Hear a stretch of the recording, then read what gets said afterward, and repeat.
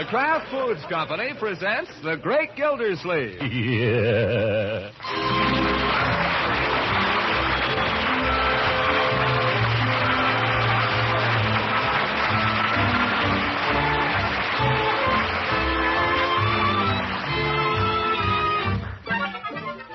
It's The Great Gildersleeve, starring Harold Perry. Brought to you by the Kraft Foods Company, makers of Parquet Margarine and a complete line of famous quality food products.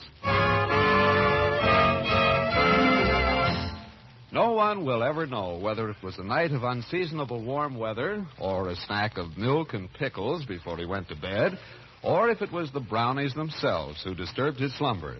The fact remains, however, that the great Gildersleeve got up this morning feeling grumpy, and we find him now sitting grumpily at the breakfast table. Toast is cold. My goodness, Leroy, eat your breakfast. You're just sitting there playing with that cereal. I'm not very hungry. Well, eat it anyhow. Bertie wants to get away. I'm in no hurry, Mr. Gildersleeve, as long as we get downtown by 11. Oh, Bertie, as long as you're going out today, is there something in the icebox we can eat for supper this evening? Oh, yes, sir. There's some of that beef stew from yesterday if Miss Marjorie will just heat it up. Oh, I'm not going to be home for supper. You're not? Who said you're not? I'm going to a moonlight skating party with Ben. We're starting right after school. There's no moonlight at 3:30.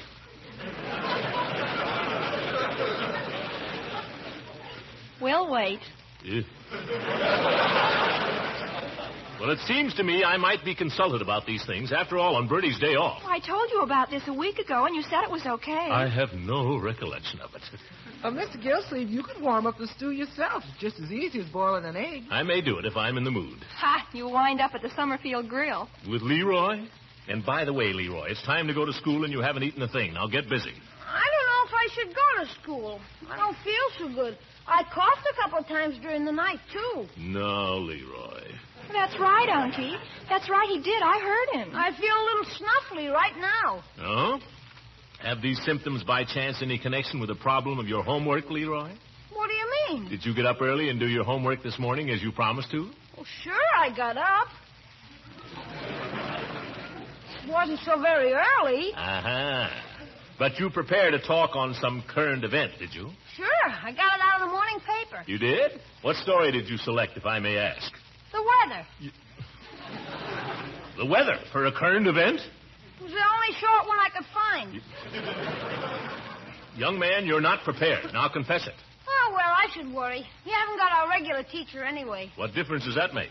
Because the substitute is Miss Goodwin, and you're a good friend of hers. Leroy, you should be ashamed of yourself. Miss Goodwin is the principal of your school. Besides, if you make a stupid recitation, what will she think of me? I don't know.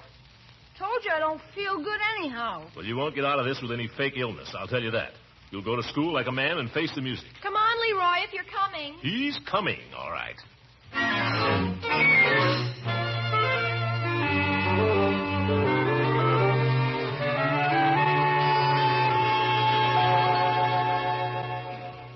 Mr. Gildersleeve, it's 10:30. You mind if I leave now? No, indeed, Bertie. You should have been out of here long ago. So should I. Yes, sir. Well, I'll see you tomorrow. Yes, Bertie. Have a good time. Yes, sir. Don't you starve yourself now, Mr. Gildersleeve. Don't worry. Yeah, I'll get it, Bertie. Yes. Keep your shirt on. Hello? No, this is not 2431. It's 2413.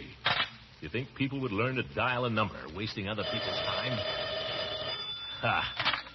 This is 2413. Oh, hello, Bessie.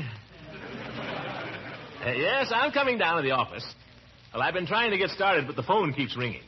I was practically out the door just now when you... All right, I'll be there, Bessie. How does she expect me to get to the office if she keeps phoning me every minute? Hi, Unc. Hello, Leroy. Leroy, what are you doing here? Miss Goodwin sent me home. She took my temperature and said I should be in bed. You have a temperature, my boy? How much? Why didn't you tell me about it? How did I know? I told you I had a cold. Oh, my boy, forgive me. Forgive me for doubting you. Here, you get right into bed, and I'll call you a doctor. No, I don't need a doctor. It's just a little flu or something. Everybody's got it. It's an epidemic. Come on upstairs, my boy. We'll cover you up good and proper. Hot water bottle, that's what you need. Yes, sir, a hot water bottle and some orange juice. Keep drinking liquids. That's the way to beat this thing. How about a Coke? We'll see about that later.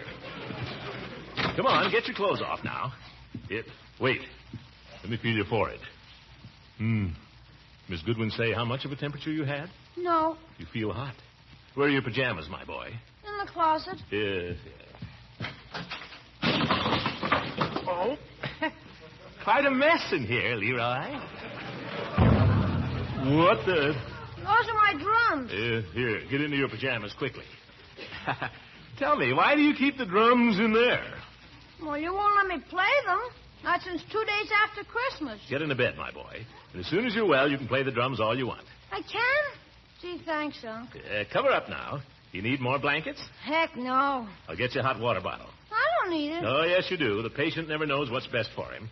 Now, you lie quietly while I get it. Wonder where the darn thing is. Should be in the medicine chest, but it isn't. Where is the hot water bottle? Do you know, my boy? It's hanging under the wash basin. Hanging? Oh. Not very hot. Funny. Bertie must have used it all up washing the dishes. Well, after all, I don't want to scald the kid. There. Yes, sir, this is going to feel mighty cozy, my boy. This will take the chill off your bones. Here. Shove it under the covers, huh? Doesn't feel very hot. That's because you got a fever.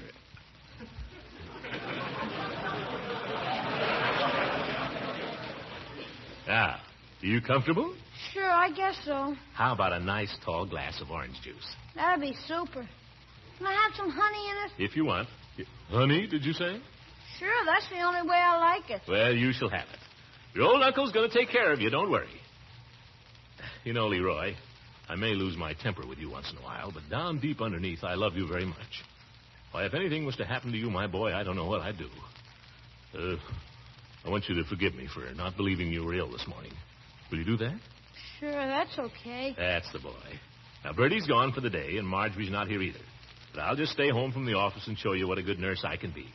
After I fix your orange juice, we might play a little game of checkers. How's that sound? Super. Super, yeah. And I'll fix your lunch after a while. Be something you like, too. Your uncle can cook a little bit if she wants to. Yes, sir. And after lunch, I'll tell you a story or read to you, or we'll play games, whatever you like. Thanks, Unc. Don't thank me. When a boy is sick, he deserves the best of everything. And that's what you're going to get. Now, you lie there and keep covered up, and I'll go down and fix your orange juice. Light bother you coming in the window? No, that's all right. Well, if it bothers you, my boy, I'll pull the shade. Now, I'll be back with the orange juice before you can say Judge Hooker. Hey, this might not be so bad.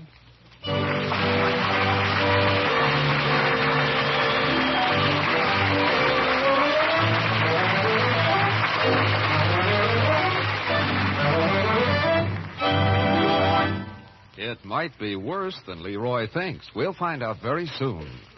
Mr. Lang, about how many people spread their bread with parquet margarine? Well, judging from sales, parquet must be served daily in millions of American homes. That sounds like a lot of parquet. And a lot of homes, too. And since it's generally served 3 times a day in all these millions of homes, from breakfast toast to hot dinner rolls, you can get a pretty good idea of how much it takes to satisfy the whole country's taste for parquet. It sounds like a big order, Mr. Lang. Yes, it is. And with spreads of all kinds in short supply throughout the country, it's sometimes difficult to fill that huge, ever-increasing order for parquet's unmatched flavor, even though Kraft is making all the parquet it possibly can with limited supplies. I'm beginning to see now why parquet is often hard to get these days. And I'd just like to add a word of thanks to the millions of regular users of parquet margarine for being so understanding and so patient. Kraft will continue to do everything possible to keep dealers supplied in order that everyone may get a fair share. So be sure to keep asking for economical, flavor-fresh parquet. That's P-A-R-K-A-Y, parquet margarine, made by the Kraft Foods Company.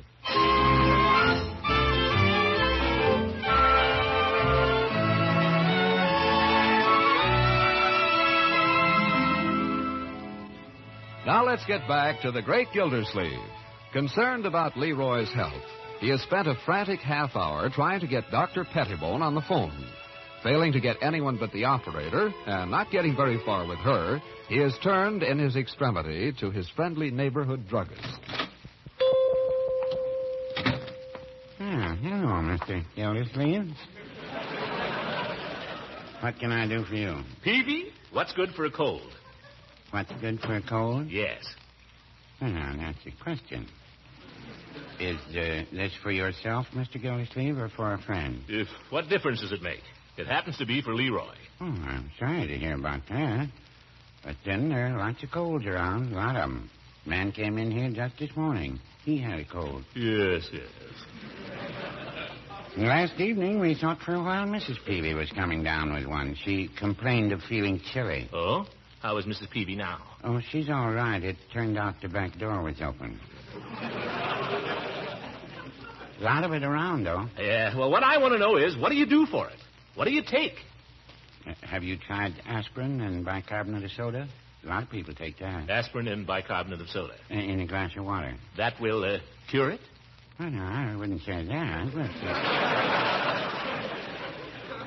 a lot of people take it. I'm not interested in what people take, Peavy. I want something that'll cure Leroy. Now, you've got all this stuff on your shelves here, these cold remedies and so on. What do you recommend? Mr. Gildersleeve, I'll tell you. I'm not a physician. I'm just a pharmacist, and I don't like to prescribe for people. I'm not asking you to prescribe. I'm simply asking you whether any of these so-called cold remedies of yours are any good. Are they? Some of them are excellent. Will they cure a cold? I've been told that a glass of hot lemonade taken at bedtime... Will they cure a cold? Mr. Gildersleeve, why don't you call in a doctor? If I tried to. These darn doctors, you never can get them when you need them. And I must say, you're not much better. Well, no, I wouldn't say that. Well, you're not, Peavy. I come in here, my little nephew's lying ill at home. You've got the stuff right on the shelves there, and you won't recommend anything. I'm merely trying to be ethical, Mr. Ethical. I ask you if something's any good. Well, now, I wouldn't say that. That isn't being ethical, Peavy. That's being shifty. Well, now... Don't say it! For the last time, let me ask you, haven't you got one single thing in this entire store that you can recommend for a cold? Yes, I have. In fact, I use it myself. So does Mrs. Peavy. Well, come on, man. What is it? Mm-hmm. Kleenex. Oh, goodbye.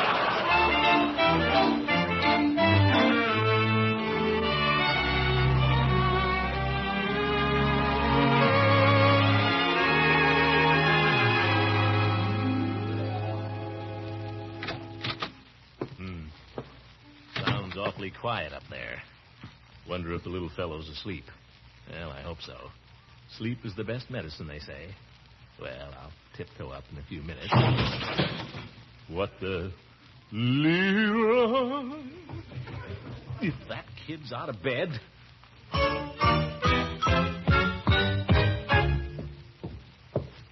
Leroy? Oh, hi, Unc. Guess I must have dropped off to sleep for a minute. I think I feel a little better now after my nap. Leroy, were you out of bed? Out of bed? Me? When I entered this house, I heard the sound of running feet up here. They were either those of a small boy or a very large rat. That's funny. I didn't hear anything. We won't pursue the matter any further at this time, my boy. But hereafter, no getting out of bed, understand? Well, I wouldn't think If you need anything or if you want anything, just call me. I'll get it for you, understand? Gee, you're super, Unc. You're a super uncle. Yes. Now, remember, if you want anything, just call me. I'll be down in my study. Okay. Try and get a little sleep, my boy. It'll do you good. Hey, Unc. Yes, Leroy, what is it? Could I have a Coke, Unc? I think I'd feel better if I had a Coke. Well, I don't know what the doctor would say. Coke is liquid, Unc, and liquids are important. Well, the heck with the doctor. He isn't on the job anyway. It would serve him good and right if I gave you the wrong thing.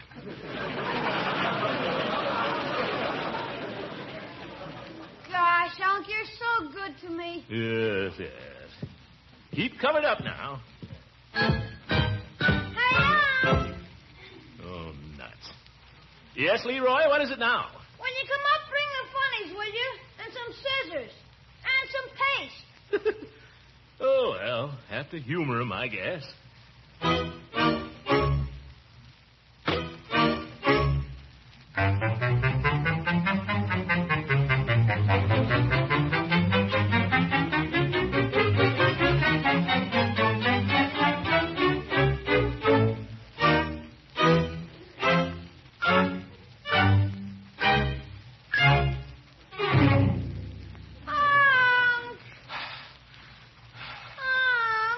What?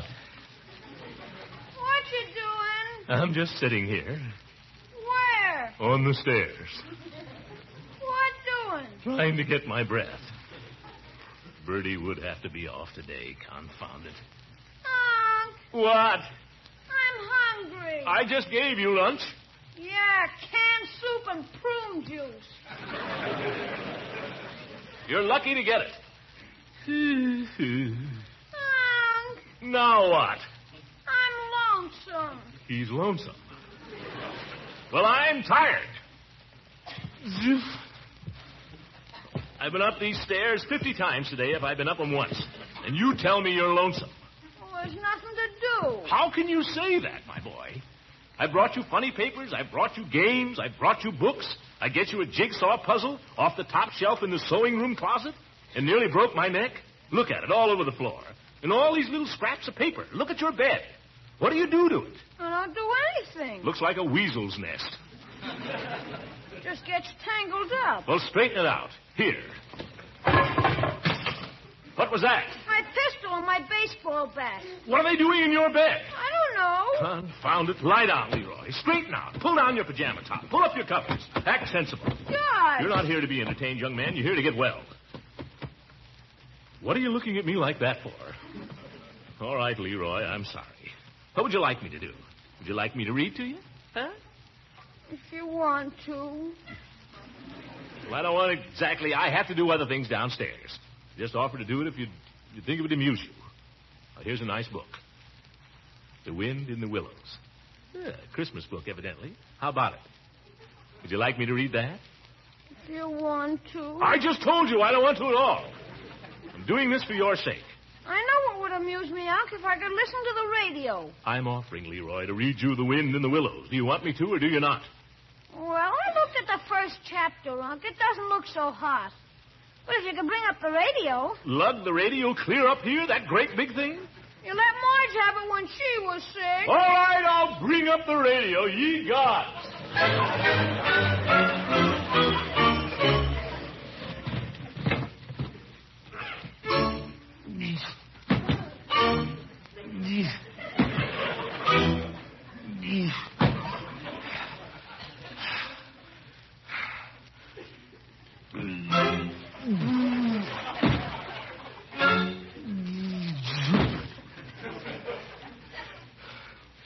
It's a dinger. Well. Oink.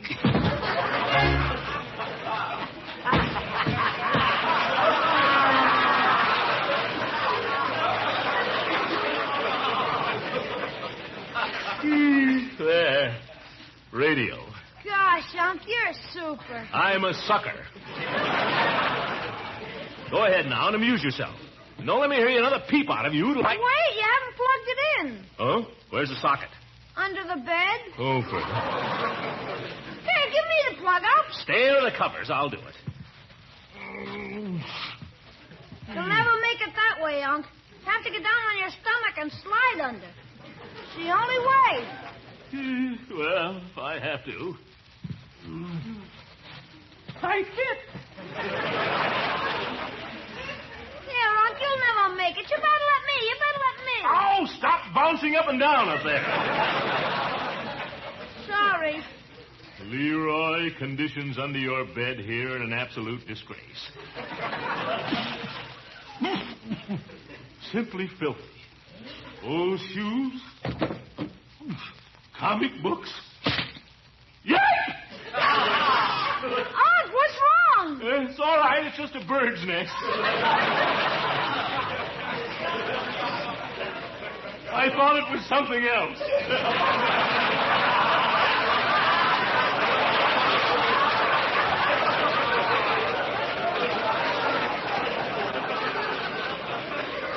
Will you tell me what a bird's nest is doing down here? Must have got lost. There. You coming out, Unc? If I can get out. Can I turn it on now? Did you plug it in? If you want to. Unc, look at your suit. Don't tell me to look at it. Look at it yourself. Just look at it. Dust all over it. That's what happens if you crawl around on the floor. Leroy, the very minute you're well, I want you to get under there with a pick and shovel and clean that place out. You understand? Not Bertie, you. What? Oh, the radio. It is 5 days now since Dwight Finchley returned to Sable Groves, but he has not yet learned that June Trunnion is no longer engaged to marry Crest Barry. Oh, for heaven's sake. As for June, her new interest in helping Dale Thurmond regain his talent for drawing has made her an entirely different girl. Leroy? But I like it. But as Dale fights slowly back to life and hope, Bar Kramer and Aunt Millicent see a threat to their hold over Edge Bindle and the Bindle fortune. Poppycock. I like it. Yeah. Perhaps this is why we find Edge talking to old Dr. Clockmaster in the doctor's office this morning behind closed doors. Now, go on with the story of Gladys Walmrath. Leroy, I won't have you listening to this kind of bill. Oh, I like it. You don't have to listen. No, neither do you. By George, there ought to be a law. Oh, that's mean. It's not mean. It's for your own good. Now stop whining or I'll take... What's that? Doorbell sounds like. You stay here and don't turn on that radio. All right. Eve Goodwin. I've been ringing for the longest time, Throckmorton. Come on in, Eve. Come on in. I knew there must be someone at home, so I just kept ringing. I'm sorry. Leroy and I are upstairs listening to the radio. I don't usually listen to it myself, of course. Horrible stuff. But you know how it is. When the kiddies are sick, it's hard to deny them anything. Let me think of things, Eve.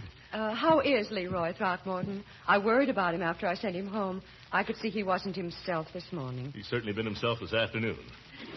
Oh, I'm so glad. I thought I'd just stop in and inquire and bring him these school books in case he wants to brush up. Well, that's very thoughtful of you, Eve. I wonder if it'd be all right if I went up and spoke to him for a moment. That is, if he's not asleep. Certainly. I don't know what he's up to by now, but I can guarantee he's not asleep. After you, Eve. Go ahead. Children are so active, aren't they, when they're sick? You may say that again. Unless, of course, they're really sick. And then they're so pitiful. Leroy. Someone to see you, my boy. This way, Eve. Back here. Oh. That's his room. Go right in. Go right in, Eve. Oh, I'm afraid he is asleep, Throckmorton. See, his eyes are closed. What? Let's not disturb him, please. Just a minute. Leroy? Hello, Uncle Mort. What is this? Hope we didn't wake you, my boy. Here's Miss Goodwin to see you. Hello, Miss Goodwin. Hello, Leroy. How are you feeling tonight? A little better, I guess, thank you. Oh, really, Throckmorton? He seems terribly weak. Have you had the doctor? Don't worry, Eve. I think he'll pull through. I brought you a few school books, Leroy, in case you should feel strong enough to want to keep up with what the class is doing. Gee, thanks, Miss Goodwin. I don't know if I feel strong enough, but thanks a million, just the same. Gosh, I've been so worried about my schoolwork.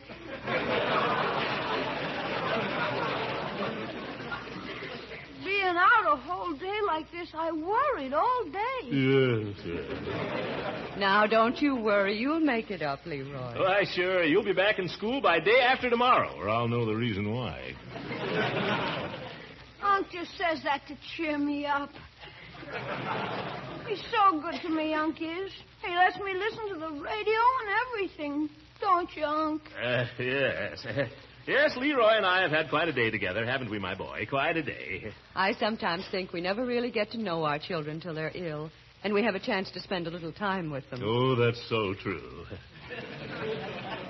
Why, some days I scarcely see Leroy from dawn to dewy eve. That's one reason I was glad to cancel all my business engagements for the day and just spend it here, tending to the little fellow's needs. Sure you're comfortable, my boy? Yes, thank you, Uncle Moore. As comfortable as I can be. You sure there's nothing I can get you? Another pillow? No, thank you. I wouldn't want to be a bother. Oh, no bother. Gracious. Here, let me plump this one up a little for you. There. Comfy now? Mm-hmm. Unky. Yes, my boy? Lay your hand on my forehead. Feels so nice and cool. There, my boy. Gee. You know, Throckmorton, Seeing you and Leroy together like this, there's something so touching about a man alone with a child. His clumsy tenderness, his efforts to do the little things a mother would do. It makes a woman want to help.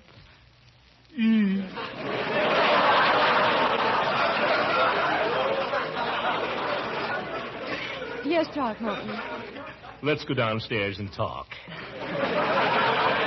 All right, let's. Aunt, don't leave me. Now, Leroy, say goodnight to Miss Goodwin. Good night, Leroy. Don't go, Miss Goodwin, please. Gosh, all day long I've been wishing somebody would come and read The Wind in the Willows to me. Leroy. I'd love to read it to you some other time, Leroy. But right now, I think your uncle knows best. She's right, my boy. But I get lonesome all alone up here.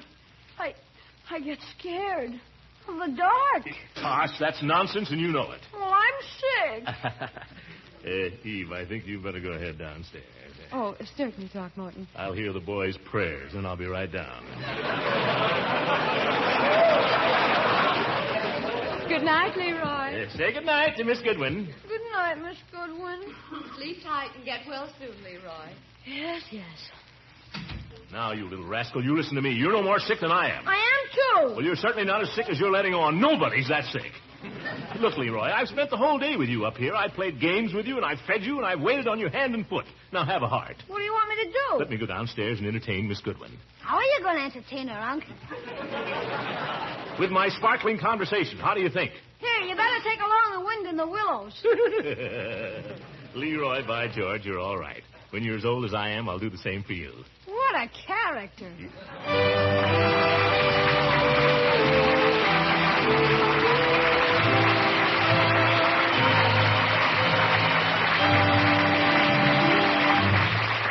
The great Gildersleeve will be back in a few moments. The other day, a friend of my wife's remarked that her food store didn't seem to be getting parquet margarine anymore. Now, I know that Kraft is making every effort to see that each food dealer is getting his fair share of all the parquet that's being made. So I made it a point to ask Kraft about it. And what they told me helped to set this friend of ours straight. They said that Kraft is actually making more parquet margarine than they did before the war. But here is what's happening. With the increasing demand for parquet and quantities definitely limited, what used to be a normal supply for a dealer may be sold out in a single day or even a few hours. That will explain to those millions who prefer parquet margarine for its fresh, delicate flavor why you can't always get it in your favorite food store during this temporary shortage.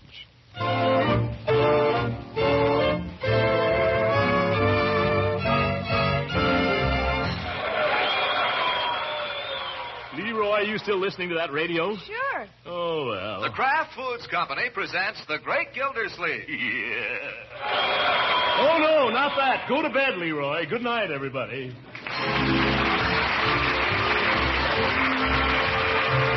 The Great Gildersleeve is played by Harold Perry. It is written by John Whedon and Sam Moore. The music is by Jack Meakin.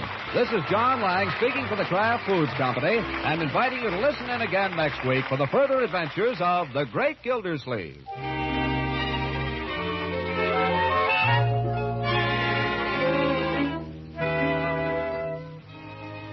What's that jar of golden flavor goodness families often reach for when foods taste kind of flat? Why, it's mustard, of course. And when it's Kraft salad mustard, you can be sure it has just the right tangy flavor that's needed to pep up frankfurters, sandwich spreads, potato salad, and many other favorite foods. So stock up tomorrow on light, golden, creamy, smooth Kraft salad mustard. And for flavor variety, also be sure to pick up a jar of Kraft mustard with snappy horseradish added. Buy both of these delicious Kraft mustards the next time you shop.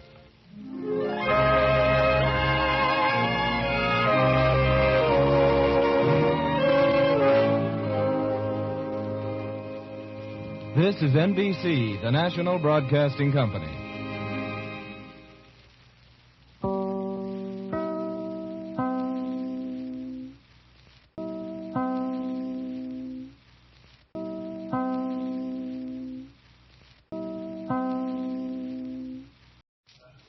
The Kraft Foods Company presents The Great Gildersleeve. Yeah.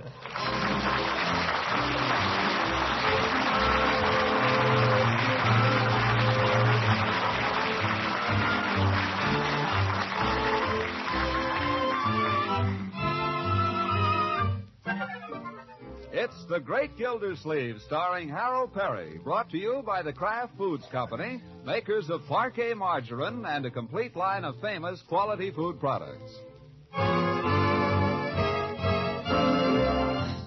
Poor Gildersleeve, it seems, has had a bad night. He went to bed early last night and was lying there waiting when... What was that? Oh, the darn shutter. Must be a wind coming up. Been meaning to fix that. Well, I can't fix it without a ladder, can I? That's right, bang. I suppose that's going to go on all night. Just when I need my sleep. Wonder if there's some way I could... Maybe if I leaned out of the window far enough, I could reach the catch. Dark out there, though. And windy. Suppose I slipped. They'd find my body in the barberry bushes in the morning. No, I'll just let it bang. Well, go ahead, bang. Guess the wind's died down. Well, I'll...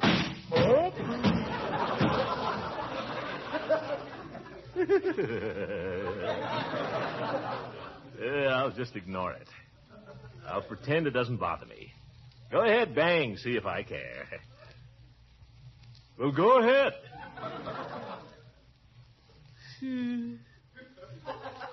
Never get to sleep this way. Better think about something else. Try to think about something pleasant. What do I know that's pleasant? Nothing. Ziff. No. If I could just stop thinking.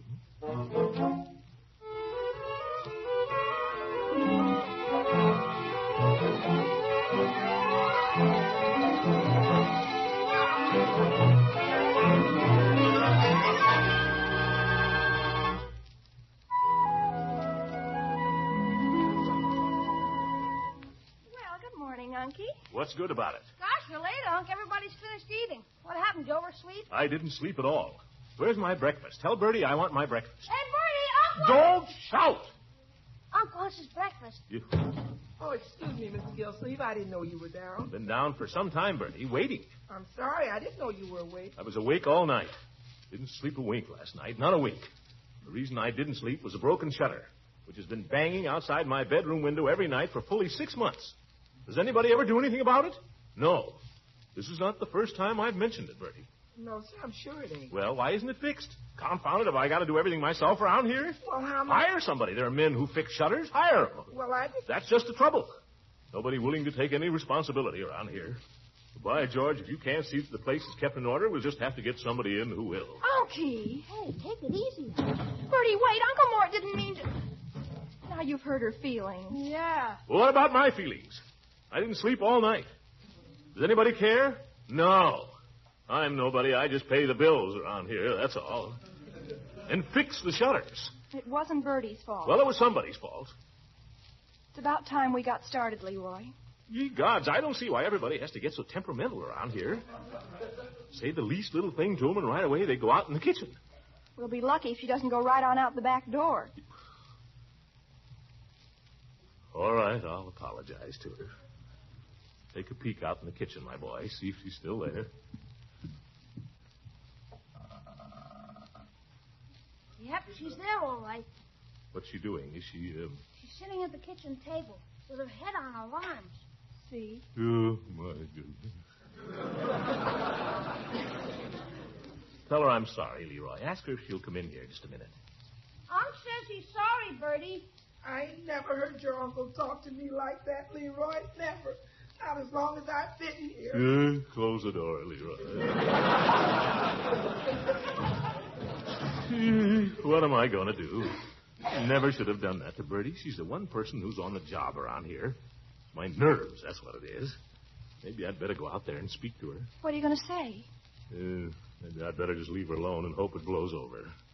Come on, kids. Let's just tiptoe out of here quietly. What about your breakfast? I'll go without. Well, I could boil you an egg or something. No. Let's stay out of the kitchen. Let's not disturb her. Leroy, go answer the door quickly. Don't bother, Bertie. We'll answer it.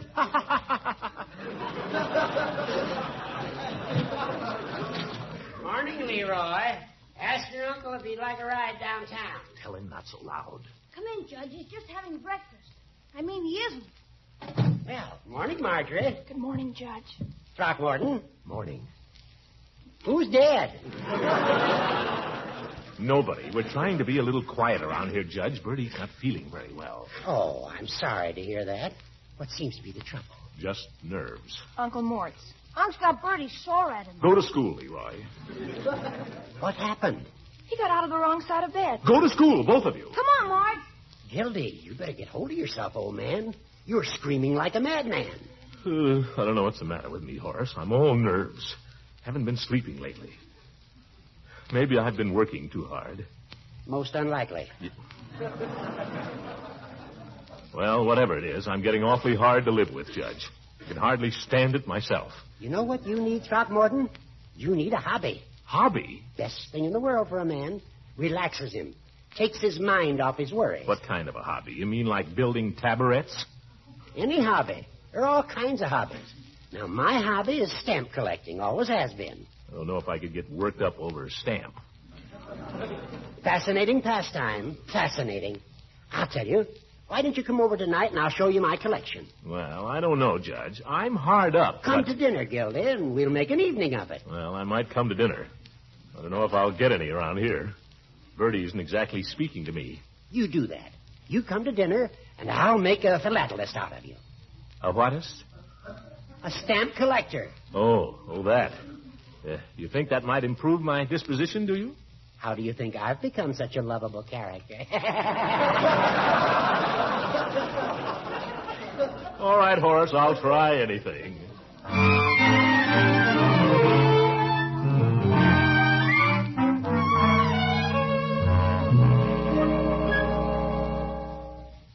Now, here's an interesting item, Gildy.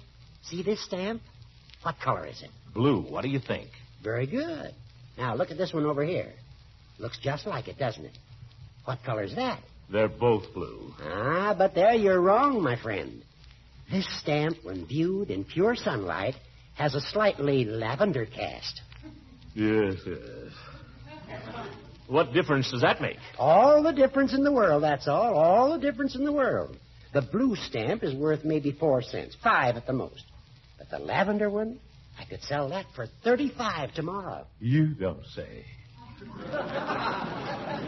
Took me 12 years to locate that. 12 years for a stamp that's worth 35 cents in the sunlight? I don't know, Judge. Oh. It's not the money, Gildy. It's the fascination of the thing. Uh-huh. Now, here's one that has an interesting history. Gildy, you're not looking. Sorry, Judge. I was looking at the clock. I'm afraid it's time I was getting home. Oh, no, not yet. I can't let you go until you've seen the prize of my collection. This one's my pride and joy. Yes, this one's a dilly. There, now look at that. That, my lad, is a Zamboanga triangle. What's that she's carrying on her head? Basket of pineapples, I guess. I don't think you like my Zamboanga triangle. Oh, I do, Horace. Very nice, yes, if you like that sort of thing. Personally, I say there's nothing like a good old special delivery. Well, Gildy, what do you think of my hobby? Great for relaxation. Think you might like to take it up? Frankly, Horace, I would rather bite my nails. Well, I'm sorry if I bored you with my hobby. I don't know whether it was the hobby, Horace, or the excellent dinner, but you practically put me to sleep. Oh, no offense, old man. I'm 1,000 times obliged. Hobbies are all right for those who need them, but all I need is a good night's sleep, Horace. And thanks to you, well, I think I'll run home and strike while the iron is hot.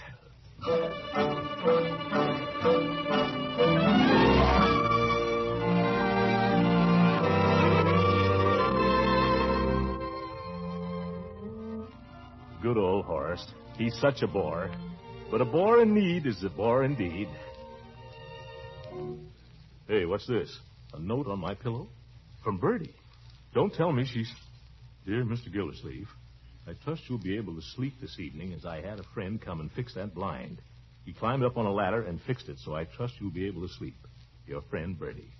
Bertie, she's so nice. Hope that means she's forgiven me. I've worried all day about that. But now I can really sleep. My little white bed.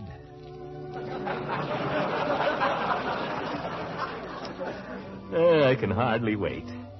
For 2 cents, I'd sleep in my clothes. Why are they so loose when you put them on and so tight when you take them off?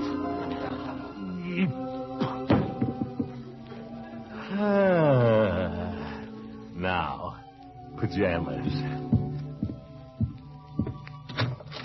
Hey, where are my pajamas?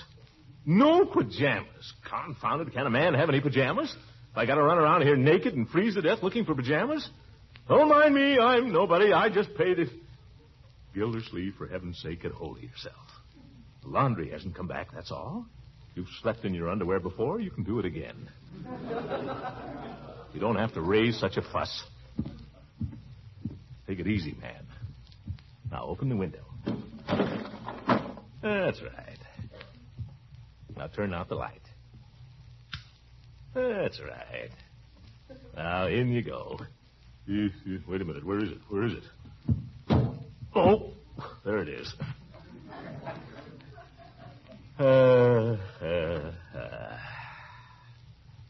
Now, go to sleep.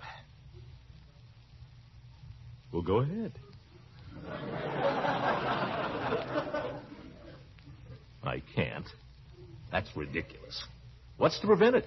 What have you got to worry about? Bertie's forgiven you. The blind's fixed. Not a thing in the world to keep you awake. I just can't sleep, that's all. You're not trying. I am so. Trying just as hard as I can. Wonder if I'm losing my mind. Maybe if I just keep it a blank, I won't think about anything. That's what I'll do. What was that?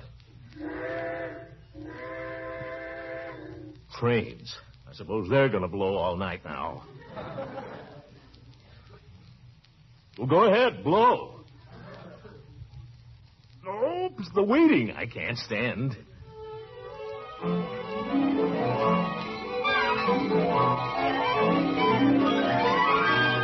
All right, I'll take up a hobby.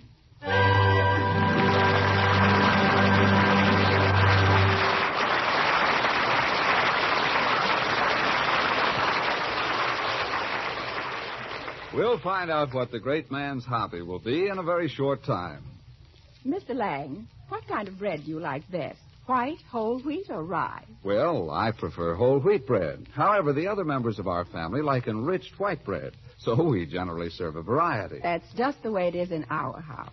I usually buy several kinds of bread so the family can take their choice. And how about the spread you serve with your bread? Oh, that's where my whole family agrees, Mr. Lang.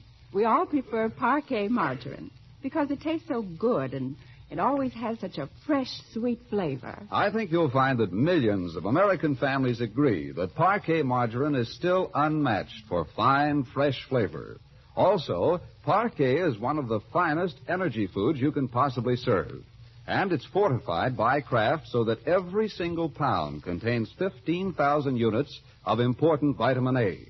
So regardless of what kind of bread you serve, why not make it extra good to the taste and extra nourishing, too, by spreading it with parquet. That's P-A-R-K-A-Y, parquet margarine, made by the Kraft Foods Company.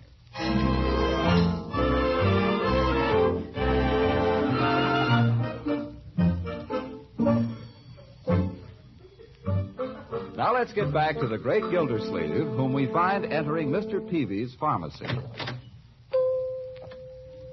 Well, hello, Mr. Gildersleeve. What can I do for you this afternoon? I want a bottle, Peavy. A bottle? A bottle. Man wants a bottle. Any particular kind of a bottle? An empty bottle. I see. Well, if you could give me some idea of what it's for, unless it's personal. Oh, no. Fact is, I'm starting a hobby. So, collecting bottles? No. I'm going to build a ship model, Peavy. Hobby. In a bottle. You don't say. Yeah. What do you think of the idea? Of ship models? Yes. In bottles? Yes. Oh, I think it's excellent. A lot of work, though, isn't it? Nothing to it. I bought this little kit here, you see? Got it down there across from Hogan Brothers, the handicrafter's shop. The kit has everything you need to build a ship. Sails, masts, glue, the whole business. And directions, of course. I think it'll be a lot of fun. Sounds like it. Yeah. Something to do with your hands. By George, I think every man should have a hobby. I wouldn't say that. Sometimes a fellow lets a hobby run away with him. Run away with him? What do you mean by that? Well, take this hobby of yours, for instance. There's a danger there. Danger? What are you talking about? Mr. Gildersleeve, the bottle that is customarily used to contain ship models is a whiskey bottle. Oh, I guess it is. What of it? Well, it's possible. I'm not referring to you, of course. But it's possible a fellow might get more interested in getting the whiskey out than putting the ship in.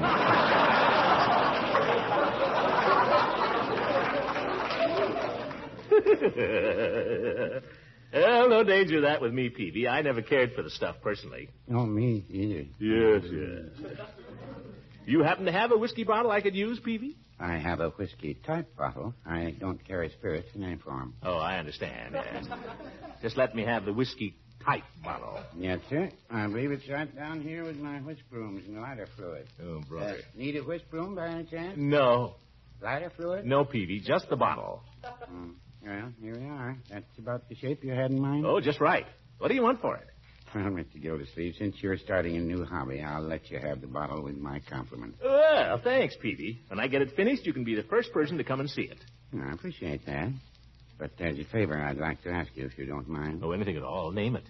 I'd be grateful if you wouldn't tell anybody where you got the bottle. Huh? Talk gets started, you know, and it might give the pharmacy a bad name. But, Peavy, it isn't even a whiskey bottle. There's nothing to be afraid of. You're just a nervous old woman. Well, now, Gracious, maybe I am. So long, Peavy.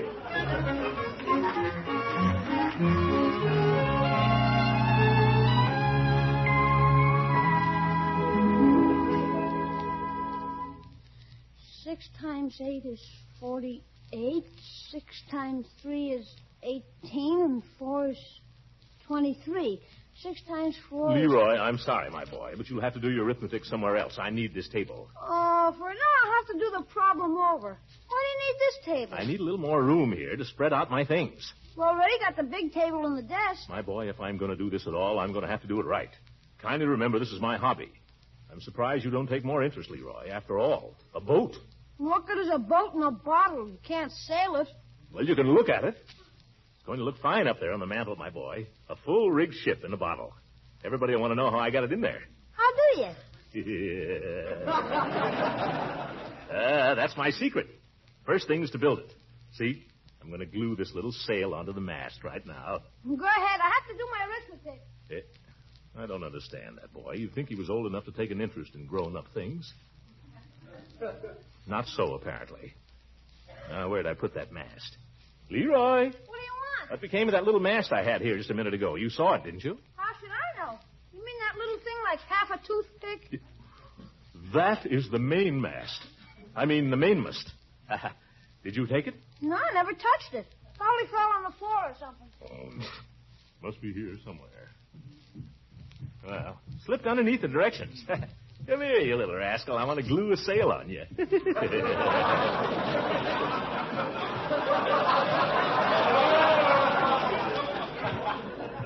I'm going out now, if you don't mind. No, go ahead, my dear.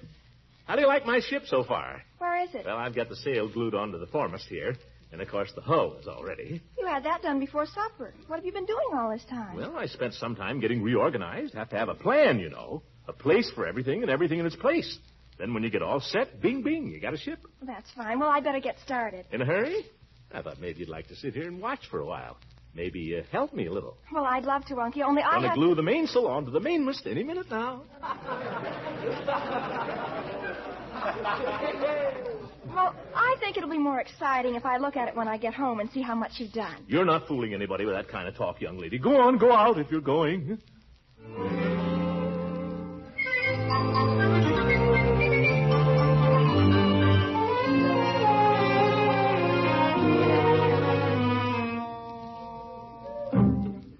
You'd think when a man starts on a thing like this, his family would give him a little encouragement. Well, I'll show him. I'll show everybody. Who the... Leila. Hello, Throckmorton. What you doing? Me? Well, nothing, Leila. Not a thing. That is, not a thing. Come on in and sit down. Well, maybe just for a minute. You're sure you don't mind? I should say not. In fact, My goodness, what on earth is Leroy up to now? Leroy? This mess all over the parlor. Oh, that. Well, as a matter of fact, it's something I was working on. Oh. Been sort of thinking I should have a hobby, so I'm trying to build a ship model in a bottle. Oh, gracious, Throckmorton, you're so ambitious.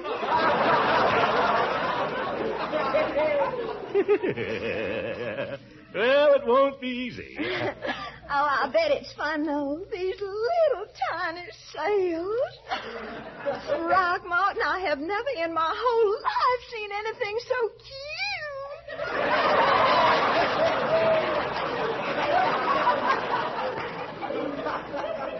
Well, it is cute. At the same time, when it's finished and standing there in the bottle, it's quite impressive. Makes a nice piece of furniture. Yes. Throckmorton, would you let me help you work on the ship for a little while if I'm very careful? Well, I don't know, Leila. It's pretty delicate work. Throckmorton, look at this little flag. Huh? No bigger than a pinhead, but I declare it's got 48 stars on it. Just a perfect little flag. Well, that goes on this little flagpole here.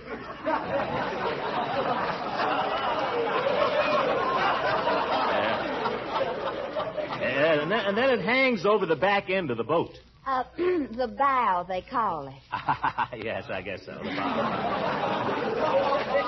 Throckmorton, I want to paste a little flag on the pole. Will you let me do just that, Throckmorton? Well, I guess you can't hurt anything, just doing the flag there. Here, glue. I'll just put a teensy bit on with a pin, and then just lay the flag alongside like this. There. What else can I glue? Well, you have to wait for this to dry first. Why? There's a right way and a wrong way to do everything, Leila. I suppose so. I never can seem to learn the right way. Oh, now, you glued the flag on there just as well as anybody could. Oh, pooh, a little thing like that. But I never could work out a whole big plan all by myself for getting a ship into a bottle. Oh, you have a wonderful mind, Throckmorton. Like an engineer. Well, the directions helped. Well, I'm sure I couldn't understand the directions. I'll never forget the time I tried to put a sewing machine together. Yeah, there are two kinds of people in this world, Leila. The practical ones and the charming ones. You're charming, I'm practical. Oh, but you're charming, too. I believe you're the most charming man I've ever met. Up north, anyway. And you're the most charming woman that ever left Savannah.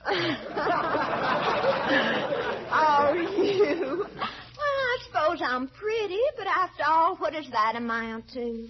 Huh? Plenty. And then you have accomplishments, too. I don't know anybody makes a better Welsh rarebit. Cooking. And you play the piano beautifully. I'd as soon hear you play the piano as anybody I know. Sooner. Play something for me, Leila. If you play, I'll sing. You sure you wouldn't rather work on your ship? Just one song while the glue is drying. Well, if you put it that way. What do you want to play, huh? I don't know. So long since I've played anything. Do you remember that, Throckmorton? Yeah. Play it, Leila. Oh. We could make believe I love you. Only make believe that you love me. Others find peace of mind in pretending. Couldn't you, couldn't I, couldn't we make believe our lips are blending in a phantom kiss or two or three? Might as well make believe I love you, or to tell the truth, I do. Leila. Throckmorton, I'm sure the glue is dry now. Leila, come here. Throckmorton, what about the ship? Don't you...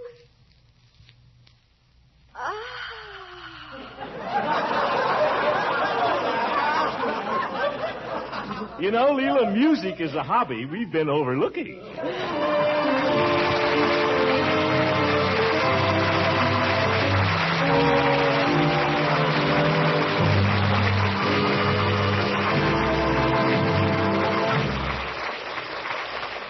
We'll hear from the great Gildersleeve again in a few moments.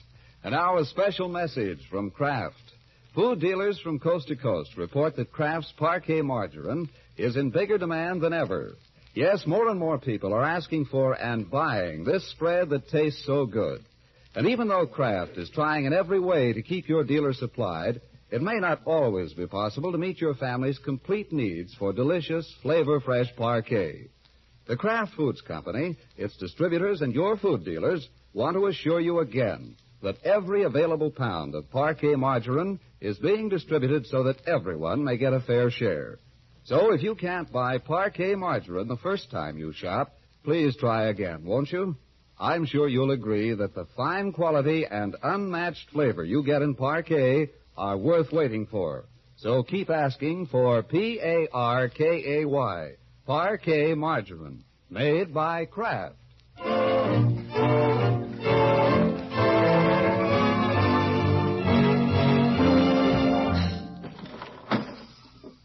Fresh air.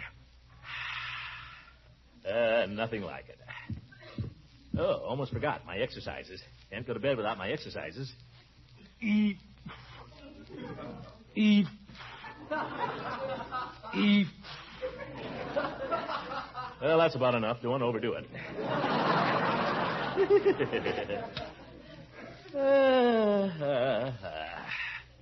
Sleep, sleep, thou beautiful thing.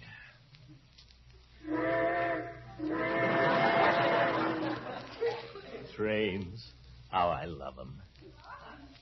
Nothing like it to put you to sleep. Good night, folks.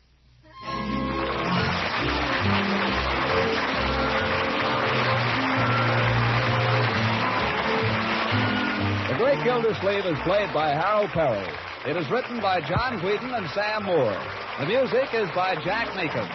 In the cast tonight were Walter Tetley, Louise Erickson, and Lillian Randolph as Leroy, Marjorie, and Bertie. Shirley Mitchell as Leila, and Earl Ross and Richard LeGrand as Hooker and Peavy. This is John Lang speaking for the Kraft Foods Company and inviting you to listen in again next week for the further adventures of the Great Gildersleeve.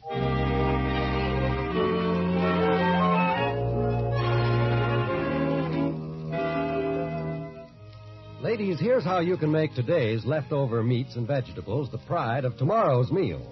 Easy does it. To perk up cooked vegetables, simply pour on a cream sauce zestfully flavored with Kraft salad mustard. To give an appetizing lift to your leftover meats, use Kraft salad mustard in a taste-tingling barbecue sauce. And now here's another bright idea. If you're having frankfurters or ham, serve Kraft mustard with horseradish added to snap up the flavor. Buy both of these delicious Kraft mustards when you shop tomorrow.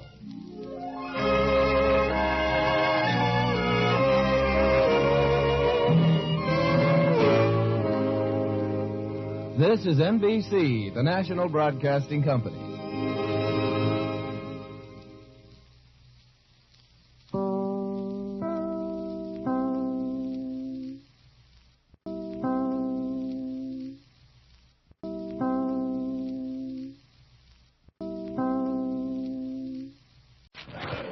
The Kraft Foods Company presents The Great Gildersleeve.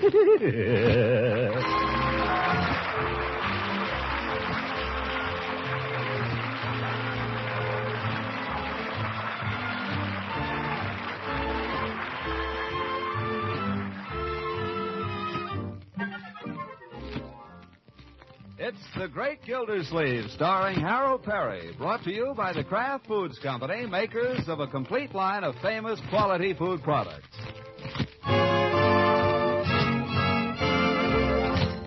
Well, it's March. March came into Summerfield like a lamb. The thermometer went up to 60, and Gildersleeve slowed right down to a walk. In fact, it was 11:30 in the morning when he came strolling into his office.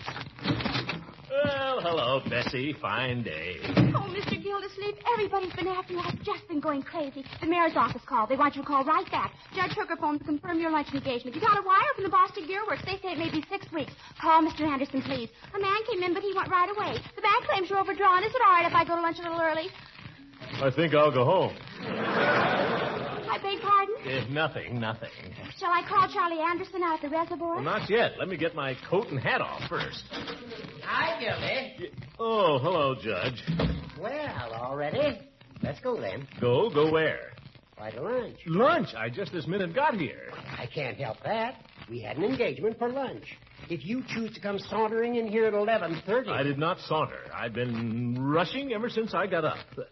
Well, I had a lot of things to do, that's all. Anyway, who wants to eat lunch at 11:30? Well, I thought we might try the Rambler Rose tea room. You know how crowded it gets. But if we start now... Why go there, for heaven's sake? It's full of women. Oh, but they have such delicious bran muffins.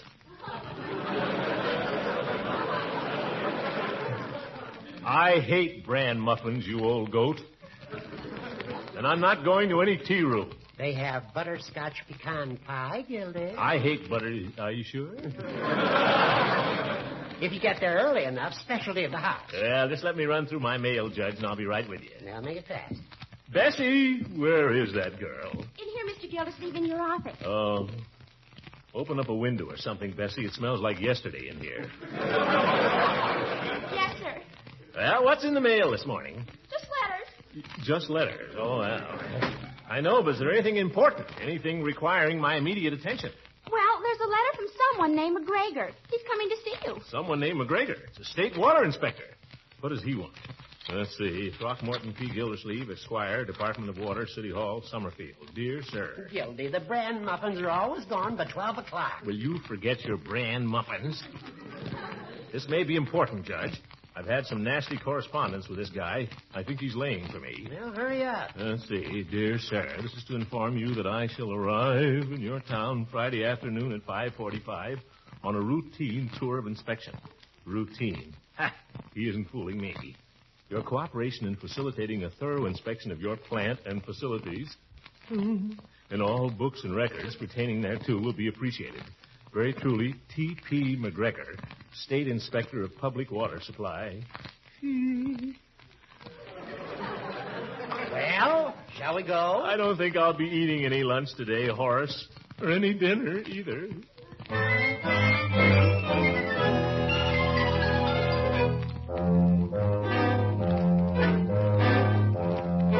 Bessie, bring me the file on water consumption. Water consumption? The envelope's right on your desk, Mr. Gildersleeve. Where? Where is it?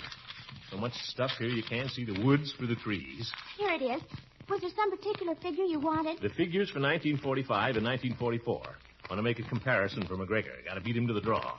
Here they are, right in top. Oh, there. Funny I didn't see it. Must be getting punchy. I'm not used to working all day like this, I guess. No, sir, you're not. I mean without lunch, Bessie. It's a long day without lunch. Yes, sir. Would you like me to go out and get you another sandwich? Never mind. And get rid of these paper plates, will you, Bessie? Yes, sir. Here. Water consumption 1945. 802,000 gallons. That's pretty good. Now, in 1944, 868,000 gallons. We lost 60,000 gallons or more. We're slipping, Bessie. Why hasn't someone called this to my attention? I put the report on your desk, Mr. Gildersleeve. I know, but it looks like, well, just any other report. How did I know it would mean anything? I don't know. Wonder what it does mean. Wonder if McGregor's got wind of this. How could he if you didn't know it yourself? Yeah, that's right. Still, it's funny his coming to snoop around here all of a sudden, Bessie. Never came before. Almost 5 years I've been here, and nobody's bothered me. Well, there's nothing shady going on in my department.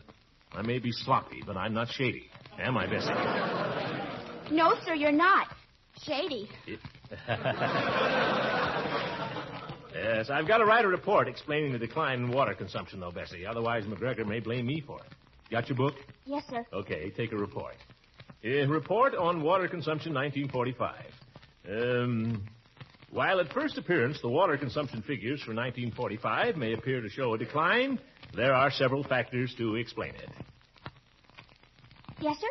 I'm trying to think of some factors. Let's see. Small-time bureaucrat. Don't put that down, Bessie. Several factors to explain the decline. The difficulties of reconversion? Strikes? We haven't had any strikes in Summerfield. Put it down, Bessie. It's better than nothing. We haven't had any reconversion either. 66,000 gallons less in 1945. But is it my fault if people don't want to wash? Besides, what business is it of the inspectors? Yeah, who does he think he is? Tear up that stuff. Wait a minute, Bessie. Someone just came in. I'm busy, you understand? I'm going to see nobody. Yes, Mr. Gildersleeve, I'll take care of it. Hi, Bessie. Is the boss here? Yes, he is, Leroy, but he's awfully busy. That's okay. I only have to see him for a minute. Well, he distinctly said, what is it you want? It's personal, Bessie, and important, too. Well, say, here comes your sister. My sister? Hey, Marge, what's the idea? Leroy, what are you doing here? Same thing you are. I got here first. I told you he's very busy, Leroy. You'll see me. Hey, can I see you for a sec? Downtown, Leroy. Bessie told you I was busy. I know, but she always says that. It just so happens that today I am busy. What is it you want? You tell him, Marge. Go ahead. You wanted to be first. No, you go ahead. What is this? Well, could I have my March allowance, Unc? No. What is it you want, my dear? Nothing, I guess. You must have come in here for something. Now, what is it? Her April allowance. Leroy. You spoil everything. Me? I'd have got mine if you hadn't come busting in, too. You would not. Now, listen here, you kids. You walk in here without a care in the world. You just want money to fritter away on nothing. Well, I wanted it for... Whatever it is, it's nothing. What is your old uncle doing while you think only of asking him for money? Working? That's not all. I got a letter this morning from the State Inspector of Water. He's coming here tomorrow afternoon to go over my books. Every bank deposit, every check, every penny. Gosh. That means I have to get everything in order. It's a tremendous job. Why, I haven't left my desk today, not even for lunch. Oh, gee, Unky, that's terrible. I wouldn't have bothered you if I'd known. No, neither would I. Well, just try to remember that your old uncle is carrying a big load on his shoulders. I'm sorry if we disturbed you, Unky. Yeah, same here. Is there anything I could do to help? Is there anything I could do? No. Thank you, children. Just run along. Here. Here's $1 apiece to get you through the afternoon. Oh, thank you, Unky. Thanks, Unc. You're super. Could you make it $1.25? No! Now get out of here and let me get to work.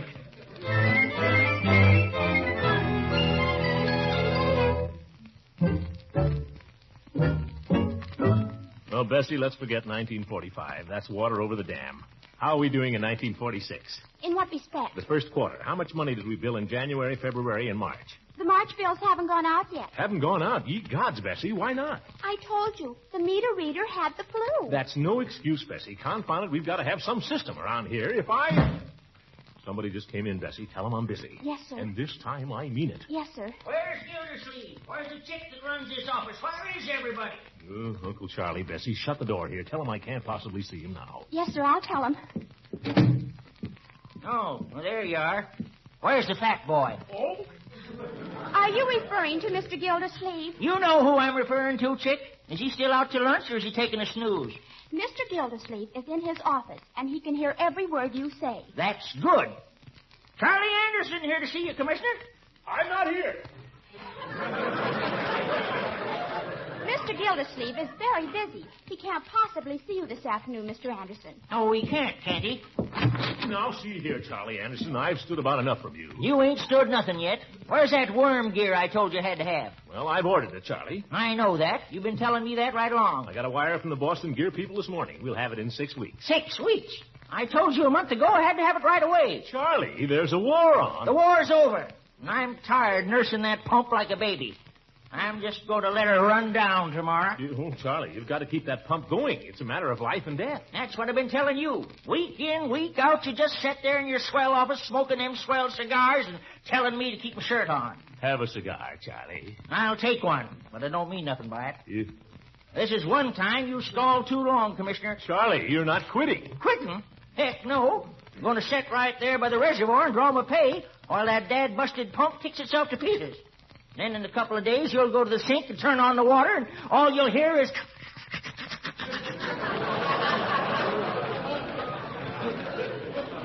Charlie, I'll telephone the gear people. I'll come out and help you with my own hands. Yeah, I'll be out there waiting for you. But don't forget to bring your overalls. I don't know, Bessie. Looks like I'm cornered. But we mustn't be downhearted. Chin up, Bessie. Remember, the night is always darkest just before the dawn. I wonder if there's anything in that.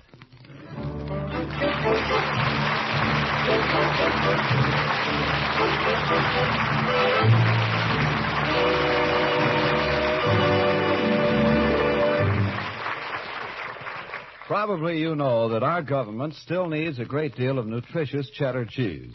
But you can get Kraft's famous cheese food, Velveeta, with the wonderfully rich yet mild cheddar cheese flavor. There's the thing to satisfy the cheese lovers at your house.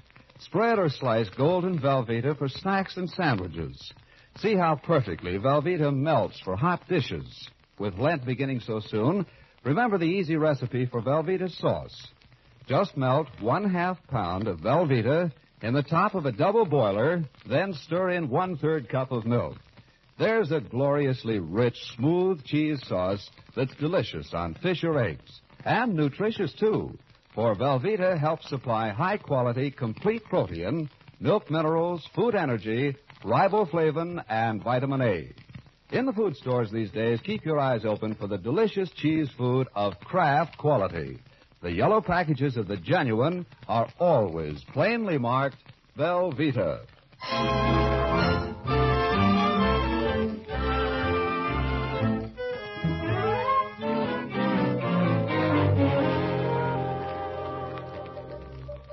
Now let's get back to the great Gildersleeve. A night of worried half-sleep with visions of the water inspector dancing through his head, plus a morning spent wrestling with unfamiliar and contradictory figures on water sales and telephoning Charlie Anderson at the reservoir, has reduced him to a state where he requires the services of Floyd Munson, the friendly barber. Give me a massage, will you, Floyd? Oh, stepping out? No. Just so darn tired and jittery, I had to do something. Think a massage will help? I guarantee it. Stretch out in a chair there, Commissioner, and in 10 minutes I'll have you looking like Sonny Tufts. I don't care who I look like. I want to feel good. Okay, you'll feel like Sonny Tufts. I'll lay down.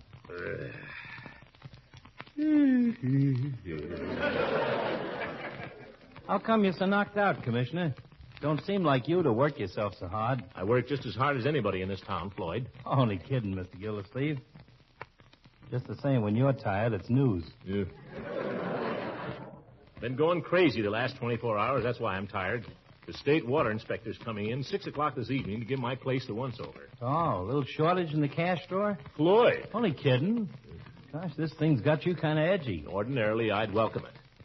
I've got as well-run a department as there is in this state. Right now, my meter reader's got the flu, my secretary can't add 2 and 2, and my chief engineer's on a sit-down strike for a worm gear. You don't say. Yeah, so this inspector's liable to turn in a bad report and make trouble for me. Yeah, I guess he could at that. Well, get this hot towel on your kisser and you'll feel better right off. There. Oh.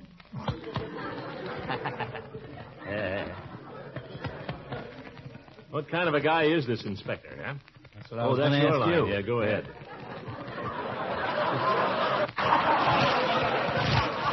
Try it again. Well, what kind of a guy is this, Inspector? You confused me with that towel. He's a small-time bureaucrat, I suppose. I never saw the fellow. Well, they're all alike. Yeah? Every one of them's alike. There's only one way to handle them, Commissioner. Oh, what's that? Show him a good time. Never let him get around to any inspecting. Well, that don't sound so easy. Sure it's easy. When a fellow's on a trip, he wants a little fun, don't he? I suppose so. Sure. Well, when I was in Barber College, the State Barber Commission visited the school to give it the 00. Professors took them out and showed them the town. Did we get a swell report? Never got inside the college. This may be a little different, Floyd. This fellow McGregor sounds like he's out for blood, though. He writes a tough letter. Oh, it's nothing but front. Down underneath, he's looking for a good time. Yeah, but I don't even know him. I wouldn't know how to entertain a stranger for a whole evening. Well, now, Commissioner, I ain't saying you ought to take him to your house and discuss the price of eggs all evening. A fellow like that wants to meet some girls. How do you know he does? Maybe he's too old. If he's too old for girls, he wouldn't be taking trips. Yeah, it's the way to handle him, Mr. Gildersleeve. Hi, George Floyd, you may be right. Under ordinary circumstances, I wouldn't consider it, you understand. But I'm desperate. Sure. Now, if you don't know any girls, there's a couple of waitresses at the Busy Bee. Nice kids. Good dancers. You know, make a noise like a party. It won't be necessary for you to provide the ladies, Floyd. Let me out of here. How about your massage? Yeah, I'll take a rain check. I got to get started on this.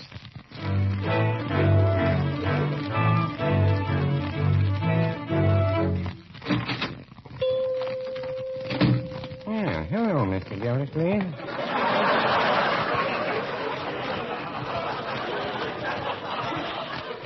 Mind if I use your phone, Peavy? Not at all. You'll find it right in your phone booth. Oh, there. thanks. Oh, my goodness, no change. Give me 2 nickels for a dime, will you? Yeah, sounds like a fair enough proposition.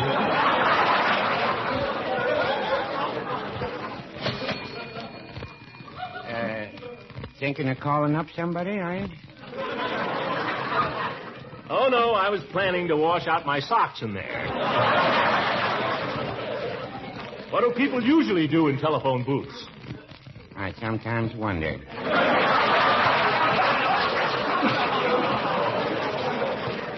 Yes. You take the young people now.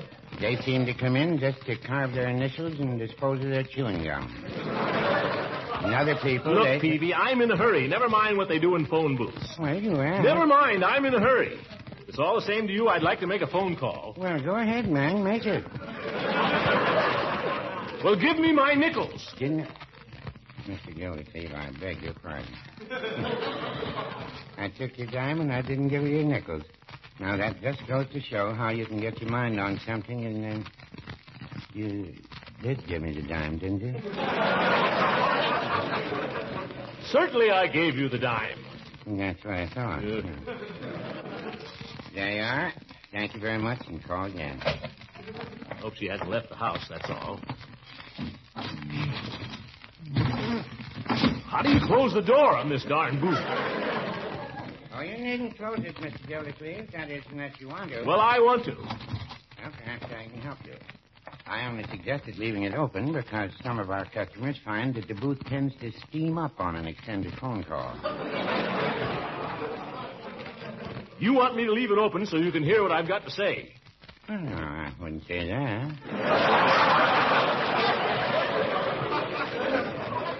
Well, then help me close it. Are you in? I'm in. Yep, easy does it. There.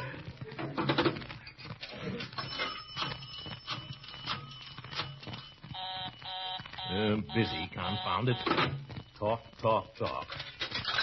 Well, I'll try her again.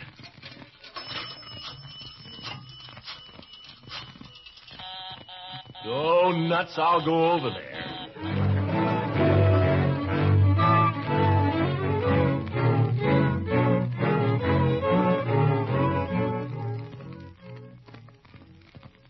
How about it, huh, Leila? How about it? Well, I don't know. As I say, I have this other engagement. What kind of a party was it going to be, Throckmorton?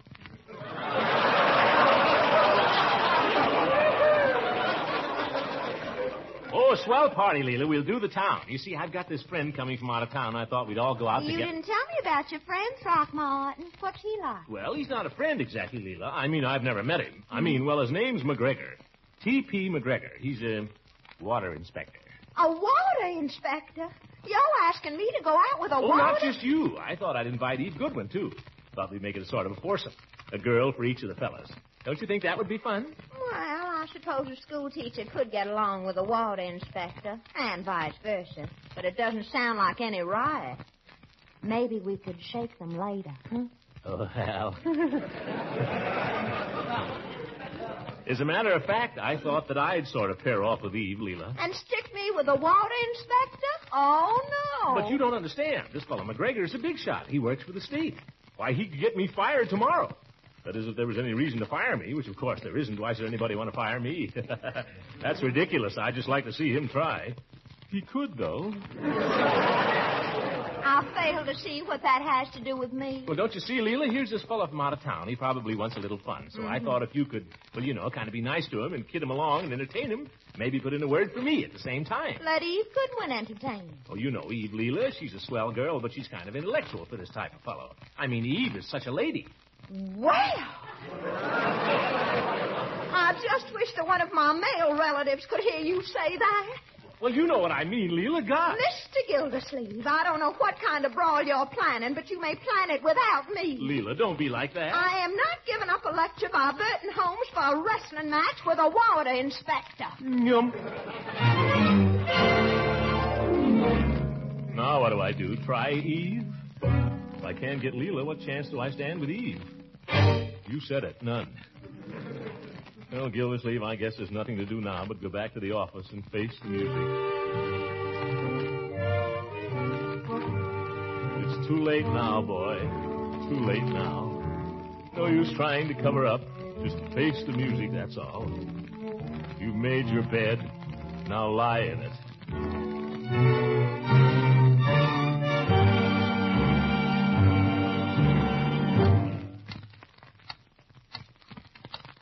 What time is it now, Bessie?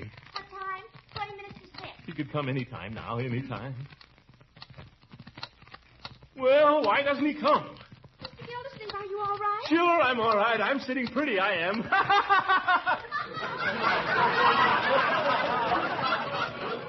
Equipment breaking down, organization falling to pieces, people threatening to resign, and your best friends won't even give you a hand. Maybe you should take an aspirin. All I asked you to do was be a little nice to him.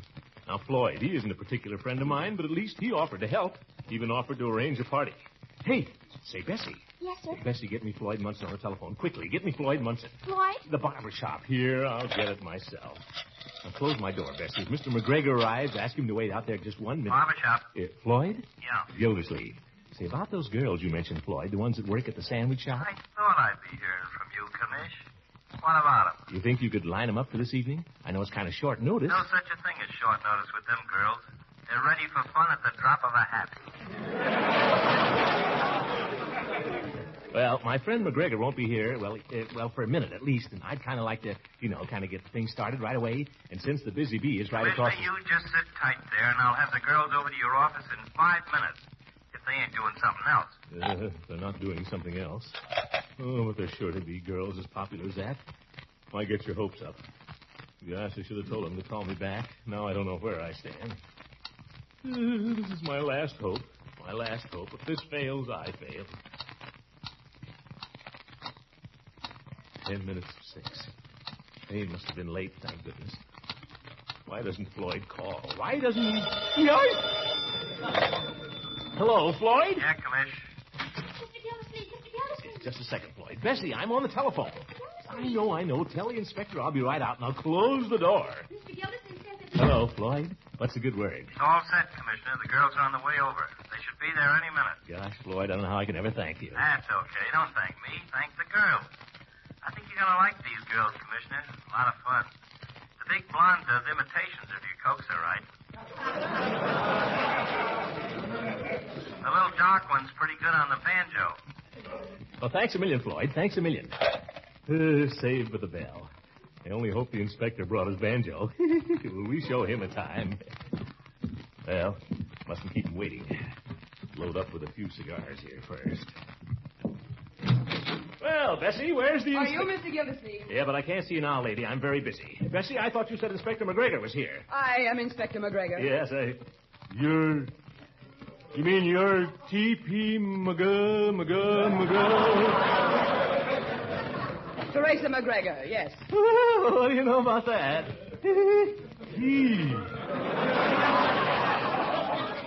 Well, shall we get down to business? Oh, by all means. Yes, indeed. We always work late here. Yes, indeed. Oh, the girls. Bessie, lock that door. Lock it. Oh! That's all, brother.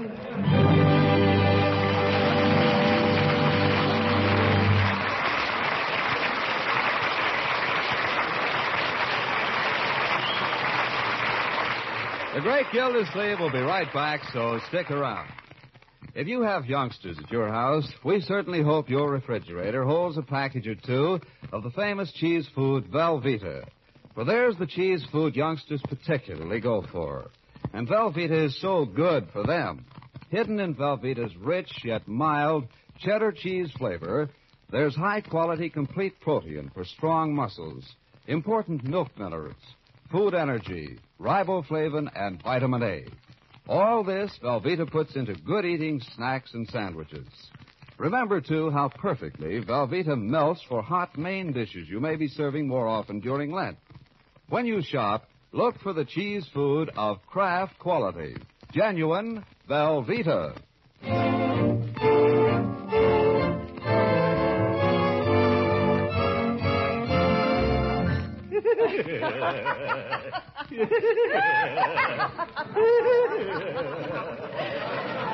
Oh, dear. You know, Mr. Gildersleeve, you're really outrageous. Yeah. Oh, I don't know when I've laughed so hard. Yeah, me too. Have another bran muffin, Inspector. Oh, no, I really shouldn't. They are delicious, though. Waitress, some more of these bran muffins for Miss McGregor. It is Miss, isn't it? No, unfortunately, Mrs. Oh, yeah. But my husband passed on some years ago. Oh, I'm so sorry to hear that. I've tried to fill his shoes. Been difficult at times. Yeah, tremendous load for a woman. May I say that I admire you for it? Thank you. And may I say that I found this dinner most enjoyable? These inspection trips are usually so dull. Yes. I suppose we'll have to be getting back to the office. Yes, I suppose so. Speaking of the office, I can't get over those two girls thinking my office was the oculists. Yes, it was odd. Nearsighted, I guess.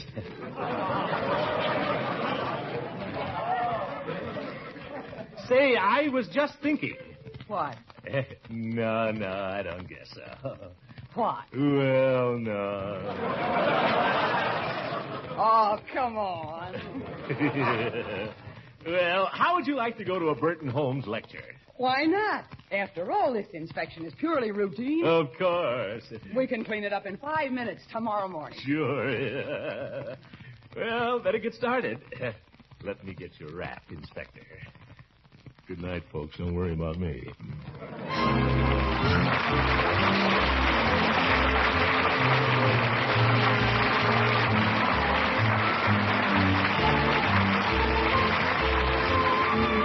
The Great Gildersleeve is played by Harold Perry.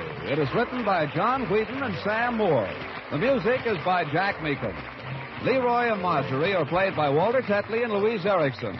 LEILA Ransom is Shirley Mitchell. And Judge Hooker and Mr. Peavy are Earl Ross and Richard LeGrand. This is John Lang speaking for the Kraft Foods Company and inviting you to listen in again next week for the further adventures of the Great Gildersleeve.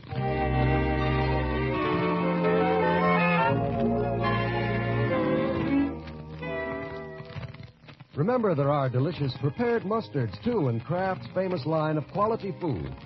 First in the popularity parade is Kraft Salad Mustard, the mustard with the golden color and the tangy flavor that adds such zest to salad dressings, hot-cooked vegetables, egg and cheese dishes. Then there's this sharper variety your dealer is featuring. It's the Kraft Mustard with snappy horseradish added, smacking good on sausage meats and in sauces for fish. Why not buy both delicious varieties? Ask for Kraft Salad Mustard and Kraft Horseradish Mustard when you shop tomorrow.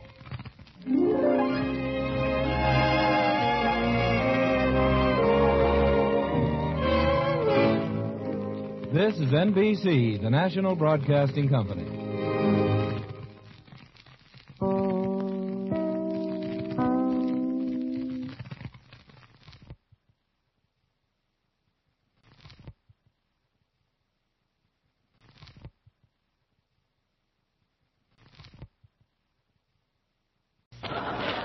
The Kraft Foods Company presents The Great Gildersleeve.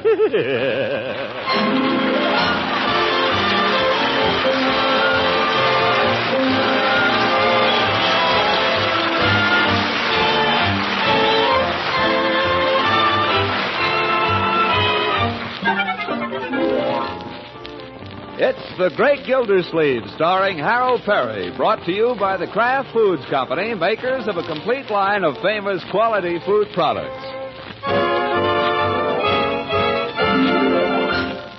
Now let's see how things are going with The Great Gildersleeve.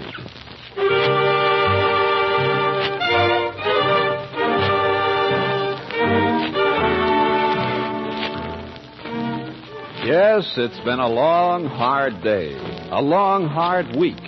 The great man comes trudging home from the office, and hardly has the door opened when word goes out over the grapevine. Your Uncle seems a little tired this evening, Miss Marjorie, so I wouldn't go cutting up any didos. Uncie's tired tonight, Leroy, so watch it. You better beat it, Craig. Unc's on the warpath. Dinner is a silent meal. Marjorie is solicitous of her uncle's wants, and Leroy eats with cautious daintiness. After it's over, the storm cloud, which has been hovering over the dining table, moves into the living room. Gildersleeve flops down in his easy chair.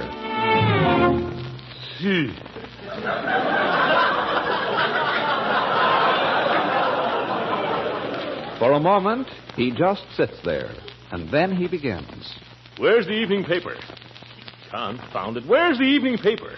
I don't ask much of you children, but one thing I do ask. When I come home at night all tired out, I want the evening paper. You hear that, Leroy? Now, where is it? You're sitting on it. Oh. Fine place for it. Don't mind me. I'm nobody. I just pay the bills around here, that's all. I come home here all tired out. All I ask is to read the evening. UNO crisis looms. World peace at stake. Little hope in housing shortage seen by official. Riots in Far East as Manchurian tension grows. War inevitable, says Congressman Rumbauer. Preparation our only hope. Weapons more fearful than atom bombs seen by expert. Confound it! Turn on the radio, Leroy. Okay.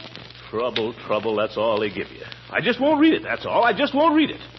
Come home here at night all tired out, I sit down, and what do I get? Trouble. I thought the war was over. Days of 1918, when the world held such hope for the future. I wish that I could hold out such hope today. I cannot. Yes, my friends, it's the old story. The story of man's inhumanity to man. Starvation, pestilence, fear, and hate. These ride the earth today like the four horsemen of the well-known apocalypse, spreading the seeds of war. What's to be done about it? Wait and see. Just wait and see. For we are caught in the grip of an atomic power that is greater than we are, caught like rats in a trap, waiting for that last awful moment. And it will come without warning, my friends. That blinding, searing flash in which the whole world will disintegrate. Turn it off. Turn it away off. with it. Oh. What's the matter, Unc? I can't stand it. Gosh, it's only a guy on the radio. Well, I can't stand anymore. Unky, where are you going? Oh!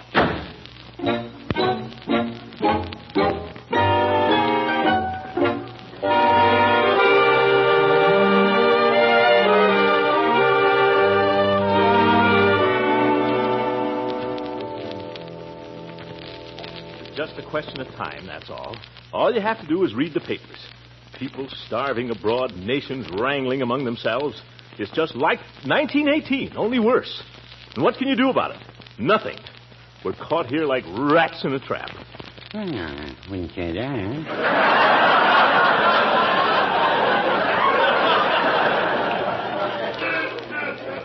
That's what the fellow said. Oh, I don't deny that he said it, but how do you know it's true? Peavy, it was on the radio. Well, so is Hop Harrigan. Yes, sir. I don't know, Peavy. This international situation's got me down. Worrying about Russia, worrying about China, worrying about the British Empire. It's got me so I can't sleep nights. You sleep on your stomach or on your back? What's that got to do with it? I don't see how you can be so calm, Peavy. Why, the way things are going, don't you realize at any moment a bomb might drop through the roof here and blow this drugstore to smithereens? Let me know if you hear one coming. I don't understand you. I just don't understand your attitude. Well, Mr. Gildersleeve, I'll tell you. I've got a drugstore to run here. I can't run the British Empire, too. Oh, an isolationist? No, just a pharmacist. Well, maybe you're right, Peavy. I'm so darn sick of the international situation, so darn sick of hearing about it. That's why you came down here to tell me about it? Well, it's time we had a little fun, Peavy. That's what the world needs, is a little fun. Now, I can go along with you there. Here we've been under a strain all these years. The human mind can stand only so much. Sometimes I think it can't even stand that. You know what I'd like to do, Peavy? I'd like to get in the old bus and fill up the gas tank and pile the family in the back seat. Just drive out in the country for a picnic, the way we used to in the old days. Sounds nice, all right. And by George, that's just what I'm going to do. Tomorrow's Saturday. I think I'll do it tomorrow, Peavy. How about it? Care to come along? Mr. Gildersleeve, it's pretty early in the year for picnics, isn't it, March? Who cares? Paper says rain. Rain and colder. Let me tell you something, Peavy. Don't believe everything you read in the papers. Well, the ground will be wet. Too wet to sit on. Listen, I'm going on a picnic tomorrow no matter what. These fellas are going to blow the world to pieces. Well, the kids and I are going to have one last fling before they do.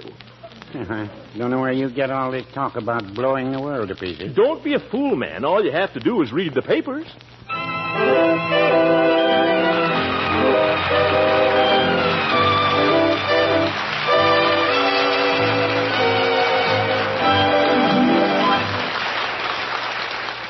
Here's a question for you homemakers. Can you name a food that is wonderful served in any course of the meal? The answer is Kraft's cheddar cheese food, Velveeta. Yes, it's one of the most versatile foods you can have in your refrigerator.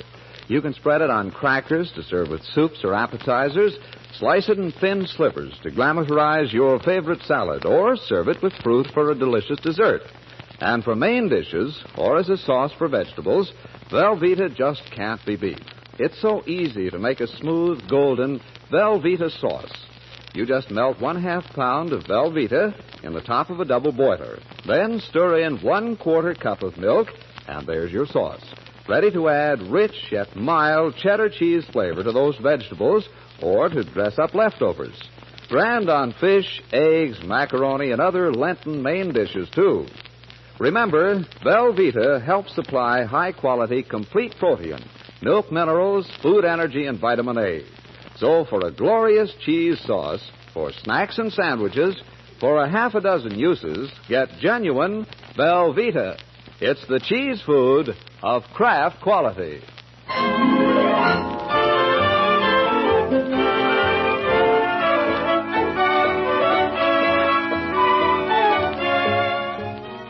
Now, what about the great Gildersleeve? Well, he's having his own way for once. That is to say, it looks as if he's going on a family picnic in spite of everything, including the family. Here they all are, milling around the front porch, trying to get started.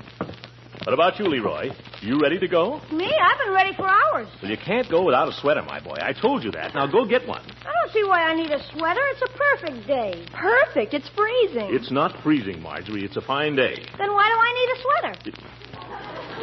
Because I say so. Get the sweater, Leroy, and comb your hair while you're upstairs. For a picnic? For a picnic. Now, you ready, Marjorie? I guess so. Do I really have to go on this expedition, Unky? It's a picnic, my dear. We're going to have a wonderful time. But there won't be anything to do. There'll be plenty to do. Get outdoors and enjoy the sunshine. Get next to old Mother Nature. Then we'll have to build a fire, cook the hamburgers. Plenty to do. I don't enjoy housework at home, and I don't enjoy it in the woods. Well, in that case, Leroy and I'll have all the fun of cooking. Unless perhaps Mrs. Ransom would prefer to do it. Well, maybe you can talk her into it. Can't we come home if it rains? It's not going to rain. Now get that through your head once and for all. Now start enjoying yourself, confound it. Okay, I'm having a swell time. Mr. Gildersleeve, do you want me to put the lunch in the back seat? No thanks, Bertie. Just set it down here. I'll take care of it. Well, nice and heavy. I thought you might need something heavy in case it rains. No danger of that. Oh, yes, sir. On a cold, raw day, there's nothing like a good, solid meal. But, Bertie... Hot coffee in the service in case you need something to warm you up. It's not a cold day, Bertie. Marjorie, don't stand there smirking. Go see what's holding up Mrs. Ransom. We've got to get started. Okay. I'll get this basket into the car. Hey, Unc, we all set to go? Yeah, give me a hand with this, Leroy. Oh, boy, lunch. Yeah, lunch. Leroy, did you put something on your hair? Yeah, you told me to comb it, didn't you? What'd you put on it? Aqua Velva. That's for after shaving. That's not for your hair. But it looks good. Water's bad for the scalp. I read that in an ad. You put water on your scalp. I don't care if you're bald at 15. Okay. Now, if I can get this luggage compartment open. What the dickens are all these newspapers doing in here? Newspapers?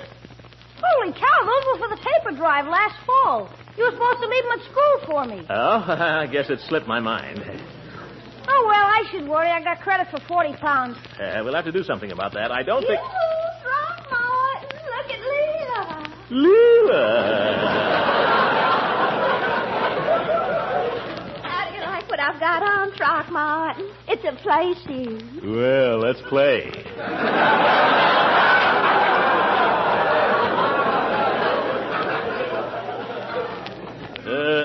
Get those newspapers out of there, Leroy. Okay. This outfit is supposed to be for winter in Miami. Do you think it's all right for spring in Summerfield, or am I rushing the season? Oh, I think it's just right, Leila. How do you like my loafer jacket? Oh, I think it's darling. You look so careless and sporty when you wear clothes like that, Throckmorton. Well, I feel that way, too. I suppose I ought to take along a raincoat. What for? Why, the sun is shining. It was a minute ago, anyway. I'd never forgive you if my play suit got wet. It might shrink, the girl said at the store. I'd like to see that. If it gets wet, I'll buy you a new one, Leila. Okay, Unc, we can shove the basket in now. That's fine, Leroy. And if you'll go get your sister, we can start. Yeah, we ought to start. Hey, Marge! I said go, Leroy. G-O. Well, I guess you heard me. Here she comes.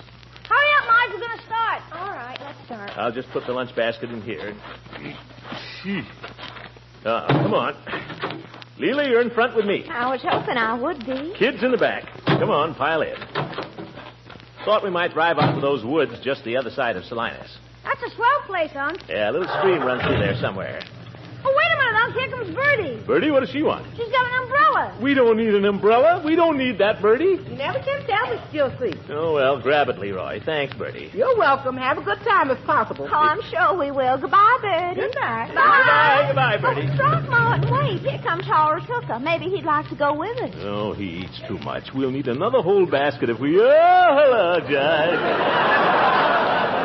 Good morning. Morning, all. Where's the fire? No fire, Judge. Going on a picnic. Care to join us? A picnic?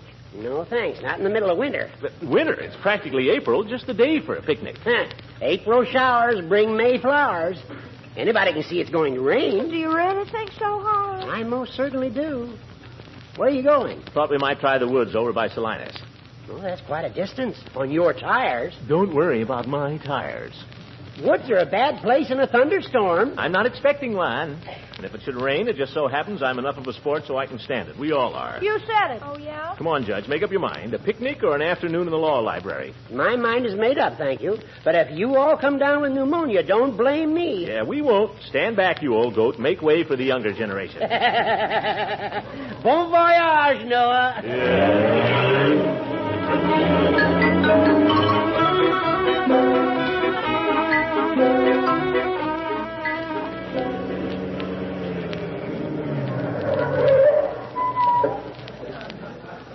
Well, here's a place.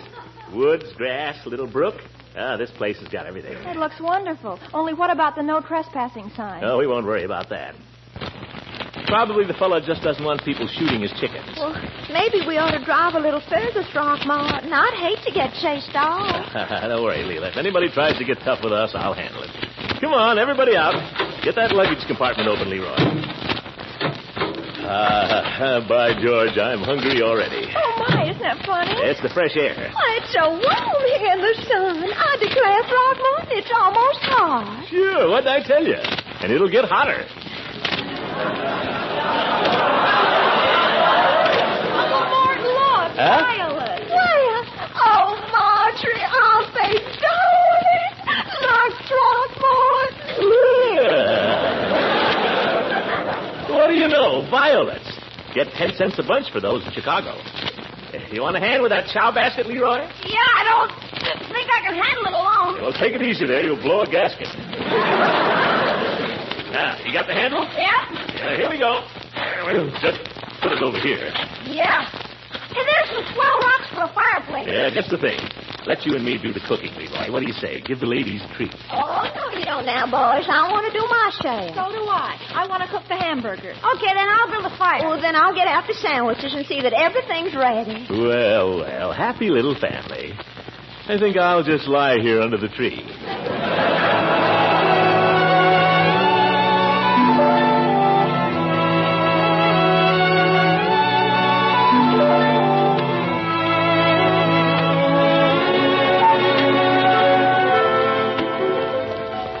You know, it's a funny thing.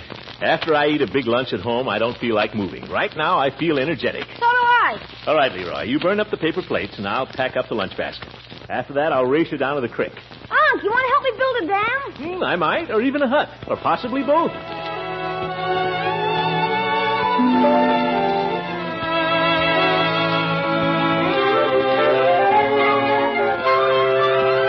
Come on in, girls.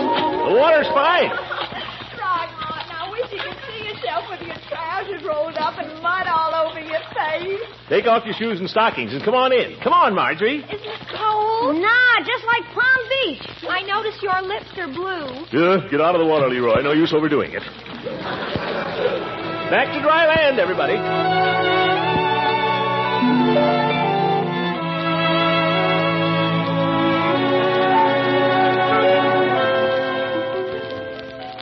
Hey, Unc, how about a hike? Maybe we could explore the creek. Maybe it leads to a secret spring. Maybe it does, my boy. Why don't you and Marjorie explore it, huh? I feel the need of a little rest all of a sudden. Okay, how about it, Marge? We might find the fountain of youth. That's all you need, Leroy, but come on. Don't go far, children. We'll have to be starting back before long. Okay.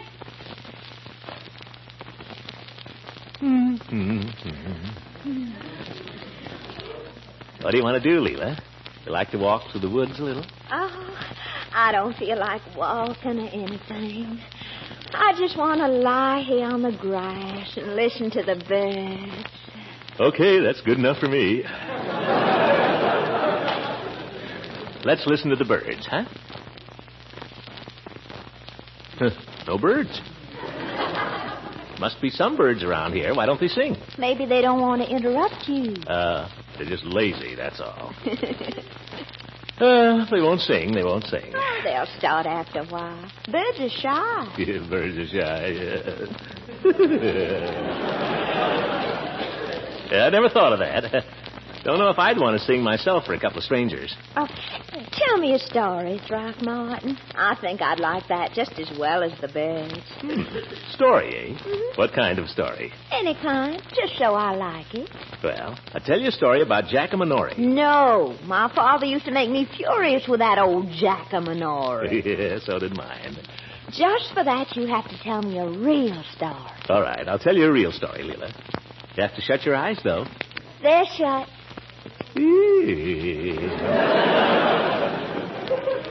Well, let's see here. Once upon a time, there was a beautiful little girl with beautiful yellow curls, and she lived in Savannah, Georgia. Oh, I like this. And when she got to be about 16, she had dozens and dozens of suitors. All the boys from miles around were just crazy about her. Was her name Leila? Her name was Leila. Her name was Leila, and she was the toast of Savannah. Huh? At the annual Cotton Planters Ball, she led the cotillion. Mm-hmm. At the Boll Weevil Festival every January, she was the queen. And everybody wanted to marry her. including the son of the lieutenant governor of a nearby state. Was he the one she loved? Now, don't rush me. Oh, all right. It happened that Leila's father was a very rich man. But he wasn't. Just listen to the story, honey. Leila's father was a very rich man, and he was determined his daughter must marry a millionaire. But Leila, what did she want? She wanted someone who would make her little heart go pit-a-pat just by walking into the room. So every time a young man came round, Leila said to herself, Maybe this is the one that'll make my heart go pit-a-pat. And she'd go downstairs to meet him, all excited every time. But every time, almost as soon as the young man bowed low and said, Good evening, ma'am, she knew he wasn't the one. Well, what about the lieutenant governor's boy? Oh, he was no good either. Oh. In fact, he was a little worse than the others because he was slew-footed. But he was rich, and he was the man Leila's father wanted her to marry. Well, sir, poor Leila didn't know what to do. No. She told her father she didn't love the lieutenant governor's son, and he said, You can learn to love him, daughter. She told him she didn't want to get married at all. She just wanted to devote her life to charity. No, her father said. You've got to marry, and you've got to marry soon. You're 18 already. In another year, you'll be a disgrace to the family. Poor Leila. What did she do? She ran away. One night, she climbed out of her bedroom window with a few dollars she'd saved out of her egg money, and she went and bought a railroad ticket. And when she woke up next morning, where do you think she was? Where? In Yankee Land. Ah. And she started walking down the street, and everyone turned around to look at her. She was so beautiful. And all of a sudden, while she was looking up at one of the lofty 6-story buildings, a man came bustling around the corner and bumped into her. Almost knocked her down. That's Yankees for you. But then he apologized, and he told her he was sorry, and asked if she was all right. And as he walked away, what do you think? What? Her little heart was going pit-a-pat. What, did she know his name? She didn't know a thing about him, so she ran after him. Oh, did I? Right down the street in broad daylight. He didn't know that, of course. But she followed him till he went into the building where his office was, and she followed him right to his office. And what do you think it said on the door? What? Water, Commissioner. Well, then what happened? He went into his office and worked all day. Oh. But that night... Oh! There's a man coming with a big dog and a gun. What? The biggest dog I've ever seen. Oh, my goodness. No, let's keep cool here. Where's the... Is that a dog? Looks like a horse with fangs. A nice doggy. Oh, he's a fine doggy. Yes, he is. Oh, get away from me. Down, Prince, down, boy. Take it easy there, fella. Thank you. He was trying to kiss me. Is this your property here? Yes. Well, we were having a little picnic.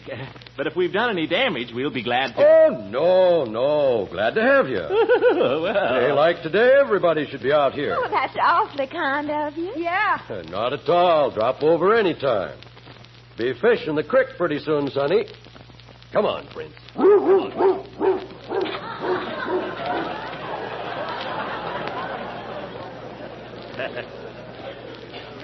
Quite a dog. Say, almost 5 o'clock. I guess we better be starting home, children. Put the stuff in the car, will you? Okay. Throckmorton, we were interrupted, remember? Interrupted? Huh? Oh, yes. Well, to make a long story short, Leila stayed up north and lived happily ever after. Did she marry the water commissioner? Oh, no. She found all Yankees made her little heart go pit-a-pat. Come on, let's go home.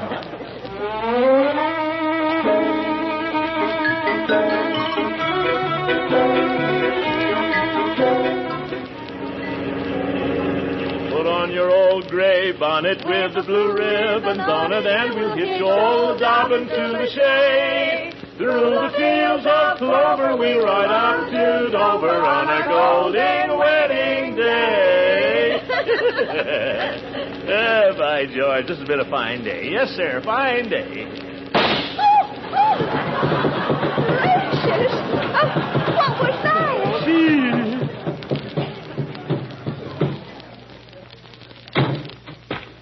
Oh, what do you know? A blowout. Holy smokes, look at that. Shot to pieces. Oh, isn't that terrible? Why, not at all. Just remember, this tire was due. You said it. Nothing left. You can't even recap it. I wouldn't want to. Fine, faithful old tire. Right rear Rosie, I called her. She carried us all through the war, children. She's earned a rest. Get the jack, Leroy. Jack, Marge. Yes, yes. And there's another way to look at it. We've had a pretty good day. The paper said it would rain, and it didn't. That dog could have chewed my leg off, but he liked me. The man could have kicked us off his land, and he turns out to be a nice fellow. On the way home, we get a little blowout. Well, what better time for a blowout? Hey, Unc, the spare. Oh, don't tell me the spare is flat. No, it's got tread on it. What a day.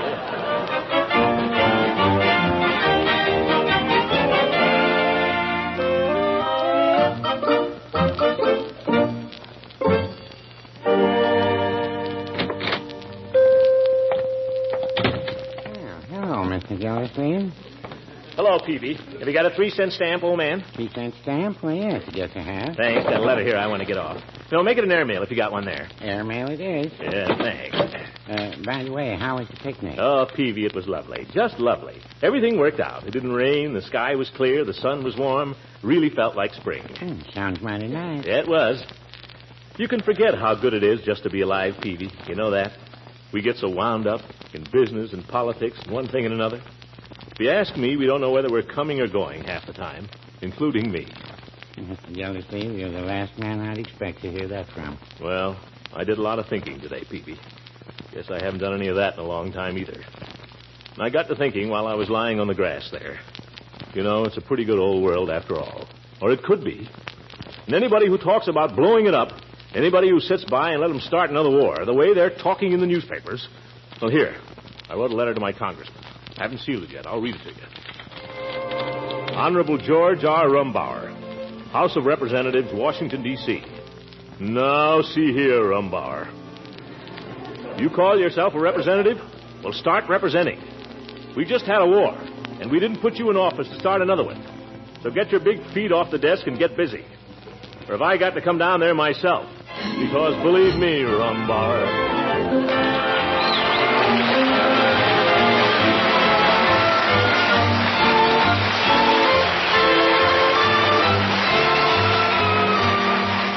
The Campfire Girls of America are celebrating their 34th anniversary this month, and a proud record they've achieved, too. Praise certainly is due the more than 360,000 members of the Campfire Girls who made such splendid contributions to war service here at home.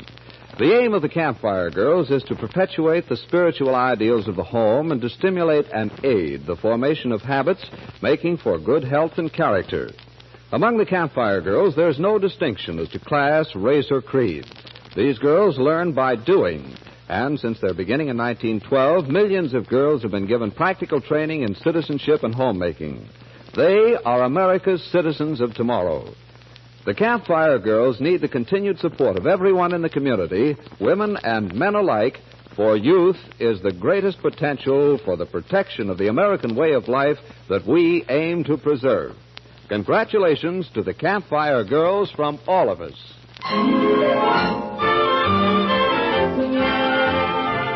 The Great Gildersleeve is played by Harold Perry. Yeah, good night. It is written by John Whedon and Sam Moore. The music is by Jack Meakin. Leroy, Marjorie, and Bertie are played by Walter Tetley, Louise Erickson, and Lillian Randolph. Shirley Mitchell plays Leila Ransom, Judge Hooker is Earl Ross, and Richard LeGrand is Mr. Peavy. This is John Lang speaking for the Kraft Foods Company and inviting you to listen in again next week for the further adventures of the Great Gildersleeve.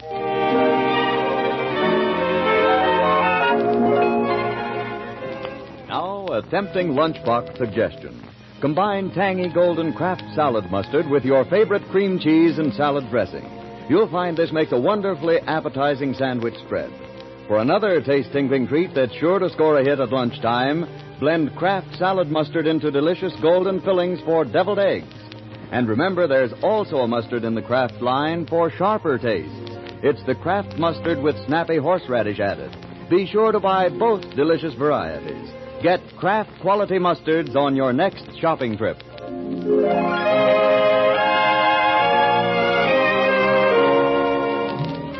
This is NBC, the National Broadcasting Company.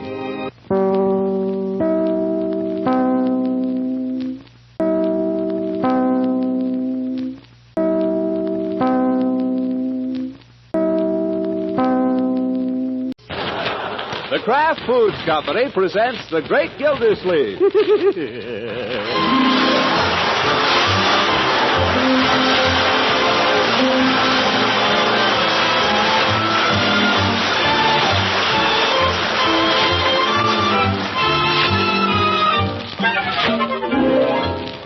It's The Great Gildersleeve, starring Harold Perry, brought to you by the Kraft Foods Company, makers of a complete line of famous quality food products. Now let's see what goes on with the Great Gildersleeve. He comes home in the evening and finds the hall table piled up as usual with everything under the sun. Confound it, let's clean up this mess here. Leroy, Marjorie. Good evening, Mr. Gildersleeve. Why must everybody pile everything on this table? Good evening, Bertie. Dinner's just about ready. Right away. Marjorie. Hello, Uncle. Your hat. Leroy. Did you call me Uncle? Get this out of here or I'll burn it. Okay. Hereafter, I want this table. How long has this letter been here? Let's see. Oh, that came a couple of days ago. A couple of... Listen, mail is important. Don't you know that? Lying around here for a couple of days. Suppose that was a check for $1 million, Leroy. I'm asking you, suppose that was a check for $1 million. Why don't you open it and see?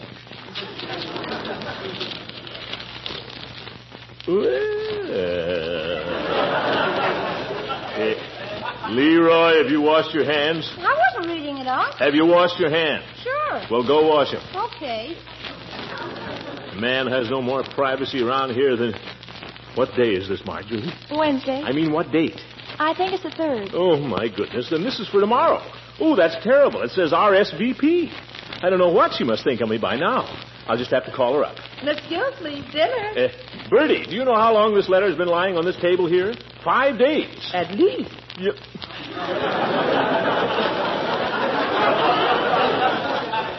Well, confound it, it's time you people around here learned that mail is important. It's not something to be kicked around the house. The mail must go through. That's one of the first principles of our government. That's why tampering with the mail is a federal offense. That's why... I wasn't tampering with it. Well, I didn't mean that... Any mail comes, I leave it laid. Same with letters and same with checks. I don't touch nothing. Not Bertie. Same with money, too. I find any money laying anywhere, I dust around it. Yeah, well, I'm sure you do. Only... Yes, sir. Nobody ain't gonna get nothing on Bertie. Well, I wasn't blaming you for this, Bertie. It's just embarrassing, that's all. A lady sends me an invitation and gets no reply. Makes me out to be very rude. Yes. Well, let's have dinner, my dear. I'll call Miss Goodwin later. Miss Goodwin, huh? You haven't seen her lately. Hardly seen her all winter. She's been very busy, I suppose, just as I've been. Anybody would be busy who had a whole school full of Leroys. Yeah, I dare say. This my napkin? Must be. Yes, that's the trouble with winter. People get too busy. But now that it's spring, they begin to relax a little. Yes, that's what's nice about spring. I think she's so attractive, don't you? Oh, yes. Very attractive woman, very. Capable, too. Capable and yet attractive. Remind me to call her right after dinner. Unky. Yes, my dear? Have you decided yet about tomorrow night? Tomorrow night? I mean about Ben. You said you'd make up your mind later, and I thought, well, as long as you're going out tomorrow night... Well, my dear, ordinarily I don't approve your going out on school evenings, but just this once, as long as it's spring, and as long as it's Ben. Oh, Unky.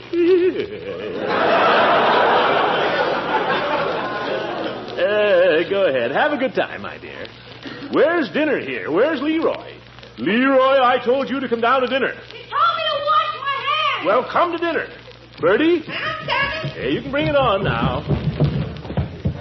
What's for dinner? Never mind what's for dinner. Why don't you wipe your hands on a towel, Leroy, instead of on your pants? No towel. Suppose you had no pants.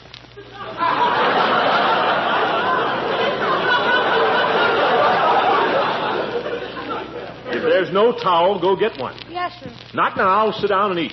Sit down and eat. Go get a towel. What's it, Leroy? Bertie, by the way, I guess I'll just be Leroy for dinner tomorrow night. Marjorie and I would both be going out. Hey, no fair. Hey, what's the idea? Where's she going? Now, Leroy. Gosh, everybody gets to go out to dinner but me. I always get left. No fair. It's a dirty jib. Now. Can I have Piggy over? Can I ask him to spend the night? That's up to Bertie. You'll have to ask her. Oh, boy, can I go and call him now? You haven't asked Bertie yet.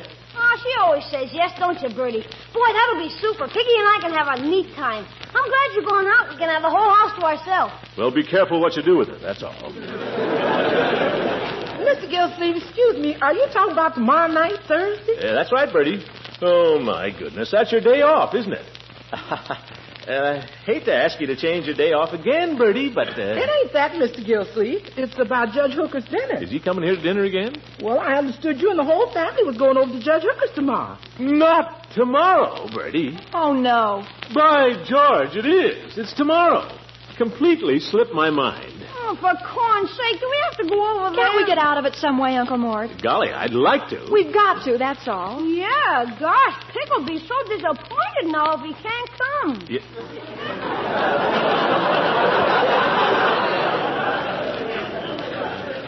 If the old goat didn't make such a great big thing out of it every year, confound these annual customs. Never should have got started in the first place. The whole thing is ridiculous anyway. The idea that I should have to report to him once a year on you children in the estate. That's not what a probate judge is for.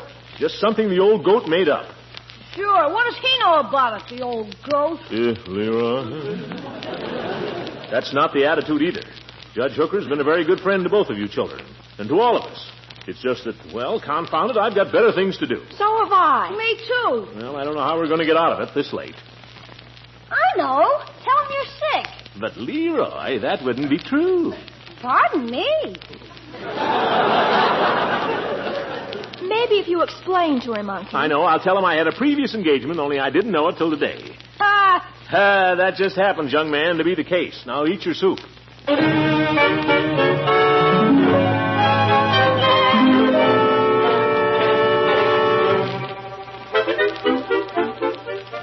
But, Gildy, I've ordered the whole dinner. I've ordered a special stewing hen for the fricassee. I've gone to all sorts of trouble. I know, Judge, and I wouldn't have had this happen for the world. But it was one of those things, that's all. You know we do this every year. Well, I know, but I didn't hear from you, and then this invitation came from me. Don't twist the facts. You heard from me before you heard from her. All right, maybe I did. I know. You don't want to come to dinner.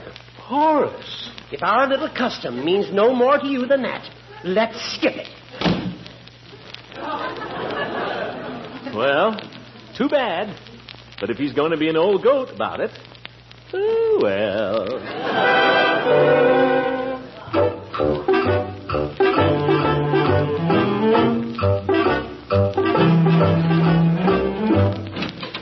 Throckmorton. Hello, Eve. Long time no see. Oh, dear, and I was just going out. That's all right. I was going to phone you, Eve, and then I said to myself, no, I'll just run over there, because I owe you 1,000 apologies. What for? Your invitation. It was lying on the hall table. I never found it till this evening, and then I was horrified. Oh, you needn't have been. Oh, but keeping you up in the air that way without an answer. Oh, I wasn't expecting you, so it was all right. You weren't expecting me? Oh, no, Judge Hooker told me you wouldn't be able to make it. When I invited him, he told me all about your annual dinner. Oh. Well, about that, Eve, that's all right now. Oh, I quite understand, and I wouldn't interfere with it for the world. Huh? I think it's such a lovely custom. Two old friends sitting down formally to dine together once a year and toasting their friendship on the anniversary of their meeting. There's something almost classic about it, like Damon and Pythias. Such friendships are rare, Throckmorton. They deserve to be cherished. Yeah. So please, don't think I resent your refusing my invitation to keep your engagement with your old friend. I honor you for it. In fact, I wouldn't think very much of a man who didn't. Well, as long as you understand, Eve. Sorry I can't make it. Oh, I do, Throckmorton. And after all, what I was planning here was nothing important. Just an evening of fun.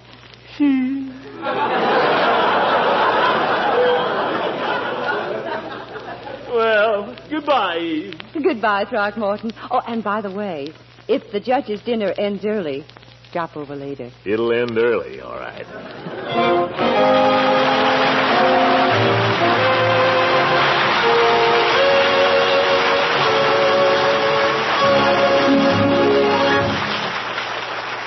The nicest compliment on your cooking skill is a request for a second helping. And believe me, the whole family will be asking for second helpings if you cook with smooth-melting Velveeta. The rich yet mild cheddar cheese flavor of Velveeta does so much for so many foods. Velveeta puts new life into those Lenten main dishes: fish, seafood, eggs, and macaroni. Or Velveeta makes a glorious cheese sauce for vegetables. And it's so easy. Just melt 1/2 pound of Velveeta in the top of a double boiler. Next, stir in 1/4 cup of milk. Then pour that golden sauce over broccoli, green beans, carrots, or cauliflower. There won't be any leftovers. And speaking of leftovers, even they can be glamorized with Velveeta sauce. Don't forget that Velveeta helps supply high-quality, complete protein, milk minerals, food energy, and vitamin A. And it's as digestible as milk itself. So if you want compliments on your cooking, be sure to get a package of Velveeta tomorrow. It's swell for snacks and sandwiches, too. Genuine Velveeta is the cheese food of Kraft quality.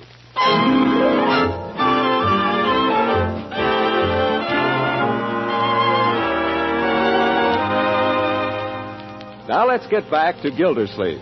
He's had to swallow his pride and ask Judge Hooker to renew his invitation.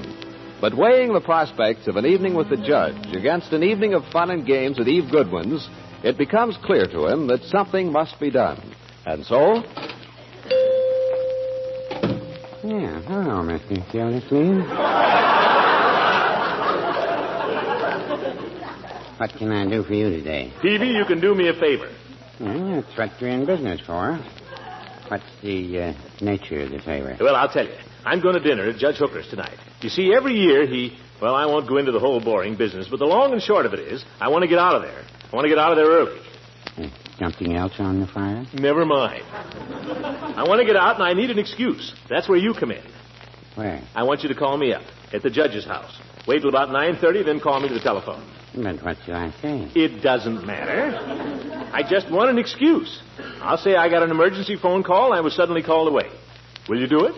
Well, it's a little out of the pharmaceutical line. Look, Peavy, all I'm asking you to do is to make a simple little telephone call.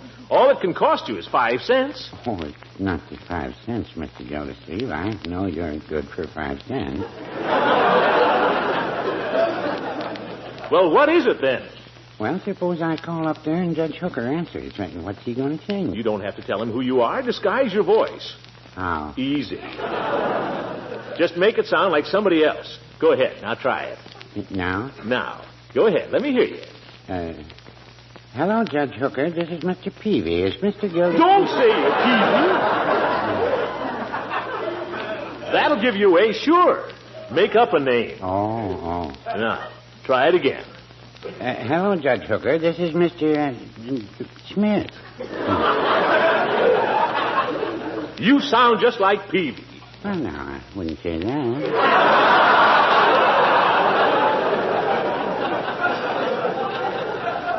And you have to think up a better name than Smith. Look, Peavy, can't you fake some kind of an accent or something? Pretend you're some kind of a foreigner? Well, I boarded with a Swedish landlady once. Oh, fine. Then you can be a Swede. Yeah, go ahead. Let's hear you. Hello, Judge Hooker. I've been Master Johnson. Great. Do it that way, Peavy. That's great. But, Mr. Gildersleeve, suppose he asks me what I want. What shall I say? Tell him you want to speak to me. Tell him anything. Tell him my house is on fire. Your house is on fire? Yeah, no, that won't do. He can look just down the street there. Well, make up something, Peavy. Tell him it's an emergency. Will you do it? Yeah, I'll try. Yeah, all right. You're my friend for life, Peavy. Thanks. It's 9:30 tonight now, and remember, you're Swedish. Let's see. Hello, Judge Hooker. I've been Master Johnson. Hello, Judge Hooker. I've been Master Johnson. Hello, Judge Hooker. Peavy's Pharmacy.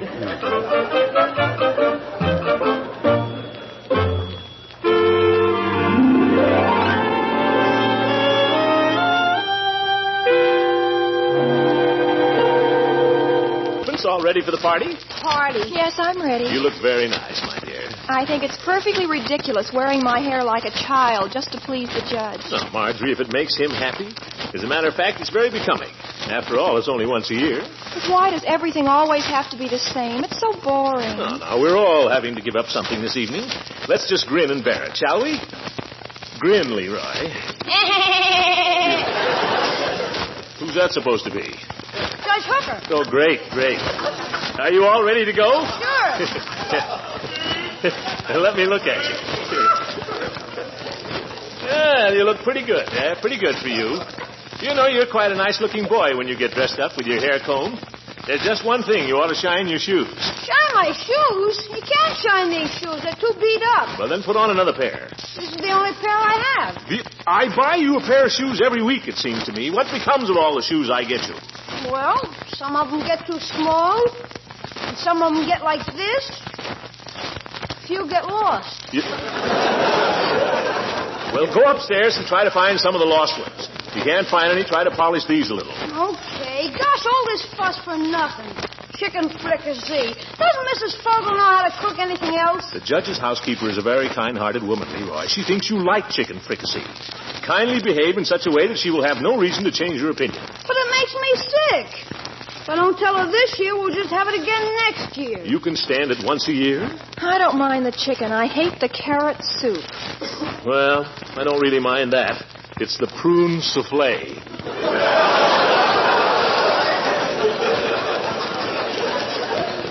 Yeah, but we mustn't let the judge know. Remember that. Uncle Mort, is there any chance of getting away early? I mean, early enough for me to... I don't believe so, my dear. That is, not early enough for you to go out with Ben. But there's nothing to do there. You eat, and then everybody just sits around beating their gums. That's the way grown-up people enjoy themselves, my boy. You might as well get used to it. Gosh, I'd rather be a kid. I suppose the judge will let us look through his stereoscope. Those dull pictures of Yellowstone National Park. Well, you don't have to look at them if you don't want to. Join in the conversation. And listen to the judge tell about how he stole the chapel bell at college. Every year he tells it. Well, this year I won't let him. By George, there's such a thing as carrying politeness too far.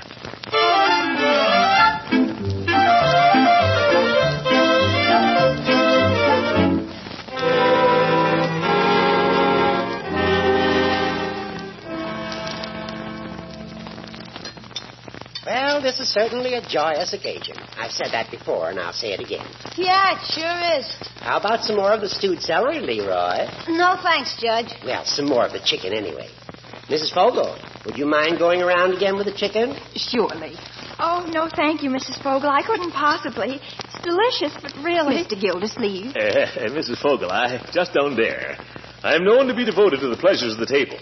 But even I have to draw the line someplace. Well, Leroy, I guess it's up to you to save the family reputation. Me? How about a nice wing, Leroy? Oh, thanks, Mrs. Fogel. Leroy, I think you can forget manners for once and have another helping. What? Yeah, go ahead, my boy. I'll forgive you. Well, thanks, Unc, but I'm saving a little room for the dessert. You know what I hope it is, Mrs. Fogel? Mrs. Fogel isn't going to let you down, Leroy. Good old prune souffle.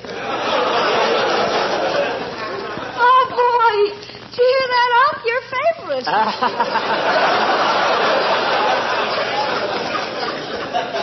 Take some more chicken, you little weasel.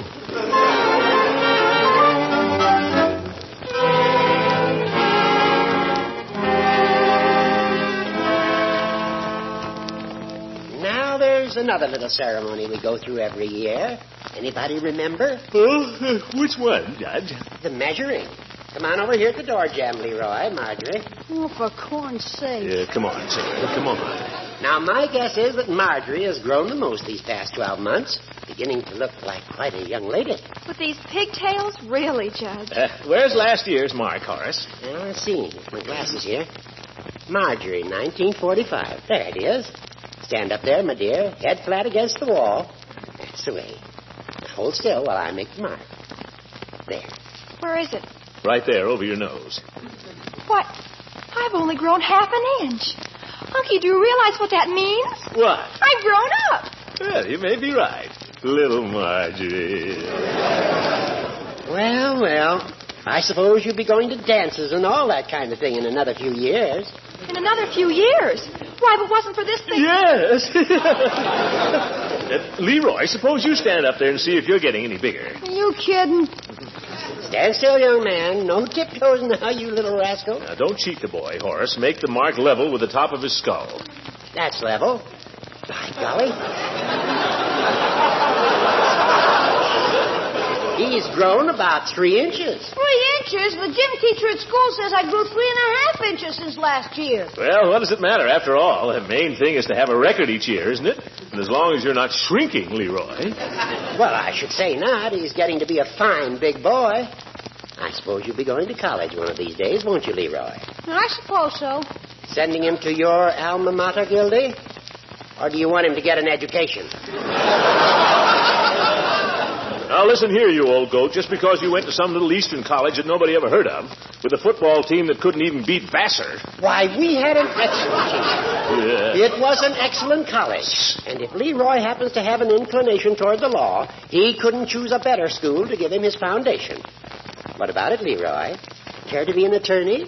Or a judge? Nah. I want to be an airline pilot. Yes, it's plenty of time, Judge. The boy's not even in high school yet. Well, perhaps I worry unduly. I know I shouldn't. After all, both you children come from fine stock. Your mother was a cultivated, lovely woman. My sister. Your father was a splendid man. I know you'll both turn out all right. Yes, yes. Throckmorton, perhaps you and I should excuse ourselves and retire to my study for a little financial discussion. Leroy, I know you've been itching to get your fingers on my stereoscope all evening. You and Marjorie can examine the slides if you wish, while your uncle and I have a little talk in my study. Is this really necessary, Horace? In my opinion, it's advisable. Oh, well, then come on, let's make it snappy. Only 9 o'clock.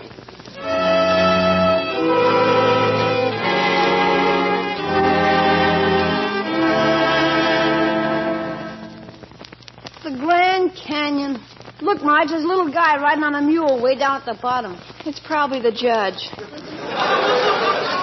I don't want to look at those stale things anymore. I wish we could go home. I'd rather be in bed even. We'll have to go soon. It's almost 9:30. The judge has sure got a house full of junk. Why would anybody want a stuffed owl around the place? I don't know. All right, children, put away the pictures. The judge wants to have some kind of a ceremony. Another one? For corn's sake. Well, he claims this is a sort of a surprise. Some sort of a presentation, I believe. I bet it's a book. Why can't we go home, Unc? Quietly, Roy. Soon, if all goes well. Oh, hello, Horace. Well, children, I have a surprise for you. For each of you. I'd been intending to save these until your respective 21st birthdays, but I've decided not to wait. What's that you got there, Horace? Your strong box? Yep. Open it with a key. Oh. There we are. Now, Leroy, I take great pleasure in presenting you with something that was given me by my father many years ago. It's something I prize very highly, and I hope you'll prize it also. It's a gold hunting case watch, made by Tiffany. A gold watch? Jeepers. Well. Do I get the little leather bag, too? Yes, that comes with it. Jeepers. What do we say, Leroy? Oh, yeah. Gee, thanks a lot, Judge. Marge, a gold watch. I think Leroy means to be grateful, Horace. I must say, I don't know why you should give him such a magnificent present. Well, I have a deep personal interest in these children, Throckmorton. An interest that extends far beyond my legal responsibilities, as I believe you know. Good old Horace. By George. Now, Marjorie, I'm not forgetting you. What you'll find in this little box belonged to my sister Hazel. She was an extremely beautiful woman in her younger days, and while she grew a little heavy, she remained handsome till the day of her passing. They're real pearls, my dear. Real pearls? Horace. Small, but real. Oh, Judge, they're the most beautiful things I've ever seen. Judgy, you're a darling. Now, Marjorie. A gold watch. Unky, aren't they lovely? Where's the mirror? I'll look at the one in the dining room. Horace, old man, honestly, I don't know what to say. A gold watch. You don't have to say anything, old man. You know that I love these children just as much as you do. You've been a second uncle to them, Horace. Isn't that true, Leroy? Hasn't the judge been a second uncle to you? A gold watch and a leather bag. That's chamois. Oh, Judge, I don't know how to thank you. Look, Unky. Yes, yes. By George, Horace. Oh, my goodness. Hello? Hello. I want to speak to Mr. Gildersleeve, please. Mr. Gildersleeve, just hold the line. For you, Gildy. For me? Who could be calling me here? It's Peavy. The man sounds drunk.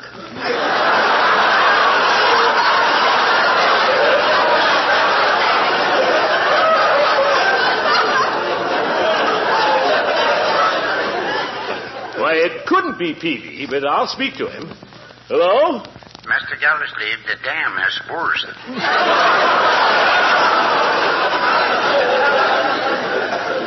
What? I say the dam has burst. This is Johnson. Oh, well, I don't care, Johnson. I won't be able to make it this evening. Goodbye. What's the matter, Gildy? Trouble? No. It's really nothing. These fellows can't pester me about business in the evening, not when I'm enjoying myself with an old friend. Anyway, I was saying to Leroy, Marjorie, the judge has been a second uncle to you children, hasn't he? He's been wonderful. You're a darling, Judge. Well, as I say, What the dickens? Hello? I want to speak to Mr. Gildersleeve for just a moment. Gildersleeve? Hold the wire. Peavy again. It's not Peavy. It's a man named Johnson. Hello. Mr. Gildersleeve, your house is on fire. I told you, Johnson, I can't be bothered tonight. Goodbye. That darn pest. What were you saying, Horace? Well, I'd been intending to save these things till the children were 21. And I got to thinking. The allotted span of man is 70 years and 10. After all, I've arrived now. Horace, you're not feeling sick. Oh, no. That is nothing out of the ordinary. I never saw you looking better. Did you, children? I think he looks great. I never saw him looking younger. Of course. You lived many a long year yet, old friend. Many a long, happy, prosperous year, I hope. Sure, Judge. The first 100 years are the hardest. Leroy means well, Horace. I know he does. Leroy is... Let me answer that, Horace. Is that fellow Johnson? I'll break his neck. Hello?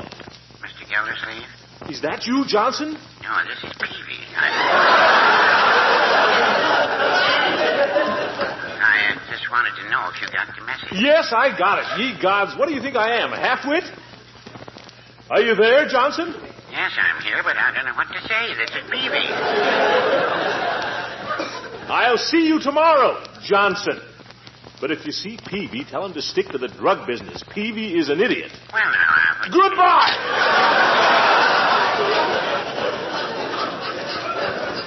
Yes, Judge, I've been thinking. I might send Leroy east to college after all. There's something about those little colleges back there. They're so old and they have such wonderful traditions. It'd give me real pleasure to recommend Leroy to the Committee on Admissions. Real pleasure. Right, George, I'll do it. Make a gentleman out of him. At the same time, I believe he'd enjoy it. I certainly enjoyed my own undergraduate days. Sure.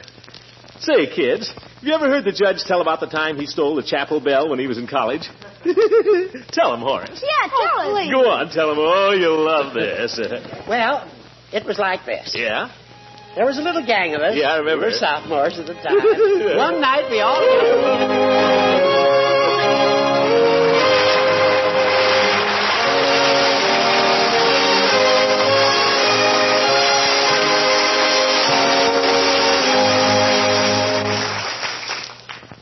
There are millions of crippled little girls and boys, and grown-ups, too, who will find better health, occupation, and joy this year because of the aid and comfort you give in your purchase of Easter seals.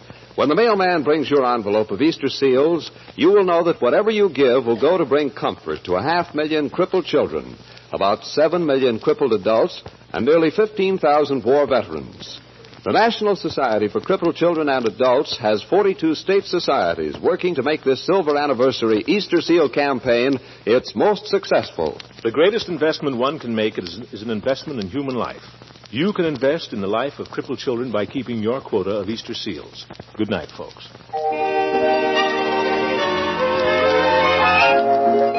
Have you tried Kraft's delicious prepared mustards? They're really different. Creamy smooth for easy spreading and blending, seasoned with extra care to bring out that true mustard flavor.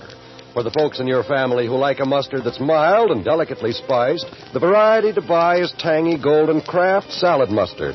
And to please sharper tastes, there's another popular variety, the Kraft mustard with snappy horseradish added.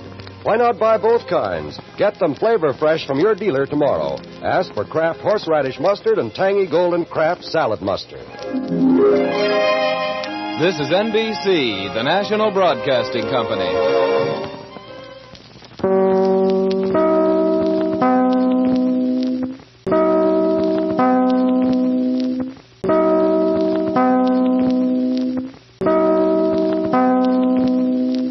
The Kraft Foods Company presents The Great Gildersleeve.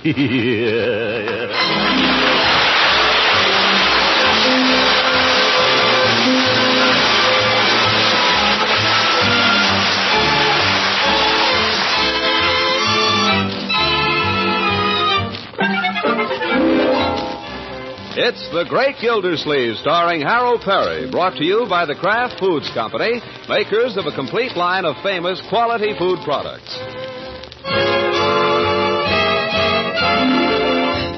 Now let's see what goes on in Summerfield. Every afternoon at 5:45, a boy on a bicycle riding down the street, no hands, flings a folded newspaper onto Gildersleeve's front lawn. By 5:46, Leroy is usually to be found flat on his stomach in the living room, deep in the doings of Dick Tracy. This particular afternoon, however, he gets no farther than page 1 when... Yipe! Hey, Marge! Hey, Bertie! Hey, anybody! What do you want, Leroy? Come on down, quick! I gotta read this. What's all the fuss about? Hubba. What do you want? Wait a minute. I gotta read this. Leroy, you called me all the way downstairs. What for? How do you like that? Stuffs a guy in a trunk and ships him to the dead letter office. His partner. What in the world are you talking about? Oh, just a second. I gotta read this. Oh, for goodness sake. Hey, what's at the movies? Let me see the movie page. Let go! Leroy! Hey, cut it out! Uncle Mort has told you, Leroy, not to leave the newspaper on the floor. I'm not leaving it on the floor. I'm reading it. Well, you don't have to hog it. I got it first. Let go. Leroy! Now see what you did. Now, children, that ain't no way to behave. If your uncle was here... Hey, Bertie, they caught a bank robber. Bank robber? What bank? They caught him in Salinas. Lockjaw Moran. Here, I'll read it to you. Look out, Marge. Get your foot off. George Lockjaw Moran, 39, bank robber and suspected murderer, wanted by the Chicago police, was apprehended today by county authorities. My goodness. Cornered in a cabbage patch, he shot it out with sheriff's deputies in a blazing gun battle till felled from behind with a hoe by Vern Moody, 68-year-old local farmer. Well, what did he know? When interviewed later, Farmer Moody's only comment was, he was walking on my cabbages. Well, good evening, all. What else does it say, Leroy? Go on, read it. Yes, go on. I said good evening. Handcuffed and placed under heavy guard, Moran's attitude was described by his captors as boldly defiant. Good evening, Bertie. Yes, go on, Leroy. He is said to have boasted that no hick jail was strong enough to hold him. Moran's record, according to Chicago police, is one of the most daring and cold-blooded... Listen, I'm home. Oh, hi, Unc. Hi, Unky. I don't like having to call attention to my presence, but I said good evening. And when I say good evening, I expect a civil answer. Good evening. That's better. Good evening, Bertie. Good evening, Mr. Gildersleeve. Pick the newspaper up off the floor, Leroy. Pick yourself up, too. Hey, did you hear the news, Unc? They caught a bank robber in Salinas. He was hiding out in an auto camp. Here, it tells all about it in the paper. I already know all about it. In fact, they drove the man through town this afternoon on his way to the jail. Don't tell me you saw him. No, but Mr. Peavy saw him, and I just saw Mr. Peavy. Oh, Unky. What do you look like, Unc? Did he look mean? Did he have a gun? Was there blood on him? Was he all... I told you I didn't see the man myself, Leroy. Where were they taking him? To the county jail. You mean they got him right here in Summerfield? Oh, boy. The jail's not in Summerfield. It is, too, isn't it, Unc? It's right on the town line. Gee, I wish they let you go out and look at the guy. Now, stop talking about it, Leroy. You're getting Bertie all alarmed. Look at her. Yes. There's really nothing to be scared of, Bertie. The man is under lock and key. I ain't scared. Old robber come near me, I'll let him have it. Yeah, that's the spirit. She would, too. By the way, Bertie, I have a club meeting this evening, the Jolly Boys, so anytime you want to serve dinner... Oh, yes, sir. Won't be but a little while now that you're home. Leroy, if I could trouble you for my chair. Oh, sure.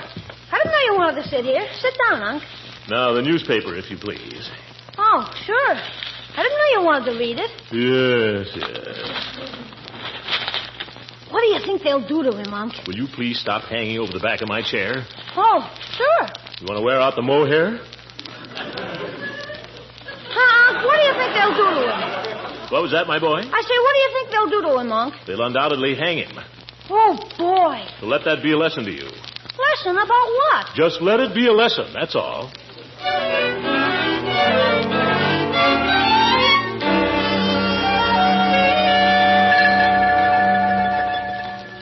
A murderer. Did you, Unc? Did you ever see a murderer? Once and for all, Leroy. I don't want to hear any more about murderers. Now drop that newspaper and eat your dinner. We don't bring newspapers to the table anyway. You do? I'm different. Can you reach that buzzer, my dear? Here. Maybe I can. Where is it? Where is the confounded... Ouch! Sorry, my dear. I didn't know that was your foot. Stand back and maybe I can... Where is it? It's always been right under the chandelier. Then somebody's moved the chandelier. Oh, the heck with it. Bertie! I'm coming. We ought to get a bell. Can you imagine? He put him in a trunk. I'll bet when they open the trunk... I said no more, Leroy. No more. You understand? I don't want to hear any more about it. Okay. Salt, please, Marjorie. It's right in front of you. Oh. So white. I didn't see it. Anything happen in school today, Leroy? No. Marjorie? Not a thing. So much for school. I hope nobody wants more meatloaf because there ain't any. Oh? I got some peas left and I got... Wait a minute, Bertie. Quiet. Listen. Sounds like a siren. It's the county jail. Jailbreak! What? I told you. He said they couldn't hold him. Leroy. Oh, boy, it's locked Joe Moran. He's busted jail. Oh, boy. Shut up, Leroy. You too, Marjorie. I didn't say it. Let's keep our heads here. Turn out the lights. Oh, no. We can't see if we do that. There's nothing to be afraid of, you understand? Nothing to be afraid of. Bertie, there's nothing to be afraid of. Leroy went upstairs and get my gun. Your gun, Unc? Where do you keep it? You know perfectly well where I keep it. Now go get it. Okay. Shall I bring some bullets too, Unc? Certainly. Don't be an idiot. No, wait a minute. Somebody's liable to get hurt. Just bring the gun.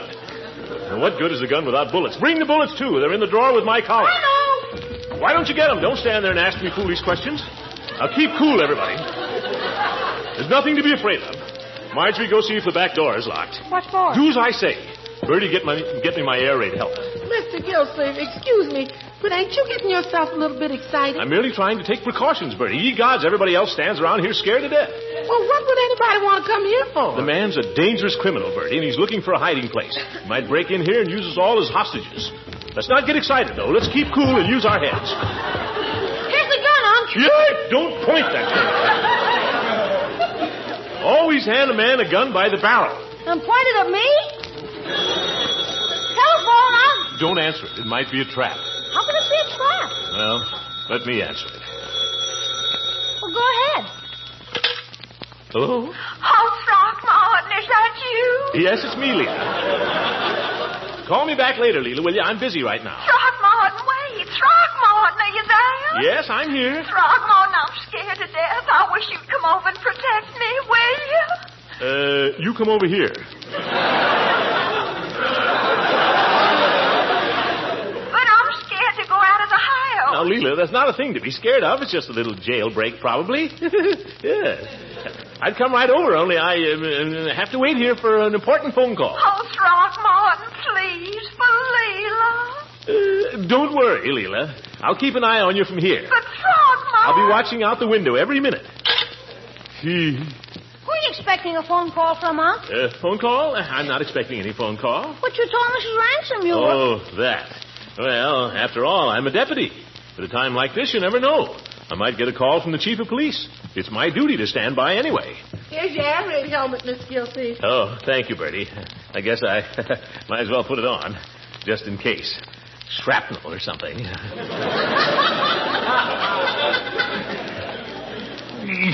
Strap's a little tight. I didn't know if you'd be wanting your flashlight and your whistle. So Yeah, thanks. I'd better take them, yeah. Don't be a dope, Unc. Show a light and they'll plug you. You may be right. Guess I'll just take the whistle. It's working. Take a look out the window, my boy. See if you can see any prowlers around Mrs. Ransom's house. Only keep your head down. Okay. I checked all the doors, Unky. They're all locked. Good girl. Just a little precaution. Unnecessary, probably, but what do you see, Leroy? Mrs. Ransom's got every he lighting the house on? Guess you must be a little nervous. That's women for you. Well, now what do we do? Just wait, I guess, till the chief calls, if he does. Why don't you call him? There's an old saying, my boy, let sleeping dogs lie. Still, I might just give him a buzz and find out what's going on. Yeah, why don't you? Yeah, hand me the phone. Nuts. What's the matter, Unc? Nervous?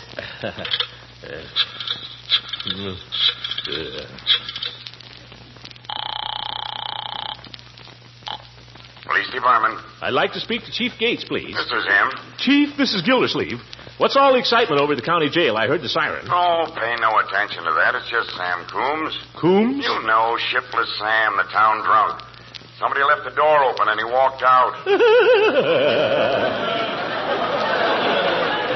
Well, is that all? I don't know why they ever let him in the first place or why they want him back. Well, thanks, Chief. Oh, say, Yeah? will I be seeing you at the Jolly Boys tonight? You bet your sweet life. I lost last week, remember? Oh, so you did. Well, we're holding our session down here at the station house tonight instead of at the club. I'm sort of stuck on the desk here, and all the other fellas agreed, so if it's all right with you... I'll be there, Chief. Just have your money where you can get at it, that's all. So long. What did he say, Uncle Mort? Yeah, what did he say? Well, children, it's just as I thought. There's nothing to worry about. It wasn't a bank robber that escaped at all. It was who's that? Hello, Gildersleeve speaking. Throckmorton, it's Leila again. Throckmorton, I hear noise outside my house. Oh, please, A Throckmorton. noise, you say? Well, just you sit tight there, kiddo, and I'll be right over. I'll be right over.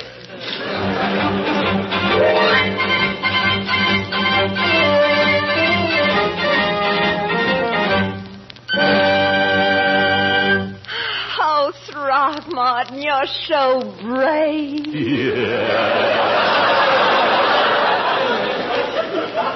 The minute I saw you standing here so handsome in your air raid helmet, I knew I had nothing to fear. Yeah, that's right. Oh, and when you went charging into those bushes like that... Well, I was only doing my duty, Leila. I'm a deputy, you know. Oh, but he might have shot you if he'd been there. Ours is not the reason why. Ours is but to do or die. Why, before this night is over? Yes. Well, it's him or me, that's all. Oh, Throckmorton, you will come back. You will come back to me. Come back? I might. What time? I mean, you will come back alive. Oh, yeah. I'd ask you to come in and stay a while right now, only I know you being a deputy and all. Yeah, duty comes first, unfortunately. But I'll keep a light burning in my window for you. And when you return, Yeah. well, to the victor belong the spoils.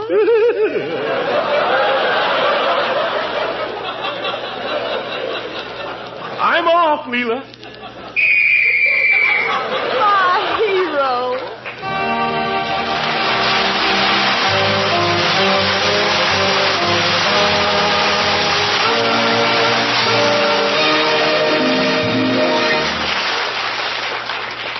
Homemakers tell us that one of their hardest jobs is to keep getting variety into meals.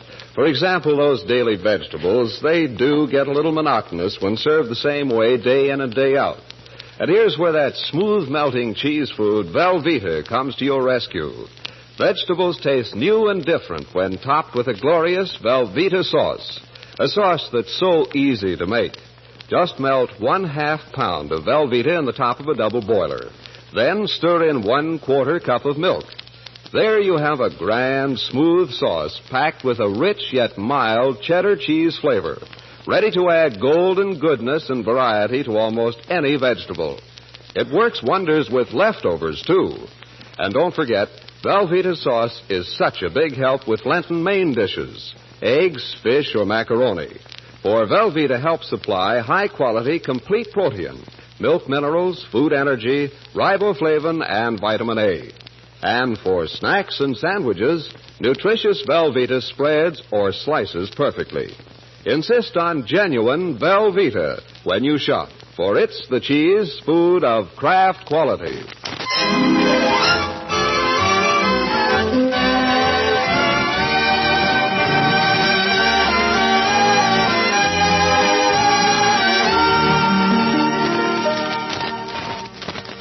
Now let's get back to the great Gildersleeve.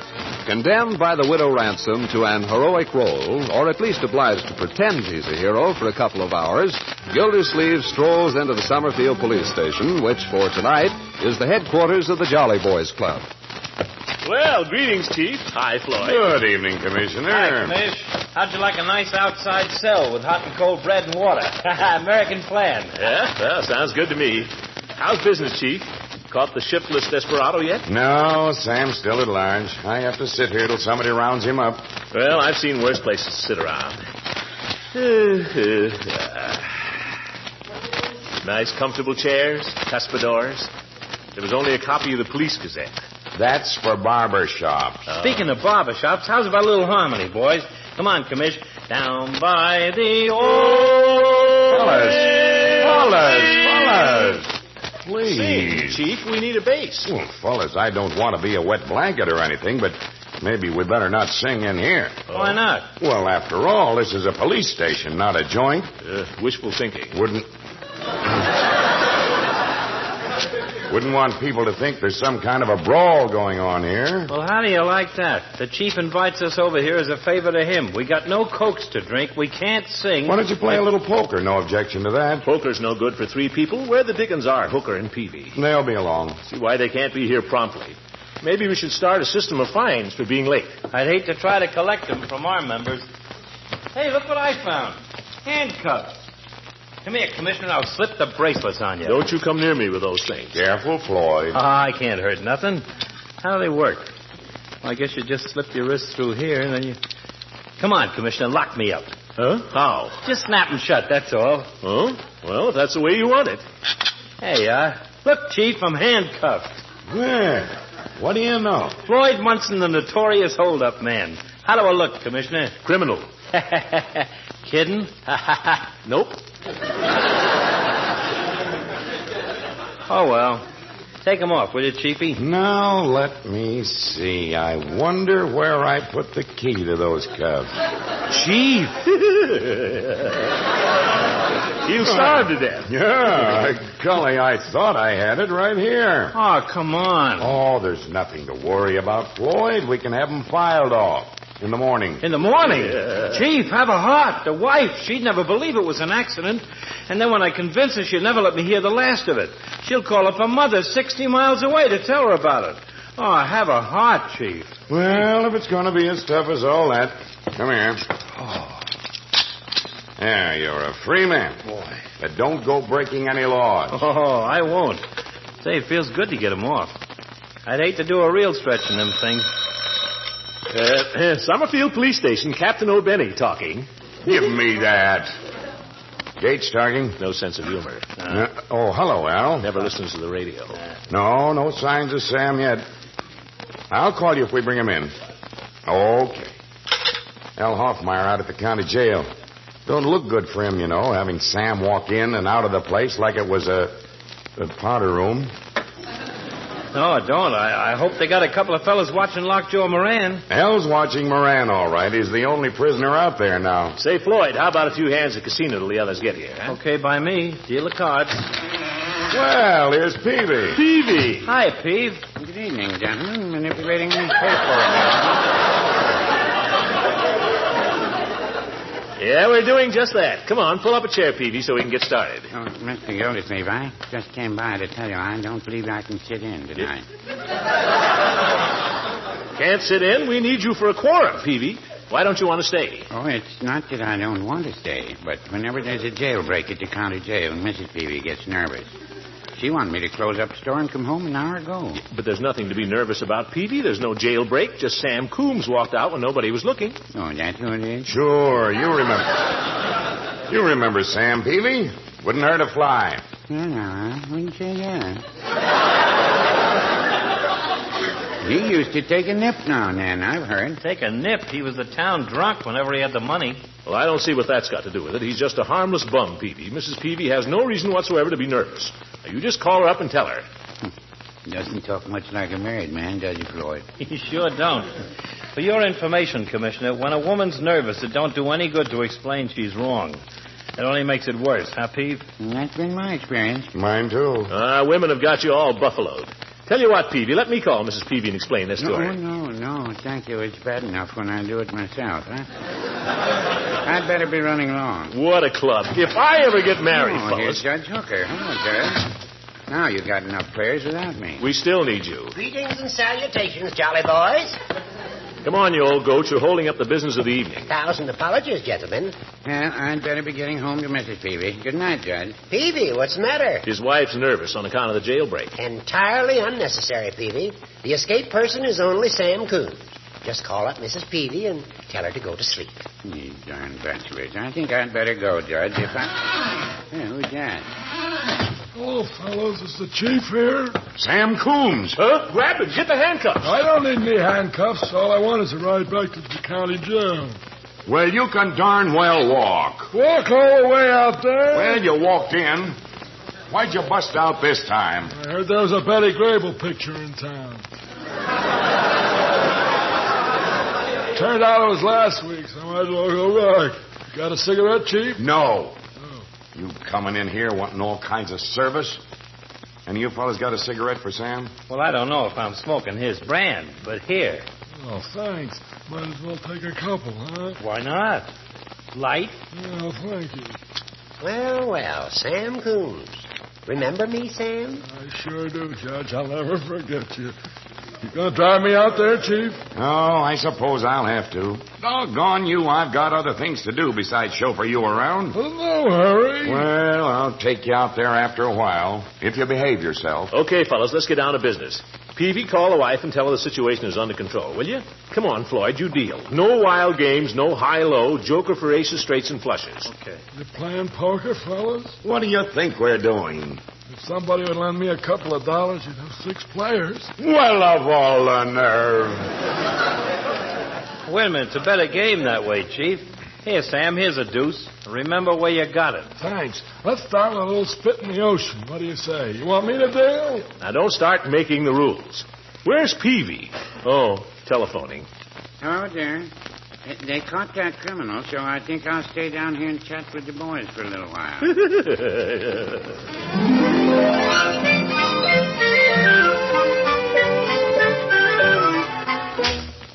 All right, Floyd, what do you got? Queens and eights. Nuts. I thought you were bluffing. I knew I had queens and eights all along. Who asked you? Whew. Shove over, Sam. Don't get so close. Say, is that clock right, Chief? Sure, it's right. It's electric. Well, I think I'll quit, fellas. Quit? Why, it's only 10:30. I don't care. I'm tired. This doesn't seem like you, Gildy. You're losing, aren't you? A little. Fact is, well, I've got a headache. Headache, he says. Man's losing money, looks at the clock, and quits a poker game. He ain't got a headache. He's got a date. It could be the same thing. Well, it's not a date, exactly.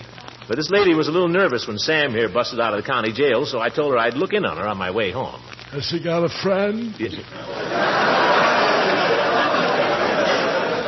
Sam, watch your step. Who is it, Gildy? Anyone I know? None of your business. Oh, I'm your friend, Gildy. We're all your friends. Who is it? Well, if you should happen to see LEILA Ransom, don't tell her I've been sitting around here playing poker, will you? What does she think you've been doing? Well, I told her I was a deputy. She may have got the impression that I was out on a manhunt. Why, Mr. Gildersleeve, you foxy old son of a gun.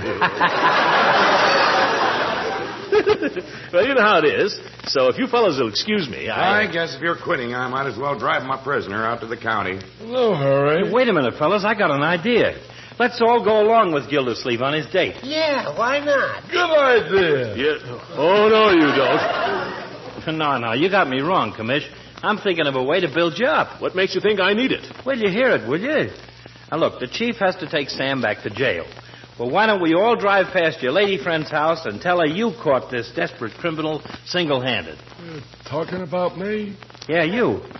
And you'll be right there in handcuffs, Sam, to prove it. Floyd, I think you got a wonderful idea. Make a hero out of you, Commissioner. Well, I don't know, fellas. If anybody was to laugh or anything. Why, who'd laugh?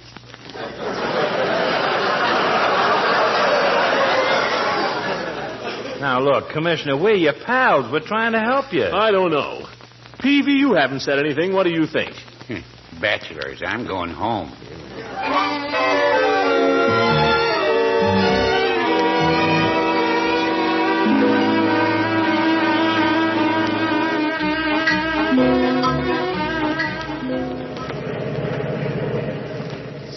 cold back here.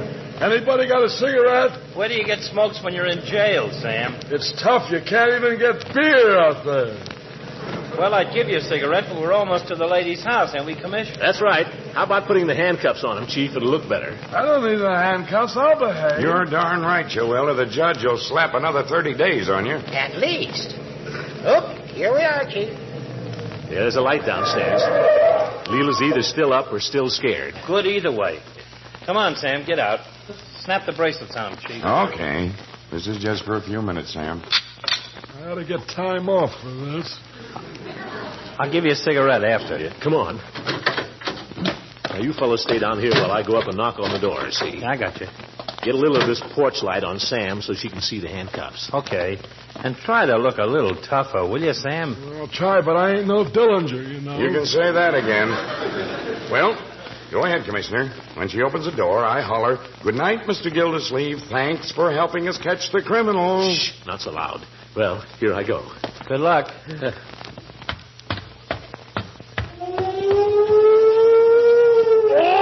Jailbreak! Look, John Moran is loose. Into the car, everybody! Yeah, Chief, where are you going? This is the county's headache. Let them handle it. Hey, fellas, don't leave me, you dirty cowards. Leela! Chief, Leela, let me in.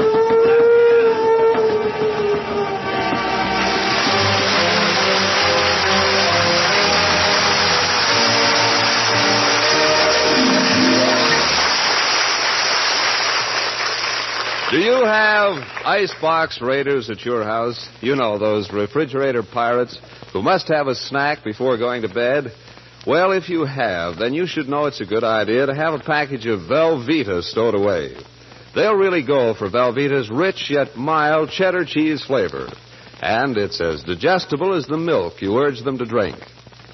They can spread this delicious cheese food on crackers or slice it for bread. Or if it's toasted cheese sandwiches they want, Velveeta melts to perfection in just 45 seconds. It'll be a satisfaction for you mothers to know that Velveeta helps supply valuable nutrients from milk, including high-quality, complete proteins. That's why so many women are using smooth-melting Velveeta in Lenten main dishes. So when you shop, look for genuine Velveeta, the cheese food of Kraft quality.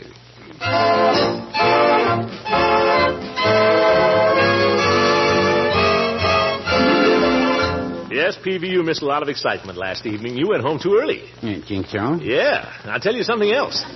This county had better start looking for a better sheriff than Al Hoffmeyer.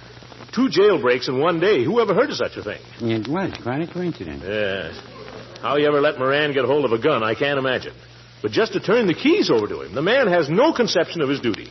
Oh, well, isn't a bad fellow. He just... Who picked him for sheriff anyway? He gets $4,000 a year out there. For what? For being sheriff. Nothing to the job. There's a dozen men could do it better. If I was sheriff, things would be different, Peavy. I can tell you that. Mr. Gildersleeve. Huh? Why don't you run for sheriff? Me? Sure. You've got a lot of friends in this town. If we all got behind you right now, by November... Now, Peavy, wait a minit. After all, I'm water commissioner, and water's important, too. The department can't get along without me. Well, I wouldn't say that. Well, it's a fact. But Hoffmeyer... Now, let's not be too hasty about judging Hoffmeyer. He had a little bad luck yesterday, but that can happen to anybody. All these fellows that go around knocking Hoffmeyer. I'm for Hoffmeyer. Blowhard.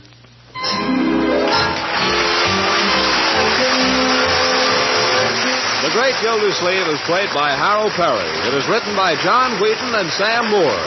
The music is by Jack Meakin. This is John Lang speaking for the Kraft Foods Company and inviting you to listen in again next week for the further adventures of the Great Gildersleeve.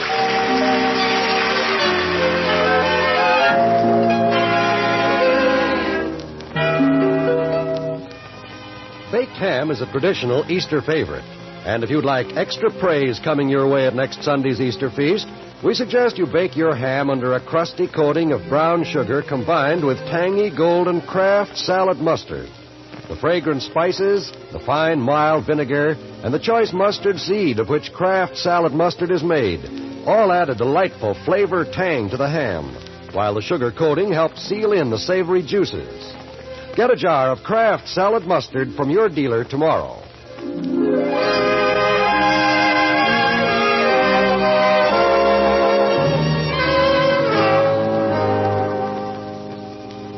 This is NBC, the national broadcasting company.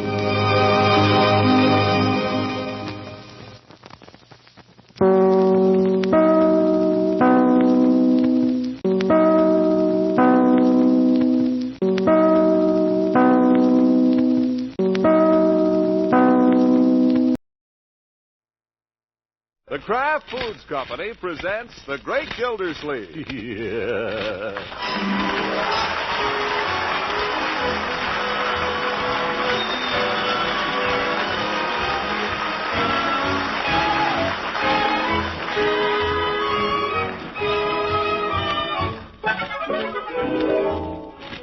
It's The Great Gildersleeve, starring Harold Perry, brought to you by the Kraft Foods Company, makers of a complete line of famous quality food products.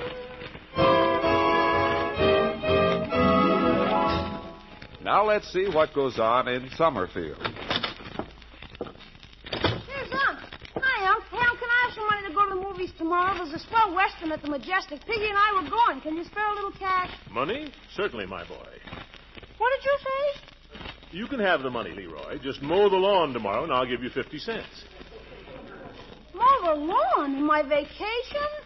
Unc. No better time to mow it than vacation.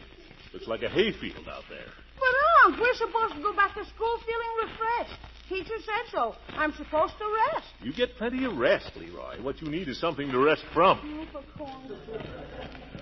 Hello, Unky. Ben called. He says the car is all fixed, and he's bringing it around before supper. Do you think we could ask him to stay? I guess so. I thought you looked a little dressed up. Oh, Unky, just because I put on stockings. It's all right, my dear. Nothing to be ashamed of. Especially now that Ben's got a job. No telling what he may think of next. Oh, stop. I wish it were a different kind of a job. What's the matter with it? This is the kind of job Ben likes, the kind he's good at. He never was cut out for insurance. I can't imagine why he ever tried it. You talked him into it while he was still punchy from the Navy.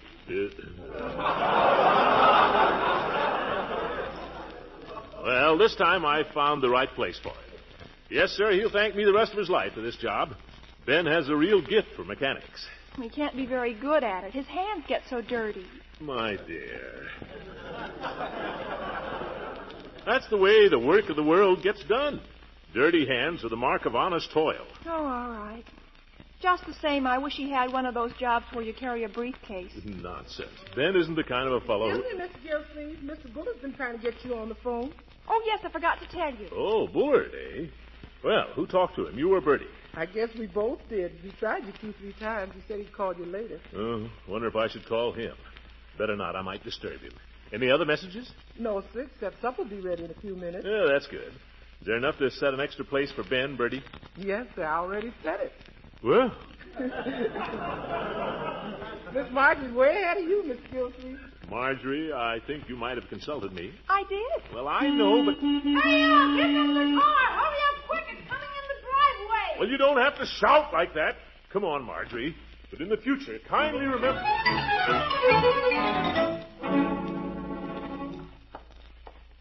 Well, Ben, you finally got here. Yep, I'm here. Hiya, Ben. Hey, Unc, he's towing a motorcycle. Hi, Leroy. Hello, Marge. Ben, those overalls. Steve, what's the matter with them? You didn't tell me you had to wear a sign on your back. Well... Bud Pinella, day and night service. I think it's neat. Sure. Besides, it's important. This is the only all-night garage in town. Mr. Pinella's proud of it. You look fine, Ben. Now, let me hear that motor. Okay. Huh.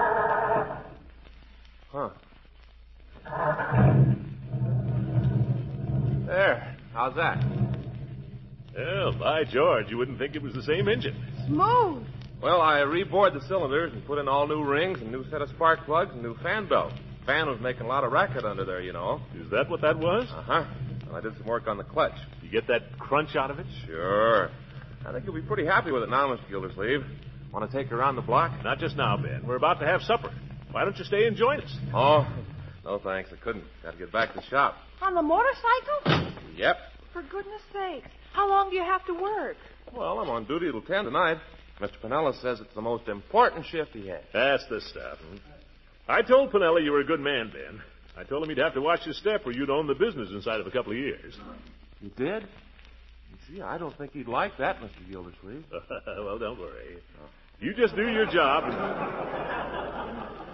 You just do your job, Ben, and Bud will treat you right. How much do you make, Ben? Well, Leroy. We don't ask that, Leroy. You want an hourly basis, Ben? Yes, sir. Around $1.50 an hour? Yep. Unky. Well, that's okay, Marge. After all, see, your uncle got me the job. I'm sure obliged to you, too, Mr. Gildersleeve. Think nothing of it, my boy. Just stick at it, and you'll be an automotive tycoon before you know it. Well, I don't know about that, but it's nice to have a little money coming in so Ma don't have to worry about the rent. I'd like to buy her a washing machine, too, if I can save enough. Don't worry, Ben. By the time you find one for sale, you'll have the money. Gildersleeve, supper's on the table. All right, Bertie. Sure you can't reconsider, Ben? Oh, sorry. Mr. Pinella's counting on me. Oh, pooh on Mr. Pinella. Marge, he's my boss. Look, honey, I get off at 8 o'clock Saturdays. How about Saturday night, Marge? I'll consider it. Thanks. Well, I better shut off. Hey, could I ride a little ways with him on the motorcycle? No, Leroy. It'll be dangerous enough just watching from here. Well, so long. Goodbye. Goodbye, Ben. So long. Mr. Gildersleeve's supper's ready, and this time I mean positively. Come on, kids. Supper.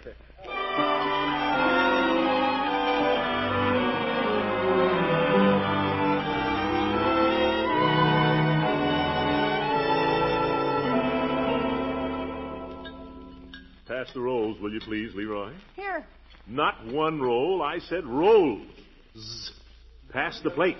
There's only one roll on it. It's considered more delicate to hand a person the plate, Leroy, rather than touch the food itself. Skip it, Unky. It spoils my appetite to think about Leroy's manners. Yes, mine too. All right, let's have a pleasant conversation for the rest of the meal. How's spring vacation so far? It's too short. Before it even gets started, it's half over. You have to go back to school Monday, Leroy? Sure, don't you? Not till Tuesday. Must be great to be in high school. Yeah. You'll be there one of these days, Leroy. I hope. What did you do today, infants? Nothing. Nothing? Nothing? What's the matter with you? A beautiful spring day? There's a million wonderful things to do on a day like this. How did you spend it, actually? I went to the movies this afternoon. You see, she's got money. You do half an hour's work on the lawn, and you'll have money, too, my boy. What's more, I'll bet you had just as much fun as Marjorie this afternoon. What'd you do, Leroy? Nothing. I watched her move a streetcar up the street onto a vacant lot. Streetcar? Vacant lot? What are you talking about? A streetcar with the wheels off. They moved it onto that vacant lot between Parsons and Old Man Sears. People are going to live in it. Really? I think that's cute. A regular streetcar, Leroy? Sure. Still got the roller sign in the window. Says Main Street and State Street and car barns only. I certainly don't see how anybody could live in a streetcar. You could fix it up so it'd be sweet, Unky. Curtains in the window and roses around the door. I don't know. I've never seen a streetcar with plumbing in it. Leroy, cut that bite in half. Okay. I think a streetcar would be much cuter than a trailer. It'd be such fun to invite your friends to. You'll go. Bertie will go. I'll go. Who the devil would come to call at this hour? This is time for eating, not ringing doorbells. Bertie, if that's some kid, tell him to go home. Yes, sir, I'll tell him. And tell him to wait outside, Bertie. Tell him to go home, Bertie. Yes, sir. Good evening. Is Mr. Gildersleeve at home? Yes, sir, he is. Come right in. That's Rumson Bullard. Well, pull up another chair there, Leroy. Marjorie, tell Bertie to set another place. Hello, Bullard. Hello. Won't you join us? Oh, no, thank you, Gildersleeve. I'm sorry to interrupt your meal, but a matter has come up of transcendent importance to the whole neighborhood. Is that so? Yes. As a property owner, you'll be most interested, I'm certain. Are you aware that a streetcar is being moved into the vacant lot in the next block? Well, Leroy was telling me something. Yes, it's true. Imagine. A streetcar. Obviously, it will be an eyesore to begin with. But when you think of the kind of riffraff who may be planning to live in it, well, do you see what it will do to the values of property on this street? No, what? It'll ruin them, that's all. We have a neighborhood of some distinction at present. What we've got to do is restrict it. Allow no new houses that cost less than $10,000 to construct. 10,000? Why, this house of mine only cost $6,000. Oh, well, it's worth far more today. Worth 12 to 15 easily. Well, you don't say. Well, of course, if the neighborhood is kept up. This thing is a serious challenge to our democratic rights, Gildersleeve. Yes, now, yes. I'm organizing a protest. Legal steps, petition, and so on. If you'd care to join me, naturally your public position would be of great assistance. Well, if you put it that way, anything that's good for the city, I'm for. Yes, good for the city. And good for ourselves. Oh. Can I count on you? Oh, absolutely. Well, I am very much obliged to you, Gildersleeve. No, don't bother to let me out. Sorry to have interrupted your dinner. How do you like that? He never even said hello. Yeah. Don't criticize Mr. Bullard's manners, Leroy. He's a very fine man. Well, he is. Eat those carrots.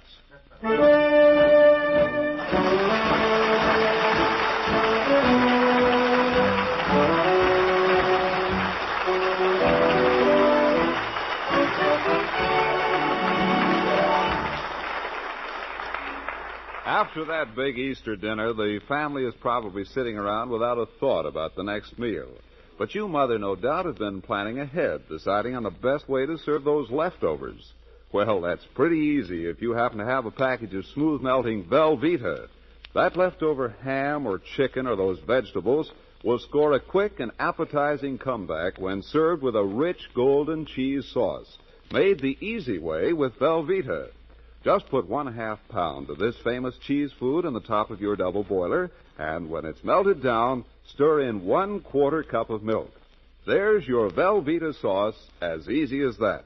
A satin-smooth cheese sauce that adds wonderful flavor, richness, and fine food value to your leftovers. Yes, Velveeta adds high-quality, complete protein, plus food energy, milk minerals, vitamin A, and riboflavin. So for fine food value, for rich yet mild cheddar cheese flavor, for smooth-melting golden goodness that glamorizes leftovers, be sure to get a package of genuine Velveeta, the cheese food of Kraft quality.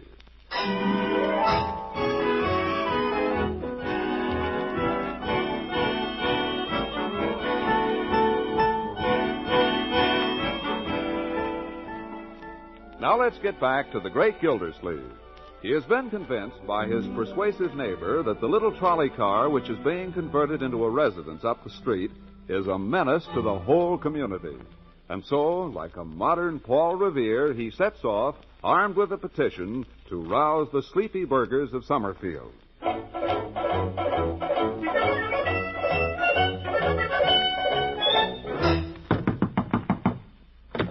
Madam, do you know what's going on right up the street? No, what? Sign here, right on the line there. But Just sign. Thank you very much. But what's going on? I'll have to tell you later. I'm in a rush.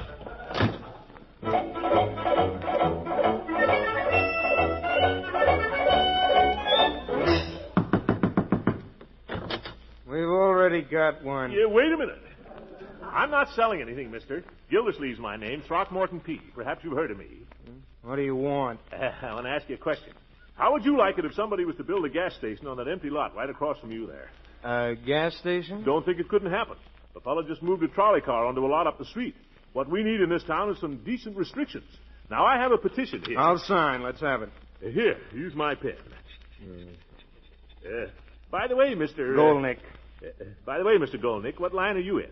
Gas stations. Thank you very much.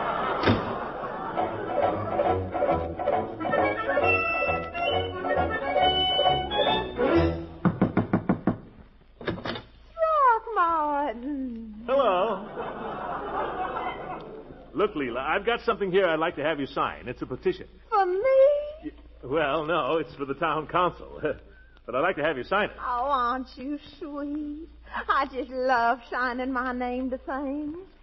That's one of the things I have to watch out for, as a matter of fact. Oh, well, you don't have My husband, Beauregard, when he was alive, he wouldn't let me sign a thing. I know, but Leela, child, he used to say to me, never sign anything unless you've read it all the way through and you're sure you understand it. So that's what I did. I never signed anything. Well...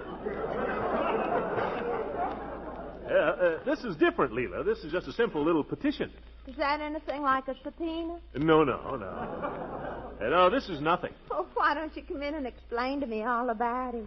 I love it when you explain to me about things. Well, I'd like to, Leila, but I haven't got time. The town council is holding a public hearing this afternoon, and we have to have it in by then. You're going to hurt every Tom, Dick, and Harry to sign in it. I'd hardly be interested But in this putting is the public petition, Leila. That's how public petitions work. Everybody signs them. Oh, That's the only way they mean anything.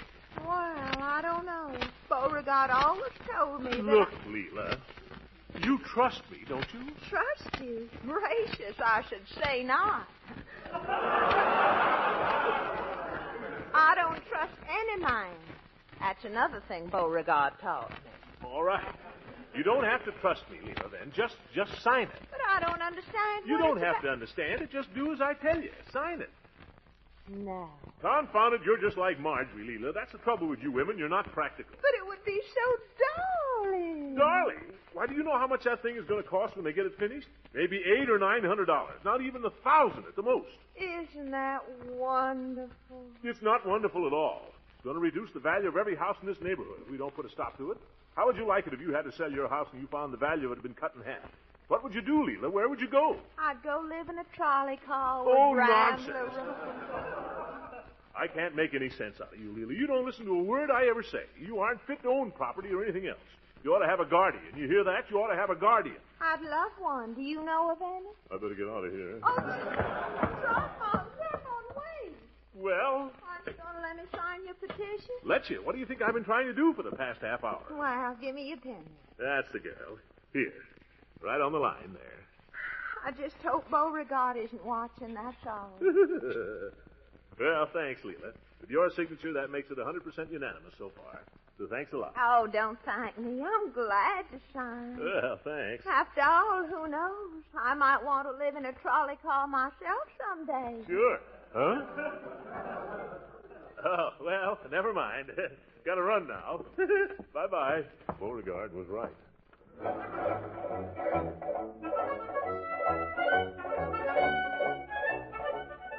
It's not the trolley car. I've got nothing against trolley cars. It's the principle of the thing. Why, do you know what would happen if we don't put a stop to this? The whole town could go to pot. Well, now, I wouldn't say that.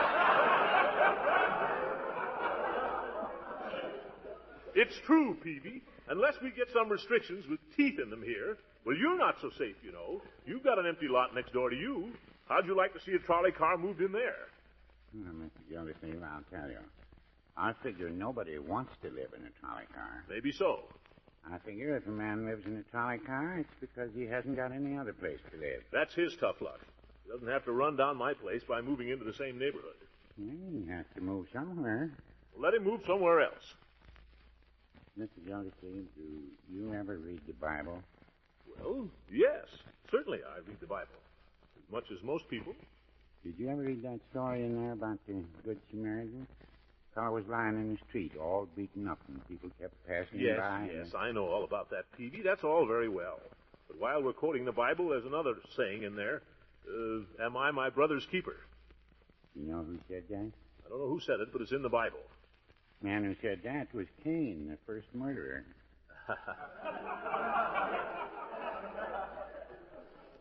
Well, this has got nothing to do with the Bible anyway. I take it you refuse to sign my petition. Is that it? Well, I wouldn't say I refuse. You will sign it then? Well, I wouldn't say that either. Mr. Bullard is in on this, too, is he? You bet your life. He's a pretty smart operator, Bullard. The rest of us wouldn't do badly just to tag along with him. Well, how about it, Peavy? Yes or no? And if you don't mind, Mr. Gildersleeve, I don't think I'll tag along. All right, don't. We don't need you anyway.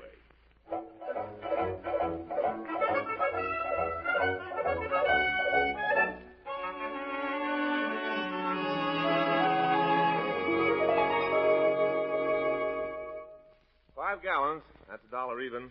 They'll let me catch that windshield for you, Mr. Gildersleeve. Thanks, Ben. Sorry to hear your mother's not feeling well. Well, she's a little upset, Mr. Gildersleeve. I guess we're going to have to move. Move? Move where? That's what we'd like to know. We just got the notice yesterday. The fellow that owns the house we're renting wants to sell it. Well, something is bound to turn up. Don't worry. Guess you haven't looked for any houses lately, Mr. Gildersleeve. I know fellas that have been out of service for 3 months, and they still haven't found a place. Don't give up hope, Ben. There's still time. Now, what good is that? Nobody's doing anything about it. Now, the heck with it. I think I'll join the Army. Ben, why do that? Why join the Army? Well, I was in the Navy. But just when you're getting settled, Ben, you've got a good job here. You're doing fine. But what good is that if you haven't got a place to live? Gee, I thought when I got out of the service, I could come home and get a job and take care of Mom and make things nice for her and maybe go to night school. I was all full of plans and junk. Now it looks like she'll have to go and live with her sister in Akron, and I'll have to give up this job and go back to something I hate. Ben, I can't stand to hear you talk. Well, that's the way it is. We won't let you leave Summerfield, Ben. Why, Marjorie would never get over it. Neither would the rest of us. We'd all miss you. Now, don't you worry, Ben. I've got a little influence in this town. I'll see that you're taken care of. Well, I don't think I want to live in a town where a fella has to have influence to get an even break. Ben. And I know a lot of other fellas that feel the same way. We'd rather go back to the Navy, even. Why?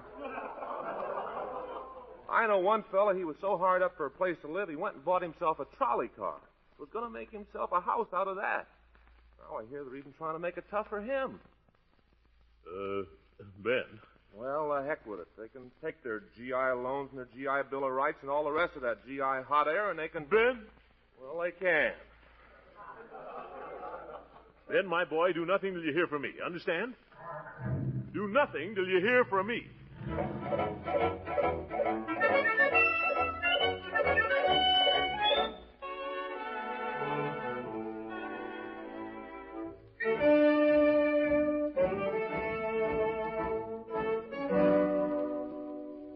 Gentlemen, those are the facts. I appeal to you as homeowners, as well as members of the city council, to take action on this matter while there is still time. The issue is clear.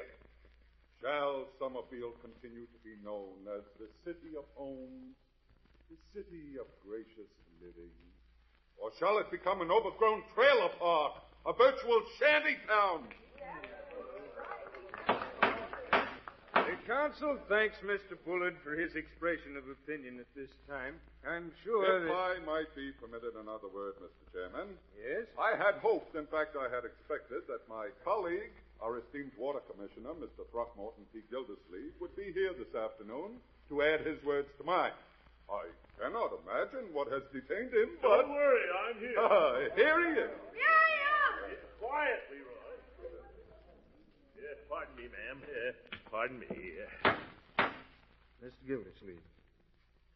Are you through, Bullard? Why, yes. Then sit down. Well? Mr. Chairman, members of the council, citizens of Summerfield, I'm sorry I'm late. I don't know what Mr. Bullard's been saying to you, but I can imagine, because I darn near made the same mistake myself. Gildersleeve, what are you up to? Quiet. Let me ask you people a question. What is Summerfield? Is it a collection of $10,000 houses? Is it a group of well-kept lawns? Or is it people? It's people! My little nephew. Thank you, Leroy. But just the same, pipe down, will you? Folks, the point I want to make is this. The biggest asset we have in Summerfield, the biggest asset in any town, is not its real estate, but its people. Our greatest obligation is to them. To the old people who have made Summerfield what it is. To the young people who will make it what it will be. There are people in this town who haven't got a roof over their head. There'll be more coming back from the war. There are families that have been broken up for want of a place to live. Now, I've just been talking to Ben Waterford. You all know Ben. Ben's been in the Navy for 3 years, fighting, while you and I were back here, safe as a church. Now he comes back and gets himself a new job. And all of a sudden, he and his mother find themselves with no place to live. Mr. Bullard here might say that that's Ben's tough luck. Now, just a minute. Oh, yes, you would. Well, I say Ben's tough luck is our tough luck. By confound it, Ben's fixed my clutch for me like new, after it'd been giving me trouble all through the war. I say we need more men like that in Summerfield. I'm not just talking about Ben. There are hundreds of others like him. We've got an emergency here, and we better recognize it. This is no time to be spending our days figuring how to pass restrictions and keep houses from being built. We need more houses. Let's get a roof over everybody's head first, then we can start dolling them up. Thank you. It's just like the war. We were never up against anything like that before, but we licked it. And if we get together, we can lick this. Don't tell me Summerfield can't take care of its own people. Just a minute, please. Just 1 minute. Quiet, please. There's a gentleman there I think would like to be heard. Won't you step up here, please, so we can hear you? Well, all I said was bully for Mr. Gildersleeve. Well, bully for you too, Peavy. Folks, I want to make a little confession. As some of you know, I've been going around town like our friend Bullard, circulating one of those darn fool petitions. And I want to say here now that the only man I ran into who refused to sign it was Mr. Peavy here. Peavy is the only man in this town who's got any sense. Well, I wouldn't say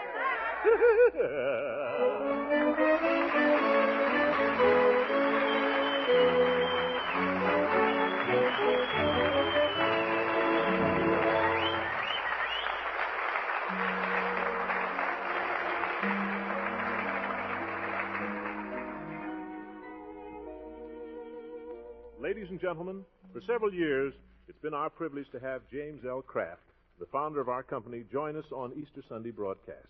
Today, we again invite you to share in the inspiration of his Easter message. I'd like to read Mr. Kraft's message. This Easter Sunday is, in many respects, the most stirring in the memory of any of us alive today. The day is always profoundly moving, the most sacred in our Christian calendar, offering comfort for those who have sustained loss, renewing faith in a way not of life alone, but of immortal life. Coming as it does at the season of grass and bloom, of spring and hope, Easter Sunday has been the symbol of the Christian's deepest faith since that day long ago when the stone was rolled away from a faraway tomb. But I believe that this Easter Sunday of 1946 is far more than a holy symbol for Christendom. I believe it to be a flowering hope and a promise for all mankind. As the world emerges from war and looks with great yearning toward true peace, Easter has a special message for all of us. That message is one of courage to face the tremendous tasks which lie ahead, tasks of building a lasting peace. The way is difficult. How difficult, we're only beginning to see. But the way was clearly pointed by Him whose resurrection we mark today. If peace is to be won, then men must learn to live as brothers, in small groups and large, in communities and nations. Now, in this critical time in the history of civilization, it's squarely up to men to make their choice.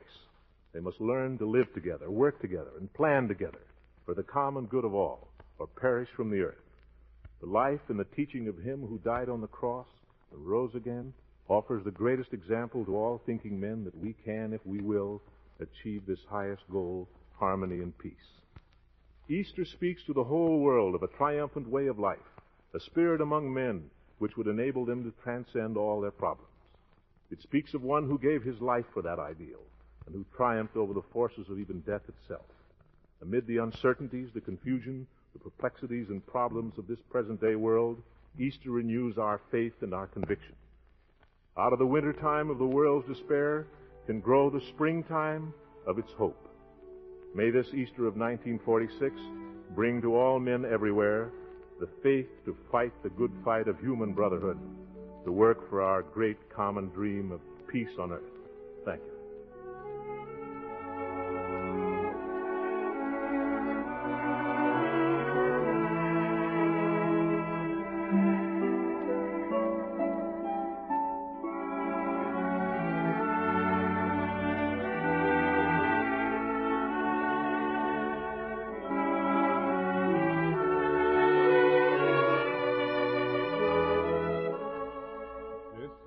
NBC, the National Broadcasting Company.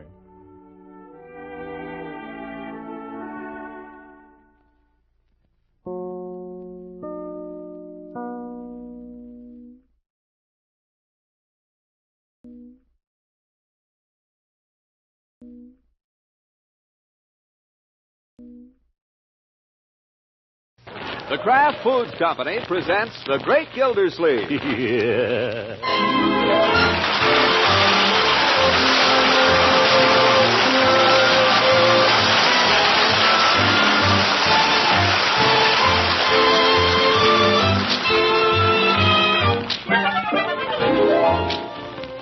It's The Great Gildersleeve, starring Harold Perry, brought to you by the Kraft Foods Company, makers of a complete line of famous quality food products.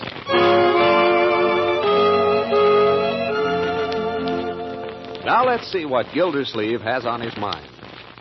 Marjorie, you know something? We ought to have Judge Hooker to dinner one of these evenings. Yes, I guess we should. See, the Russians walked out again. Time passes. A week. You know, my dear, we really ought to have Judge Hooker to dinner some night. Yes, we really should. What's at the movies? Anybody know? Again, time passes. Another week.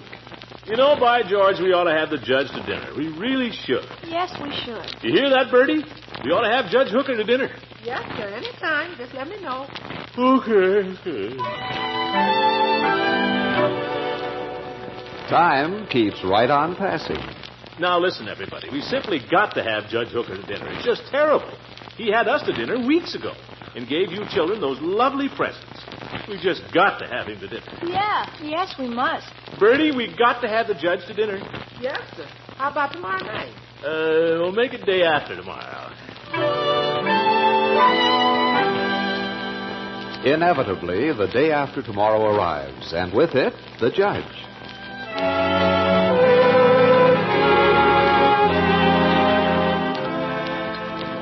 I don't believe that anyone to this day has any idea who it was who stole the clapper out of the chapel bell. I don't know. You told enough people. Ah, you. We were devils in those days. Yes. Elbows off the table, Leroy. I think the judge might like a little more coffee, Bertie. Well, I really shouldn't, Marjorie, but it's so absolutely delicious. Perhaps just a half a cup, Bertie. Half to 2/3. About that far from the brim. No more. Yes, sir. Oop, plenty. Got a whole pot full here. Oh, that's great plenty, thank you. I don't drink coffee with dinner as a rule. I find it tends to keep me awake, except on occasions when there's an evening of conversation ahead and I want to be bright and sparkling. Then I sometimes allow myself 1 cup. Yes. Now, tonight I'm having a cup and a half. A little more than that, even. So you see it's quite an occasion. Yes. Anybody else? More coffee? Uncle Mort, coffee? No, thanks. I'll just let the judge sparkle this evening. I'll have a cigar. Do you mind if I smoke, my dear? What? I say, do you mind if I smoke? Mind? I didn't say anything. It's customary when there are ladies present to ask their permission before smoking. Since when? Skip it. Go get me a match, Leroy. Here, use a candle. Watch it. You want to singe my mustache? Here, give it to me. Blow some smoke rings, Unc. Not now. Let me see you make smoke come out of your eyes. Yes, make smoke come out of your eyes, Unky. Not now.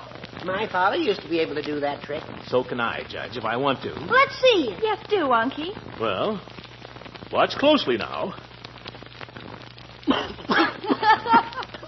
Let's go in the living room. Oh, the judge isn't through yet. Don't hurry, Judge. We've got all evening. Well, you know, speaking of my father, reminds me of the time he bought me a pony. Did I ever tell you children about that? A pony? Gosh, I can't even get Unc to buy me a first baseman's mitt. You've done nothing to deserve it. Gosh, a pony. Yes, sir, a little pinto pony. I was just about your age when he got it for me, Leroy. Maybe a year older. And I want to tell you I was the proudest boy in town. Who wouldn't be? Gosh, your father must have been nice. Don't look at me, Leroy. I never had a pony either. Let's go in the living room, shall we? Judge, aren't you through yet? Just a few more drops here, Gildy. It's so delicious I wouldn't think of letting it go to waste. Yes. Take your time. Yep. My father used to have a theory that every boy should learn to ride a horse. Learn to handle him and take care of him. Well, I always swore that when I grew up... He felt that just being around a horse built a boy's character.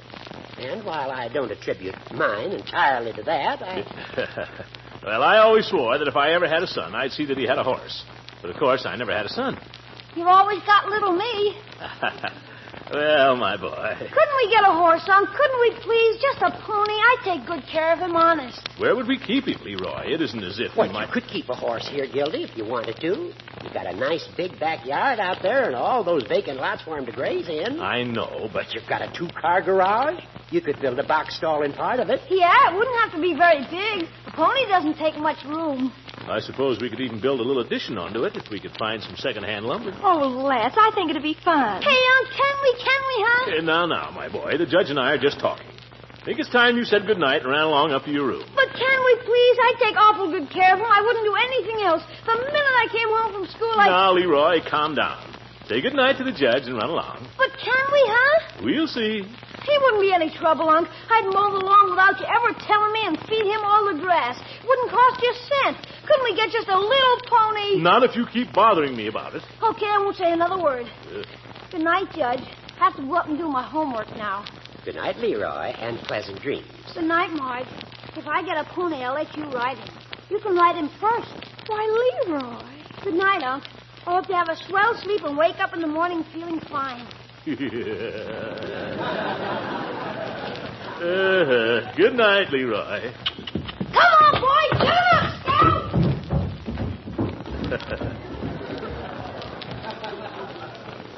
Oh, dear, always something. Yesterday it was a first baseman's mitt. Today it's a pony. I wonder what it'll be tomorrow.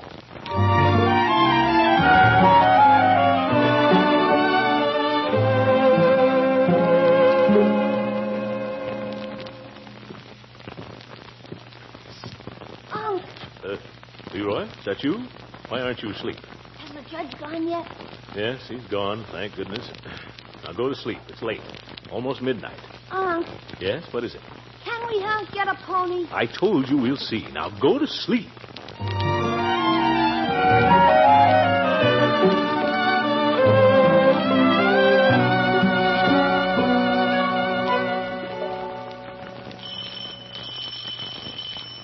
Ring, ring, ring all day long. If I had $1 million every time I've answered that door, I'd be a millionaire.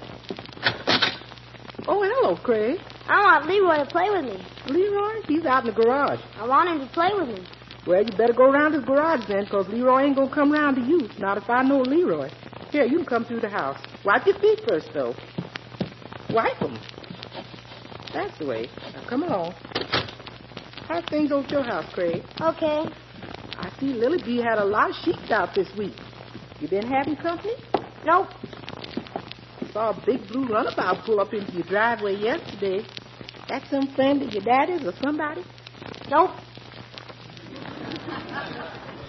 You don't talk much, do you, Craig? Nope. There's Leroy. Leroy, here's Craig to see you. I'm busy. Well, so am I. Run along, Craig. You go see Leroy.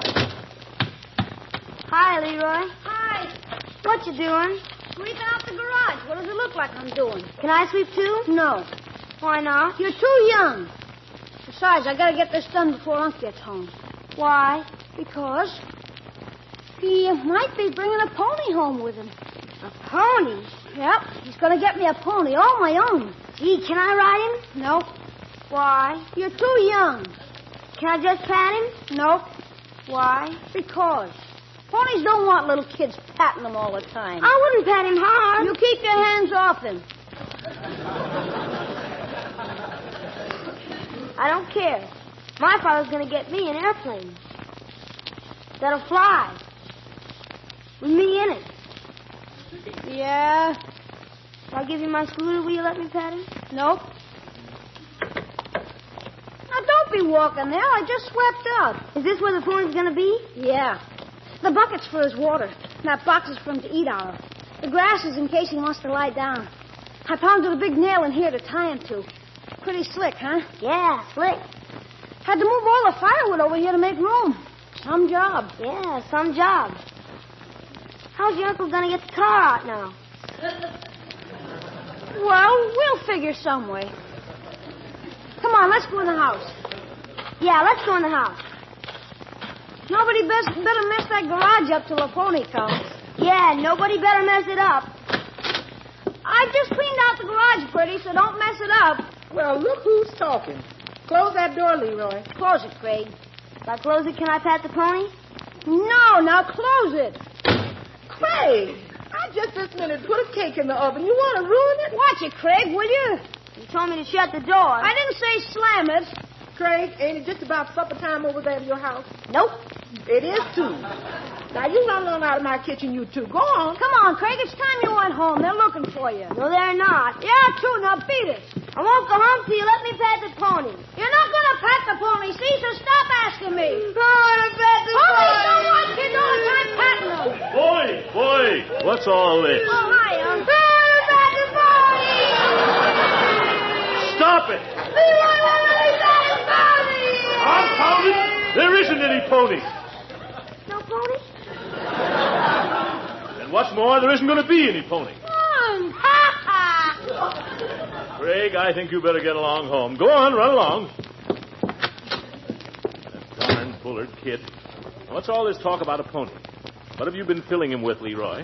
But, Unc, you said yourself last night. You said... I know. It was merely a discussion, my boy. I was only talking with Judge Hooker. I definitely did not say we were going to get a pony. You did, too. No, I didn't. I'll admit I discussed it. We talked about it, but... You did.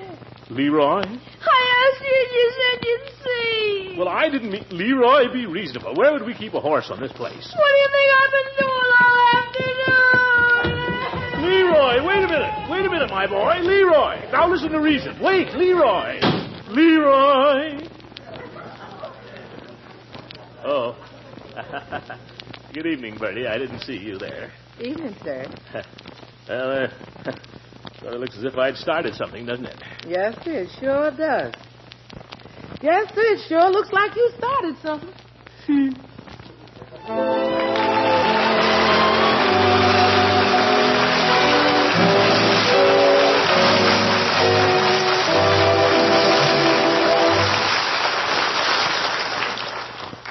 You meal planners know that right now asparagus tips are at their tender best. So here's a simple trick you'll want to try. Top those tips with a delicious golden cheese sauce made with smooth melting Velveeta. Then when the family sits down to the table, just watch that tempting dish do a disappearing act. Remember the easy recipe for that sauce. Just 1/2 pound of Velveeta melted in the top of a double boiler with 1/4 cup of milk stirred in. Remember, too, it's wise to use only dependable Velveeta for this melting trick. For this delicious cheese food melts smooth every time. Velveeta sauce works wonders with cauliflower, broccoli, onions, green beans, or carrots, too. It adds rich yet mild cheddar cheese flavor and helps supply high-quality, complete protein and other valuable nutrients from milk. So be sure to try Velveeta. When you shop, look for the yellow package plainly marked Genuine Velveeta, for that's the cheese food of Kraft quality.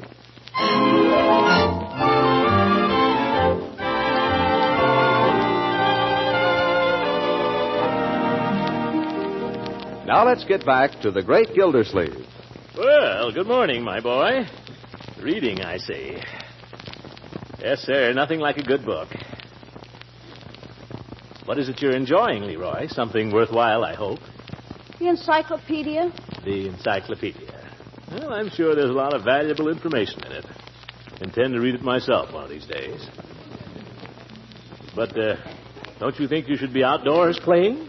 Beautiful sunshine, blue sky. This is a day for a ball game. I don't want to play ball. Now, my boy, this isn't like you. What is it you're reading about? Horses. Leroy, I'm sorry there was a misunderstanding about the horse. Misunderstanding? You broke your promise, that's all. Now, my boy, let's not use words recklessly. You said I could have a horse. You said I could keep him in the garage. You promised. But I was just considering it as a possibility. It's an impossibility. Don't you understand?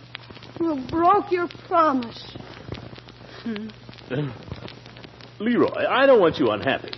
If you really think I broke my promise, let me make it up to you some other way. What would you like? Nothing. A first baseman's mitt? Seems to me I heard you mention that. No. I don't like to see you in this frame of mind, my boy. You're just sitting around here brooding. What you need's a little fun. Suppose we go out and play ball for a while. What do you say? Well, if you want to. I'm dying to. Come on.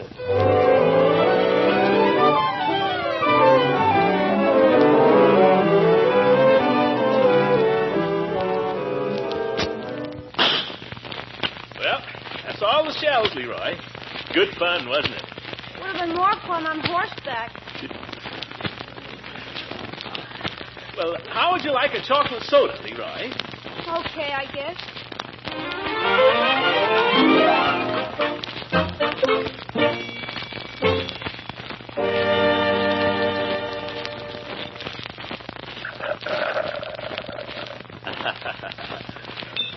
Have another one, my boy? I might. No, I guess three's enough. Thanks, son.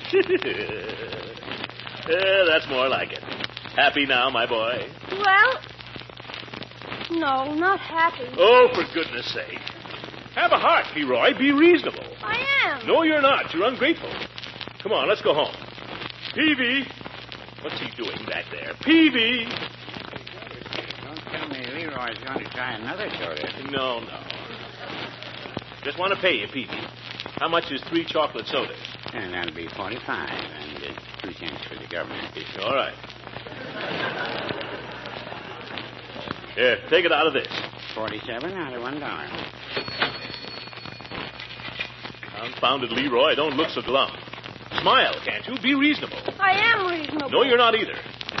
Leave it to Mr. Peavy here. Listen, Peavy. 47, 50, 75, $1. Thank you. Let's go again. Look, Peavy, I've spent all day trying to make it up to Leroy for a little misunderstanding. Oh, so that's it.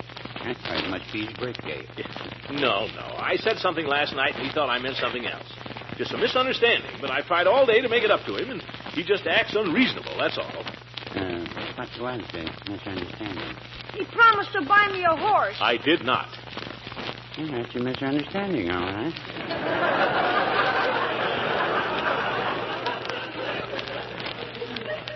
But he just imagined it. It was all in his mind, Peavy. The way he's acting, you'd think the world was coming to an end. Mr. Gildersleeve, did you ever have a disappointment as a child? Of course I did. Hundreds of them. That's what childhood is for. I wouldn't say that. A big disappointment can leave a child marked for life. I was reading an article in the paper about that just the other day. So it says a lot of burglars are nothing but disappointed children. I've had plenty of disappointments, and I'm no burglar. Well, Don't get me wrong, Peavy. I know what it is to want a pony and not get it, Peavy. Why, I've been knocking myself out all day. I played one a cat till I couldn't run another step. I took him to Daly's and let him shoot my pistol. And these sodas, 3 of them. What does the boy want? I guess he wants a horse. That's right, Mr. Peavy. I feed him and take care of my... Never mind. Confounded Peavy, you can't keep a horse in Summerfield. Mr. Gildersleeve, I have a suggestion. I don't want to hear it. Well, if you don't want to hear a reasonable suggestion. Well, what is it? You know Floyd Munson's cousin Earl, a fellow that has a little farm a few miles the other side of town? No, I've been out there. I believe he has a horse. I can't buy a horse, Peavy. You wouldn't have to buy him, but maybe you could arrange to let Leroy ride him once in a while. Do you think you could? By George, you might be able to make a deal with Earl at that. Rent the horse for the hour. Leroy, you could go out there every Saturday. Would you like that? Oh, boy, every Saturday. Oftener in summer, huh? Yeah, I guess so. Would that cheer you up, my boy? Oh, boy, would it? Well, let's go out there and see what we can arrange. So long, Peavy.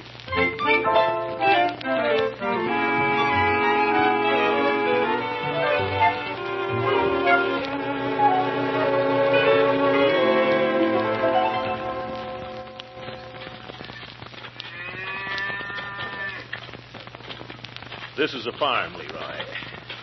Think you'd like to live on a farm, my boy? A ranch would be better.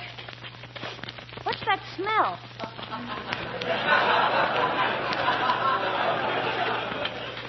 All farms have that. Dusty, isn't it? Yeah, it's dusty, all right. Wonder where Earl is. This time of day, he's liable to be feeding the pigs. Somebody just pulled up the shade in the window upstairs. They're looking out. Huh? Maybe Earl was taking a snooze. Wait and see if he comes out. Gee, that smell is terrific. What is it? Pigs, partly. Chickens, partly. Here comes somebody around the side of the house.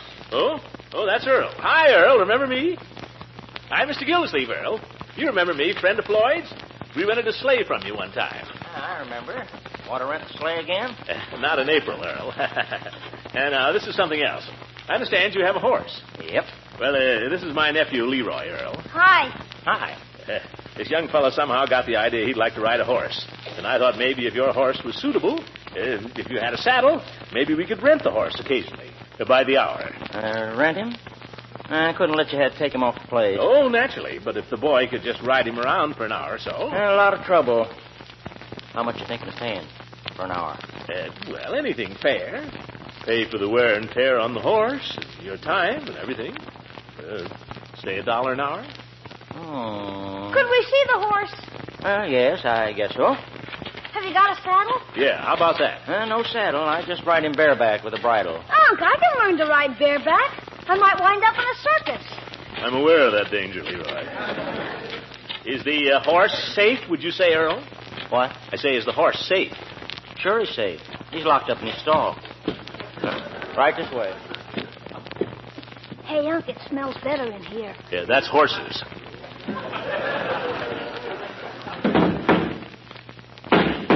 What's that? That's Dandy kicking up his heels. Wait, I'll bring him out here where you can get a good look at him.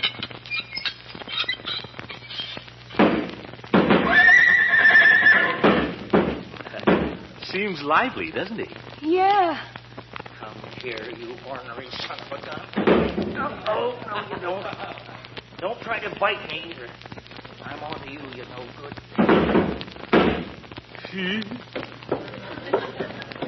Stand back, Leroy. Don't worry. Nice, Dandy boy. Nice boy. Come on, boy. Nothing to be afraid of, Sonny. Well, there he is. Big, isn't he?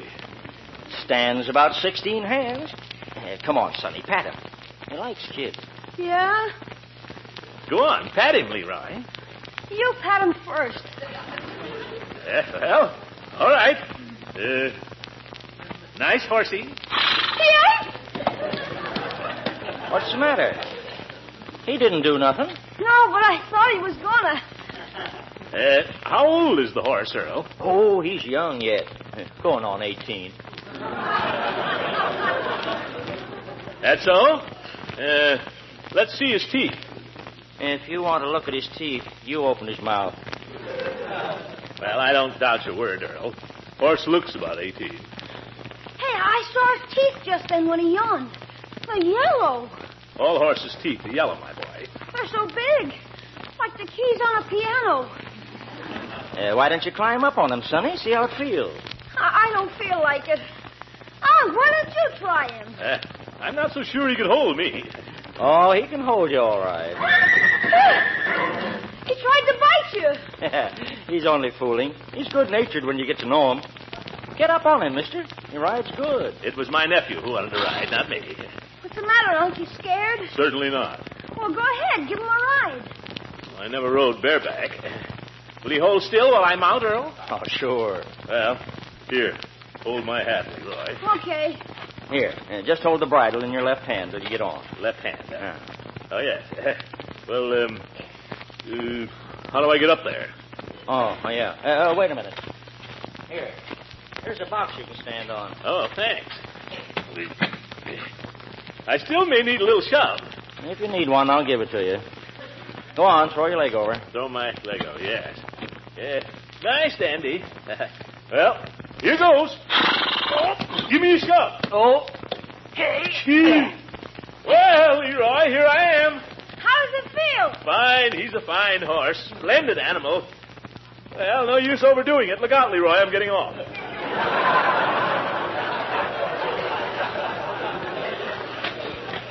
Yeah, he's certainly got a lot of pep for his age, Earl. Want to try him, Leroy? No, thanks. Oh, he's a remarkable horse, my boy. Must have some thoroughbred in him to have all that spirit. Yes, Earl, he's a splendid piece of horse. He sure is. Would you like to buy him, mister? Well... A nice horse for the boy. I'll let you have him for $50. No! 25. I'm not sure I want a horse now. I've been thinking about what you said.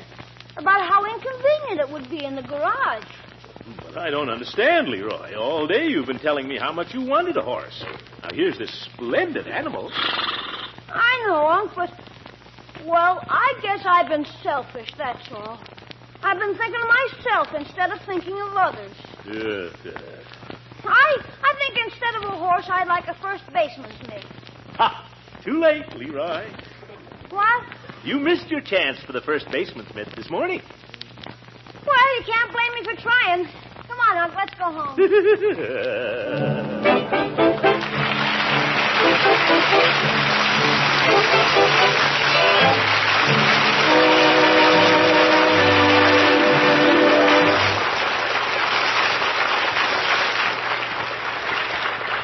We've all heard a lot about the precious protein foods, how important these muscle builders are in the daily diet. Now, the famous cheese food, Velveeta, is an excellent protein food. Whenever you spread Velveeta for snacks or slice it for hearty sandwiches, whenever you melt Velveeta for a glorious cheese sauce, you're giving the family a high-quality, complete protein. Delicious Velveeta also helps supply milk minerals, food energy, riboflavin, and vitamin A. And this pasteurized cheese food is as digestible as milk itself. That's why genuine Velveeta is considered one of your best buys for nutrition. And the entire family will really go for its rich yet mild cheddar cheese flavor. Be sure to look for genuine Velveeta, the cheese food of Kraft quality.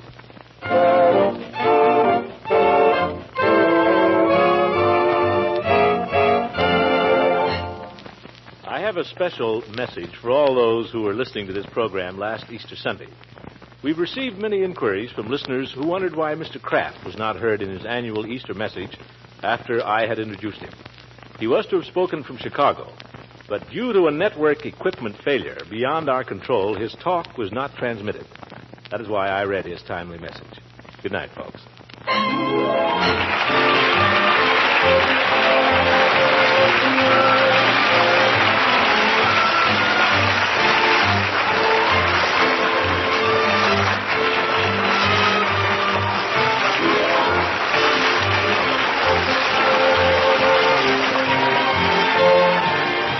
The Great Gildersleeve is played by Harold Perry. It is written by John Whedon and Sam Moore.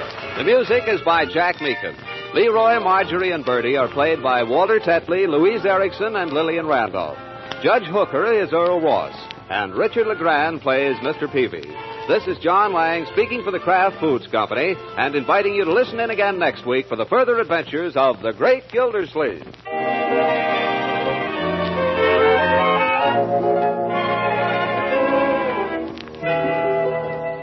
Here's how to bring out hidden flavors in meat. Add new zest to salad dressings. Create new interest in vegetable, egg, and cheese dishes. It's easy as can be. Simply add an extra flavor tang to your foods with Kraft Salad Mustard. You can use this delicately spiced golden salad mustard for blending into cooked dishes or in an equally appetizing way as a spread for sandwich meats. Also stock up on this other popular variety, Kraft Mustard with snappy horseradish added. Get both of these fine Kraft mustards when you shop tomorrow.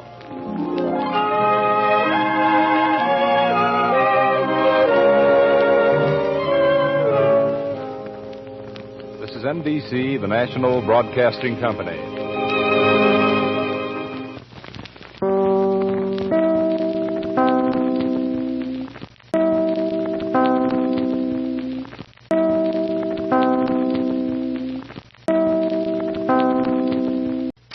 Kraft Foods Company presents The Great Gildersleeve.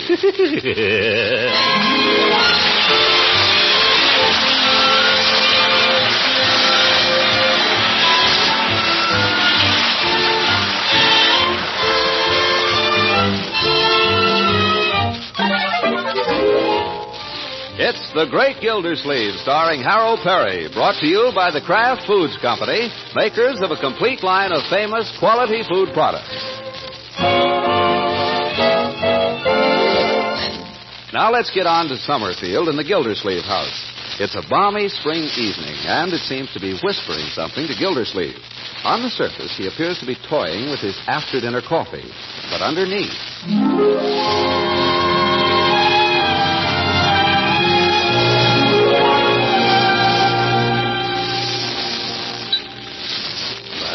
George, I think I might circulate a little this evening. Yes, sir. Time to get back into action. Wonder who I should call up. What'd you say? Huh? Oh, just talking to myself, Marjorie. I'm thinking of going out this evening. Why don't you call up Mrs. Ransom? Well, there's always Mrs. Ransom. You haven't seen her in quite a while. Week or 10 days. I feel like calling someone else, though. Let's see. Eve Goodwin, maybe. Haven't seen her in months. I might just give her a jingle. Friday night she has teachers' meeting. Oh. Well, who else do I know? Mrs. Ransom. Besides her. I give up. Who do you know? Nobody, I guess. Well, I'll give Leila a break. What the heck? You better call her. Call Leila? No, Leila's always available. That's one good thing about Leila. She's always handy and she's always home. I'll just back the car out and take her to the movies.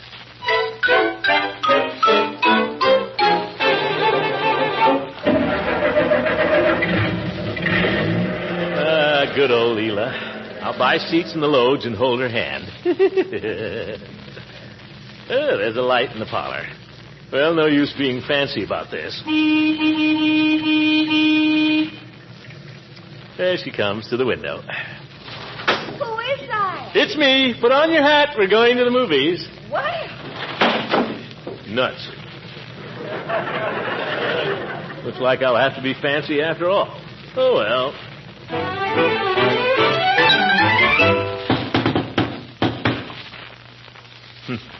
Who does she think she's pushing around? Playing hard to get at her age.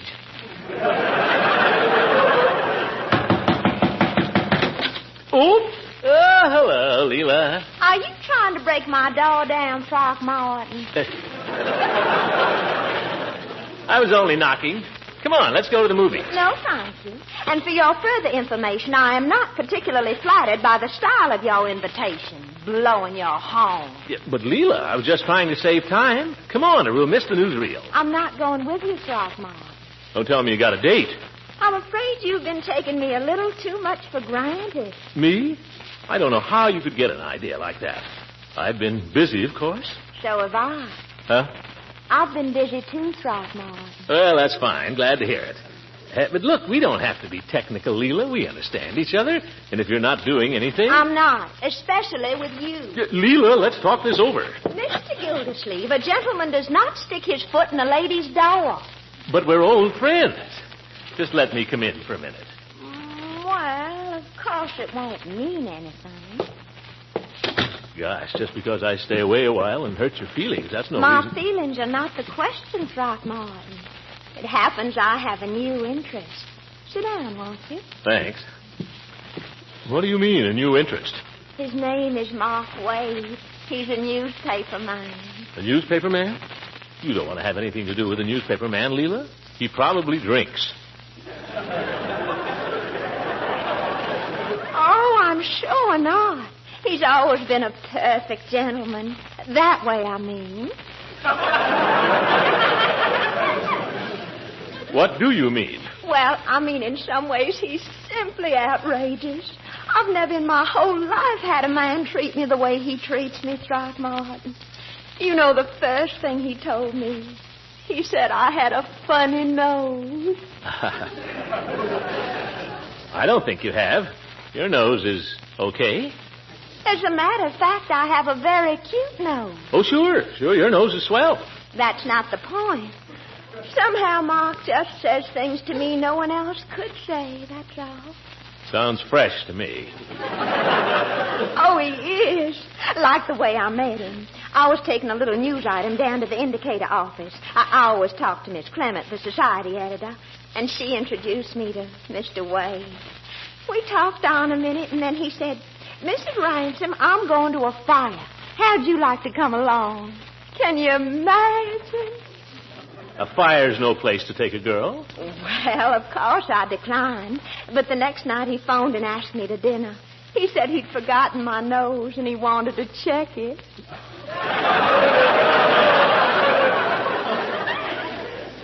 Well, I suppose he took you to some cheap newspaper dive. I tried not to notice, but the dinner cost $4, and he left a 50-cent tip. Oh, well. Just trying to make an impression. Oh, Throckmorton, he doesn't care what people think. It was an Italian restaurant, the darlingest little place. Oh, and Mark was so funny. He pretended to talk Italian to the waiter. Almost drove the poor man crazy. Doesn't sound very funny to me. Well, you have to hear him do it. We went to the movies afterwards, and he offered to wrestle me to see who paid for the ticket. What?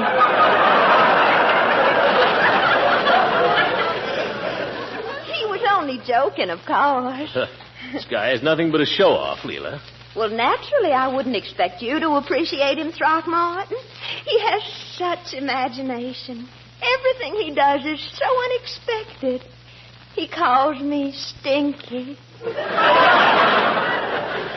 I never realized a Yankee could be charming before. I don't want to hear any more about this fellow, Leila. Can't we go to the movies? Oh, we had more fun last night. I didn't get home until 4 o'clock in the morning. Mark's car broke down. He's so cute. What's cute about having a bum car? I suppose you had to walk home. I should say not. He hired a milk wagon. What? A milk wagon was coming along, and Mark talked to the man into taking us home. Did you ever hear anything so crazy? Leila, if you ask me, you're the one that's crazy. Are you serious about this cheap comedian? He's not a cheap comedian. Down underneath, he's a very fine person. You can't be serious about a newspaper man. Well, I don't know whether I am or not. I decided we shouldn't see each other for a week as a test. Oh, my goodness. It's been 3 days now, but Mark doesn't play fair. He sends me some kind of a present every day to keep his memory green, he says.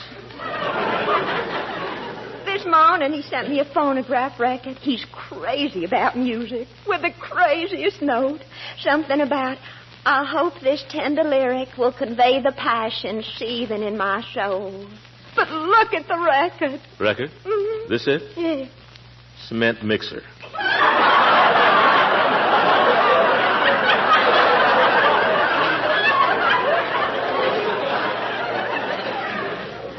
Never heard of it. Oh, you're behind the times, Throckmorton. Well, anybody can send a girl a record. Can this fellow sing? No, at least I haven't heard him. Don't worry. If a fellow like that could sing, you'd know it. Would you like me to sing for you, Leila? I'm not really in the mood, Throckmorton. Oh, come on. Thine is my heart alone. What do you say, huh? I don't care much for that song. Well, some other song then, huh, Leila? One of your favorites. Speak to me of love and... I just don't feel like playing, Throckmorton. Oh, come on. One song for old time's sake. Come on, Leila. Well, don't push me. Goodness. I know a nice song. I don't think I've ever sung it to you, but it's nice. What is it? When Day is Done. Do you know it? Yeah, that's it. That's the right key, too. When day is done and shadows fall, I dream of you. When day is done, I think of all the joys we knew. That yearning, returning to hold you in my arms. Won't go, love, I know, love, without you night has lost its charms.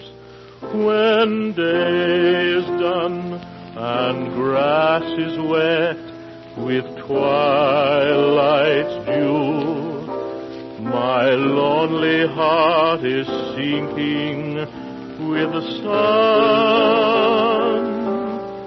Although I miss your tender kiss the whole day through, I miss you most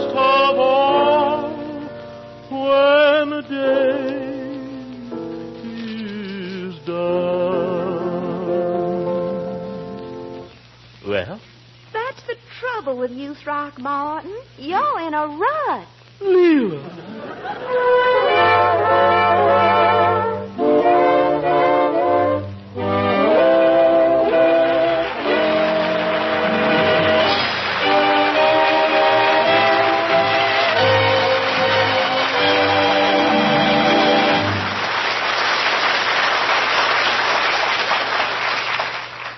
We've all been asked to conserve food so that we can help hungry people in other parts of the world.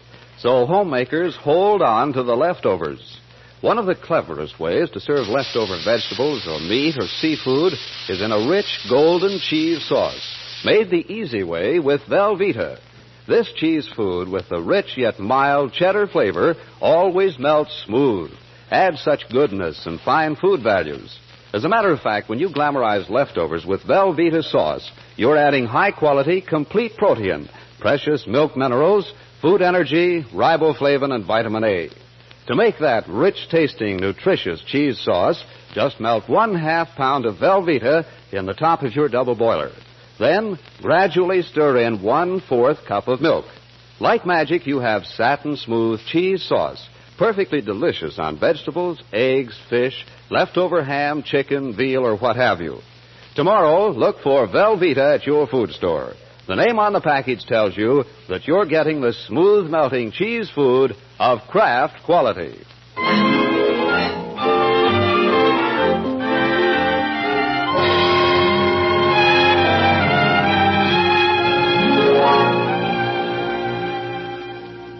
Well, fate, it seems, has pulled a knife on Gildersleeve.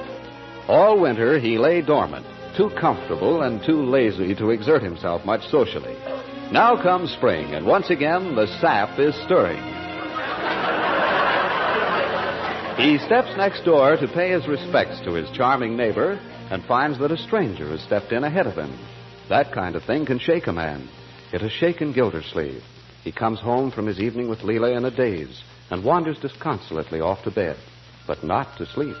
Instead, he lies there tense and staring in the dark. Nuts. I'll try my stomach. No, I just won't think about her.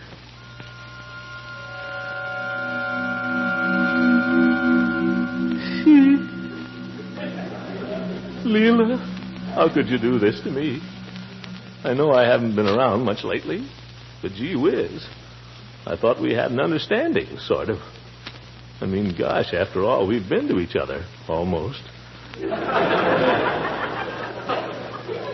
Why, we were even engaged once. Have you forgotten that? Does that mean nothing to you? Newspaper man. Think I might at least have been notified. Might at least have been given first refusal. Leila, you're not listening to me. You don't care, that's why. You don't care what happens to me. You know what you are? You're hard-hearted. I don't like to say it, Leila, but you are. All you ever think about is yourself. Why don't you think about me for once? You want to know, I don't think you're such a wonderful piano player either. That's telling you. Why didn't I say those things to her when I was over there? Why I didn't think of them then?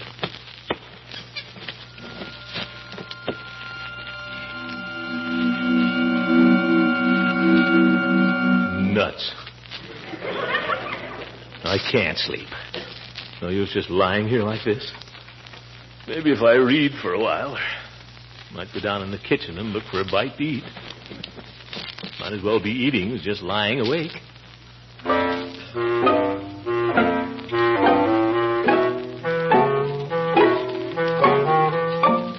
Uncle Mort, is that you? Yes, it's me. Go back to sleep, my dear. Sorry if I disturbed you. What are you doing up? Are you all right? Oh, yes. Go back to bed. But what are you doing wandering around in the middle of the night? I couldn't sleep, that's all. Poor Unky. What's wrong? Nothing. Marjorie, as long as you're up, tell me something. And I want an honest answer. What is it? Do I seem old to you? No older than usual. Why? Go back to bed.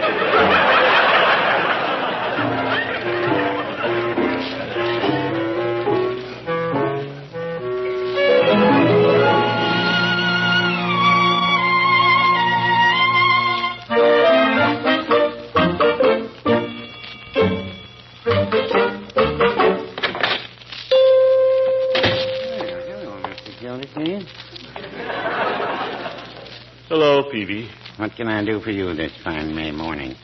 Lovely day, isn't it? Yeah, I remarked to Mrs. Peavy as I was leaving this morning. Well, what happened, Mr. Gildersleeve? You look a little under the weather. I know. I had a bad night last night. No sleep. Oh, too bad. Something keep you awake? I guess so. Well, that kind of thing can tell on a man pretty quickly. Yes, I know. Under the eyes, particularly. Let's not dwell on it, shall we? Peavy, have you got any kind of a tonic or anything? Mr. Gildersleeve, you come to the right place. That's why I came. Yes, I'm happy to say the tonics are coming through very nicely now. Not in great quantities, you understand, but enough to tone up our regular customers. Yeah. Well, that's good. During the war, you know, we weren't able to get a lot of them. I understand some of the materials were going into the atomic bomb. Oh. Well, I don't want anything like that. Just something to give me a little lift, Peavy. I don't want to go up like a rocket. Mr. Gildersleeve, I suspect you're joking. Yes, yes. Well, let me see. We have all the standard remedies here. Mooney's cyclophosphate, Dodd's vitapepsin, Dr. Fagan's nature compound, Bilbo's beef, iron, and wine, Flood's liver extract, Goodwin's household ammonia. Well, how did that get up there? Wrong shelf. Which one would you say was the best, Peavy? Which is the best? Yes. Well, they're all excellent, Mr. Gildersleeve. It's a matter of taste. Don't be silly. Nobody ever took a tonic for the taste, Peavy. Which is the best? Well, as I say, they're all excellent. How about that one there in the brown tissue paper wrapper? Oh, I've heard that's excellent. Excellent. Huh? What about that nasty-looking green one there? That? Excellent. You know what I think, Peavy? I don't think you have any faith in any of them. Well, no, I wouldn't say that. Well, these are all nationally advertised brands. I'm told they do an excellent job. They do, eh? When properly administered. When properly... Under the guidance of a physician. I see. Of course, I have one here, not quite so well known. This one only came in yesterday. It's just been released by the Army. Oh, by the Army? Army surplus. I'm told it cost the Army $8 a bottle. Oh? We're disposing of it for 39 cents. Is it any good? You know the Army, Mr. Gildersleeve. They demand the best. What's in it? Everything. Will it help me to sleep? It won't keep you awake. All right, wrap it up. Well, here's Judge Hooker. Good morning, Judge. Gentlemen. Hello, Judge. Why, Gildy, old man. I know. I had a bad night. Under the eyes there. Yes, I know. Peavy's giving me something for it. Why so pale and wan, fond lover? Who told you? Told me what? You've been talking to Leila. I haven't seen Leila in 4 or 5 days. What's she got to do with it anyway? Nothing. Leila keeping you awake nights, is she? None of your business? Oh, shut up. I thought you'd sort of lost interest in Leila, Gilder. So did I, confound it. After all, you could have married her there once. I could again if I wanted to. Well, now, I don't know. You're not getting any younger, you know. Neither is she. Certainly. But does she know it? Why, you old goat. Sure, I'm an old goat. So is Peavy, but we admit it, don't we, Peavy? No, I wouldn't say that.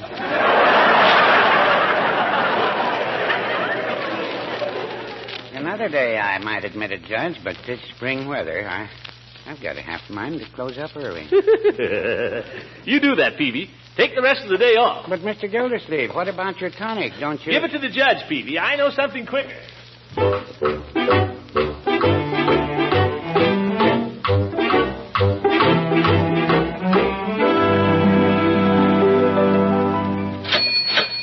All right, Commissioner, you're next. Climb right up in the chair there. Sorry to keep you waiting. That's all right, Floyd. Oh, thanks, Doc. Thanks a lot. See you around. Regards to wife. Take care now. Cheapskate.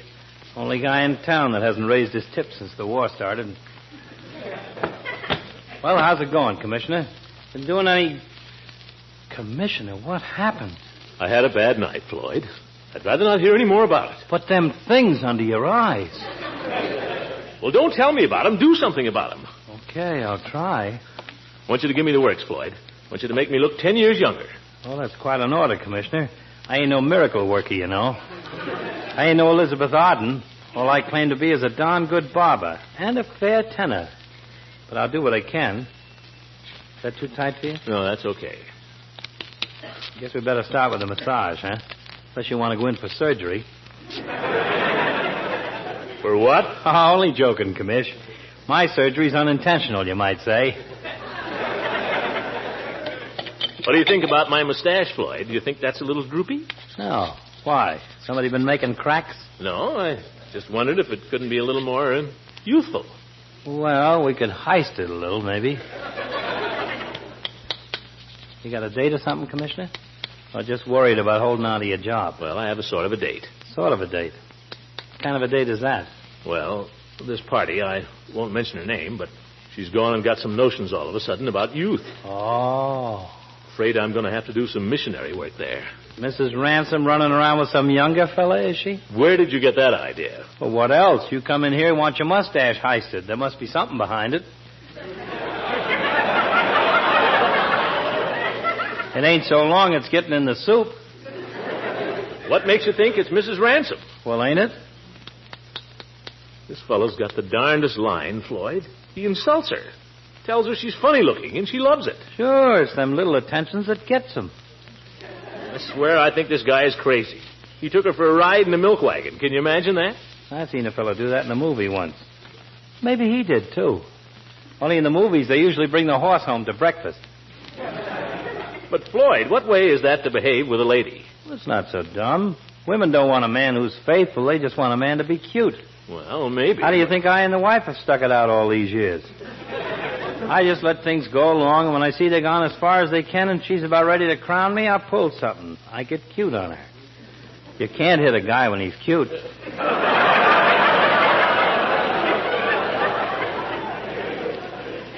I don't know, Floyd. It would just never occur to me to take Mrs. Ransom out in a milk wagon. Oh, you don't want to take her out in a milk wagon anyway. That's been done already. Be original. If you want to make a hit with her, take her out in something worse. What's worse than a milk wagon? I don't know. There must be something. How about a hearse? A hearse? Sure, that'd kill her. You know Fred Seipel? He's got a hearse. Seipel the undertaker? Who else? Fred's a good kid, and he likes a joke, too. You know, he don't let on when he's on a job, but he can laugh with the best of them. He'd lend you his hearse, or rent it anyway. Oh, Floyd, I don't know. A hearse? What can you lose? You're not doing so hot as it is. Well, that's true, Floyd, but still... Faint heart never won any fair ladies, you know. How do I know she'd like it? Well, you already know she goes for that kind of stuff. Now, look, Commissioner, get the picture. Huh? She hears a horn blowing out front. She runs to the front door. She opens it, and there's you in a top hat sitting in a hearse. How could she resist you? Floyd, do you expect me to be... Well, do you think maybe you'll be seeing Seipel in the next... Sure, I'll be seeing Fred. I'll see him today, probably. Be glad to take it up with him. Now, relax, and let me get on with this massage. Right. Commissioner, relax. Floyd, you don't think maybe she'd feel squeamish? Why should she? You don't have to make her riding back.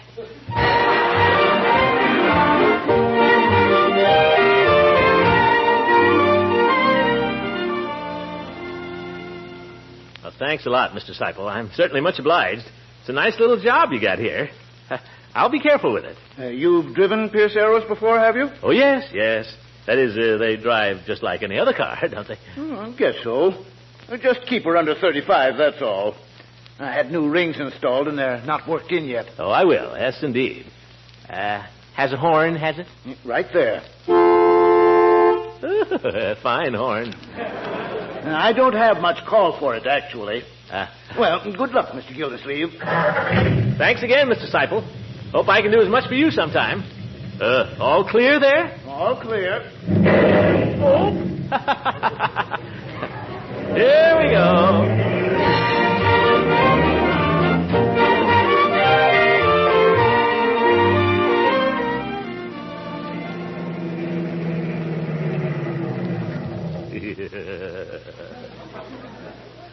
Oh, brother.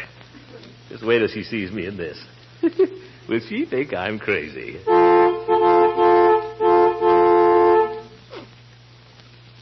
Where is she? Everybody will think I'm crazy if I have to keep this up. Throckmorton, if that's you out there, I've asked you not to sit in front of my house and blow your horn. But Leila! Guess you didn't notice. Have to try again. Mr. Gildersleeve, must I call the police? But Leila, I'm in a hearse. Now what? All dressed up and no place to go.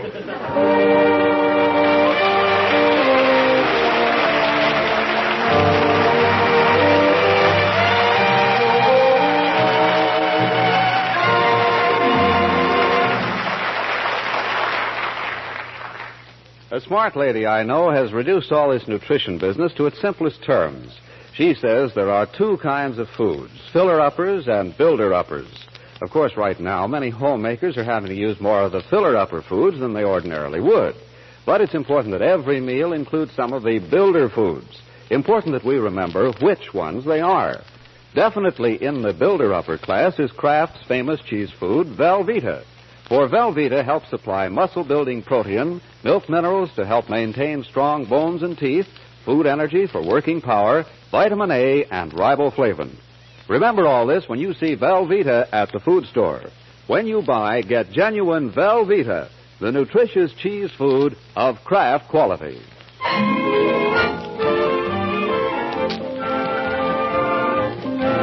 The Great Gildersleeve is played by Harold Perry.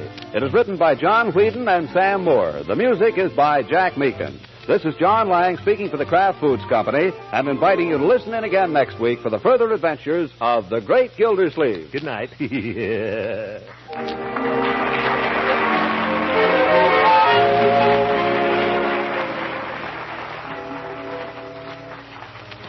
If your family has been passing up fresh green salads, try serving them this appetizing new way.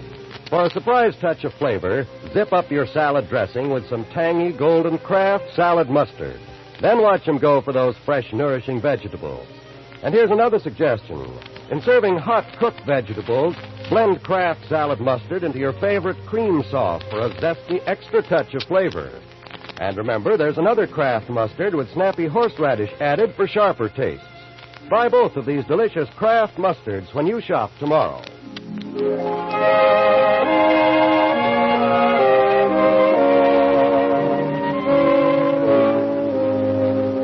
This is NBC, the National Broadcasting Company.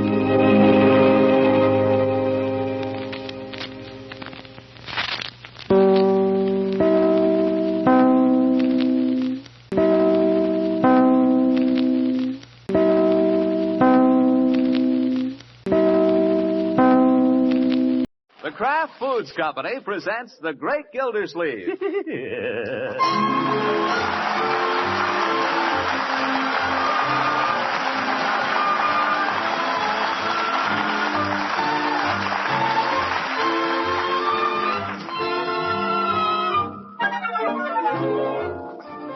It's The Great Gildersleeve, starring Harold Perry. Brought to you by the Kraft Foods Company, makers of a complete line of famous quality food products. It's a fact long recognized in the Gildersleeve household that if you want to catch the old boy in a pleasant mood, catch him when he's sitting down to dinner. And right there is where we catch him this evening. He has just tucked his napkin into his vest, beamed upon his little family, and cracked a medium-sized joke.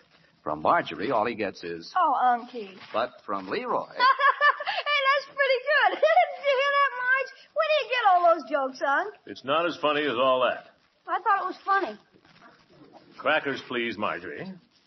Oh, say, Unc, before I forget it... Well, never mind. I'll wait until you finish your soup. What is it, my boy?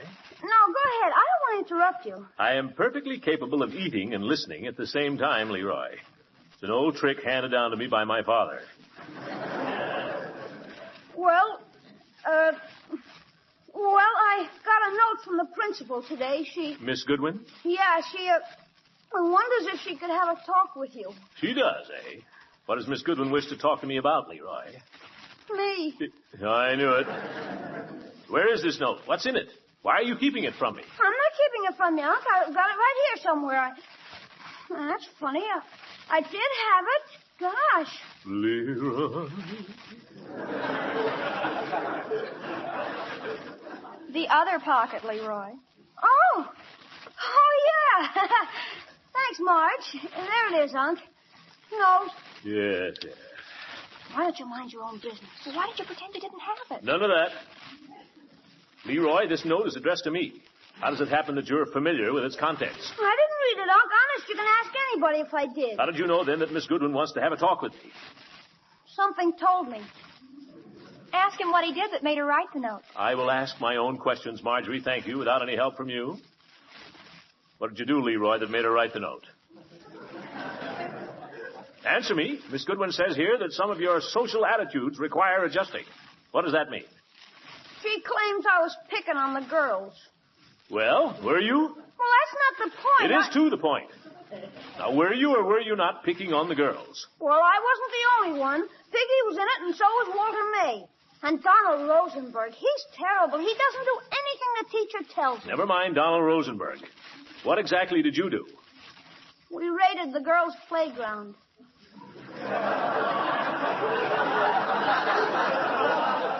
And he broke up their games. Go on, tell him. He thought it was very funny when he told me about it. I'll handle this, Marjorie. Why did you do this, Leroy? I don't know. You must have had some reason. Why did you do it? Why? Because girls stink. That's a fine thing to say. It just happens, young man, that your sister is a girl. Now, you apologize to her this very instant. Go ahead. Apologize. I'm sorry. Trouble with you is you spend all your time with boys. You haven't learned yet how to behave in the presence of a lady. It's high time you did. Have you answered that invitation yet? What's that? Oh, why doesn't she mind her own business? Leroy, apologize to your sister. I just did. Apologize again. Oh, for corn's sake. I apologize.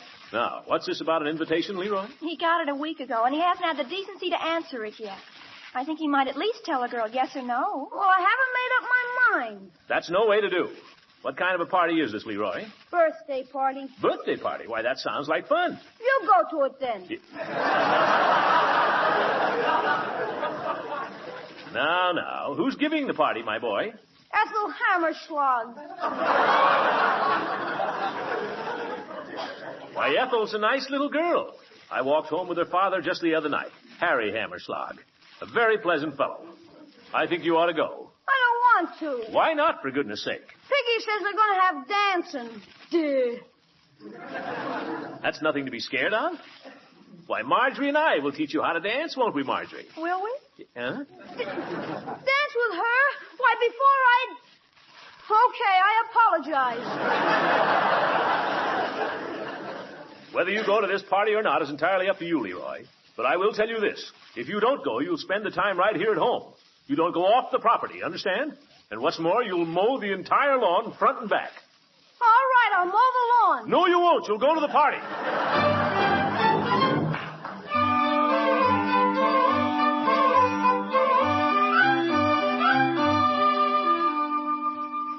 Now, Leroy, you're going to enjoy this. Anyone who enjoys outdoor sports as much as you do will enjoy a healthful exercise like dancing. Well, you will. Now, first, Marjorie and I will dance a little for you, then, well, just to give you an idea first, then you can try it. Come on, let's get some music here. What have we got in the way of dance records, Marjorie? Unky, honestly, there's nothing decent. Don't tell me. Here, what's this? Whispering. Larry Rose and his Rose Buddies, Foxtrot. What's the matter with that? Where do you hear it? You're too critical. Come on, let's show Leroy the Foxtrot, my dear. What the heck is a foxtrot? It's the easiest dance there is, my boy, just like walking. Ready, Marjorie? Oh, the music. Yeah, pull that rug back, Leroy. You got plenty of room. Pull back the rug. When I foxtrot, I like to cover a lot of ground. Okay.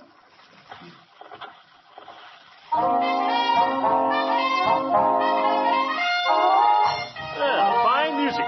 Good enough for anybody. All right, Marjorie. On with the dance. What I have to go through. All right, Unky, let's get at it. We don't need the music quite so loud. Are you watching, Leroy? Yeah. Well, pay attention. Watch my feet. 1, 2, 3, 4. 1, 2. Oop, pardon me, my dear. 1, 2, 3, 4. You begin to get the feel of it, Leroy? It isn't anything like walking. It's exactly the same. Only you add a little variety as you get more skillful. Now watch this. Yeah. See, that's how you turn, Leroy. Let's stop the music for a minute. Now, Leroy, I want you to try it. Now? Now. No time like the present. Gosh. No nonsense now. Dance. I'll start the music again.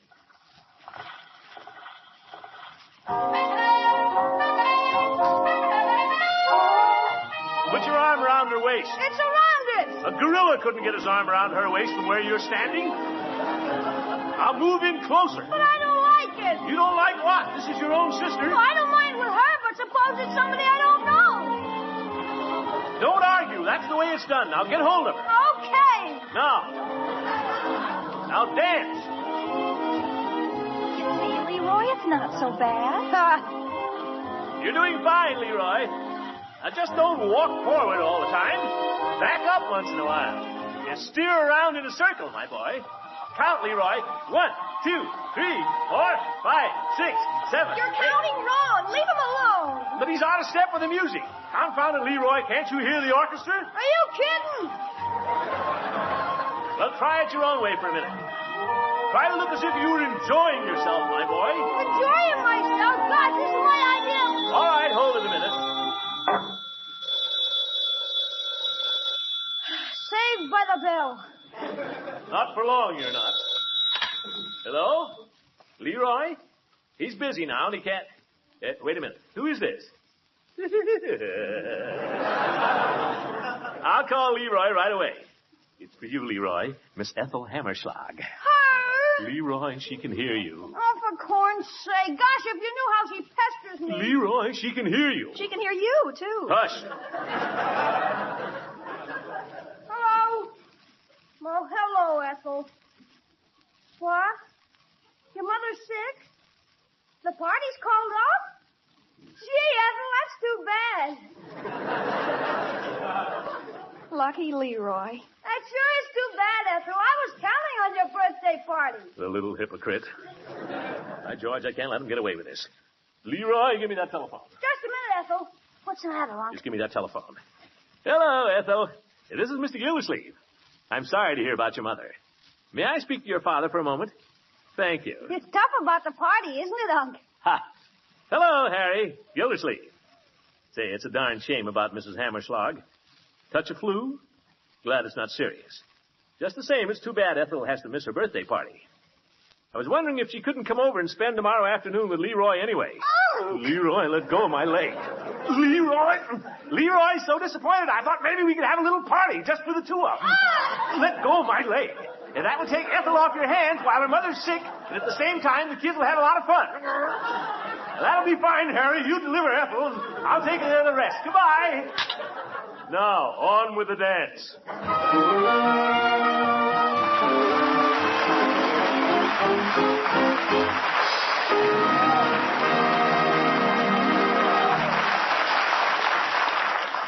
The great Gildersleeve will be back in just a minute. You haven't heard me recently on the subject of parquet margarine. And it's about time you got back to my favorite spread for bread, Mr. Lang. I'd like to know why parquet is so hard to find in the food stores. Well, that's just what I was about to explain. You see, there is a terrific shortage of all spreads for bread. And there's an especially big demand for delicious, flavor-fresh parquet margarine. So, despite the fact that Kraft is making all the parquet margarine possible under present conditions, there simply isn't enough to go around. And is this shortage likely to continue, Mr. Lang? It looks that way now. That's why, for the present, you may not be able to buy all the parquet margarine you'd like. Kraft will continue to see that each food dealer gets his fair share of all the parquet that's produced. And your dealer will see that you get your fair share, too, of this nourishing spread that tastes so good on bread, hot toast, rolls, and waffles. So be sure to keep asking for P-A-R-K-A-Y, parquet margarine, the quality spread for bread made by the Kraft Foods Company.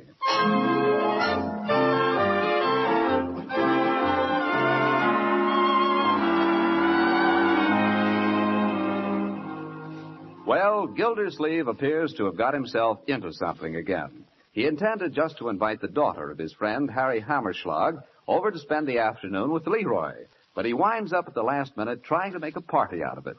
There you are, Mr. Gildersleeve. 1 quart of vanilla. Like me to put a wooden spoon in with it? Oh, I'm not eating it myself, Peavy. Leroy's giving a little birthday party this afternoon. Leroy?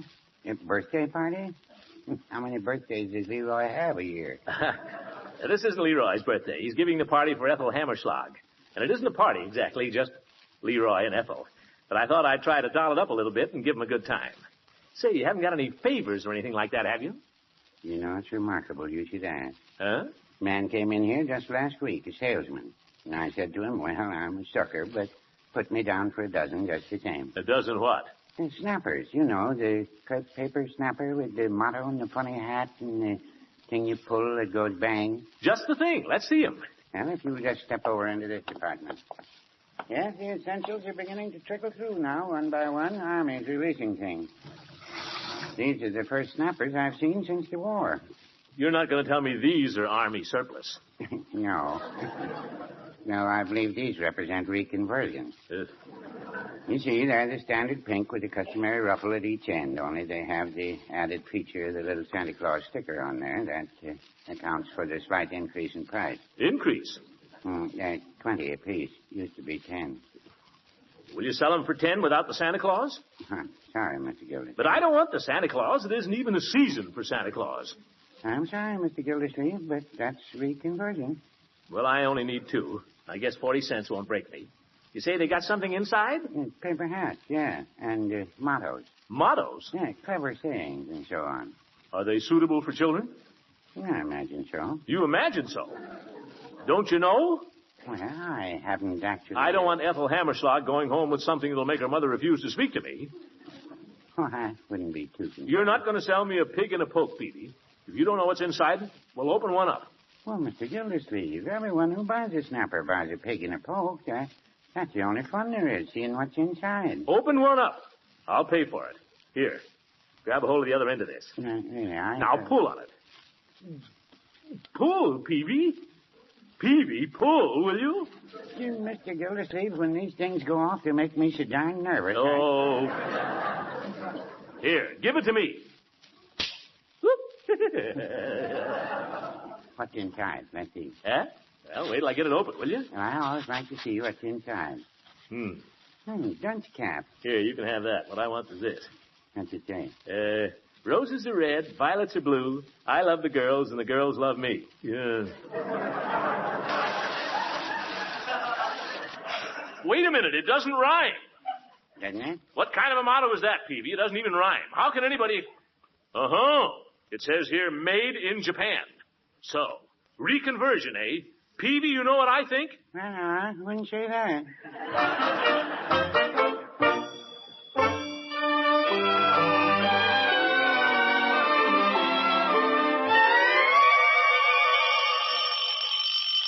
Doorbell, Leroy, that must be her. You go, Bertie. Now, Leroy, that ain't no way. This is your party, and you ought to go and greet your guests.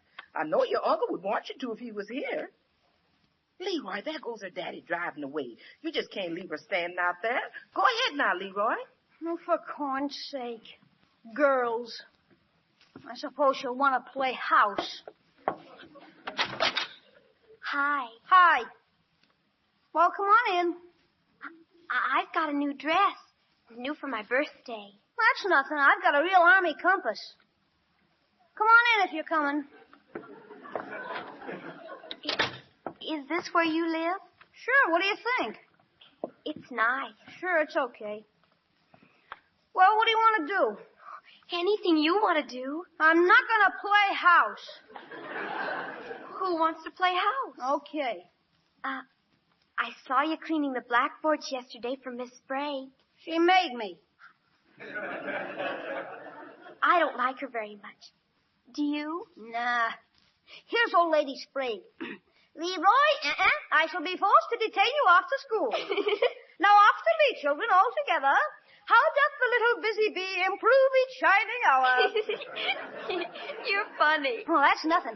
Did you ever see old lady Hubble? Here's old lady Hubble walking down the hall. That's old Lady Hubble. Oh, be somebody else. You want to see me be Uncle Mort? Yeah. Leroy! Whoop! Hi, Unc. Well, hello, Ethel. Glad you could come over. Happy birthday. Leroy, have you wished Ethel a happy birthday? What are you two giggling about? Leroy. Leroy? Leroy, I want you to play nicely with Ethel. You hear? Well, Ethel, how's your father? I had the pleasure of walking home with him the other night. Sorry to hear about your mother being ill. Feeling a little better, is she? That's good. Now, Leroy, why don't you show Ethel your books? You want to see my books? If you do. I've seen them.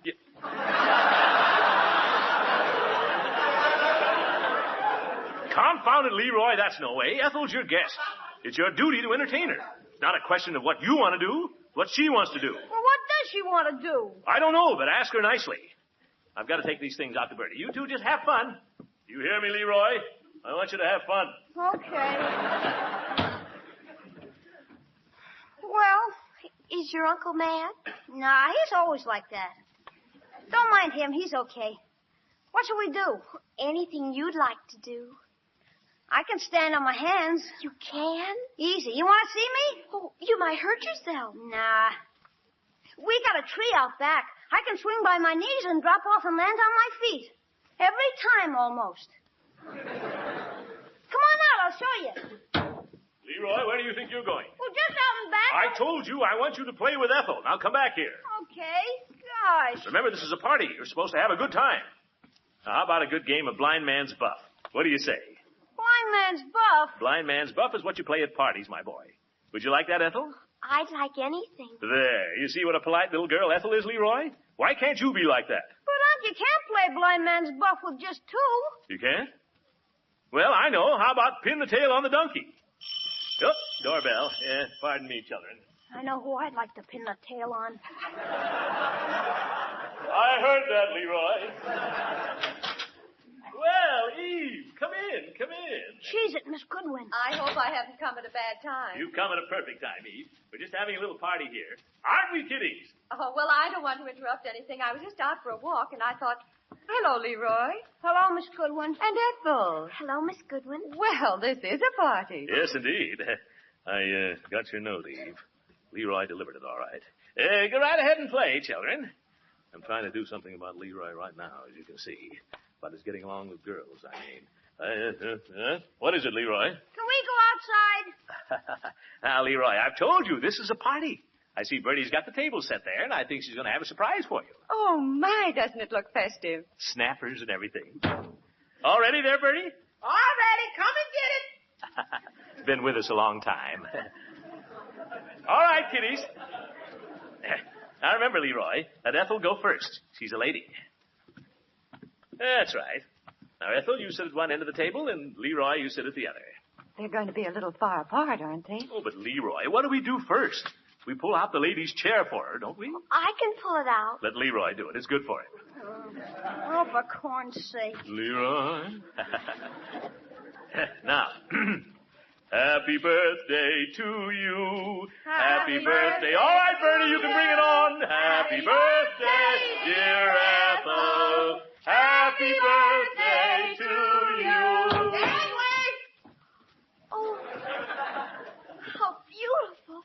With candles. 12 of them. One to grow on. Don't catch fire there, Bertie. Oh, it's a lovely cake, Bertie. Yeah, not bad. Thank you. I helped stir the frosting, didn't I, Bertie? That's right. Oh, it's just beautiful. Just beautiful. Throckmorton, come on, let's leave them. Say, you got snappers there, kids. Aren't you going to snap your snappers? Later. I just want to look at it for a while. Throckmorton. You have to blow out the candles. Blow out the candles and make a wish. Let's stay and watch this, Eve. What, do we have to blow them out right now? Well, you're supposed to blow them out for luck. If you blow them all out, you get your wish. You want me to blow them out for you, Ethel? Now, you stay out of this. Ethel gets to blow out her own candles. Throckmorton, let them do it their own way. I'd like Leroy to blow them out for me. Leroy's a good blower. Okay. Oh, but not just yet. I just want to look a little longer. I think you've looked at them long enough, Ethel. How about those snappers there? Aren't you going to... Throckmorton. Yes?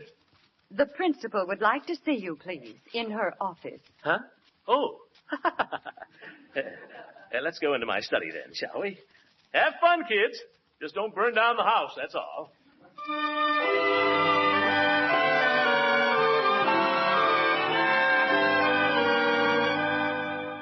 Honestly, Throckmorton, I'm surprised at you. At times you seem to be truly intelligent, and then all of a sudden... I turn out to be a dumbbell. Weren't you ever a boy, Throckmorton? Certainly I was a boy. What do you mean? Well, think back to the time when you were Leroy's age. Try to remember how you felt about girls then. I must have been a Lulu. I wish I'd known you. Oh, you wouldn't have liked me, Eve. I was different then. I remember there was a little girl a couple of doors up the street. Her name was Nancy Ringe. She have a crush on you? She must have, I guess. She was always pestering me. And I guess I played some pretty mean tricks on her. I remember one time, Eve, Father called me into his room and shut the door. That was always a bad sign. And then he said, "Well, young man, I suppose you know why you're here. Well, answer me. Speak up. Speak up. You know why you're here?" "No, sir." "Sit down." "No, stand up. Stand up straight. Confound it, I'll have no slouching when I'm talking to you." "I had a report from your mother this afternoon of your conduct regarding a certain young lady. You know what I'm talking about?" "Me?" "Yes, you. I'm talking to you, am I not? Am I addressing the wardrobe? Am I addressing the bed?" "No, sir." "Very well. Mrs. Ringe spoke to your mother this morning. Does that suggest anything to you?" "Oh, that." "Yes, that. Now, I should like to hear the whole story from your own lips, if I may. The whole story." "He." "And stop saying he. What's the matter with you? Have you got asthma?" "I don't know, Father. Maybe I have, Father. Maybe I should see a doctor. Maybe Dr. Yeager could help me." Don't try to change the subject, young man. Proceed with your story and omit no details. "Yes, sir. Well, Nancy Ringe pesters me all the time, you see. And yesterday afternoon she was hanging around when Ralph and I were trying to play catch." "Ralph Diedersheim?" "Yes, sir." "Proceed. Don't try to put any of the blame on Ralph." "He." "Throckmorton!"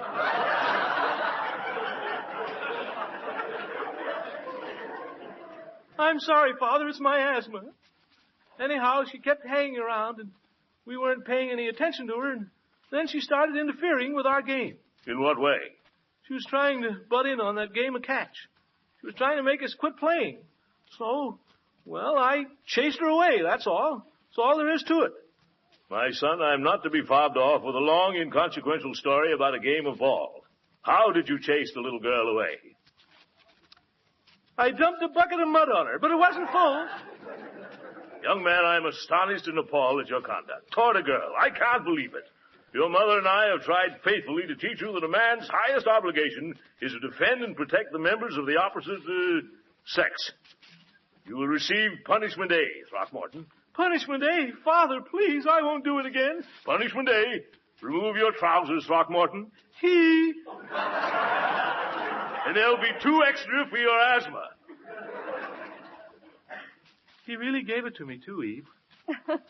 Poor little Throckmorton. How old were you when all that happened? I don't know. About Leroy's age, I guess. Yes, sir, at that stage, girls were just a big pain in the neck to me. You've gotten over it pretty well, haven't you? Yeah. What do you think? Oh, I think you're cured all right. Do you remember when it was you first began to feel differently? About 2 years later. Well, then we certainly can't worry about Leroy. You have to let nature take its course, Throckmorton. Yeah, guess you're right. At his age, all we can hope for is civility. We can't expect him to really like girls. Poor kid. Maybe I've been a little hard on him. Well, Ethel's had her birthday. I guess I could take her home now and let Leroy have a little fun. Come on, Eve. Want to go along just for the ride? What the dickens? I thought Marjorie went to the movies. Come on, Eve. Let's get... Well, Eve, do you see what I see? What? Ethel is giving Leroy a dancing lesson. Yes. But look at him. He likes it. Close the door, Throckmorton. Well, what do you know? Little Leroy. That boy will be a Gildersleeve yet.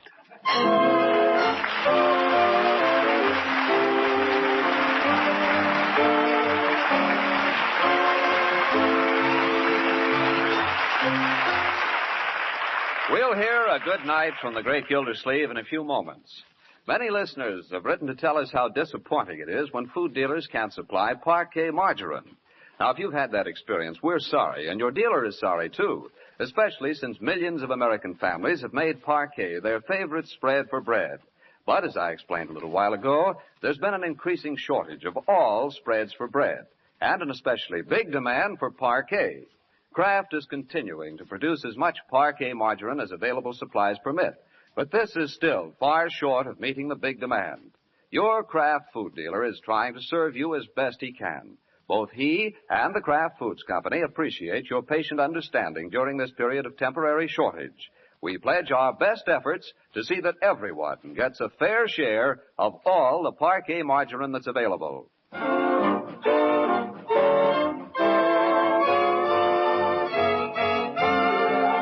And now, the great Gildersleeve. Good night, folks.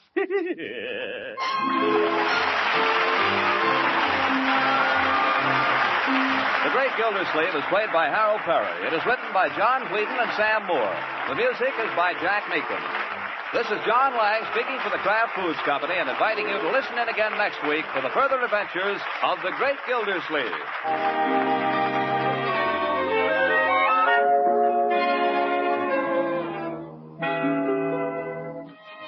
And now here's a favorite food you can serve in 100 or more tempting ways. It's Pabstet, the delicious cheddar cheese food that spreads, melts, slices, toasts to perfection. Serve it between meals and at parties as a tasty appetizer or sandwich spread. And at mealtime, enjoy Pabstet's mellow cheddar cheese flavor in omelets and soufflés, and in smooth, luscious sauces poured over macaroni, egg, and fish dishes. It's extra nourishing, easy to digest, and Pabstet comes in two popular varieties, golden cheddar and pimento.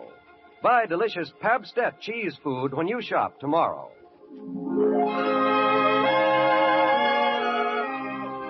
This is NBC, the National Broadcasting Company.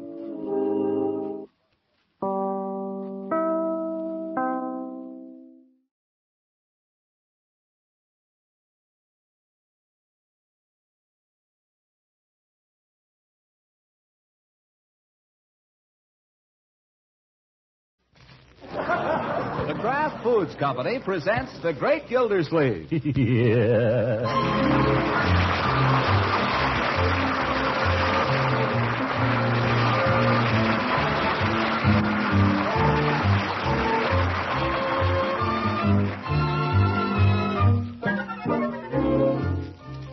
It's The Great Gildersleeve, starring Harold Perry, brought to you by the Kraft Foods Company, makers of a complete line of famous quality food products.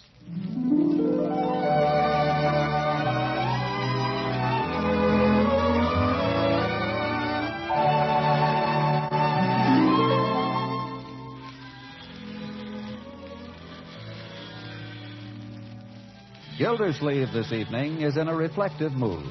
Seated alone in the porch swing after dark, he glides slowly back and forth, watching the fireflies flitting over the lawn, breathing the soft night air and the scent of wisteria blossoms and the aroma of a good 15-cent panatella.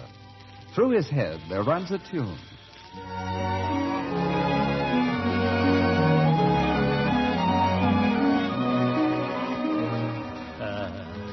Tender words of love.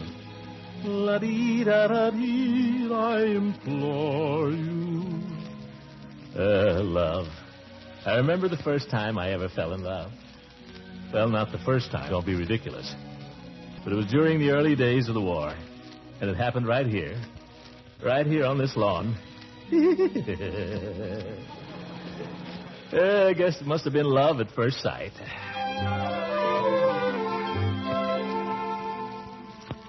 I remember I was over on the other side there, clipping the hedge one day, and Leroy was watching a moving van that was pulling up in front of the house next door. Leroy? Leroy! What? Come here a minute. You want me, Unc? Don't bother those men now. Keep out of that truck. I'm not bothering him, Uncle. Just asking him who's moving in there, that's all. Well, it's none of your business. Why not? Because it's not polite to snoop, that's why. Okay. The sooner you learn that, the better. Okay. Wait a minute. What? What'd you find out? Oh, some dame's moving in. Not a dame, Leroy, a lady. Okay, a lady. Wait a minute. What's her name? I don't know. You didn't ask? No. You want me to? No. It's no affair of ours. Makes no difference anyway. Is she a young woman? I don't know. I didn't ask that either. You want me to go back? No. I was just asking. I don't care one way or another. Means nothing to me, for heaven's sake. Just seems a little strange if you didn't find out what her name was, that's all. Well, I can go back there and ask the guy. He'll No. I don't want you to do that. I'd be prying into other people's affairs. You've done enough of that already. But I think you should learn, my boy, that whatever is worth doing at all is worth doing well. Okay, I'll go ask the guy. Oh, well. That boy. I've got to take him in hand. Hi, Uncle Mort. Oh, hello, Marjorie. Clipping the hedge? That's a silly question, my dear. What does it look as if I were doing? It looks as if you were clipping the hedge. Bright girl. But it was clipped only yesterday. Huh? Oh. Well, there are a few shoots here. Hedge grows very quickly this time of year, you know. Terrible thing if you let it get ahead of you. You're taking no chances. Who are the new neighbors? Who? Oh, the neighbors. I just sent Leroy. I was unable to stop Leroy from going over and finding out. Hey, Does he have to shout? Yes, Leroy. What is it? her name's Ransom. She's a widow. I don't know what you're talking about, Leroy. You want to speak to me? Come over here. That darn kid, doesn't he know better than to go yelling all over the neighborhood? Gee, a widow. He says she comes from Savannah. Leroy! Coming on. Come on, in the house, everybody. We can't stand out here staring. But what about the hedge, Uncle Mort? What about it? You think it's all right to let it go another day? Certainly. You don't think it'll grow so high we won't be able to see next door? Inside, Marjorie, inside. Leroy, get away from that window. I told you not to stand there staring. Yeah, but you should see what they're bringing in now, Unc. Huh? What is it? I don't know what it is, but boy, you better come over here and take a look. Oh, well, just a quick one. I'm very busy. Oh, I know what that is. You too, Bertie? Oh, I know what that is. That's a chaise lounge. I've seen them in the movies. Well, pretty fancy. They've carted more high-class furniture into that house. Well, you peeping Tom still at it? Who's peeping? Miss Margie, come here quick. Look at the dressing table that man's carrying in there. Ain't that gorgeous? Well, did you ever see so many pink ruffles? It's a little overdone, if you ask me. What's overdone about it? I like a little nonsense here and there. In the right place. Oh, it's all right if you happen to care for that type of thing. Well, now, I don't think it's fair to judge a woman by her ruffles. Well, who's judging her? I haven't even seen her. The truck driver says she's a Lollapalooza. Leroy, come away from there. Here she comes now, I bet. Look, Unc, there's a taxi pulling up in front of the house. Huh? See, the driver's getting out to open the door for her. Oh? Now she's paying him. Well. She'll be getting out any minute. Don't push, Uncle Mort. There she is. Oh, baby. Leroy, I want you to spend less time around that bus depot hereafter. Tell me he's reading comic books. See, what's that she's carrying? It's not a... Yes, by George, it is. Not a parasol. Not in 1942. Don't knock parasols, my dear. Some of the happiest moments of my life have been spent under parasols, and my life is not over. Where's my air raid helmet? Where's my gas mask? Where's my armband? Where's the fire? Never mind. Where's that helmet? Leroy, have you been playing commando again? I never touched your helmet. All right, then, help me find it. As soon as anybody's helmet disappears, I took it. What about Marge? Marge, you've been growing ivy in it? Now, why would I want to grow ivy in a helmet, Uncle Mort? I don't know. You've been growing it and everything else around here. Come on, kids, help me find my equipment, will you? You know, you really ought to have a special place for it and just keep it there, Uncle Mort. I have. Well? But I can't remember the place. Boy, you'd make a great fireman, Unc. The house would burn down before you found your pants. All right, Leroy, you just go Clang, right... clang. Oh, where's the fire? Where are my pants? Where's the brass pole? Where am I? All right, Leroy, that's very funny, but it isn't finding my... Oh, here it is. Say, where you going, Unc? Never mind. Slip that armband on for me, will you, my dear? Can I go? No, you may not. Why not? Because No kidding, Unc. Where are you going? I can't tell you, Leroy. It's a military secret. There's no blackout tonight. Leroy, Uncle Mort is having a private alert. Yeah. Huh?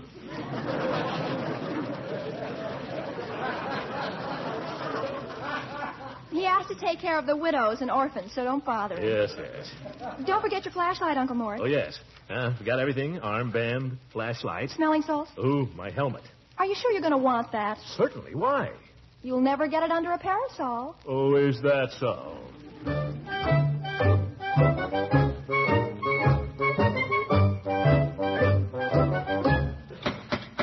Give me 12 roses, heart in beside them, and send them to the one. Yes? Mrs. Ransom, allow me to present myself. Throckmorton P. Gildersleeve, your air raid warden. At your service. Well, how nice.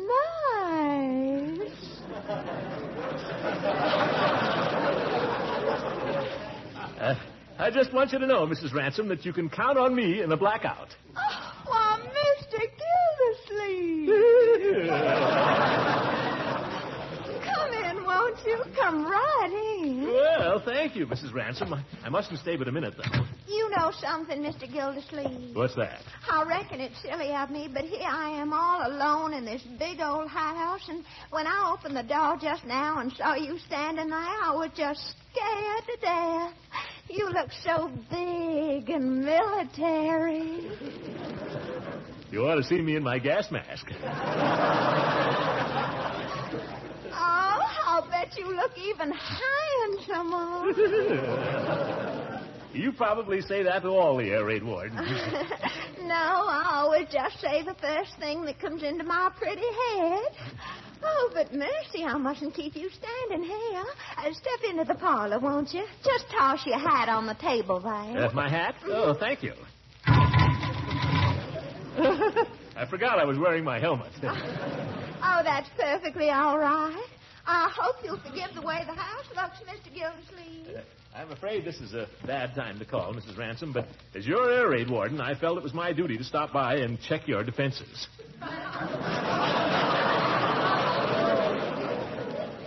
My defenses? Against incendiaries. Oh, yes, of course. Well, I'm afraid I'm practically defenseless because here I am all alone in this big old house in a strange town where I don't know a soul. And if one of those nasty old incendiaries was to drop in here right now, I just don't know what I'd do. Well, that's what we're here for, Mrs. Ransom. In any emergency, just call on me. Only too glad to run over. You mean that, Mr. Gildersleeve? Oh, absolutely. Any time, day or night. I live right next door. I can be over here with the sand and shovel and the fine spray and the stuff in half a minute. But I think perhaps I'd better run along now, Mrs. Ransom, and come back another day if there's nothing I can do. Well, there is just one thing, Mr. Gildersleeve, if it's not asking too much. Oh, not at all. I reckon maybe I shouldn't ask it of you because it's so heavy a man would have to be pretty powerful. Oh, can't be too heavy for me. Lead me to it. Well, it's that high boy there. Oh? But I'm afraid it would take 2 men to move it, really. Oh, that's easy. Where do you want it? Well, I kind of thought it would look better down at the other end of the room, don't you? Well, we'll soon see. Don't strain yourself now.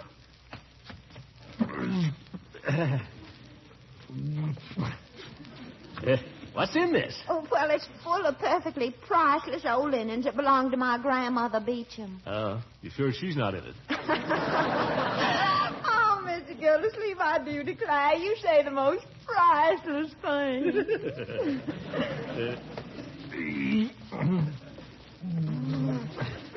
They put plenty of stuff in these old linens. Oh, it's moving. It is? Oh, my, you're so strong. Oh, it's nothing. Nothing at all. Once more now.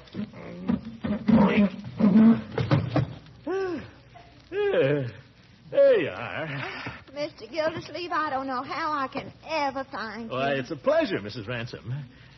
Well? Oh, before you go, there's just one more thing. Grandma beat him again? No, but the movers left all the upstairs furniture down here. I don't know what they were thinking of. I know what they were thinking of. Well, where do we start? Just a minute. What? Before you do that, Yeah? yes, I'm sure of it. Now that I see it here, I think the highboy looked better where it was before. Oh, brother, this is going to be one of my bad days.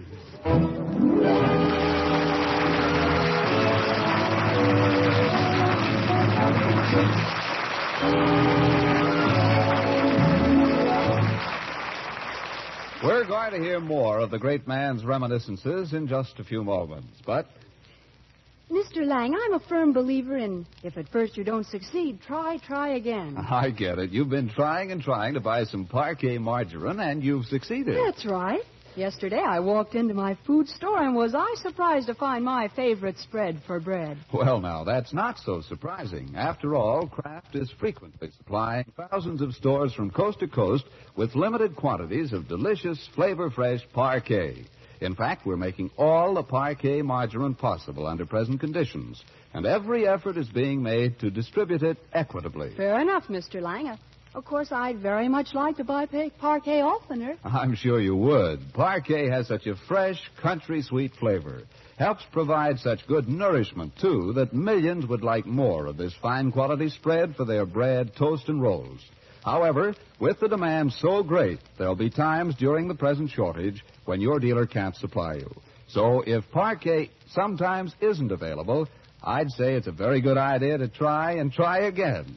Please keep asking for Parkay, Parquet Margarine, made by Kraft.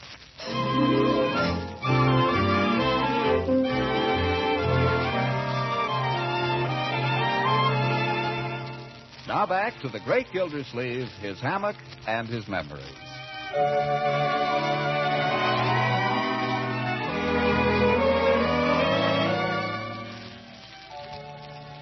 Well, it's like the fellow says. The course of true love never did run smooth. And with Leila, well, back in those days, she couldn't seem to settle down, make up her mind. There were always other fellows hanging around. And she'd look at them with those big blue eyes. And, well, I finally told her it was them or me. After that, we didn't speak for a while. I remember sitting here on the porch one evening, and it was hot, and I'd phoned the drugstore for some aspirin and a quart of ice cream. I was just planning to sit here and eat it all by myself. Marjorie was running around with Ben Waterford even in those days, and out she came, all dressed up. Well, all ready for the dance? Don't I look it? You never looked lovelier, my dear. What have you done to yourself? Oh, I've changed my hair. I've changed everything. I've changed my type. Mrs. Ransom helped me. Mrs. Ransom? Oh, I think you've got too much lipstick on. Well, the evening's young yet. Marjorie, that's not like you. You better get used to it, Uncle Mort. That's the new me. I'm through being a mouse. What do you mean by that? Ben's taking me to the dance tonight, and this time I'm going to see that he doesn't get away. Oh, Mrs. Ransom again. Maybe. Listen, my dear, do you want to grow up to be just a girl that men forget? Have you forgotten Mrs. Ransom? That's neither here nor there. Marjorie, I don't know how to say this to you, but you're getting to be a big girl now. Well, I've tried to be a mother to you. I mean a father. And I guess it's high time somebody took you aside. Uncle Mort, it's high time somebody took you aside. Huh? You're acting like a 2-year-old. You're so silly. Here you sit, eating your heart out. Eating whose heart out? And there's Mrs. Ransom over there. She'd love to have you take her to the dance. Why don't you do it? Just because she'd love to have me do it. Oh, man. No, my dear, don't you worry about Mrs. Ransom and me. That's all over. I'll just spend the evening alone with my thoughts here. You go ahead and have a good time. Don't mind me. You make it sound so sad. Aesop, go away. Get down. Uncle Mort. Here, kitty, kitty, kitty, kitty. If he tears these stockings, it's the last pair I've got. Aesop. Here, kitty, kitty, kitty, kitty. Come here, you. There. Now, you stay here with me. Aesop will stay with me if nobody else will. Won't you, Aesop? Yeah. Oh, my my goodness, here comes Ben. Oh, my goodness. That's what you've been waiting for, isn't it? Tell him I'll be out in 5 minutes. Where are you going? He's here right now. That girl. She said to tell you, Ben, she'll be out in 5 minutes. Where have I heard that before? Hi, Mr. Gildersleeve. Hello, Ben. Nice evening. Yeah. Nice evening. Nice moon out. Yeah. Nice moon.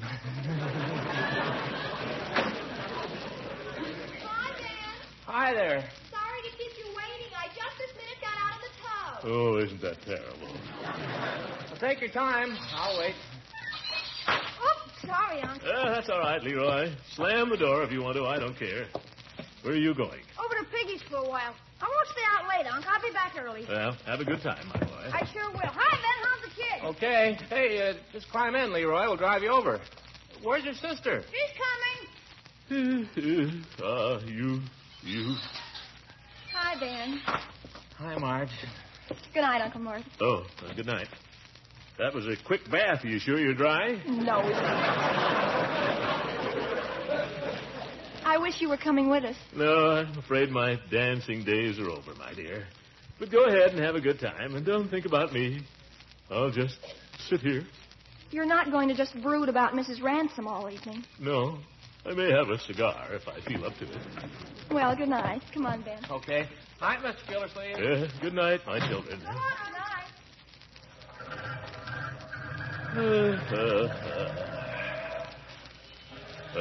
You. Oh, Leila.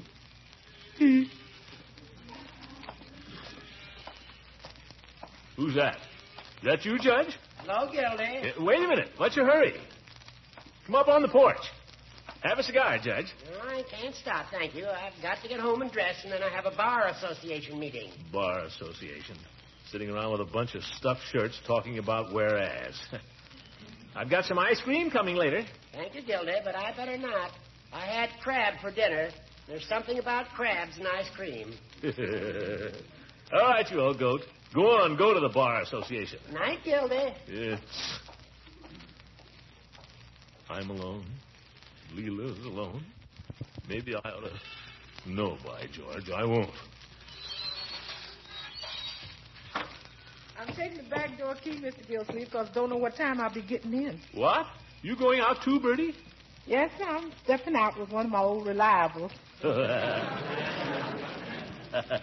Have a good time. Yes, I will. Everybody have a good time. Good evening, Miss Peavy. Yeah, good evening, Bertie. Well, hello, Peavy. Hello, Mr. Gildersleeve. I brought your aspirin and your ice cream. The boy wasn't around, and I had to pass for you anyway. Well, that was nice of you. Don't really need the aspirin now, Peavy, but nevertheless. Will you join me in a little ice cream? No, thank you. I've got to be getting along. Hot night, Peavy. Plenty for both of us. To tell you the truth, Mr. Gildersleeve, I've sold so much ice cream I can't stand the sight of it, and that's a fact. Yeah. Who plays the piano? Oh, new neighbor next door. Think her name's Ransom or something. Oh, Mrs. Ransom. She was in the pharmacy the other day. She bought some cold cream, as I remembered, and something else. I guess it was a back brush. Nice woman. Kind of a flashy type, though. Well, no, I wouldn't say that. Well preserved, you might say. I thought she seemed real nice. You don't know women, Peavy. Well, no, I wouldn't say that either. I married one of them. Been married to her for 20 years or more. Yeah, that's a long time. Yeah, we have our little differences, of course, like everybody else. But on the whole, well, the answer is she's waiting right now for me to come home and play Chinese checkers with her. So I better be getting along. Well, what's your hurry, Peavy? I'm all alone here. I'd like to have you stay and have a smoke. I'd like to, Mr. Gildersleeve, but wife's got to have her Chinese checkers on Saturday night. Oh, you better put that cream in the icebox unless you're going to eat it right away. Good night. Yeah, good night, Peavy. Enjoy your game. Oh, you're coming around now, are you, Aesop? Like a little ice cream, I suppose. Yes, well, you deserve it, my son. You're a better friend than some of the people I could name. Yes, Aesop? Looks like just you and me this evening. Yeah. Good old Aesop. Uh-oh, lady friend. Now, Aesop, keep your shirt on. Aesop, ice cream. Ice cream, Aesop. Aesop, come back here. Oh. You too, eh? Well, go on, have a good time. Everybody have a good time, darn it. Yeah, her again. Yeah, that's a nice old song.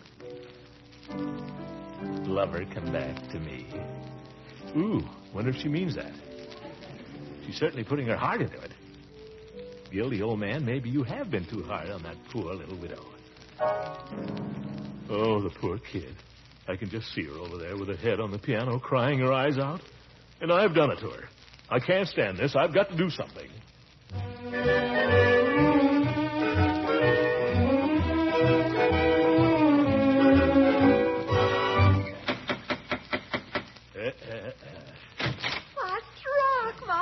My gallant air raid warden. Oh, I'm so glad you came. I want to tell you I've just had the most frightful experience. Oh, what was it? Well, I was playing the piano just now. Yes, I heard your rendition. And all of a sudden, what should come bounding through the house but a great big old tomcat. Tomcat? Uh-oh, Aesop. Well, I can't imagine how he got in, but he was after my little bitty old Beulah cat. Well, he jumped up and he chased her right across the piano. Oh, that's what that was. I want to tell you, I was just scared to death.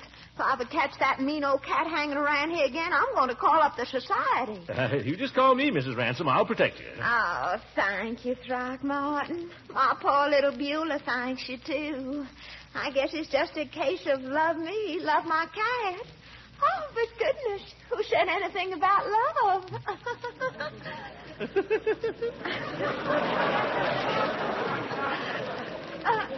Come in and sit down, won't you? I brought you some ice cream.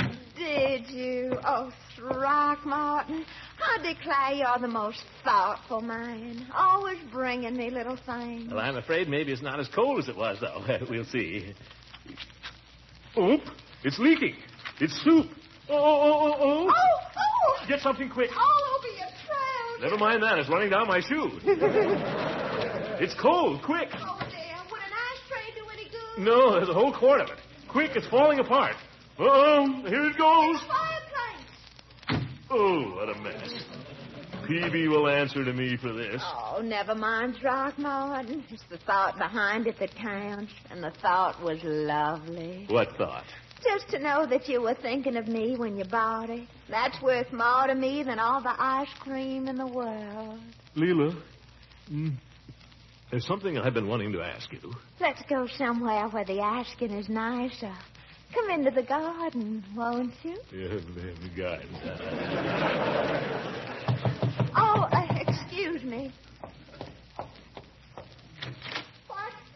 Why, Judge. This is an unexpected pleasure. Unexpected.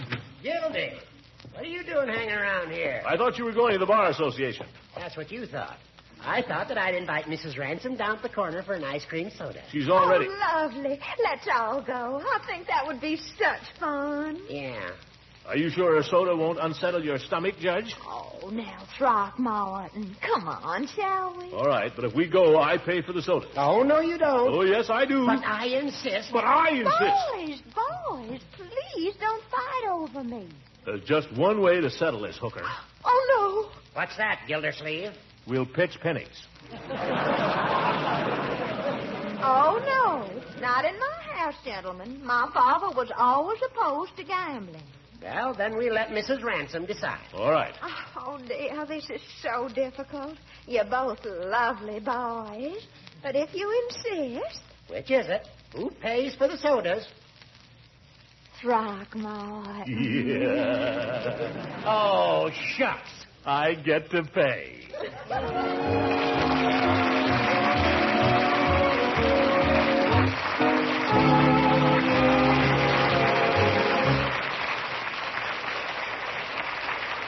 The Great Gildersleeve will be right back. Now, a message of special importance. In your own kitchen and your own backyard, you personally can help save the lives of several people this year. Who are these people? They're helpless, innocent children and tragic victims of war doomed by starvation in famine-ridden countries.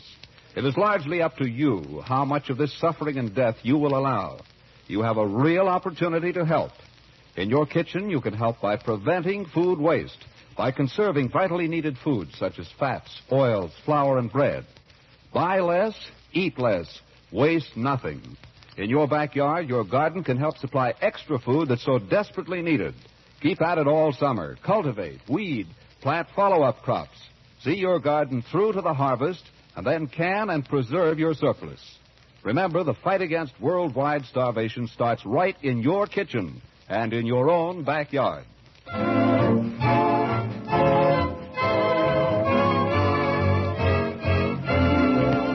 Every now and then, the great Gildersleeve has an adventure which you folks seem to enjoy so much that you write and tell us we'd like to hear it again. So we're devoting the last 3 weeks of our season to recalling some of the great man's early escapades. We hope you'll enjoy them. Don't worry about me. Next week, Eve Goodwin. Hee-hee. Oh, and one more thing. This is Buddy Poppy Week. A Buddy Poppy is a mighty fine way to dress up your lapel for a mighty fine cause. Be sure you wear one. Good night, everyone.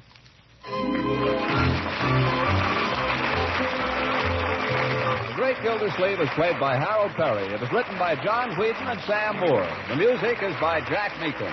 This is John Lang speaking for the Kraft Foods Company and inviting you to listen in again next week for the further adventures of the Great Gildersleeve.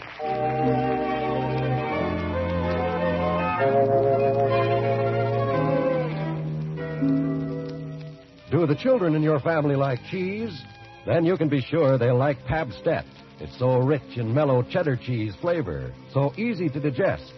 Pabstet is a cheese food that contains the nourishing food values of milk, and it's simply delicious spread on bread or crackers, or melted into a luscious cheese sauce for macaroni.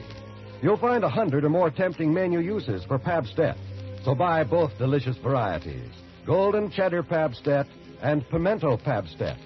When you shop tomorrow, ask for Pabstet, the delicious cheddar cheese food.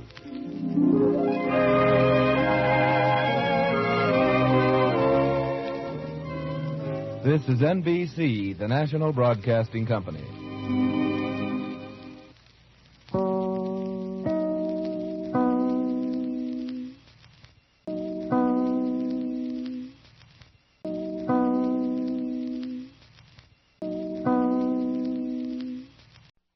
The Kraft Foods Company presents The Great Gildersleeve. Yeah.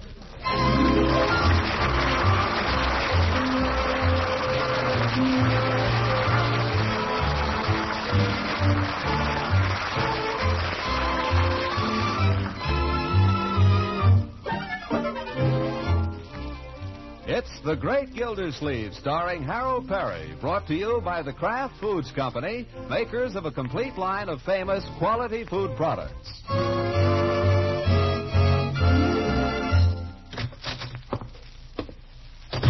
Good morning, Mr. Gildersleeve. Morning, Bessie. A little late. Bring your book into my office, will you? I want to dictate some... What's this? Roses. Mm-hmm. For me? Uh-huh. Who from? Read the note. It's tied on there. Mr. Gildersleeve, congratulations and best wishes on your 4th anniversary as water commissioner. From Bessie. Well, now that's very nice. I hope you like them. Like them? I should say I do. By George. Is it really 4 years? 4 years today. 4 years. You know, Bessie, if anyone had told me 4 years ago that I was going to be a water commissioner, I'd have said they were crazy. They would have been, too. How did you ever come to go into the water business, Mr. Gildersleeve? That's a fair question. Just fate, I guess, Bessie. Just fate. Fate. What a plumber. You know, if things had been different, Bessie, I might have been a singer. Or even possibly an actor. What's so funny? I've done acting in my time. Right here in Summerfield, too. Really? I can't imagine you. You can't imagine me what? I can't imagine you, kissing people. There are other things to acting besides kissing, Bessie. This part called for very little kissing, as a matter of fact. Unfortunately.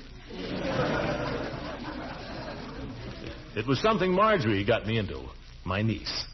She was mixed up with a little theater group here one year. A character named Bruce Fairfield was running it. I don't remember how I ever got sucked into it, but the first thing you know, they had me doing everything, including playing the leading roles. Why, Mr. Gildersleeve. You think I couldn't do it, do you? Well, that's what a lot of people thought. I'll never forget the time Mr. Peavy first got wind of it. Sit down, Bessie. You'll love this. Yes, sir? I'll never forget. I walked in there to Peavy's one morning and I had a...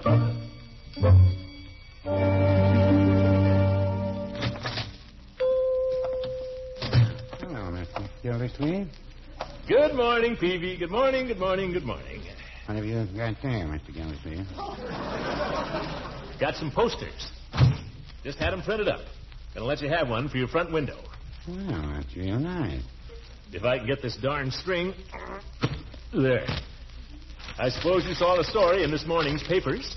Story? No, I didn't. Why, it was on the front page. Well, I don't usually get to see the paper till evening. Mrs. Peavy likes to read the Lost and Found at breakfast. What was the story? That tells all about it on the poster here. There you are. The Little Theater in the Dell presents Cyrano de Bergerac, starring Throckmorton P. Gildersleeve. That's right, Peavy. Well, I didn't know you had dramatic talent, Mr. Gildersleeve. I didn't know it myself till 2 days ago. Well, congratulations.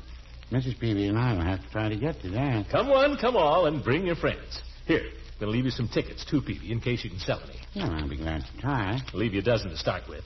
You'll find the prices printed on them, $1.10 and $1.65. Those are mighty handsome tickets, Mr. Gildersleeve. You ought to be able to sell a lot of those. Well, anything you can do will be appreciated, Peavy. You know, it's so long since I've been to see a real live play. I used to go all the time as a younger man. You did? Every time Maxine Elliott came to town, I never missed. She was lovely, Mr. Gildersleeve. Lovely. Yes, I've heard she was. She was what you call a real beauty, Maxine Elliott. She was lovely. Must have been a long time ago, Peavy. 30 years, at least. Well, no, I wouldn't say that. I guess it is, though. 30 years. How time flies. She was lovely. You seem to have had quite a crush on her, Peavy. I would have married Maxine Elliott if she'd asked me. Of course, I was unmarried at the time. But I still think of her sometimes, even to this day. I think of Maxine Elliott, and then I look at Mrs. Peavy, and... Oh, well, we all have our points.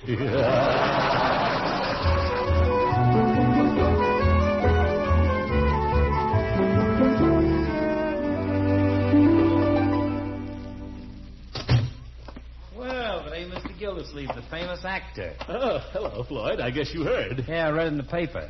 What'll it be, a haircut? No, I'm on my way home. I just stopped in to leave you one of these posters. Oh, thanks. You don't think I need a haircut, do you, Floyd? Well, I got the judge coming in a few minutes.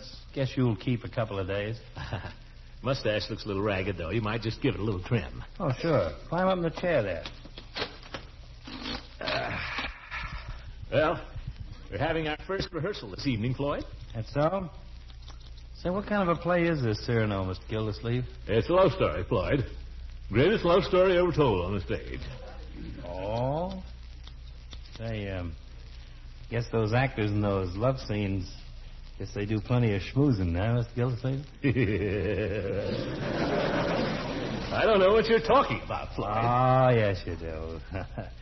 Well, you still haven't told me what the play's about. Well, to tell the truth, I haven't had time to read it yet, Floyd. Been so busy with getting the tickets printed and getting the posters out and one thing and another. Oh, here's the judge.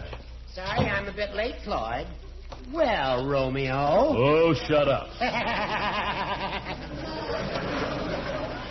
Be right with you, Judge. Just giving Mr. Gildersleeve's mustache a little trim. Trim it pretty, Floyd. Trim it pretty. He's a matinee idol now, you know. The old goat. Tell him to keep his remarks to himself, Floyd. Our friend seems to be getting a trifle temperamental these days, but I suppose you have to expect that of an actor. Who's this Bruce Fairfield, Gildy? He's the director. You ever heard of this play they're doing, Judge? Mr. Gildersleeve tells me you don't even know what the play's about. I didn't say that, Floyd. I said Cyrano? Why, it's a classic. Every school child knows Cyrano. And for all my joshing, it's a play that is really very well suited to our friend here. That's more like it, Judge. I can see why Mr. Fairfield chose Gildersleeve for the part. Well, that's funny. I never would have thought of me as the type. The story, Floyd, is about a man so homely. In fact, so repulsive in appearance that no woman would ever look at him. Oh, you mean like the Phantom of the Opera? Floyd, let me out of this chair. Yes, sir. Now, Gildy. Hooker, is that true, what you just said? So help me, Gildy. That's the story of the play. Well, I'm going to do a little checking up. And if you're right... Yes? I'll kill that Bruce Fairfield.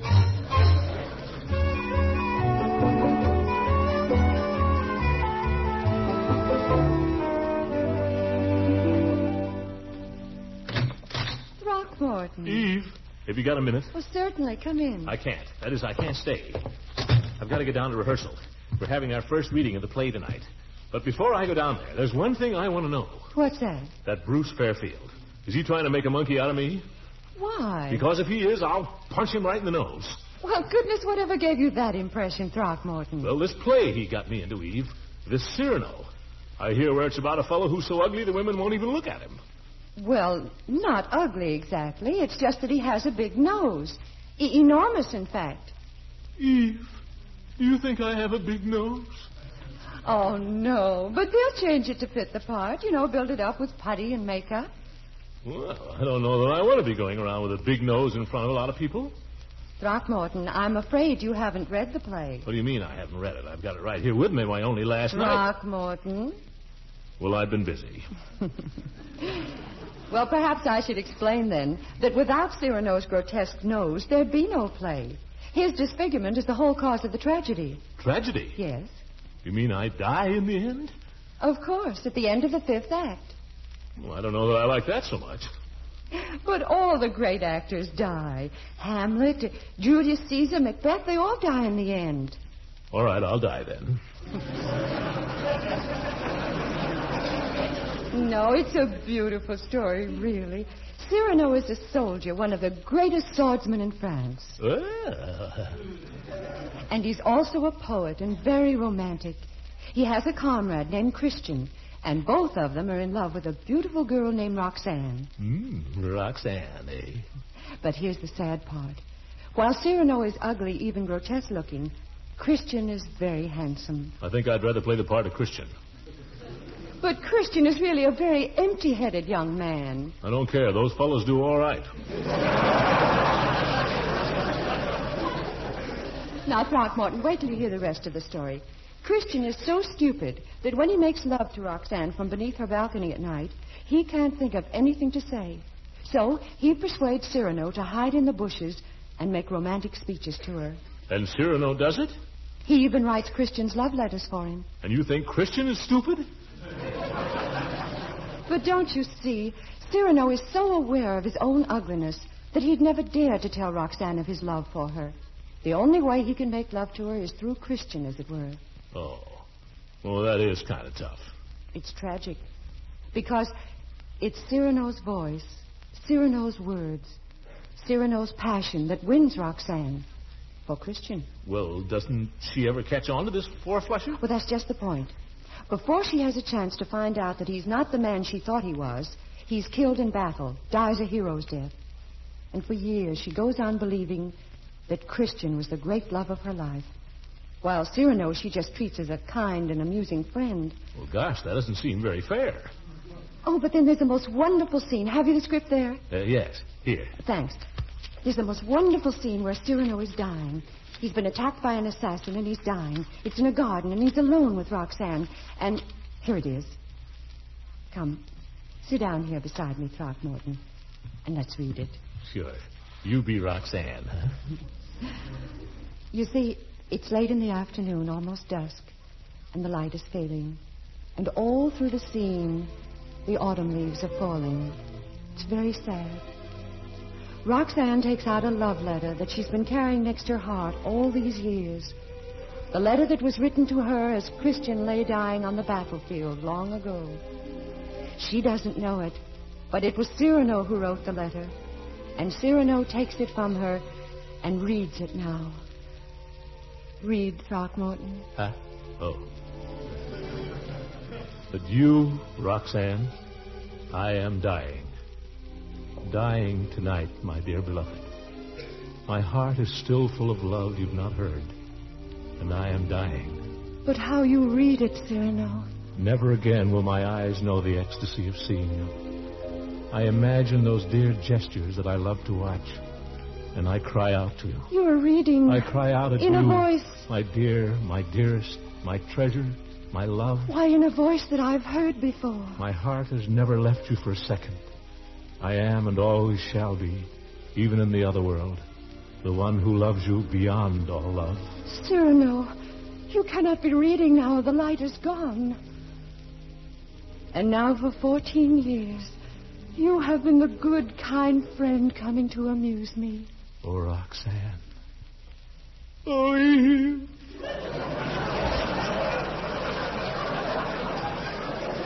Why, Throckmorton. I can't help it. It's so sad.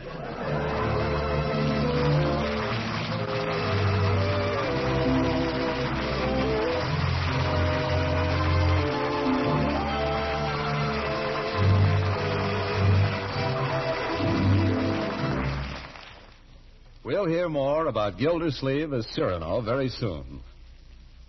Mr. Lang, since we've been having this general shortage of spreads for bread, I've become an even bigger booster for parquet margarine. Well, I'm certainly glad to hear that. Tell us more. You see, I've served parquet for years, but during this shortage, I've sometimes had to buy other brands. I never realized there could be so much difference in the flavor and quality of spreads. Now I know why our family likes parquet the best. It's our favorite spread for rolls, breakfast toast, and waffles. And that's why parquet continues to be the favorite of millions. It's always of such high quality and so fresh and country sweet in flavor. That's a reason, too, why parquet is sometimes so hard to find in the food stores these days. You must mean because it's so popular. Yes, even though Kraft continues to make all the parquet margarine possible under present conditions, there still isn't nearly enough to meet the big demand. Each dealer, however, is getting his fair share of all the parquet we're making. So keep asking for it by name. P-A-R-K-A-Y. Parquet Margarine. By the Kraft Foods Company.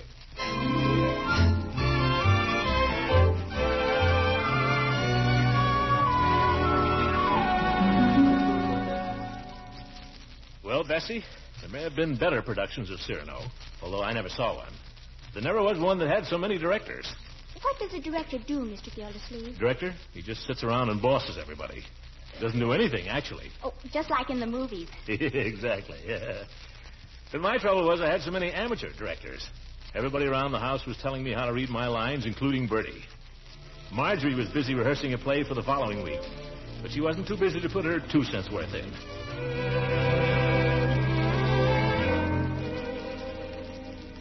Start here on page 12, Unky. All right, try to remember it. I doff my chapeau with an air, my mantle I toss to a lackey. I draw my bright sword from its sheath. I draw my bright sword from its sheath. Darn it. Start over again. Yes. I doff my chapeau with an air. What you doing, out rehearsing? Yes, Leroy, and I'll thank you not to interrupt my concentration. Okay. I can listen, can't I? If you'll be quiet. Oh, sure. I doff my chapeau with an air. Would you mind telling me what the story's about? Oh, for heaven's sake, Leroy, I've told you 1,000 times it's about a man named Cyrano. In this scene, he's fighting a duel. Now be quiet. Okay. Are you going to do the fighting on the stage? Certainly. Mr. Fairfield showed me all about fencing. Bruce is a beautiful fencer. Yeah, one more lesson and I'll be able to cut his head off. What's the duel about, Unc? Well, this fellow insulted Cyrano. How? He, makes fun of Cyrano's nose. That's very funny. It's not very funny. Nothing funny about it. It's psychological. Cyrano thinks he has a big nose. He's very sensitive about it. I don't get it. Why does Cyrano think he has a big nose? Because he has. Leroy, I can't possibly learn this part if you're talking all the time. Why don't you go out and play? Nobody to play with. Well, call up Piggy and ask him to play with you. He has a cold. His mother won't let him out. Then call up somebody else. Only for heaven's sake, leave me alone. I'll call Piggy. All right. Now, let's see. I doff my chapeau with an air, my mantle I toss to a lackey. I draw my bright sword from its sheath. Hello, Piggy. This is Leroy. Hello, Piggy. Hi, George. I might as well try to rehearse in a boiler factory. Can you come over, Pig? Gosh, Uncle Mort, I might as well be rehearsing my play. Oh, Marjorie, tonight's my dress rehearsal, and your play doesn't go on till next week. We can have lots of fun over here, Pig. Can't you sneak out? None of that, Leroy. Now, I've got some difficult scenes, too, but nobody helps me. Let's do Cyrano, Marjorie. Did you hear Uncle Mort's going to be in a show, Pig? Yeah, he's going to be an actor. You better not let him hear you say that. What did he say, Leroy? All right, do your old play. I'm going to rehearse mine. Fleetwood, there's something I must know. I've got to know it. I simply can't go on. Gildersleeve, you got any special desires for dinner? Dinner? Yes, Bertie. I want to have it somewhere far, far away. Oh, you mean you're going out? No, I'm just speaking figuratively. I don't know what the story's about exactly. A Cary Grant part? No, it's more like Jimmy Durante. Oh! Leroy, terminate the conversation. But, Unc, he can't come over. I thought we could have a little chat. We'll have no chats. I doff my... Oh, if you only knew how I've lain awake night after night. Miss Marjorie, what's the matter with you? Night after night, my pillow was wet with tears. You poor child. I doff my chapeau with an air. My mantle I toss to a lackey. I draw my bright sword from its sheath. I think my uncle is wacky. Leroy!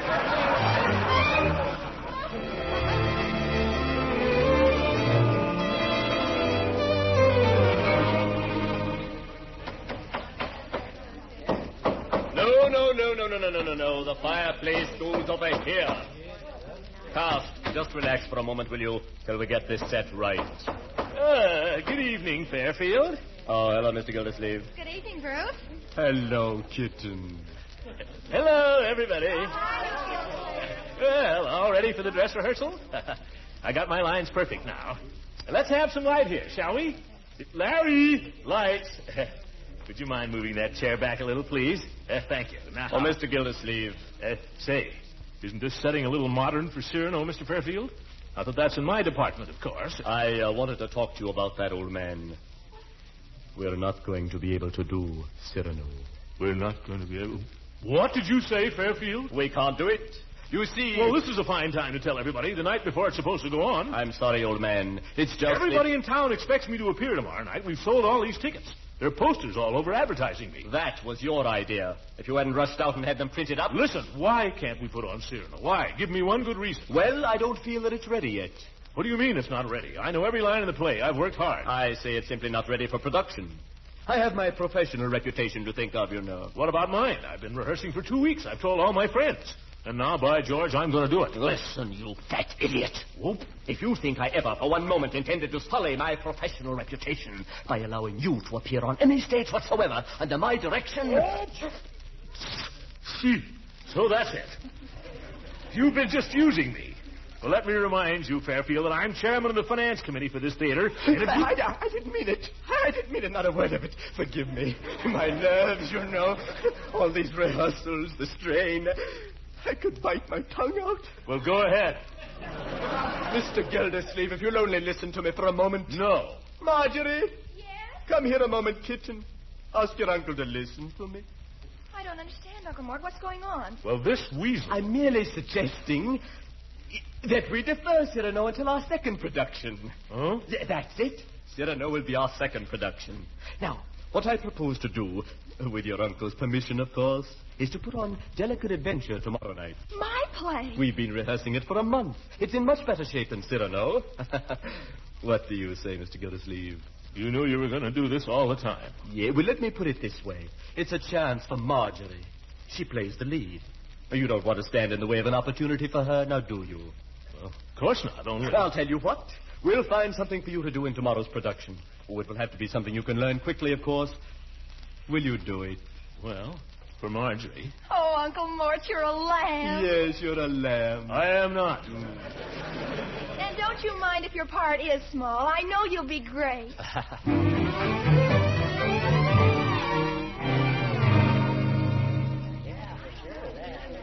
Here we are, Leila. G, 10, and 12. Oh, my, these are lovely seats, Horace. Well, we don't want to miss any of Gildersleeve's artistry. Oh, Horace, hush. Here's a program. Can't tell the hams without a program. Horace. Mercy, Horace. Doris, what's this? The Little Theater in the Dell presents Delicate Adventures starring Bruce Fairfield. What? Hey, we've been swindled. Floyd, did you see this? Well, I'll be darned. Hey, look, Peeve, there's nothing about Gildersleeve. No Gildersleeve? Well, what's happened, Leroy? I thought your uncle was the big attraction tonight. Well, they switched at the last minute, but I'm going to be in it.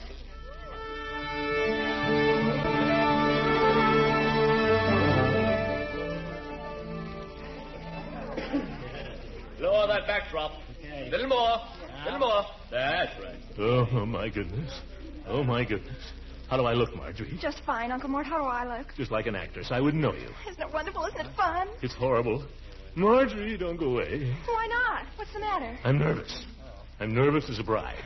Oh, Uncle Mort, you can't be. I am. I'm not going to be able to remember a thing I've got to say. I just know it. Oh, you've got to. Hey, look, they're dimming the house lights. They're ready for you. Marjorie, I can't. Ready with the curtain. All right, Mr. Gildersleeve. Now.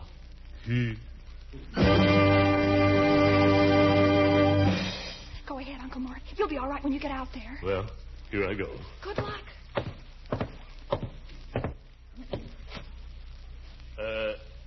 Ladies and gentlemen, because of a local fire ordinance, I've been asked to request there be no smoking in the theater. I thank you.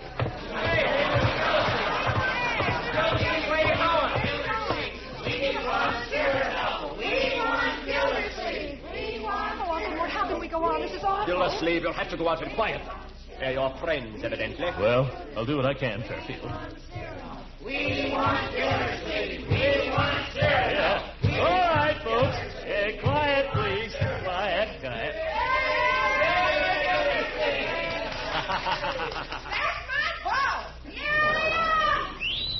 Leroy. Ladies and gentlemen, the management has just asked me to make a small announcement. You tell him, Mr. Gildersleeve. Hi, Floyd. Hi. Owing to circumstances beyond our control, ladies and gentlemen, we were unable to present Cyrano to Bergerac tonight, owing to circumstances beyond our control. I said that. Instead, we were forced at the last minute to substitute a very fine little production called Delicate something or other. Well, we came to see Cyrano. But we're going to give you Cyrano next time, ladies and gentlemen. Cyrano will positively be our second production. Give us a sample of it, Gildy. Yeah, give us a sample. A sample? Well, I don't know that I could do that. Ah, come on. But I'll tell you what I will do. I'll sing you a song. A song? Oh, do sing us a song. Hello, Leila. Conductor. You know, in the key of C. Fine. Well, do the best you can with it. This is the kind of song Cyrano might have sung to a lady if he didn't sing through his nose. In dreams I kiss your hand, madame, your dainty fingertips. And while in slumberland, madame, I'm begging for your lips. Mr. Gildersleeve. I haven't any right, madame, to do the things I do. Just when I hold you tight, madame, you'll vanish with the night, madame. In dreams I kiss your hand, madame, and pray my dreams come true. Give us another song, Mr. Gildersleeve. Another? Hey, something leaking. Just a minute, folks. Mr. Fairfield, our director, has something to say to me. Yes? You unutterable ham. Get off the stage so we can get on with the play. You sent me out here. Now go chase yourself. Gildersleeve, if you think I'm going to let you play Cyrano after this performance... Listen, either I play Cyrano next week or I'll sing Chloe right now. You beast! Ladies and gentlemen, let me remind you, next week, Throckmorton Gildersleeve in Cyrano de Bergerac. All right, on with the play.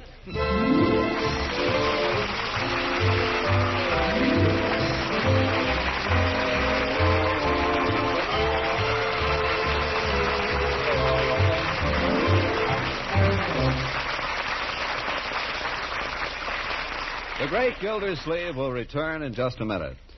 Right now, during this time when all spreads for bread are scarce, a name that's especially welcome in food stores from coast to coast is Parquet. Delicious, flavor-fresh Parquet margarine. Whenever your food dealer can supply you, you'll find that Parquet is the same fine quality as always.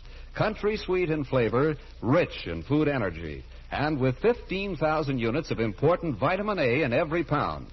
The Kraft Foods Company is maintaining the high quality that has made Parquet a favorite of millions, and we're continuing to produce all the Parquet we possibly can. Our only regret is that there's not more available at present to meet every family's complete needs. So please be patient when supplies are temporarily short. And remember to keep asking for that good name in quality spreads, Parkay, Parquet margarine, made by Kraft.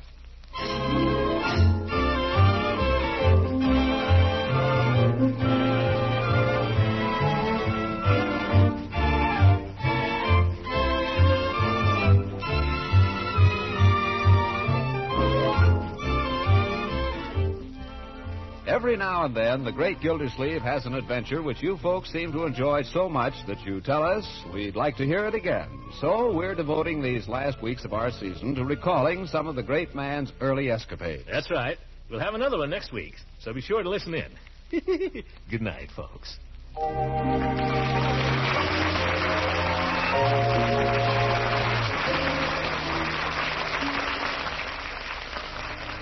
Now, a wonderful help in menu planning. It's Pabstet, the delicious cheddar cheese food that's so nourishing, so easy to digest, so easy to serve in 100 appetizing ways. Pabstet spreads, slices, toasts to perfection for sandwiches and snacks. And Pabstet melts smoothly into a luscious golden cheese sauce you can pour over tasty dishes of macaroni, eggs, and fish. Yes, there are 100 delightful ways to enjoy Pabstet's rich, mellow cheddar cheese flavor. So buy both varieties of this delicious cheese food, Golden Cheddar Pabstet and Pimento Pabstet.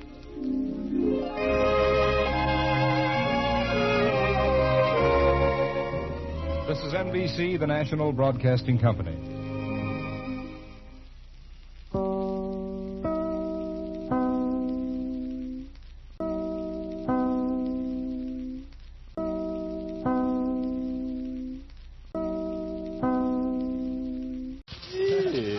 The Kraft Foods Company presents The Great Gildersleeve.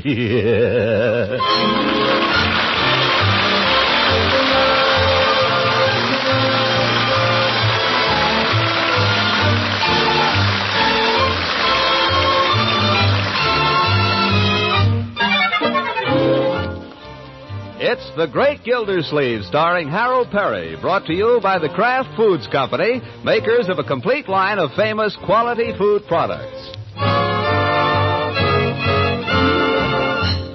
For the past couple of weeks, we have been recalling to you some of the great Gildersleeve's early experiences. Tonight, the great man wants to talk about one of the biggest days in his whole life. We give you now Throckmorton P. Gildersleeve.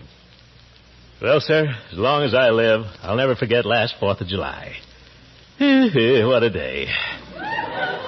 That was the day of the first annual outing of the Jolly Boys Social Club. Come one, come all, and bring your friends.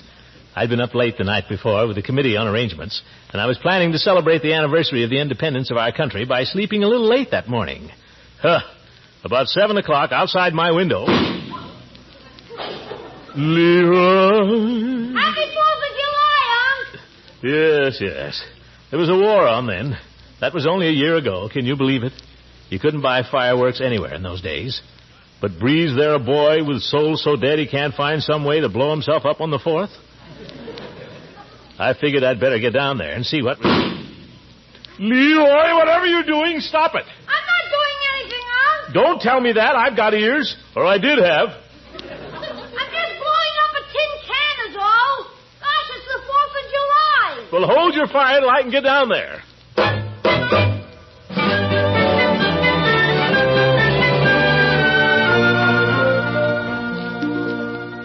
You can't deny a small boy the 4th of July. That's his day. But I still remember the time I made the mistake of carrying a 3-inch salute in my hip pocket. And my best friend sneaked up on me with a piece of punk. It was burned in my memory.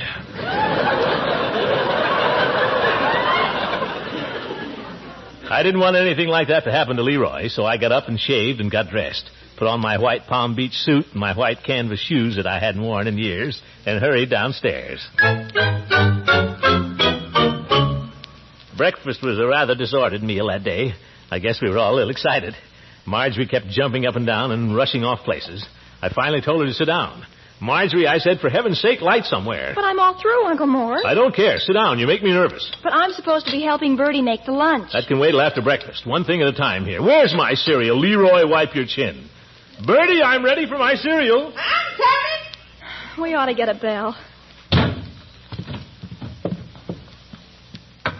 Here you are, Mr. Gildersleeve. Leroy, how about you? Oh, I'm fine.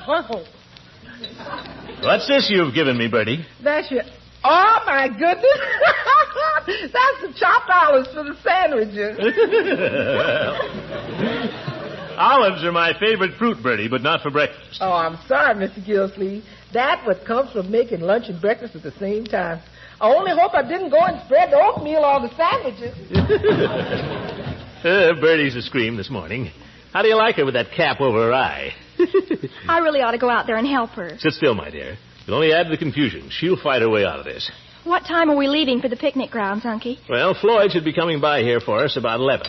Floyd Munson? Are we going with him? Yeah, he's going to get his cousin's hay wagon. We'll all ride out together. Everybody. Big excursion. Oh, how wonderful. A hayride. I've got to run right over and tell Marshall. Yeah, Marshall will find out. You stay right where you are. A hayride? Oh, this is going to be more fun. Unky, I think you were a darling to arrange it. Yeah. And don't you look pretty in your nice white suit? Doesn't he look pretty, Leroy? He looks like the good humor man. I feel like the good humor man, Leroy. Yes, sir, nobody's going to make me mad today. But don't keep trying, Leroy.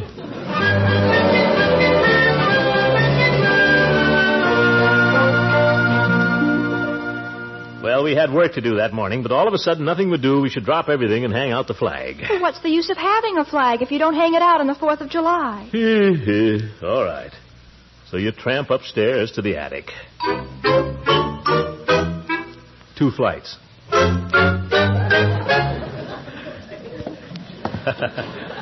Extra step.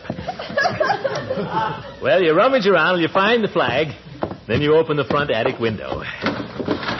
It hasn't any sash cord, so you have to prop it up with a stick. Only you can't find a stick, so you use a coat hanger. I'll go out in the yard, Uncle Mort, and see how it looks. Now, Leroy, when I get out the window, you hold on to my legs. What for? What for? What do you think? Just hold on to them, that's all. Now, don't let go. Okay. No, not yet, Leroy. Wait till I get out there. I thought you said to hold on to them. Well, use your head, my boy. Now, you lower the flag out the window, and you squirm part way out yourself. And then you look down. Hold on, Leroy. Oh, sure. That's the time the telephone always rings. Leroy, telephone. For me? Yes, for you. I'll be back, Unc. Okay. Oh, Leroy! You come back here. Yeah, the little devil. There you are.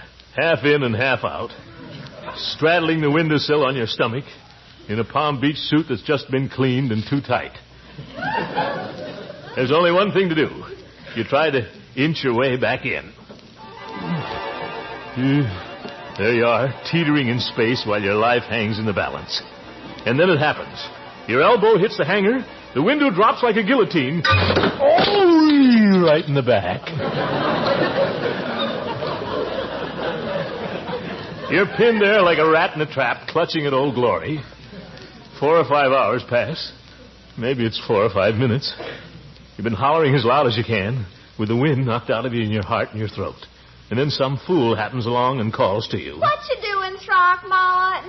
Leela! Shoot if you must this old gray head, but spare your country's flag, he said. Leela, help! This is no joke, Leela. I'm stuck. Oh, gracious. Get help! You stay right there, Throckmorton, you hear? I'll be up. Marjorie, Leroy, Bertie, everybody, help!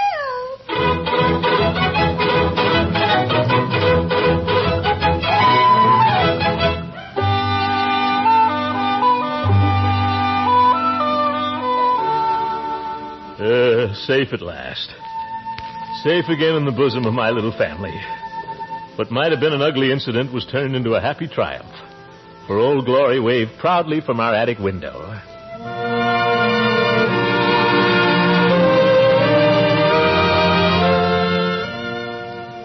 We all went out front to look at it. And we all agreed that it looked just fine there. It looks just fine there, Throckmorton. Just fine. It looks beautiful. Yeah. How do you like it, Bertie? Mr. Gildersleeve, if I had my way, I'd leave it there all the time. Yes, sir, it looked fine.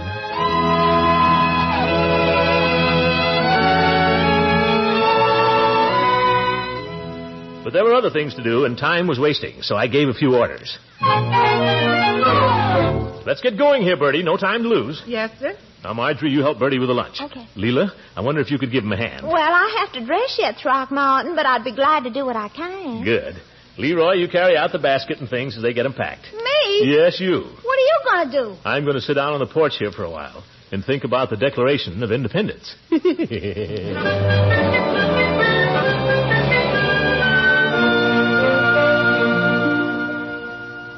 Well, I sat down on the swing there and lit a cigar. And I thought how different this was from other 4th of Julys I'd known.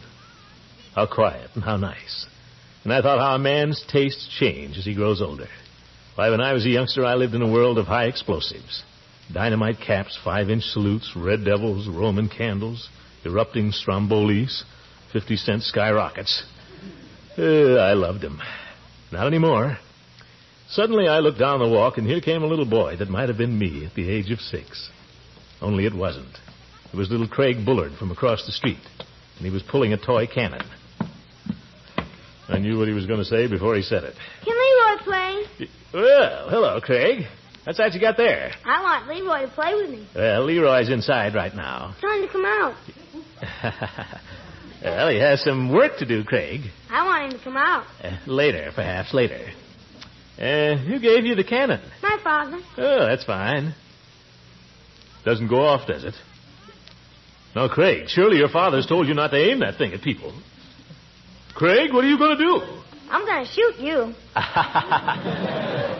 Now, Craig, what's that string for? I'm going to pull it. Don't you shoot that thing. I'm going to pull it. 1. Craig, you hear me? Don't you shoot that. 2. Look, Craig, I thought of a game. 3.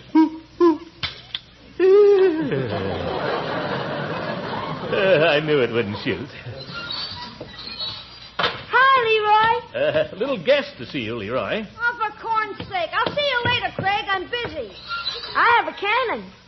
What's that? I have a cannon. Hey, pretty neat. Let's have a look at it, Craigie, old boy. Maybe I can show you how to shoot it. You do, and I'll shine Boy, it. this is one of those carbide cannons. I pull the string and nothing happens. Well, no wonder. What you need is carbide. I've got some around in the garage. Come on. Hey, did you ever think of loading it with gravel? Leroy? Yeah? No carbide, Leroy. But it's meant for carbide. And no gravel. Okay, no gravel, just carbide. And no carbide. Okay. Come on, Craig. I know what we'll do. What were they going to do? I sat there uneasily, wondering how little boys ever live to reach the age of 12. But pretty soon they were back again. Leroy knocked over my cannon. Now, wait a minute. This boy knocked over my cannon. Stop it. Stop it, Craig. Yeah, stop it, you little snitcher. Leroy. Well, he claims he's General Eisenhower. Leroy, Craig's a little boy. That's no reason to get angry with him if he wants to imagine things. I'm General Eisenhower. He's Rommel. Yep.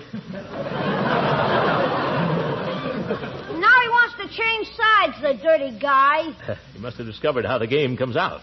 You're going to take my cannon and go home. Yeah, well, that's all right. I think that's a very wise decision, my boy. Very wise indeed. Rommel would have been smart if he'd done the same thing.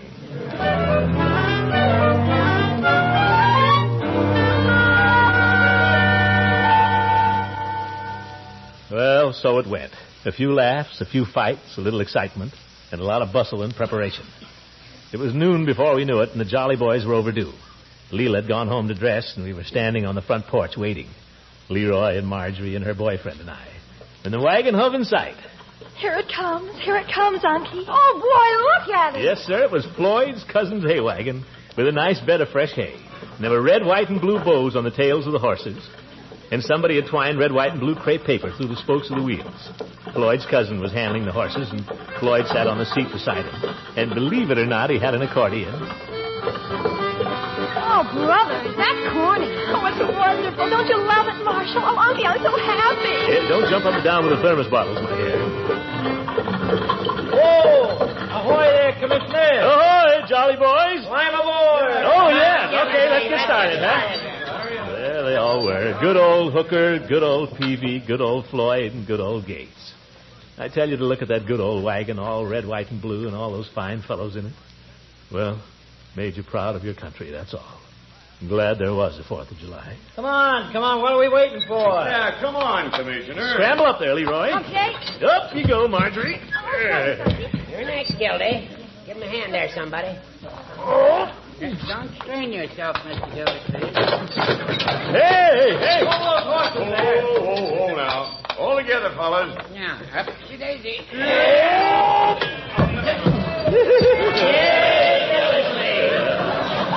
Well, let's go. Giddy up there. Yeah, hey, wait. Huh? Don't forget to stop for the girls. Are you kidding? Oh, take me out to the loading. Take me out with the crowd. Buy me something that's a Cracker Jack. I don't care if I never get back to the room.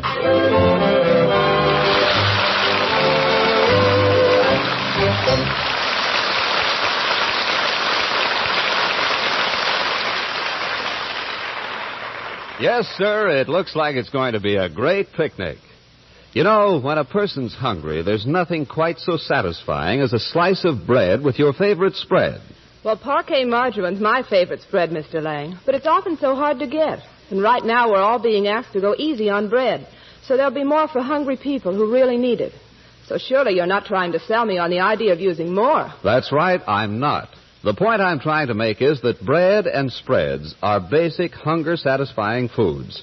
Two of the foods most vitally needed in the world today. Here at home, we're fortunate that there's some of both for everyone. Not all we'd like, perhaps, but enough. And by conserving bread and spreads when they're in short supply, it helps everyone to get a fair share. That, Mr. Lang, is going to make me use parquet sparingly and to appreciate its fine flavor and food value all the more. And I'd like to just add that Kraft will continue to make all the parquet margarine possible under present conditions and distribute it as fairly as we can. Thanks again for being so patient when supplies of parquet are temporarily limited.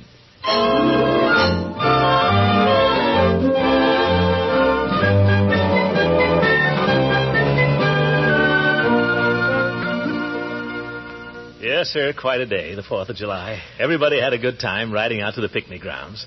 Leroy was up front with the driver. Marjorie and Marshal Bullard sat together, talking very seriously.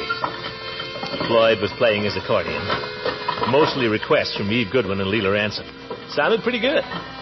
Floyd was all dressed up for a day in the country with white sports shoes. Judge Hooker had on a pair of golf knickers he dug up someplace. I never knew the judge was bow-legged before. That'll do, Leroy. Eve Goodwin was looking very pretty with a big straw hat on. LEILA was wearing something she called a play suit. Didn't you ever hear of a play suit, Throckmorton? No, but I like it. What'll we play? Oh, you. Well, we got out to the grounds in about an hour. A nice woodsy spot besides a little stream. Quite a good deep pool at one point. We unloaded the baskets with the food. Everything was so peaceful for a few minutes. Just pile all that stuff over here, boys, under the tree. What about putting it out here in the open? I prefer to have it under the tree, Floyd, and since I'm to be the chef... Who said you were going to be the chef, Judge? Well, naturally, I assumed that... Well, just turn off your assumer. You're assuming too fast.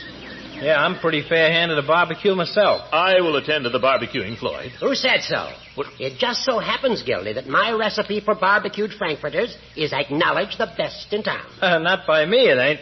I got a sauce makes a hot dog taste like filet mignon.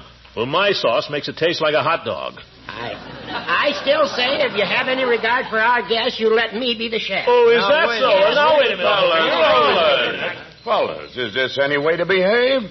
Why, what'll our guests think of the Jolly Boys? Gee, I never thought of that. We've got an organization with a reputation to maintain. Summerfield has its eye on the Jolly Boys Club. Chief Gates is right, fellas. I'll withdraw my claim to the chef's job. So will I. You take it, Floyd. No, Judge, you take it. Oh, no. Well, then let Gildersleeve have it. Oh, no, not me. Well, for heaven's sake... You asked for it in the first place, Judge. That has nothing to do with it. The idea. I've never seen it. Let's be jolly boys, shall we?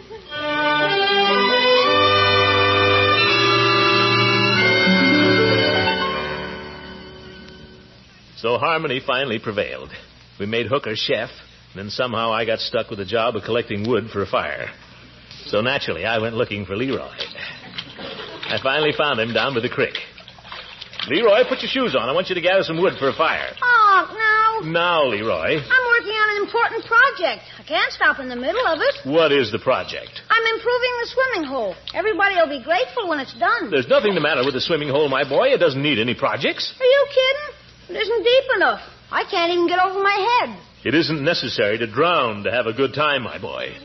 Now put on your shoes. Oh, please, Unc, I'll get the firewood later. Can't I just build a small dam? Well, all right. But building a dam is harder than you think. Well, if a dumb animal can do it, I can do it.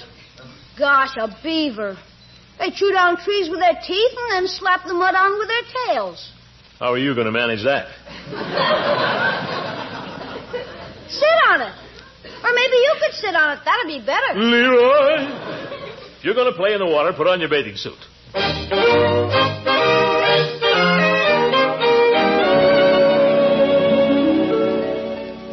Well, I finally got Marjorie and Marshal Bullard to go out and collect firewood. They'd been mooning around with nothing to do, and they seemed glad of an excuse to go off for a walk by themselves. Of course, when they came back an hour later, they'd forgotten to bring any firewood. They didn't seem to mind going back for some more, although by that time the rest of us were getting ready to go swimming. Say, Commish, that school teacher don't look bad in a bathing suit, does she? Miss Goodwin is a lady, Floyd. Did I say she wasn't? Ransom ain't bad either. Are you referring to Mrs. Ransom? Well, sure. What's the matter? You better watch your step there, Floyd. Remember, Mr. Gildersleeve's been engaged to practically every woman on this picnic. Now, see here, you folks. Only kidding, Commissioner, weren't we, Floyd? Well, I thought so. Come on, let's go swimming. Well, gentlemen, off for a plunge in the brook? Phoebe. Come on, get into your bathing suit. No, thanks, Mr. Gildersleeve. Not today. Oh, come on, Peeve. It'll cool you off. No, really. The fact is, I'm not much of a swimmer. Oh, just float then. Anybody can float. Well, no, I wouldn't say that. I've always had trouble floating. Oh, there's nothing to it, Peeve. Just lie on your back and don't move. And that's what they always told me. Well? Every time I try it, water goes up my nose. Well, your head must be heavier than your feet. That's what I say. You two?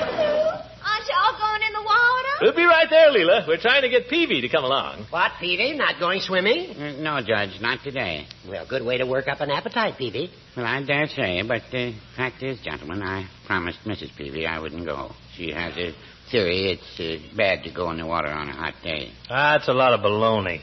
Well, no, I wouldn't say that. Not to Mrs. Peavy, anyway. Of course, right now, she's out of town. Yeah, that's right. Come on, Peavy. Come on, fellas. Last one into the water is a rotten egg.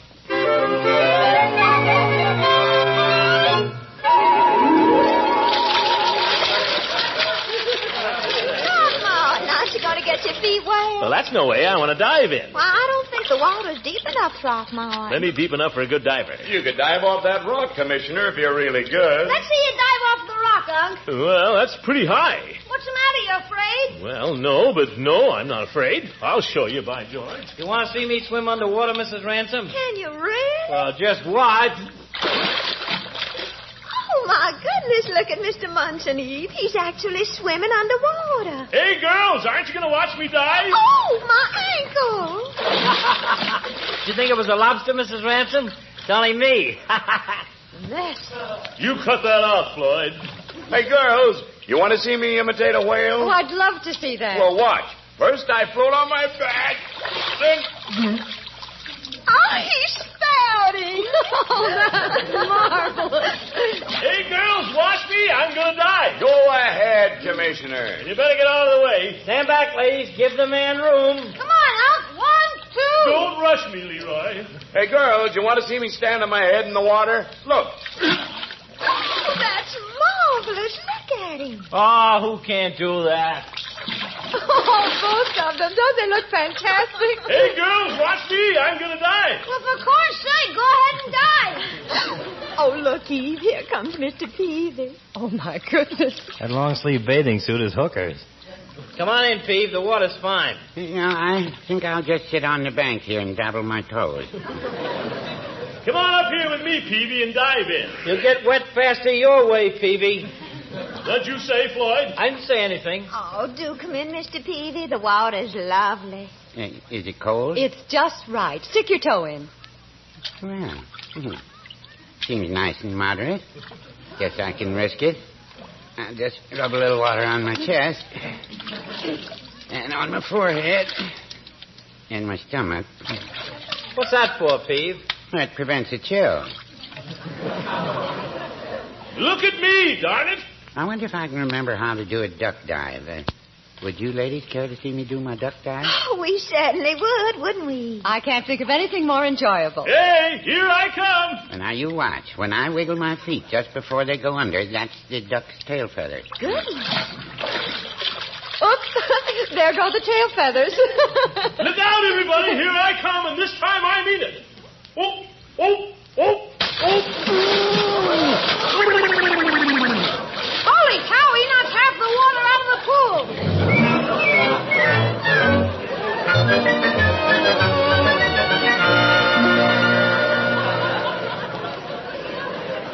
Well, we were all having a good time in the water, but the judge made us come and eat his barbecued frankfurters.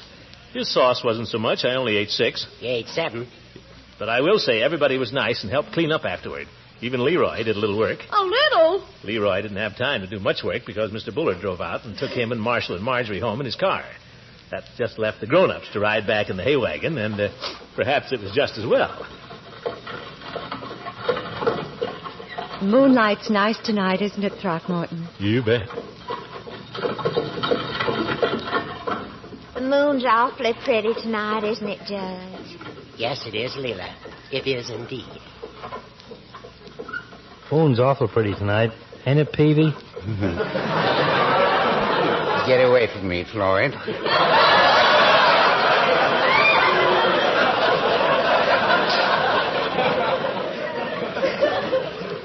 Are you comfortable, Eve? Yes.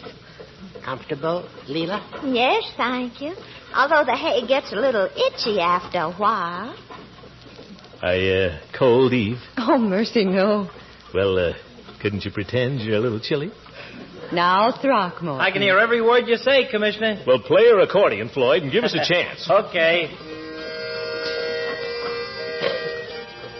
Floyd played some nice old songs, and Eve snuggled up to me a little.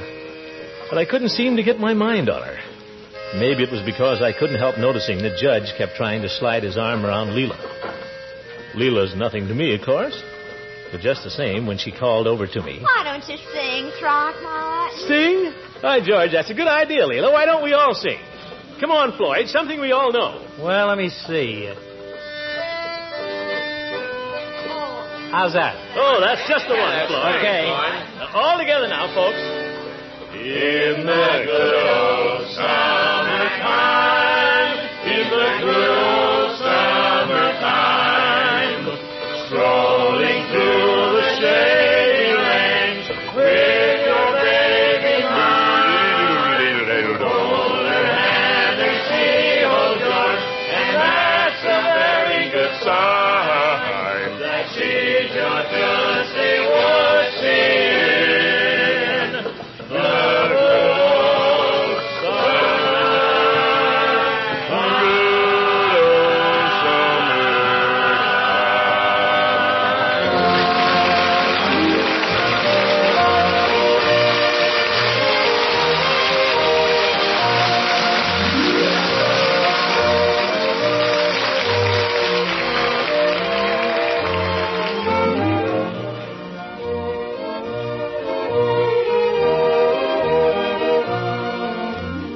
Yes, sir. We hope that all of you can have at least a day this summer as fine as our last 4th of July. This is our last broadcast of the season, but we'll be back again for the Kraft Foods Company on September 11th. If you look at your calendar, you'll find out that September the 11th isn't Sunday at all. It's Wednesday. So you remember that and tell your friends. Next season, you'll hear the great Gildersleeve. That's me. On Wednesday instead of Sunday. It'll be the same network, and your local paper will give you the time and the station. I guess all the members of our cast are looking forward to their vacations. I'd like to thank every one of them for the nice times we've had together all this year. There's Louise Erickson, who plays Marjorie, Walter Tetley, our little Leroy, and Lillian Randolph, whom you know as Bertie. Getting outside the immediate family, there's Shirley Mitchell, who plays Leila Ransom, and Bea Benaderet, who's Eve Goodwin. Thanks, too, to the Jolly Boys, Arthur Q. Bryan, and Ken Christie, who are Floyd and Chief Gates. And to that not-so-jolly little boy, Tommy Bernard, who plays Little Craig. And to jolly Johnny Lang, our announcer. And, of course, with every season that goes by, we appreciate more and more our two fine old standbys, Earl Ross, who plays Judge Hooker, and Richard LeGrand, who is Mr. Peavy.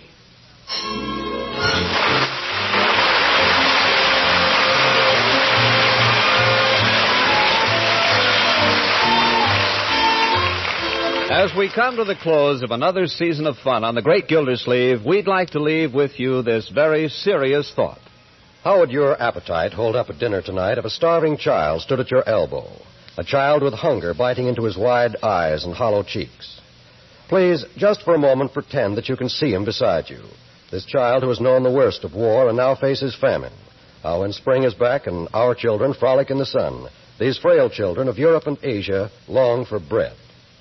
Help to feed them, and you can by buying and eating as little wheat and rice as possible, by turning in used fats and oils, eating more of the plentiful foods, as much as possible from your own garden, preserving all you do not eat, wasting not a scrap. A child in Europe, when he gets some strength back in his body, will thank you for it. This is NBC, the National Broadcasting Company.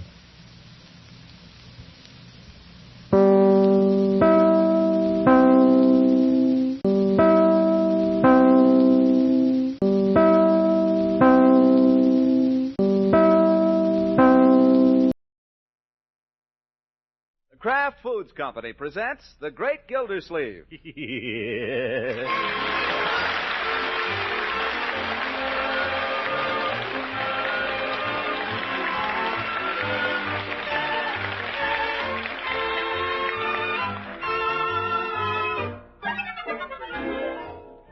It's The Great Gildersleeve, starring Harold Perry, brought to you by the Kraft Foods Company, makers of Parquet Margarine and a complete line of famous quality food products.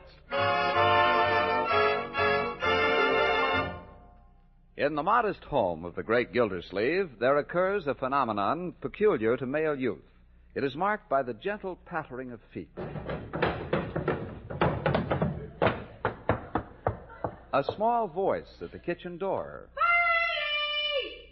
and a delicate hint of his wishes. Breakfast! I'm bringing it, Leroy. I'm bringing it. Goodness gracious, what's all the hurry? It's Saturday. Confound it, Leroy. Why can't you get up like this other mornings? Oh, hi, Unc. There's nothing to do other mornings except school. Well, there's something to do this morning. Leaves. Leaves? Oh, for corn's sake, Unc, do I have to rake dirty old leaves? Leaves are nature's own handiwork, my boy. They're beautiful. And, Leroy. Yes? When you finish raking them, be sure you burn the darn things. Oh, good morning, Bertie. Morning, Mr. Gildersleeve. I had to walk clear out to the curb for the morning paper again. Oh, that's too bad, Bertie. Yeah, these confounded paper boys can't see beyond the end of their handlebars. Where is the paper? Under your elbow. Oh, yes. Bertie, I think I'll have some scrambled eggs and ham with a side order of scrambled eggs and bacon. Coming up, Mr. Gildersleeve. Let's have the comics, Unc. Leroy. Oh, please? Comics. You should read a paper by looking at page 1 first. The big news. Okay, let's see page 1. Please. I'm reading it. Here's the comic page. Well, let's see what's happening in the outside world. Me and Piggy were going... Piggy and I, Leroy. Us guys were going to play football this morning. Later, Leroy. First things first, my boy. Oh, for corn's sake. Let's see here. Man bites wife's dog in fit of jealous rage. Apologizes. Wonder who he apologized to. Piggy's Leroy's got a brand new football, Unc, and all the guys are going to play this morning. Leroy, you know you have your duties around the house. You can play this afternoon. But by this afternoon, the ball will be all dirty. Leroy, if you'll be quiet a minute, I can get the paper read. All right. Miss Gildersleeve, I think you ought to call the paper and complain about that boy throwing our paper in the gutter. All right, Bertie. I called them 3 times, but they don't pay no attention. I think you ought to call them, Mr. Gildersleeve. All right, Bertie, I will. I think you ought to call them, you being water commissioner and all. They keep hiding it in the gutter. How can anybody read the paper? Yes, Bertie, how can anybody read the paper? Now, what about my breakfast? Coming up, Mr. Gildersleeve. I'm not the one to be complaining, but the only way you can get your breakfast. Now maybe a man can read the paper in his own home. Water commissioner faces possible jail sentence. Poor fellow Water commissioner? Unc, all the fellas are going to be playing football this morning. Oh, Springfield water commissioner. I didn't think it was me. Emerson Brunker, Springfield water commissioner, today faced a possible fine of $10,000 or 10 years imprisonment, or both. Both. For malfeasance in office. I could rake the leaves this afternoon, Unc. Yeah, all right, Leroy. An audit disclosed a shortage in Brunker's department of $5.52. Probably betting on the races. Oh, tomorrow maybe, huh, Unc? Yes, Leroy. Brunker said... Gee, thanks, Unc. You're super. Oh, Leroy! Confound that boy. That was deliberate malfeasance. I'll have to ask Hooker what malfeasance means. Good morning, Uncle Maury. Well, good morning, Marjorie. Sit down and have some breakfast, my dear. Did you sleep well? Just fine, Unky. You want some orange juice, Miss Marjorie? Oh, if you please, Bertie. What's in the paper this morning, Unky? Same old thing. Trouble. Springfield water commissioner is about to get the works. That wasn't intentional, my dear. It just came to me. That I believe. Yes. Well, this Brunker, he's the commissioner in Springfield. Accounts were short $5.52. Obviously, the man is incompetent. I'm just about to read his statement here. Let's see. Oh, Unky, hold the paper up a little more, will you? Hold the paper up? What? A darling play suit Hogan Brothers are advertising. By George, I'm going to work where I can read this paper in peace. And besides, you're too big a girl to be wearing a play suit.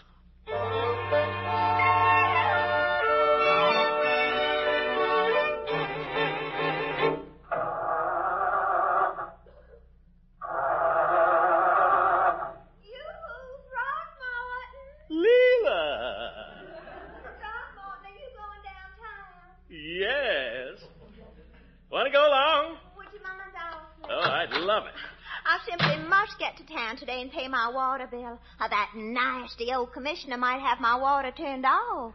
That nasty old commissioner is a regular ogre. He gobbles up little girls. I know it, especially one from Savannah, Georgia. Yeah. Well, we can't go anyplace sitting here, can we? Oh, and did you say you wanted to pay your water bill, Leila? Mm-hmm. Isn't it simply terrible that I have to go all the way to town just for that? The Summerfield Water Department has just this very day inaugurated a new service. It has? Certainly has. We now collect payments in the water commissioner's car. Wow. But only from our favorite customer. Oh, Throckmorton, you're sweet. Am I, Leila? You certainly are. Here, now, I have the bill and the money in this envelope, and I'll put it in the breast pocket of your coat. Oh, it tickles. There. Now, do you know where it is? Sure, it's in my breast pocket. Throckmorton. What's the matter? It's right over your heart. Oh. Now, you won't forget, will you, Throckmorton? Forget? They don't call me Elephant Boy for nothing, you know. Well, yes, but I thought that was because you're so fat. Oh. Well, thank you, Leila. I'll attend to your account the first thing. Oh, I'm sorry, Throckmorton. I don't know whatever made me say that. Quite all right, Leila. Now, if you'll excuse me, I'll... don't be mad at me, Throckmorton. Let's forget it, Leila. Let's. Throckmorton, I wanted you to come to a little tea party this afternoon. I just happened to be stopped, that's all. Oh, now let's not talk about it anymore. All right. I hope you won't be busy this afternoon. You know, some men are born with 4 thumbs.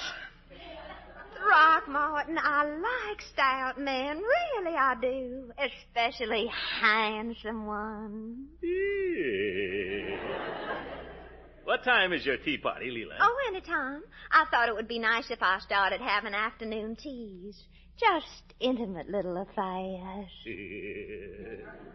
Sounds like a great idea. Great. I thought we'd sit around and drink tea and I'd bake cookies. Would you like that, Throckmorton? I like anything you do with those dainty white hands, especially cookies. And afterwards we could sort of rest on the sofa and discuss things. Sounds cozy. Just you and the judge and I. Judge Hooker? What's he doing at our party? I invited him. Oh, why, Throckmorton, Horace is your best friend. But... And besides, he said he can't stay long. Oh, well, in that case... Then I'll expect you the minute you get through work. I might even fudge a little. Oh, I hope so. Well, Throckmorton, hadn't we better be on our way? On our way? Well, if I'm going to bake cookies, I have to hurry to town and pay my water bill. Well, I thought I was going to do that for you. Oh, Throckmorton, whatever makes me so giddy? I'd like to think it was me. Maybe it is. Oh, you have such a fine brain, Throckmorton. You never forget a thing, do you? Forget? They don't call me Elephant. I never forget. Oh, you.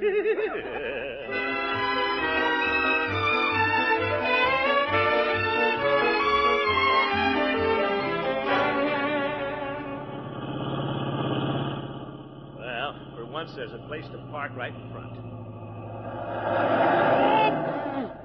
Darn smart aleck kids these days. Beat you to it that time, Gildy. Hooker, you old goat. Well, here's another space. You old goat, what's the idea of taking my parking place? I don't see your name on it any place. First come, first parked. Someday, Horace, you'll go too far. That reminds me, I have to go now. See you at LEILA'S. Just a minute, Horace, old friend. Old friend? What do you say we ditch that tea party? What? Well, you know how these affairs are. A lot of idle chit-chat that doesn't mean a thing. Well, I'm not too fond of tea parties, but I promise LEILA. Oh, come on, Horace. I'll make some excuse to LEILA for both of us. I don't know. What do you propose in the way of a substitute? Well, why don't we, just the two of us, go up to Grass Lake and get in a little fishing? Season closes next Wednesday, you know. I don't know, Gildy. Come on, Horace. Just think, we could wear our old clothes. You wouldn't even have to change. You would, or you'd scare the fish all away. Very good, Horace, very good. What do you say? Let's rent a boat and just drift while we strengthen our friendship with real man talk. Man talk? What's that? Man to man. Ye gods, Horace. Haven't you ever talked man to man? Or is it always judge to victim? What, for instance, would you call man talk? Just what would we talk about? Anything. Politics, love, murder, anything you like. Come to think of it, Gildy, I would like to get your reaction to that story about the Springfield Water Commissioner getting into trouble. As your friend and attorney, I'd like to know, is there any danger of an incident like that here in Summerfield? Certainly not. Well, you know what happened, don't you? Of course I do. What? Why, according to the statement he gave the police, he was so far behind his collections, he had to juggle the books. And that's how they trapped him. How are your collections, Throckmorton? Never better. I keep my department in apple pie order at all times. Well, there may be one or two delinquent accounts. Well, look what happened to Brunker. You'd better watch those delinquent accounts, Gildy. Turn off their water once, just once, and I guarantee they'll pay up on time thereafter. But, Judge, you can't go around turning off people's water. What if they get thirsty? You go down to the drugstore and buy a Coke. How would they wash dishes? Go down to the drugstore and buy paper plates. How would they take baths? Well, they can. Great Caesar's little fishes, Gildersleeve. You're the water commissioner, not the guardian of the public's ablutions. You have a responsibility to the state, to the people as a whole. When the time comes to be tough, you've got to be tough. No use, Horace. I'm not tough. I'm just lovable. No, that's the trouble. Don't worry about the water department, Horace. How about it now? We going fishing this afternoon? Well, sounds like it might be fun. Great. I'll meet you at the boathouse. I've got several things to attend to, so if I'm a little late, you row on out and fish till I get there. Well, all right. See you later, Gildy. What a sucker. By the way, old man, if I'm a little late, you fish till I get there. Huh?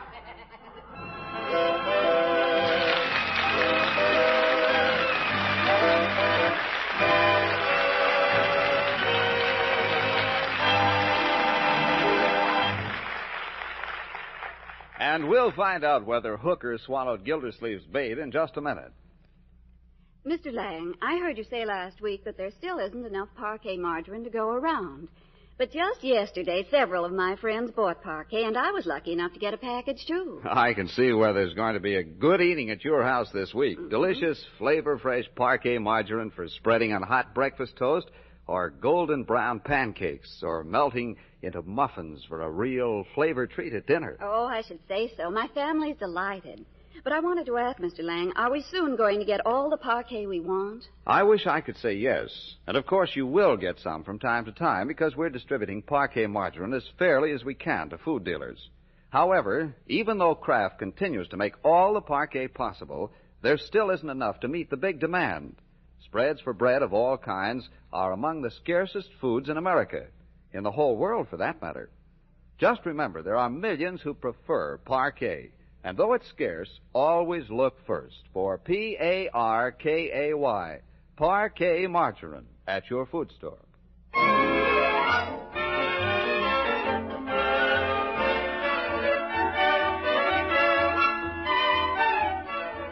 And now back to the great Gildersleeve, who at long last is arriving at his office. Hi-ho, hi-ho, it's off to work we go. Diddle-dee-dee. Good morning, Bessie. How's everything?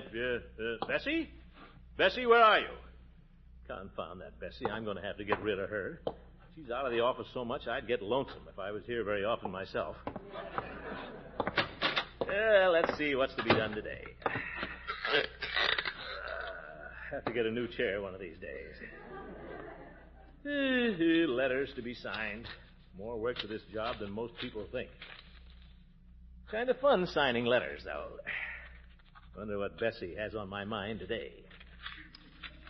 Dear sir, this is to inform you your water account is 7 months past due. 7 months? Ye gods, what does he think we're running here? A public drinking fountain? Don't tell me all these letters are delinquent notices. 6 months, 8 months, 3 months. Well, that's better. 8 months, 12 months. That's almost a whole year. By George, it is a whole year. Confounded people, why don't they pay their bills? Certainly hate to turn off their water. Gildersleeve, are you a man or a mouse? What's that got to do with it? You've got to be tough about these things, Gildy. You have a responsibility to the state, to the people as a whole. You're derelict in your duty. Imagine me, a derelict. I am not. You are so. I am not. You are. Arguing with myself. But I'm right. It's like I told Hooker. When the time comes to be tough, you got to be tough. The old goat. Yeah. Where's that waterworks number?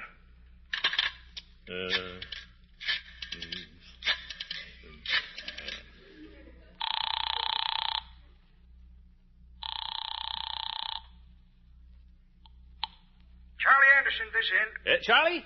This is the commissioner. What do you think we should do about people who don't pay their water bills? Oh, that's your business, Commissioner. My job's to see the mechanical equipment keeps going 10 years longer than it should. Confound it. Can't you express an opinion? What's the matter, Commissioner? Job too big for you? No, the job isn't too big for me. Then why call me to make your decisions? I'm not calling you to make my decisions. I've already made one. I want you to turn off everybody's water who haven't paid their bills for 3 months. 3 months? Yes.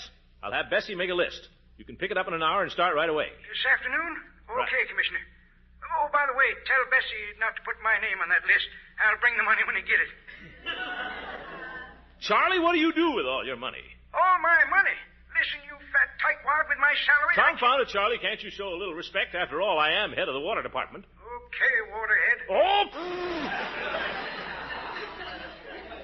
And don't call me Waterhead. Water Commissioner. Yeah, Water Commissioner. That's better. Bessie? Is that you? Yes, Mr. Gildersleeve. Come in here, Bessie. Confound it. We're running an office here. Did you want something, Mr. Gildersleeve? You can't just go wandering off whenever you feel like it, Bessie. By George, your place is here. How are we ever going to get the work caught up if we keep dashing off? Yes, sir. Now, I'm going to be gone for the rest of the day. Let's see. Seems like there was something I was supposed to remember. Pay the gas bill? No, I haven't got my third notice yet. Oh, yes. Bessie, Charlie Anderson will be by in an hour to pick up a list of accounts delinquent more than 3 months. Yes, sir. I knew I'd remember it.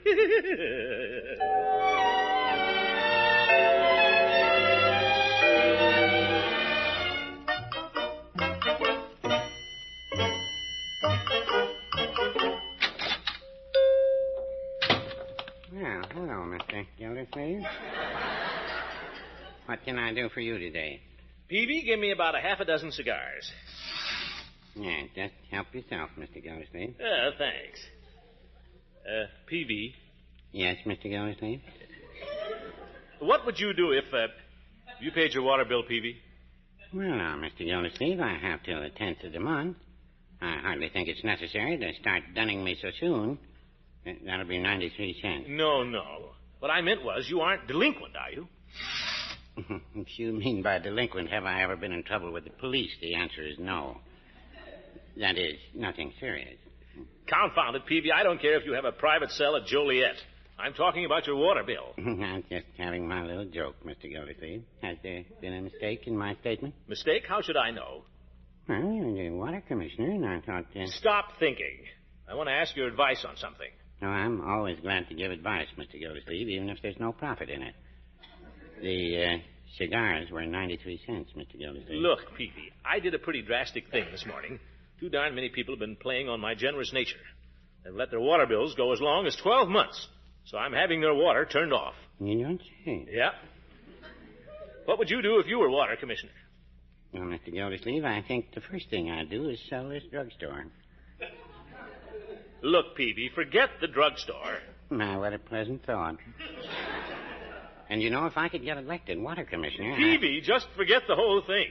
Well, I thought you wanted some advice. No, you're too late. I've already acted. No, I didn't mean to make you mad, Mr. Gildersleeve. I'm not mad. If anything, I feel gay. You see, Peavy, I'm expected by a certain party at a certain time. That's so. Mm-hmm. At a certain place. And if things go right, there'll be just the two of us there. That's so. Yeah. Well, aren't you curious? Curious? Yes, I mean, isn't there any question you'd like to ask? Well, yes, there is. About how many families would you say will be affected by your cutoff order? About 40 families, Peavy. Why? Well, I wanted to get a line on how much extra soda water to order. You don't miss a trick, do you, Peavy? Can't afford to, Mr. Gildersleeve. As I was remarking to Judge Hooker just a few minutes ago before Hooker? you come in... Was he in here? Yes, he was. He wanted to buy some oil of citronella. Uh-huh. The judge always takes citronella on a fishing trip. He draws flies, you know. Well, I have to dash off. That was 90 cents for the cigars and 3 cents for the governor, Mr. Gildersleeve. Oh? Put it on my bill, Peavy. I've got till the 10th of the month, too.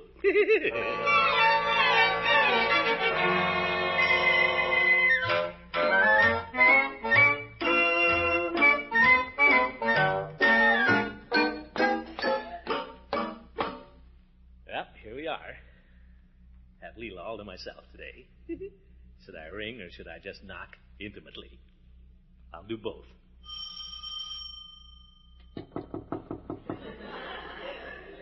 Open up, Leila. Throckmorton is here. Hello, Angel. Hello, sugar pie.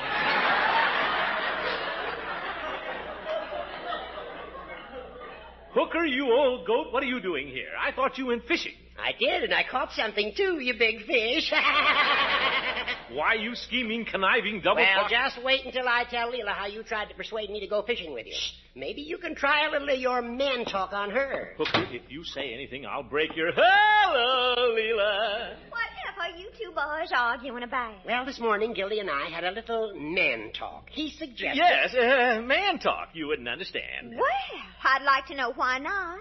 I declare, Throckmorton, you're getting more and more like my late husband, Beauregard. Wonder if that's a compliment. He was always keeping little secrets from me. Oh? So I'm sure it didn't bother me in the least. Merely annoyed me. Well, this matter is no secret, Leila. As I was saying... Shall we go in and make ourselves comfortable? Dibs on the easy chair. I'll sit here on the sofa. I'll sit on the sofa, too. Oh, this easy chair is comfortable. You want to try it, Horace? No, thank you. Now, as I was saying, Leila, Gildy suggested... Did you make the cookies, Leila? I promised, didn't I? Now, as I was saying... Horace, you tell Throckmorton about it while I get the cookies. And I'll get the tea ready while you boys pass the time of day. All right, Leila, we'll just chat a while. You old goat. You four-flusher. You old goat. Just wait until I tell Leila what... Here she comes now. No, Horace, I don't think it's going to rain. Throckmorton. Yes, Leila? Are the cookies ready? Yes, Throckmorton. That's nice. And the tea? There isn't going to be any tea. Oh, forget to buy some? Well, never mind. Horace can run down to the grocery store. Mr. Gildersleeve, my water has been turned off. It'll only take a half. What did you say, Leela? I said my water has been turned off, Commissioner.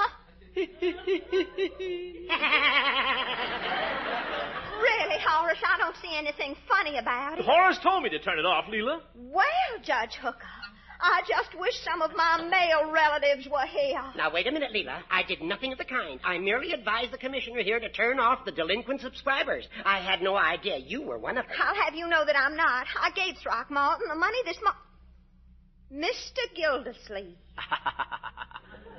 Did you pay my water bill this morning? Throckmorton, answer me.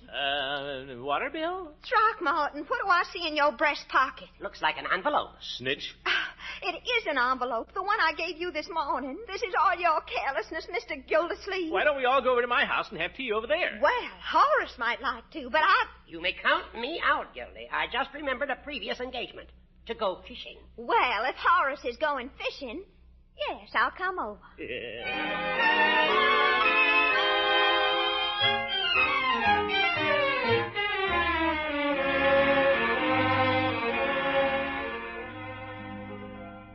Well, you get the cookies spread out, Leela, while I make the tea. All right, Throckmorton. That's it. Now for some water.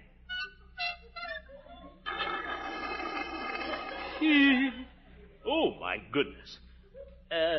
Leela, I'm afraid I've got you over here under false pretenses. Aren't you sweet? Yeah.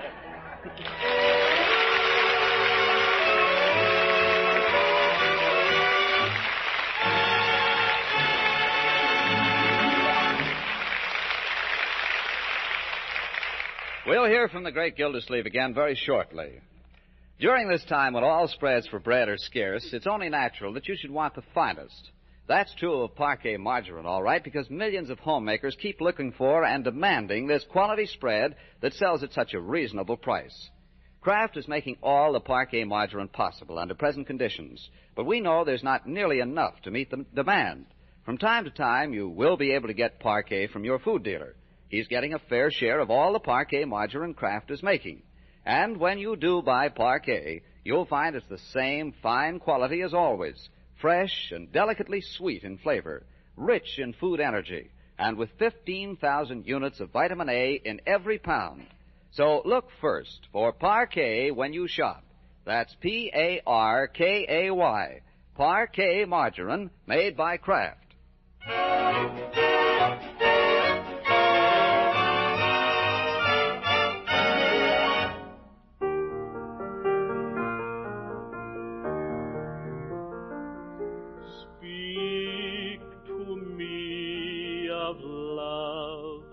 And say what I'm longing to hear. Oh, you're wonderful. Well, Tender words of love, repeat them again, I implore you. Oh, Throckmorton, you're positively handsome when you stand like that, with your mouth open and the words pouring out. You're lovely, too, Leela. Let's go sit on the sofa. Hey, Uncle Mort, how can I take a bath? There's no water. Oh, Leroy, go to bed. He'll be asleep in a few minutes, folks.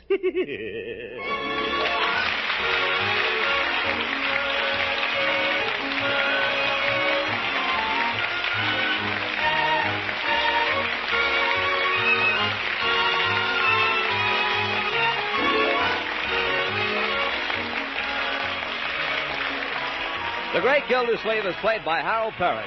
This week's story was written by Frank Moore and Bill Kelsey. The cast includes Walter Tetley and Lillian Randolph, who play Leroy and Bertie. Leila Ransom is Shirley Mitchell, Judge Hooker is Earl Ross, and Dick LeGrand plays Mr. Peavy. The music is by Jack Meakin. This is John Lang speaking for the Kraft Foods Company and inviting you to be with us again next Wednesday, same time and station, for the further adventures of the Great Gildersleeve.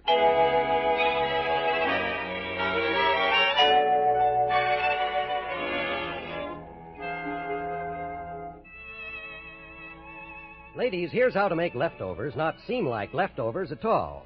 It's easy with Pabstet, the delicious cheddar cheese food. First, make a luscious golden cheese sauce with Pabstet and a little milk. Then pour this appetizing cheese sauce over leftovers of meat, fish, vegetables, or rice, and you've a brand new delicious main dish treat. Remember, nourishing Pabstet comes in 2 tempting varieties. Pimento Pabstet in the red package and golden cheddar Pabstet in the familiar round yellow package. Get Pabstet when you shop tomorrow.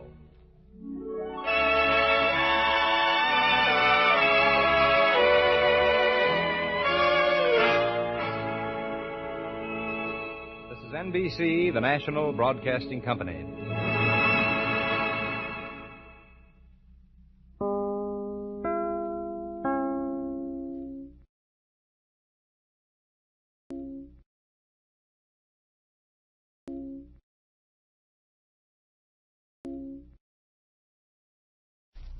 The Kraft Foods Company presents The Great Gildersleeve.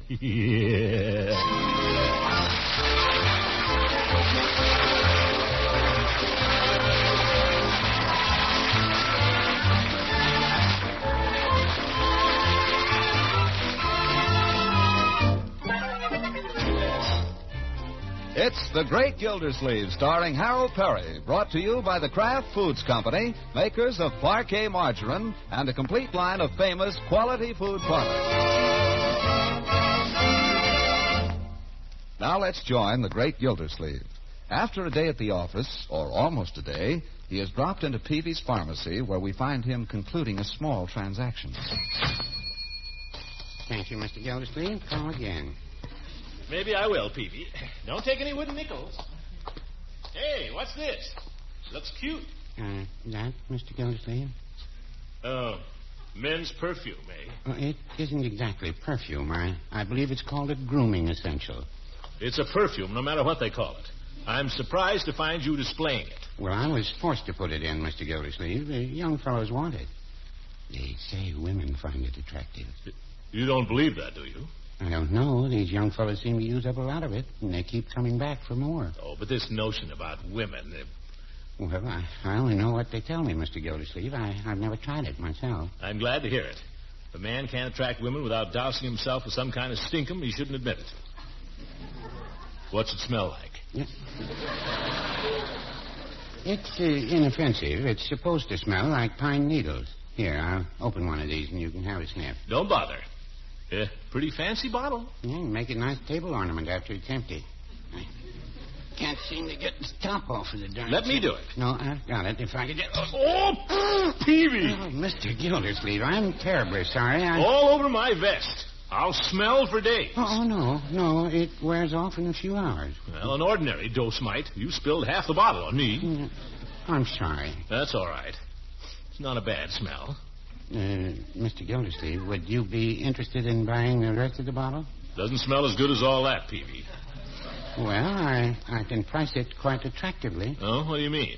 Well, you've got about $2 worth on you already. What? Yes, it's a $5 item. But I'll let you have the rest of it for $2.50. Nice ornament. I don't need any ornaments. I don't believe it's going to excite any women either. Well, have it your own way. All I know is a lot of young women buy it for their husbands. They do? Yeah. Let you have it for $2. Well, all right. But wrap it up, Peavy, and get this through your head. I'm not buying this because I need it. You don't have to tell me, Mr. Gildersleeve.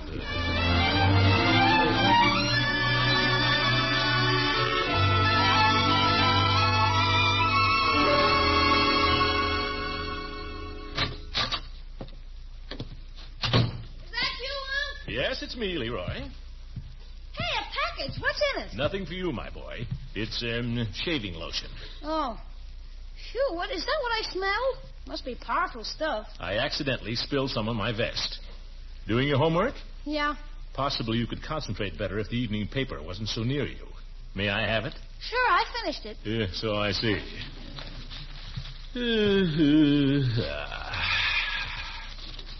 Hi, George. I don't know why I read the evening paper. Same stuff I read this morning. Now I think of it, the morning paper had the same stuff I read last night. Nothing happening, I guess. Good evening, Unky. Leroy, have you seen my notebook? Oh, good evening, my dear. Unky, what have you got on you? You smell simply delicious. You think so? Peavy sold me some stuff. Well, what's the name of it? You smell just like Wallace Weber. He was 2 seats away from me in history this morning. It was heavenly. Well, I believe it's called Spruce. Spruce up with spruce or something like that. Gosh, is that spruce? We're not supposed to faint when they smell it. How do you know, Leroy? I read an ad in Esquire. Leroy? I forbid you to read Esquire till you're 21. Is that clear? Oh, for corn's sake. Did Leroy give you the message from Miss Goodwin, Unky? He did not. Confound it, Leroy. What's the matter with you? What was the message? She wants you to sing at a PTA meeting tonight. Oh, we should both forgotten it. Oh, I thought you liked to sing in public. Not particularly, my dear. And anyway, there's something about those parent-teacher meetings. Between the singing and the perfume, you'd have the ladies swooning. Yeah. Mr. Gildersleeve! That will do, Leroy. Well, anyway, I told Miss Goodwin I'd give you the message. All right, my dear, you've given it. I will not sing at any PTA meeting tonight. Okay. Leroy, have you seen my notebook? What notebook? The new one. The one with... Oh, there it is. Leroy, have you been using it? Why would I want to use your lousy notebook? Gosh, I think everything you own is so wonderful. Well, you leave my things alone in the future, and if you... Leroy! Uncle Mort, look! All over the first page of it. Now, what's he done? I was just practicing my signature. Leroy Forrester, Leroy J. Forrester, Leroy P. Forrester. You have no middle name, Leroy. What is this? It looks better with something in there. Oh, dear. If you wish to practice your signature, Leroy, or any signature, kindly do not do so in your sister's notebook. Just tear the page out, my dear. It's no tragedy. Not to you, maybe. Doorbell. Will you answer it, please, Marjorie? I get it. Bertie's getting it. Everyone heard her, Leroy. Good evening, Miss Goodwin. Good evening, Bertie. Is Mr. Gildersleeve at home? I'd just like to see him for a minute, if it's convenient. Oh, I'm sure it'll be convenient, Miss Goodwin. Come right in. Oh, well, Leroy, take your homework upstairs, please. You too, Marjorie. Well, Eve, what a delightful surprise. I'm sorry to bother you. She just wants to see you for a minute, Miss Gildersleeve. Yes, Bertie. Thank you. Hi, Miss Goodwin. Hello, Leroy. Marjorie. Hello. We're just leaving. I gave Uncle Mort the message about the PTA. Oh, thank you. I do hope you can come, Throckmorton. Run along, Leroy. I'm going. Sit down, Eve. Make yourself at home. No, I can only stay a minute, as Bertie promised. Have you been to the barber's today? No, why? Oh, I thought you must have had something put on your hair. It smells quite nice. Oh, that. I spilled it on my vest. If you like it, I'll get some more. You shouldn't unless you like it yourself. Well, it's masculine. That's appropriate. I haven't seen you in quite a while, Eve. Where have you been keeping yourself? Oh, I'm still living in the same place. You haven't been around to call on me. Well, what about tonight? Can't we duck this PTA meeting? I wish we could. We could go for a drive somewhere. It's not too cold out. Or we could just sit around and have a little conversation. I'd like to know what you think about the new books and politics and everything. I'd like to encourage your intellectual interest, but I've got to go to this meeting. And I hate to ask you to help me, but I'm desperate. Well, why should it be your problem? It's my job. Please, Throckmorton, be nice. If you'll just come around for half an hour and sing a few little things. The ladies are crazy about you. For me? All right, Eve. For you. Oh, you're a darling. 8 o'clock in the high school auditorium. All right. Wait a minute, Eve. This thing doesn't have to last very long, does it? Well, it should be over by 10. Why? Well, how'd it be if I took you home after? Well, Just for some conversation about books. Well, for a little while. And thank you, Throckmorton.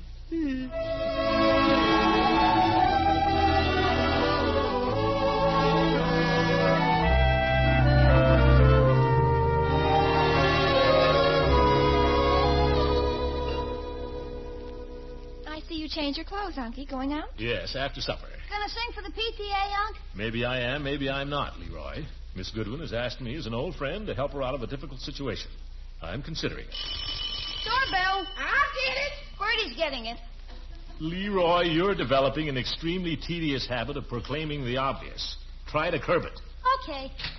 Good evening, Bertie. Is Mr. Gildersleeve at home? Yes, he is, Miss Ransom. Well, I know it's almost his supper time, but if I could just see him for a minute. Come right in, ma'am. What's fair for one is fair for all. Oh, for goodness sake. Miss Ransom wants to see you a minute, Mr. Gildersleeve. Yes, thank you, Bertie. Hello, Leela. Hello, Throckmorton.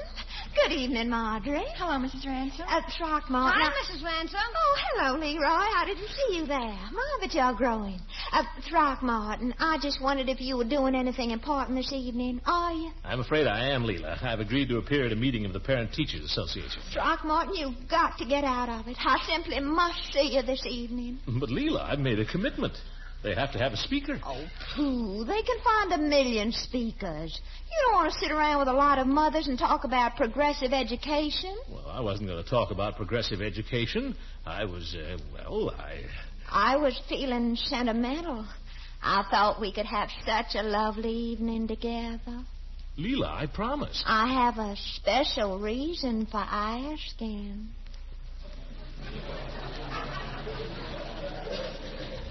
Well, Leela, Leroy, go upstairs. Or out in the kitchen or someplace. I won't have you staring at me. Gosh, what did I do? You too, Marjorie. Okay. Please, Throckmorton, for Leela. Oh, you can get Horace Hooker to go to the PTA meeting instead. Hooker? Mm-hmm. By George, I might at that. What time is it? About 6:15. I wonder if he's still down at the office. Oh, Horace loves to do things like that.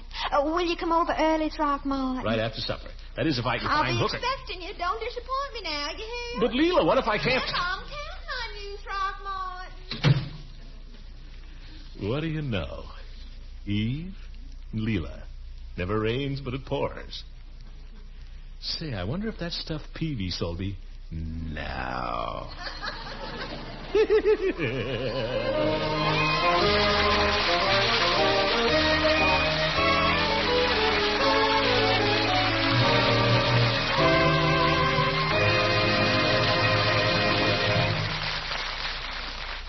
We'll hear from the great Gildersleeve again in just a minute. In these days, when spreads for bread are not so abundant, you've probably had to do without your favorite brand now and then. But I'm still as choosy as ever, Mr. Lang. I always ask for parquet margarine. It's been our favorite for years. It's a favorite spread in millions of homes. First of all, because people know that any product made by the Kraft Foods Company is sure to be of highest quality. And once you've tried parquet margarine, you just naturally prefer its fresh, country-sweet flavor. Prefer it because it tastes so good on rolls, toast, pancakes, and waffles. That's why I always ask first for parquet margarine at my food dealers. And likely as not, he'll have it for you from time to time, because Kraft is continuing to make all the parquet margarine possible with present supplies. Your food dealer is doing his best to supply you with this spread that's so rich in food energy, so country-sweet in flavor, and so economical, too. I suggest that you always look first for delicious, nourishing parquet. P-A-R-K-A-Y. Parquet margarine made by Kraft.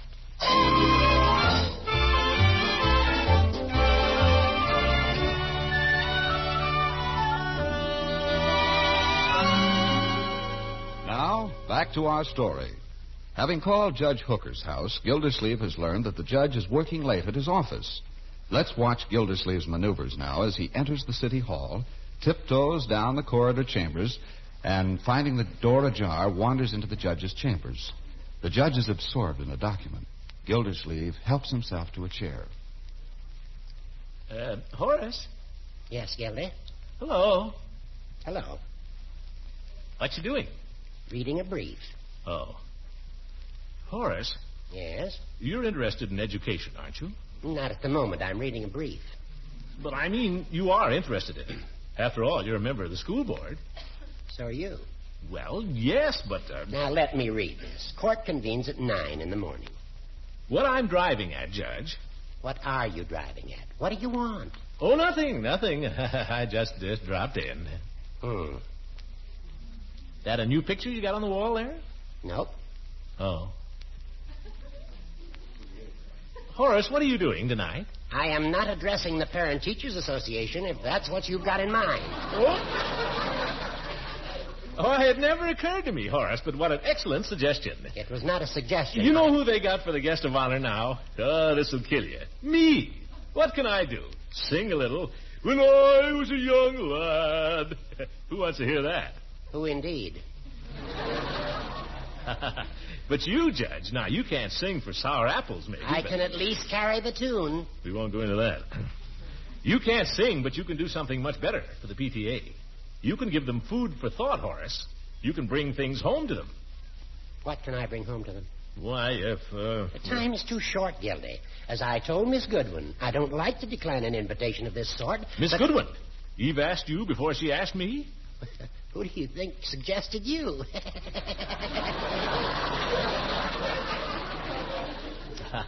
Well, that's very flattering, old friend, but I fear you're being too modest.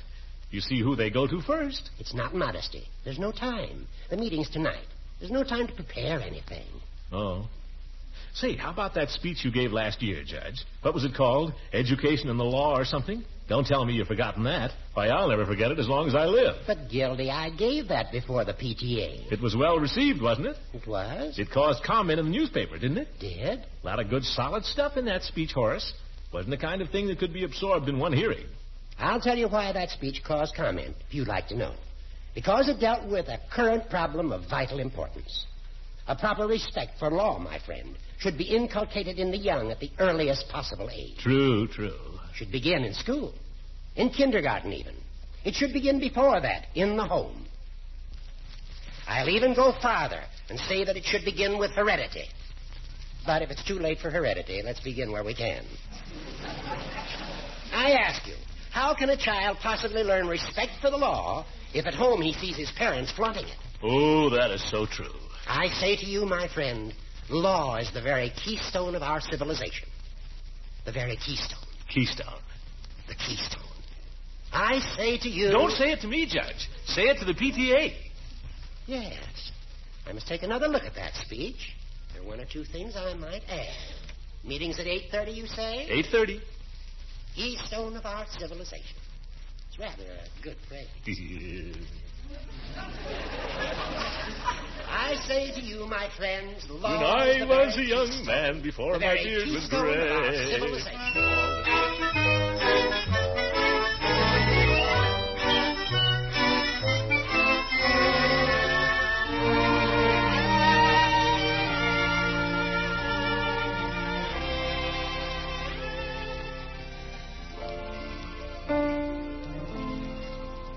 But I'm weary of the sea wind, I'm weary of the foam, and the little stars of Duna call me home.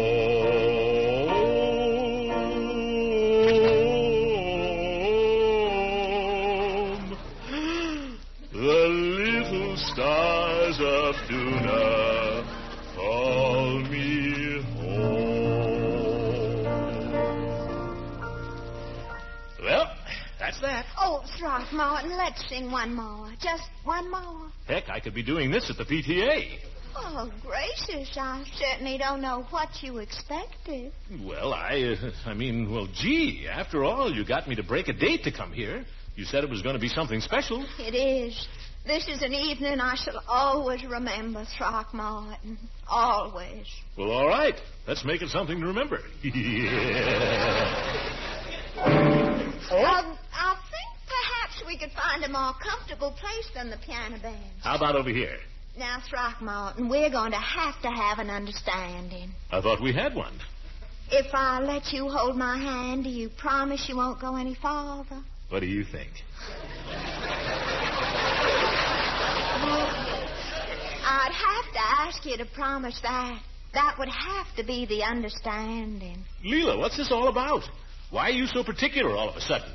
Well, I don't know that there's anything so sudden about it. I've always been particular. Oh, but there, I mustn't be put out with you. Not tonight. I know you didn't mean... What's wrong? What is that smell? I've been smelling it all evening. It's me.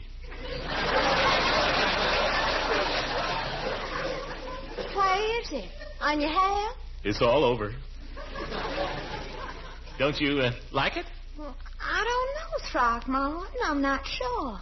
If I could get far enough away to find out. Well, I'm sorry if I've offended. Oh, it's nothing like that. It's just a little overpowering is all. Well, don't blame me. Blame Peavy. He sold it to me. So if you don't like it, the joke's on him. I didn't say I didn't like it. As a matter of fact, I think in time I could become quite used to it. Do you like the perfume I'm wearing, Throckmorton? I can't smell it. Here, I'll put some on my wrists. And behind my ears. Yum, yum, yum, yum, yum. Ouch! Oh, Leila, I'm terribly sorry. I don't know why I did that. Biting, really. Something snapped inside me, Leila.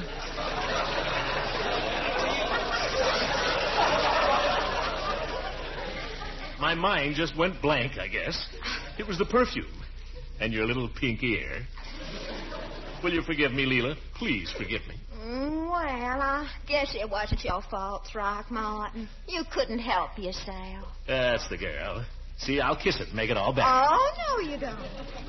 I think we'd better go back to the piano. Piano? I've sung every song I know, Leila. I've sung till I'm hoarse. Can't we forget? Oh, you must try to humor me this evening, Throckmorton. Because this is a very special evening. You keep saying that, but I don't see anything so special. I know. How could we ever forget? Huh? Tell you the truth, Leila, I'm kind of sick of that song. Sick of it? How can you say that? Why, that's always been our song. I know, but can't we get a new one? There's an old saying, Throckmorton. The old songs are the best. The old songs bring memories. All evening, nothing but memories. Remember the first time you ever sang that to me, Throckmorton? Yep. That was 4 years ago. You were darling then. Of course, you were a lot younger. I'm just as young as I ever was. No, you're not. You've changed. How? You don't seem so interested anymore. I am, too, but ye gods, you got me sitting here with my hands tied. Oh, it isn't that. You didn't miss me this summer. Now, that just isn't true, Leila. I did so miss you. You didn't write to me only once or twice. Well, I was busy, and I knew you'd be back, so what's the use? That's just it. You knew I'd be back. If you'd really missed me, you'd have shown a little more interest in where I spent my vacation and who I met while I was down there. You'd have been a little more curious. I'm as curious as anybody. Where did you go, Leila? Doesn't matter now. It's too late. What do you mean, it's too late? Oh, Throckmorton, I'm afraid I've got to wound you, and I don't want to. If you're still sore because I bit your ear, you can bite mine. I don't care. Oh, no. No, it isn't that. Oh, how shall I tell you? Tell me what? Just tell me. No, that would be too cruel. I don't get it. Wait here, Throckmorton. Wait here. Hey, where are you going? Wait. Hey, chocolates. I shouldn't, but I wonder which is the chewy one. Somebody's been biting into these. Well, I'll take a chance. Oh, all over my tie. Throckmorton. Oh, just sampling one of your chocolates here. Throckmorton, do you notice anything different about me? Just had a little mishap here, but it'll come off. Throckmorton, please look at me. Yeah? You notice anything different? No, why? You're not very observant, I must say. I'll come closer. Now, do you notice anything? New dress? No, you've seen this dress hundreds of times. I'll give you a hint. It's jewelry. The earrings. Earrings. I always wear earrings. It's on my left hand, stupid. Oh, where'd you get the ring? Hey, where'd you get the ring? From someone. Leila, is that an engagement ring, or did you put it on that finger to remind you of something? It's on that finger to remind me of someone I met down south. He's a doctor, if you're dying to know, from Virginia. Leila, you aren't going to marry this fellow. Uh-huh. For heaven's sake, why? Because I love him. Leila. There, I've wounded you. But why didn't you tell me, Leila? What's the idea of waiting till now and then getting me over here? Because I wanted to be sure first, Throckmorton. I wanted to be sure of myself first. Well, you might have tipped me off. If I'd had a little time, I might have done something. But no, the first quack that comes along, you let him... He happens to be a very fine doctor. I'm sorry. I'm sorry, too, Throckmorton. Does it mean so very much to you? Poor boy. Have a chocolate. I couldn't. Oh, to think I had to do this to you. When are the services, Leila?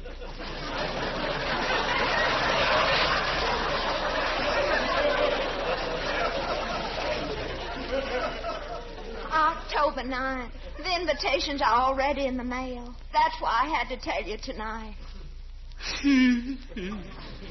His name is Julian Henry Culpepper. He's terribly handsome. He's only 36. So? I'm sorry. It was terribly romantic the way we met. It was at a dance. Do you know that tune that goes...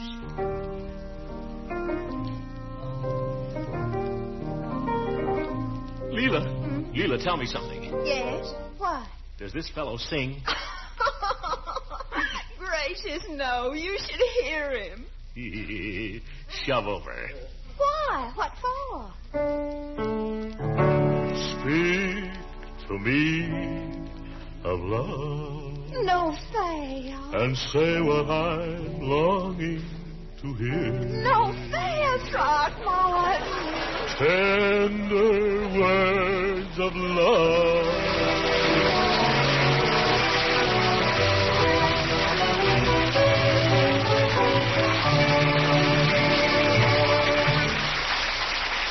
The great Gildersleeve will finish his song in just a moment.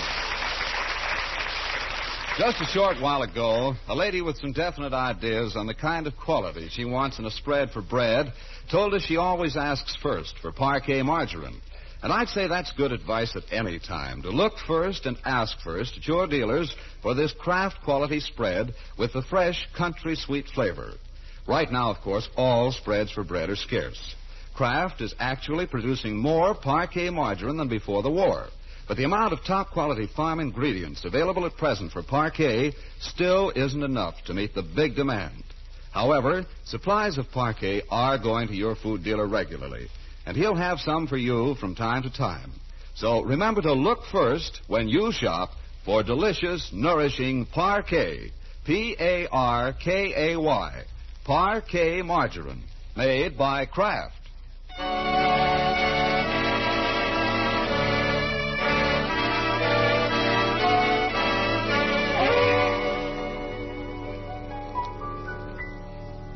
Speak to me of love and whisper these words to me, dear.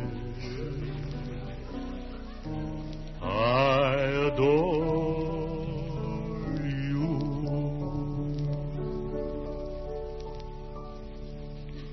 You know, Throckmorton, Yes? now that it's worn off a little, I think I like that perfume you're wearing. It's not a perfume, Leila. It's a masculine scent. Whatever it is, I like it. It does something to me. It does? What's it called? Why, I want to tell Julian Henry. wait till I see Peavy. Good night, Julian.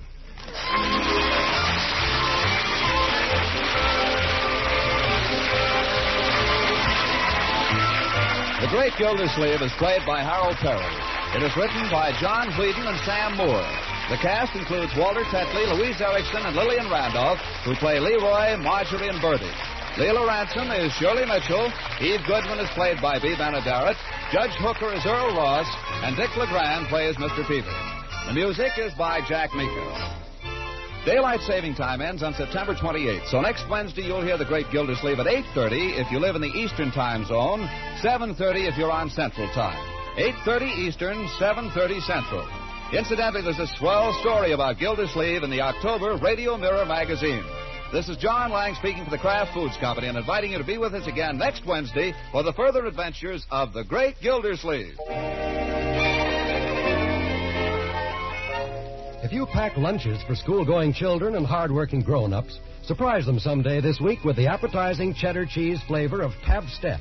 This delicious cheddar cheese food is wonderfully nourishing in sandwiches. And you can cut Pabst-ett into wedges, too, for a tasty flavor treat with red apples for dessert.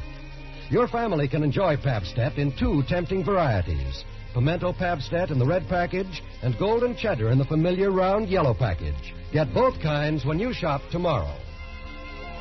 This is NBC, the National Broadcasting Company.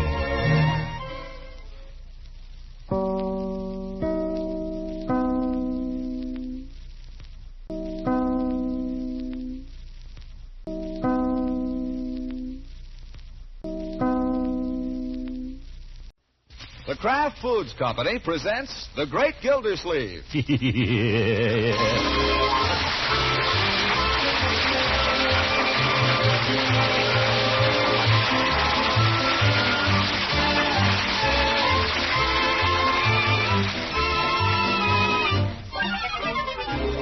It's The Great Gildersleeve, starring Harold Perry, brought to you by the Kraft Foods Company, makers of Parquet Margarine and a complete line of famous quality food products. Now let's see what's been happening to Gildersleeve. Well, it's plenty. Into the quiet town of Summerfield via the U.S. mail, a bomb has dropped. Everyone who is anyone in Summerfield has received this morning a creamy white envelope, roughly 4 by 6, with a postmark of Savannah, Georgia. No bargain offer, this. Eagerly, we pry open the flap, taking care not to cut our fingers, so fine and crisp the stationery. Inside, a second envelope with our name inscribed upon it. Nothing else. We pause a moment to admire the penmanship and dive inside again. A wisp of tissue paper flutters to the floor. We rub our thumb across the engraving. Our eyes focus, and behold. Mr. and Mrs. Tupper Hathaway request the honor of your presence at the marriage of their niece, LEALA Barrington Ransom, to Dr. Julian Henry Culpepper on October 9th, 1946,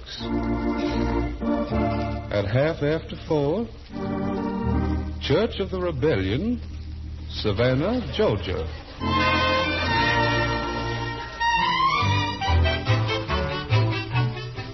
Yes, the whole town's talking about it. Long before breakfast, the neighbor's cook, Lily B., came hot-footing it across the street and around to the kitchen door with the news. So, though the invitation lies unopened beside Gildersleeve's plate at breakfast, Birdie knows full well what's in it, and she's briefed the children accordingly. Now, remember what I told you, Leroy. Be nice to him. I always am. Well, a little nicer than that.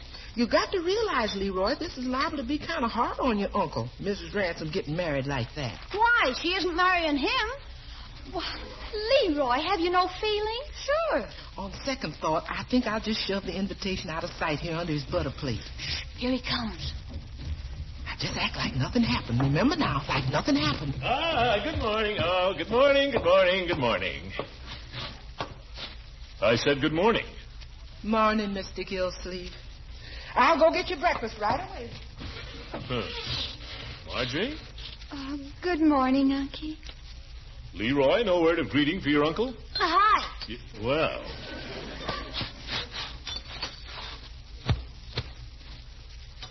What are you two staring at? Leroy, will you pack the sugar? Sugar? Yeah, sure. There you are, Marge. Sugar. Excuse me for not passing it before. I didn't notice you didn't have it. Oh, that's all right. Some salt? You got salt there? Yes, I've had the salt things. I just wanted the sugar for my cocoa. Marmalade. You want some marmalade? Oh, I have some. I have plenty. Oh, but thank you just the same. No, that's all right. Anything you want, just ask for it. Extraordinary. No mail come this morning? Daddy, you want the salt, you say, Marge? She just had the salt. What's going on here? Bertie, did no mail come this morning? What'd you say? I asked if there wasn't any mail this morning. No, sir, that is hardly any. Just the one thing there. What thing? Whatever it is. Well, where? Where is it? Under the butter plate. Under a fine plate. I better run out in the kitchen and see if anything's burning. What's the matter with her? Savannah, Georgia. I'll have the sugar now, Leroy, if you feel you can spare it. Aren't you going to open it? Leroy. Later. Just a wedding invitation from Mrs. Ransom. How about that sugar? What's the matter with you? Boy, is Bertie full of baloney. Well, when did you find out, Unky? Find out what? About Mrs. Ransom. Getting married? Oh, I've known about that for a long time. She told me last night. She said she wanted me to be the first to know. And you don't mind? No, that was all over years ago.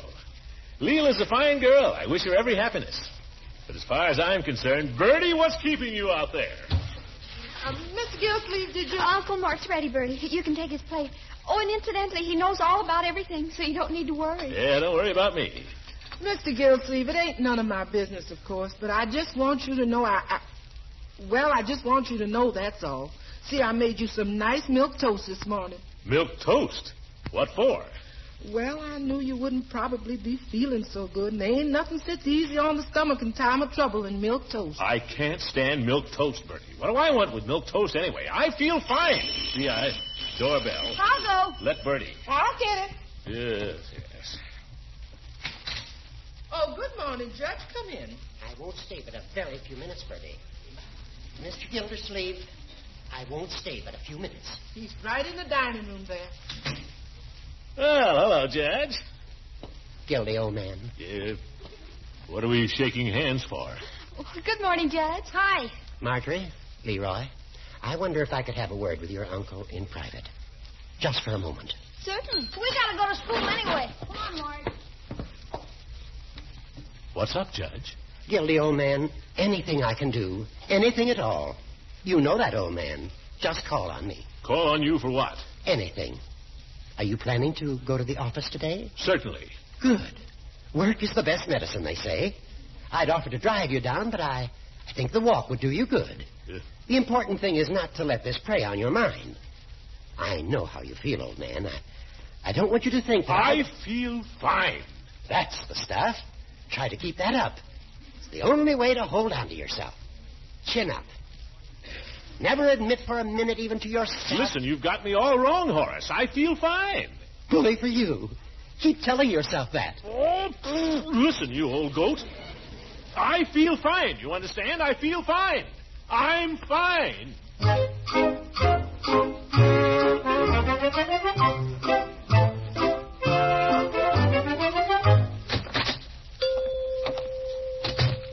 Hello, Peavy. Mr. Gildersleeve.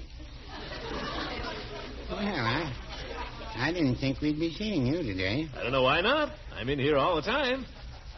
I guess I might as well take some cigars as long as I'm here. Peavy, I'd like some cigars. Mr. Gildersleeve, well, there are some things that are very hard for a man to say, but we'd like you to know, Mrs. Peavy and I, that we'd like you to come to dinner. Well, that's very nice. I'd be delighted to come. I'm an older man than you are, Mr. Gildersleeve, and I've had my share of disappointments, too. I'd just like to say that I know how you feel. What's the matter with everybody? I feel fine. You hear that, Peavy? I feel fine.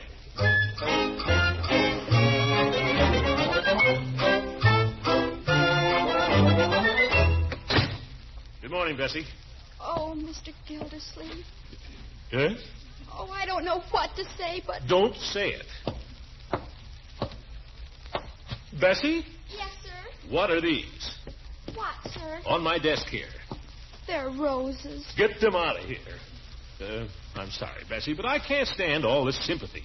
Ye gods, a man has no private life of his own in this town. You try to wind up something quietly, and the next morning everybody's looking at you. Everybody butting in and telling you they know how you feel. Don't you try to tell me how I feel. I feel fine. I'm very happy about the whole thing. Yes, sir. Good. Somebody came in. See who it is. Yoo-hoo! Anybody here? Leila, now what the... Good morning, Bessie. Is Mr. Gildersleeve in? Just a minute. I'll ask him. Oh, well, don't bother. He'll see me. Throckmorton, you poor darling. How are you? Fine and dandy, Leila. Never better. Oh, I'm glad to see you taking it this way. I knew you would. You have so much character. I'm afraid I've come to ask a favor of you, Throckmorton. Oh, that's terrible. A favor at 9 o'clock in the morning? Oh, gracious, I've been up for hours. I'm trying to get everything packed for when I go home for the wedding. And do you know something awful? I can't get half my things into my trunks. Maybe you'd better just give up the whole idea. Oh, silly. I wondered if you'd mind too terribly much just expressing a few things for me. No, of course not. The only thing is I haven't anything to pack them in. You'd have to get some crates or something. But you wouldn't mind? No. It would only take you a couple of evenings, probably. I'll give you a key in case I'm not there myself. All right. A couple of evenings? Well, there's quite a lot of it. I think it's terribly generous of you to offer to do it, Throckmorton. I can't tell you how grateful I am.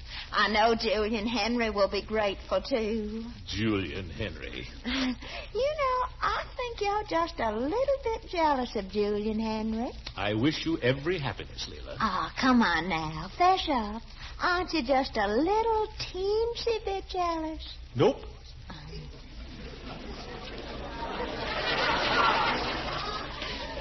Will you miss me just a little when I'm gone? I have a very busy winter ahead, Leila. I have lots of plans. Lots of plans.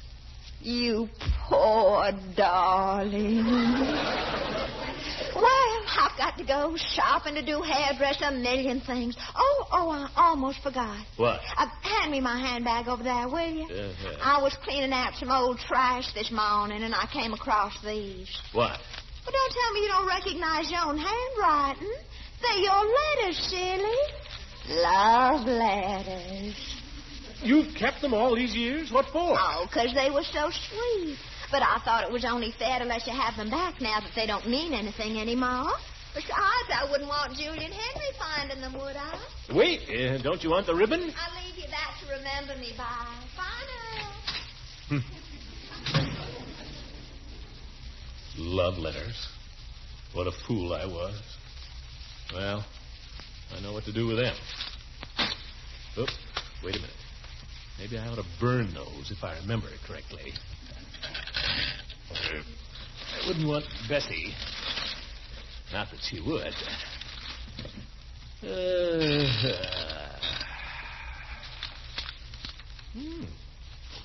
Smell nice.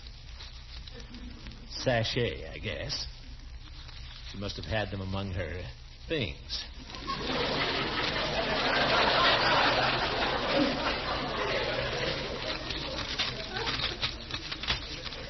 Gosh, that was 4 years ago.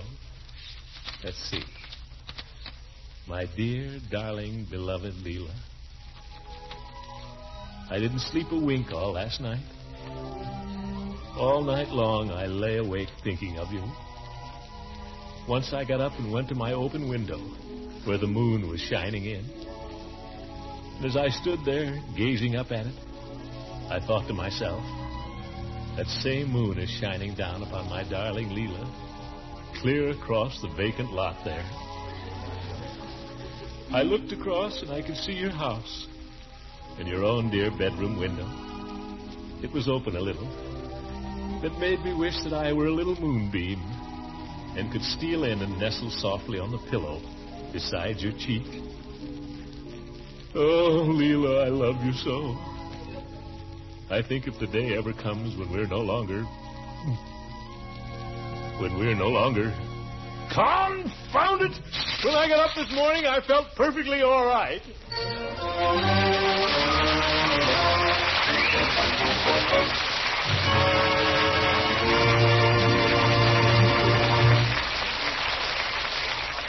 Can Gildersleeve bear up? We'll find out in a few moments. Mr. Lang, if it isn't one thing, it's another. Now that more wheat flour is available for baking my favorite rolls and muffins, it seems harder than ever to find a really good spread to serve with them. Well, of course, all spreads for bread are very scarce right now. Yes, but the one I mean is parquet margarine. It's been my family's favorite for years. In fact, that's one reason my rolls and muffins taste so good. Parquet adds such delicious flavor. But as I was saying, just try to find parquet in the food stores when you want it. I know just what you mean. But here's the picture. Try as we may at Kraft, we just can't seem to catch up with the demand for parquet margarine. We're continuing to make as much parquet as available supplies permit. And we're rushing it to your food dealer, flavor fresh and country sweet. Always of the same high quality that has made parquet a favorite spread of millions. So be sure to look first for parquet when you shop. Your dealer will have it for you from time to time, so ask for parquet. Parkay. Parquet margarine. Made by Kraft.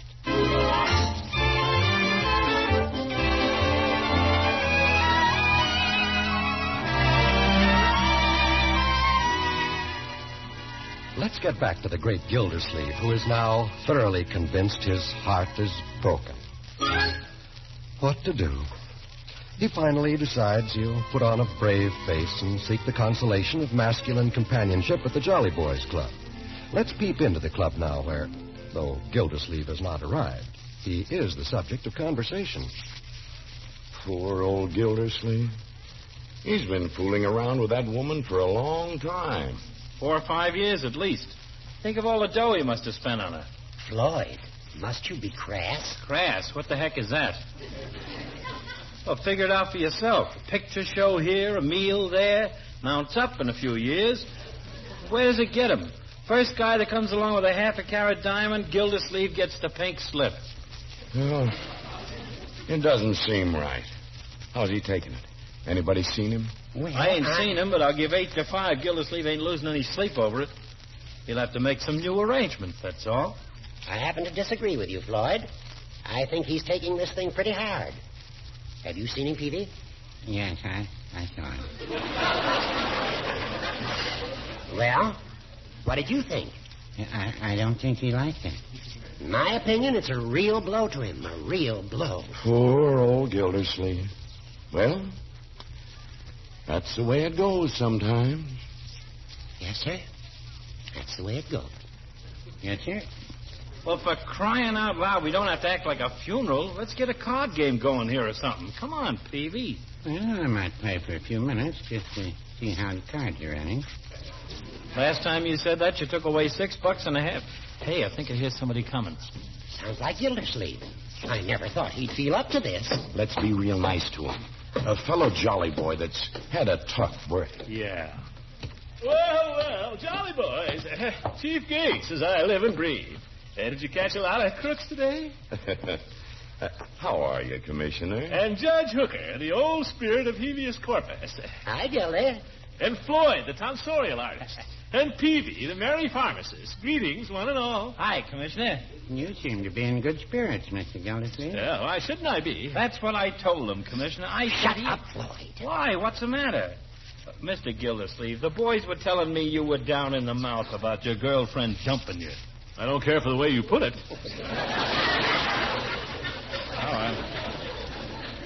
I mean about Mrs. Ransom getting married. Anyway, I stuck up for you. I said you'd roll with the punch and come up smiling. That's right, Floyd. That's me. Often a bridesmaid, but never a bride. But I can take it.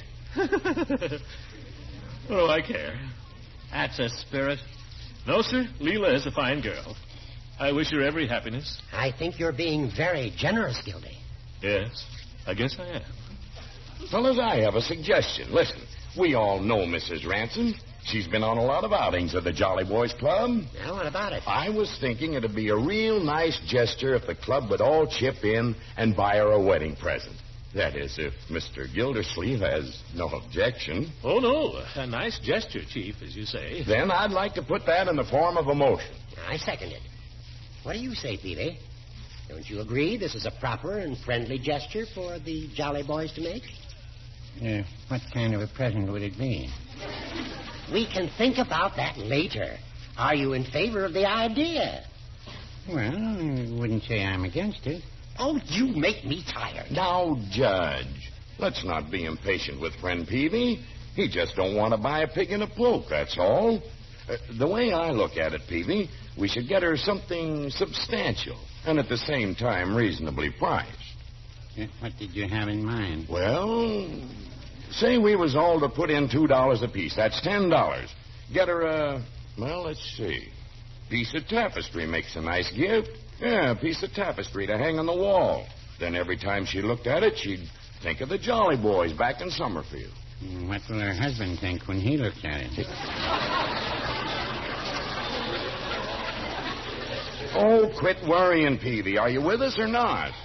Well, I'll go along if the rest will. That's a boy. Chief. What is it, Commissioner? You got a different idea for the gift? Oh, no. I think the tapestry is fine. Only, well, naturally, in my position, I'll be expected to give her a present myself. Something fairly substantial. So I'm afraid I won't be able to contribute to the club kitty. Oh. Well, maybe we can get a tapestry for $8. It don't have to cover the entire wall. Okay, Judge? Yeah. Okay, Peavy? Okay, Floyd? No, it ain't okay. Well, I don't see why we should buy her a present in the first place. Well, why not? Because she done a dirty trick to a fellow Jolly Boy, that's why. Now, Floyd... Horace, please. Floyd, I appreciate your sentiment. As I said before, Leila is a fine girl. I wish her every happiness. Well, that's all well and good, but just the same, she done you a... She's found someone she loves. That's all that really matters. It takes a real man to say a thing like that. You're so right, Chief. I mean it, fellas. If Leila can find happiness with this fellow, raise a family, perhaps, I'll not stand in her way. Say, what about the card game we were starting here? Let's get going. How about a song? That's a better idea. A song. Okay, come on, guys. Get around the piano. How about this one? Oh, the moonlight's fair tonight along the Wabash. That's good. Okay. From the fields there comes a breath of new mown hay. Through the sycamores, the candlelights are gleaming on the banks of the Wabash.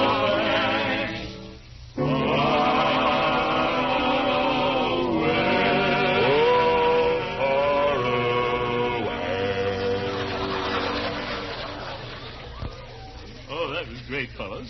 Let's have another. Oh, no, Floyd. Not that. For heaven's sakes, Floyd. No, Floyd. Go ahead and play that one. I want to sing it. Okay, Commissioner. I wonder who's kissing her now. I wonder who's teaching her now. I wonder who's looking into her eyes, breathing sighs, telling lies. I wonder who's buying the wine, or lips that I used to call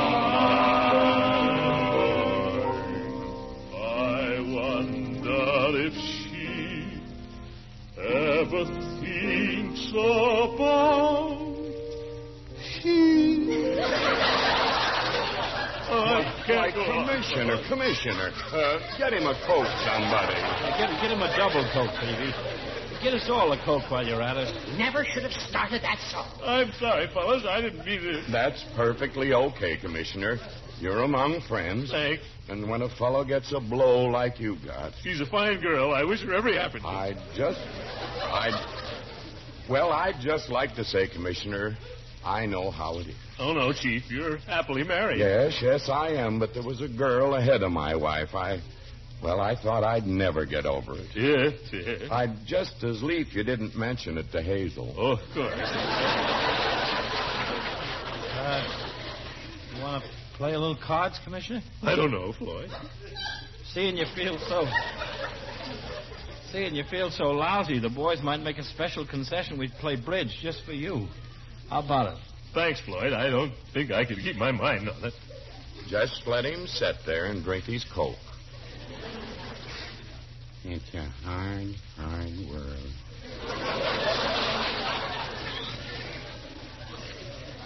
Well, we're just going to sit around like this all night? Now, Judge, drink your Coke and be quiet a minute. Feeling a little better, Mr. Gildersleeve? I think the Coke is helping. I might remind you fellas that Gildersleeve is not the only man around here who feels a sentimental pang at Mrs. Ransome's decision. Quit trying to horn in on the sympathy.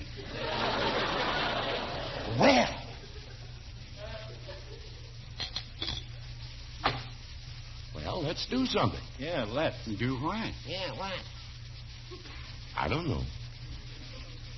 Boy, this is a dead town. When's Halloween? I don't know. October, November. Boy, we used to have some real fun on Halloween when I was a kid.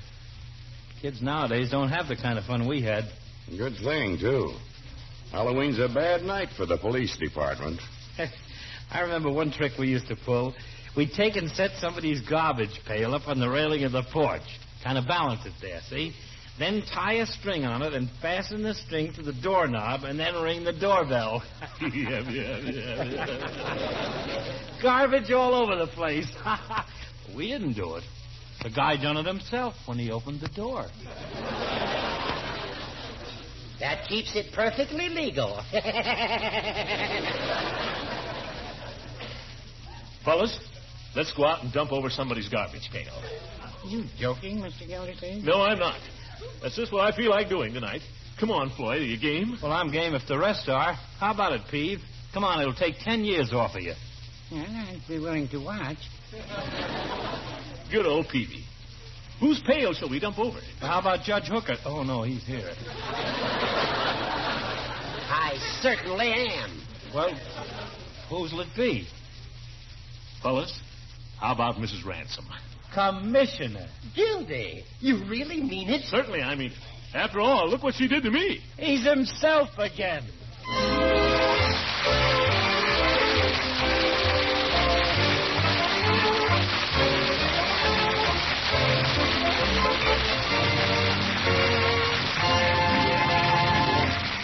And we'll hear from the great Gildersleeve again in just a minute.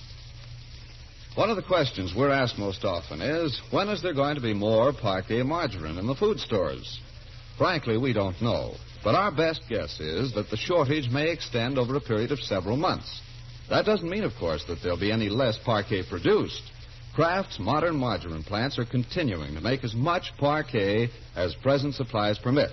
And just as quickly as more fine American vegetable oils are made available through government allocation, Kraft will be ready to speed up production.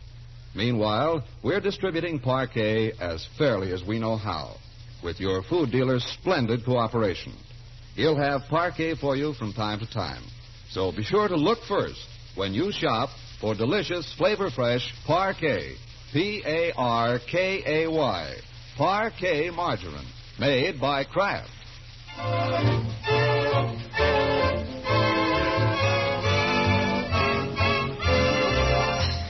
Just a reminder, ladies and gentlemen, that two more fine programs are joining NBC's great Wednesday night lineup this evening. Immediately following this program over most of these stations, you will hear Duffy's Tavern with Ed Gardner as Archie. Then, of course, Mr. District Attorney as usual, and following that, Frank Morgan as the fabulous Dr. Tweedy. Good night, folks. The Great Gildersleeve is played by Harold Perry. It was written by John Whedon and Sam Moore. The music is by Jack Meakin. Included in the cast are Walter Tetley as Leroy, Lillian Randolph as Burley, and Shirley Mitchell as Leila Ransom. Judge Hooker is Earl Ross, and Dick LeGrand plays Mr. Peters. This is John Lang saying goodnight for the Kraft Foods Company and inviting you to listen in again next Wednesday for the further adventures of the Great Gildersleeve.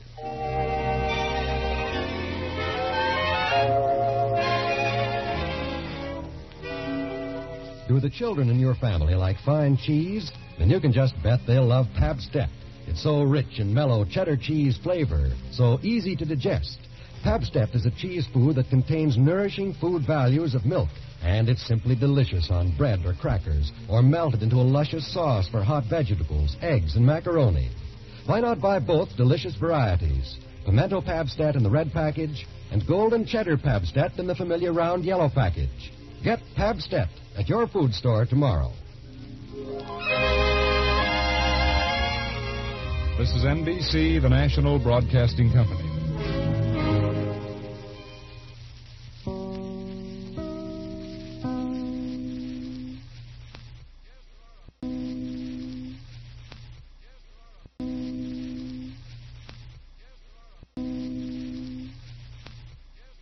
The Kraft Foods Company presents The Great Gildersleeve.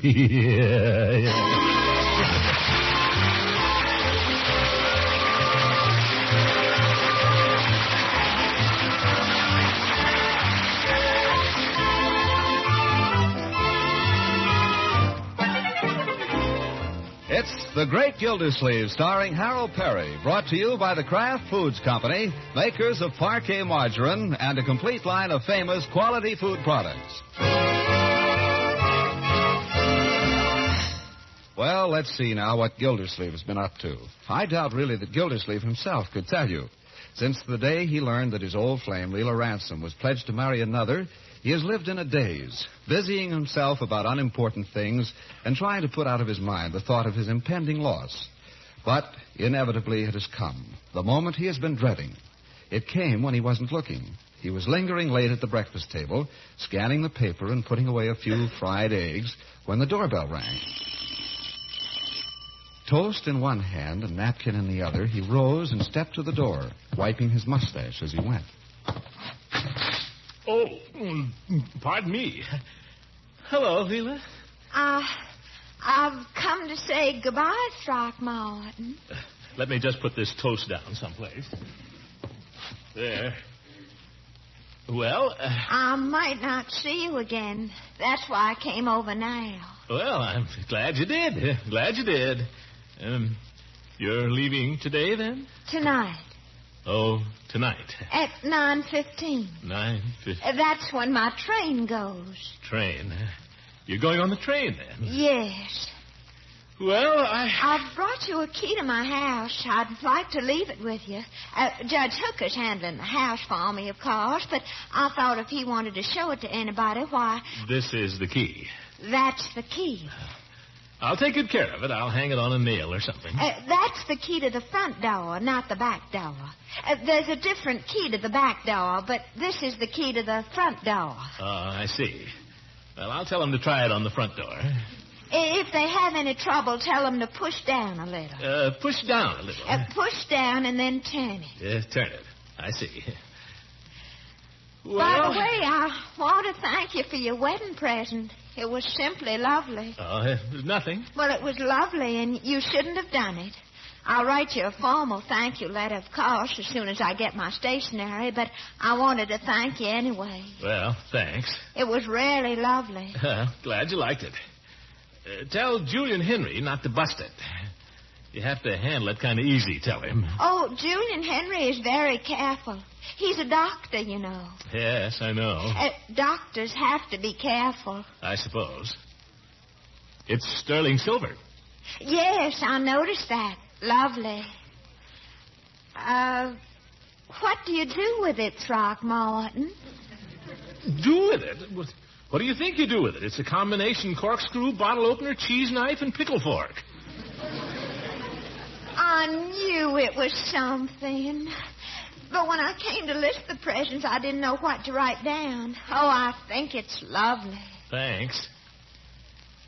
Well? Well, I suppose there's nothing to do but say goodbye now. Yes, Oh, by the way, here's the bill of lading for those crates I expressed for you. You'll need this. Oh, thank you. I do hope it wasn't too much trouble. Oh, not at all. Well, you're leaving tonight, you say? 9:15. 9:15. On the train. On the train.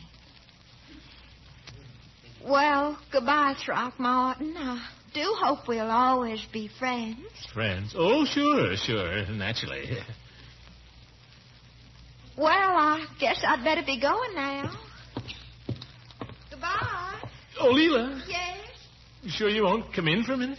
Well, I have so many things to do, Throckmorton. I'm afraid I can't. Oh. Well. Goodbye. Goodbye. That's a heck of a way to say goodbye to a girl. Well, that's a heck of a way to say goodbye to me. Nuts. Why didn't I ask her if I could drive her down to the station? Who left this football here? Leroy, confound it!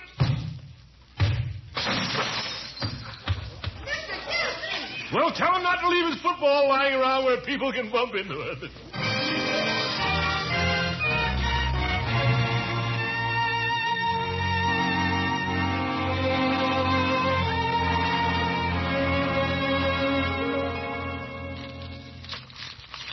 Mr. Gildersleeve, you planning to go out tonight?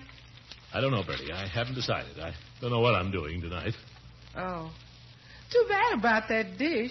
I wish I had some glue. I could fix it if I had some glue. Glass glue. Yeah, let it go. We'll get another dish. It's going to be hard to get another one like that. We got that one with soap chips. Soap chips is hard to find. Yes, well, never mind. Last time I went to market, I laid in $2 worth of canned goods we didn't need just to get one box of soap chips. Then when he looked under the counter, he didn't have no soap chips. At least that's what he said. Uh-huh. It's getting so things are just as bad under the counter as they are on the shelves. Pretty soon they'll be as bad in the basement as they are under the counter. Then what'll they do? Guess I'll have to dig. Miss Gildersleeve, you feeling all right? Perfectly. You don't seem to talk much. I'm reading the newspaper. Or trying to. Would you rather read today's paper? Huh? That's last week's paper you got there. Oh. Where did I get this? That's the paper I put under the toaster to keep it from burning the table. Funny, I didn't notice. Here's today's. Oh, thanks. Mr. Gildersleeve, now have you decided? Decided what? About tonight, whether you're going out. Oh, if you want to go out, Bertie, go ahead. I have no plans. Oh, I don't want to go out if you're going out. That's all right. You go ahead, Bertie. Well, thank you, sir. I'll go phone Lily. Now, why did I say that? Maybe I will want to go out. Darn it, why didn't I offer to drive Leila to the station? Of course, there's still time. I could call her up and no. That's just what she'd want me to do. I wouldn't give her the satisfaction. She wants to marry this fellow, let her go ahead and marry him. Let him drive her to the station. Let him come all the way from Savannah and drive her to the station. Hello, Lily. Where were you, upstairs? There's one thing sure, I'm not going to sit here all evening biting my nails. Oh, well, I talked to Mr. Gildersleeve and he Oh, said... Bertie, just a minute. Hold it, Lily. Yes, sir? I don't like to change your plans, Bertie, but about this evening... Yes, sir? I haven't quite decided. Oh, hold everything, Lily. I'll call you back. No, it don't look so good now.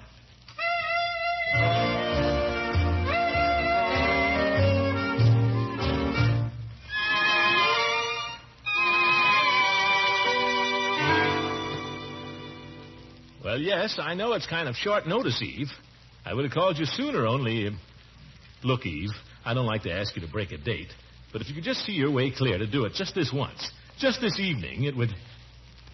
Well, that's just the trouble. I tried everybody else. Hello? Hello? You hung up. What's the idea?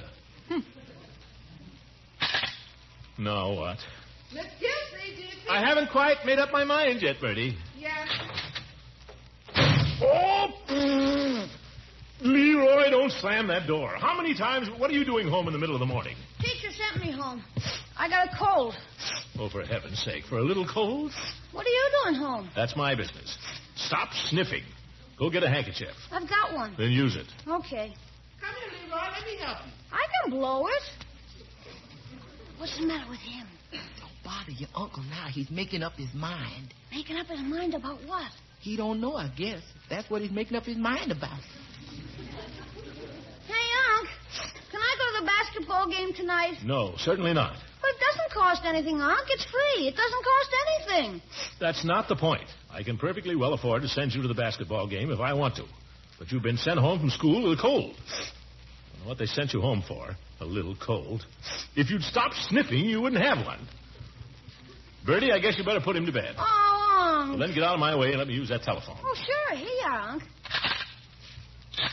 Who are you calling, Unc? Judge Hooker, none of your business. If I put on my rubbers, could I go? No.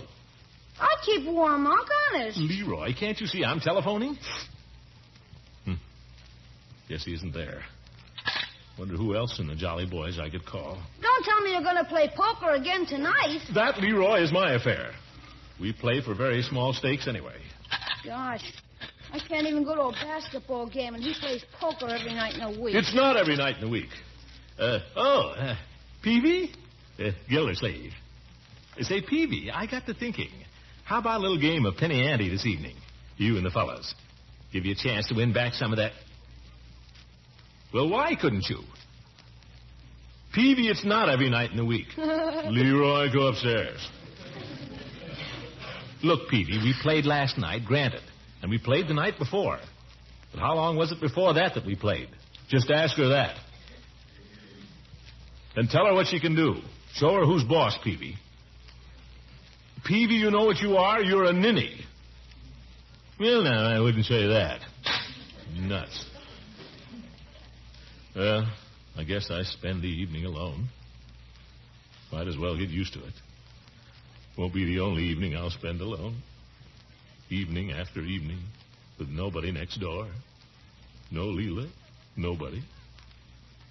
Windows dark, shades drawn.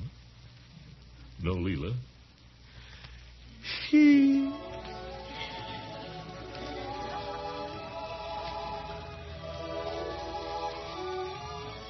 No Leila.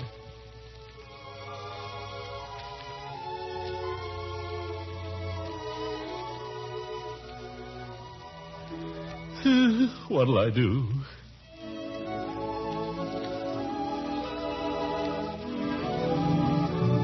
Give me that phone. 5, 8, 3, 6. Peavy, you gotta do this for me. I'm asking you as a personal favor. If you ever call yourself my friend, Peavy, get the fellas over here tonight. You'll have a lot of fun, Peavy. We'll play cards, we'll play games, we'll do anything you like. We'll have 1,000,000 laughs. If you love me, Peavy, do this for me.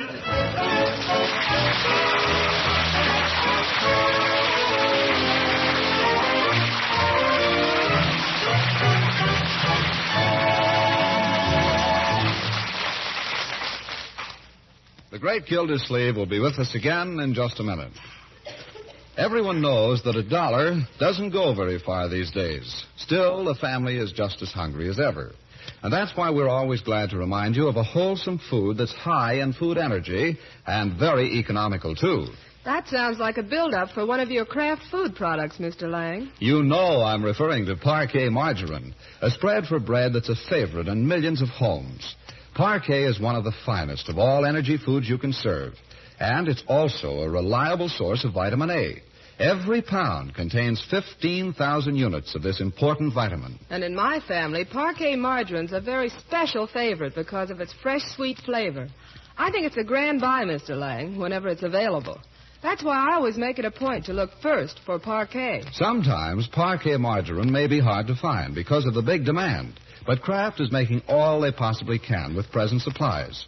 So if you want to help make your food dollar go further, look first for Parquet. Parkay. Parquet margarine. The delicious quality spread for bread made by the Kraft Foods Company.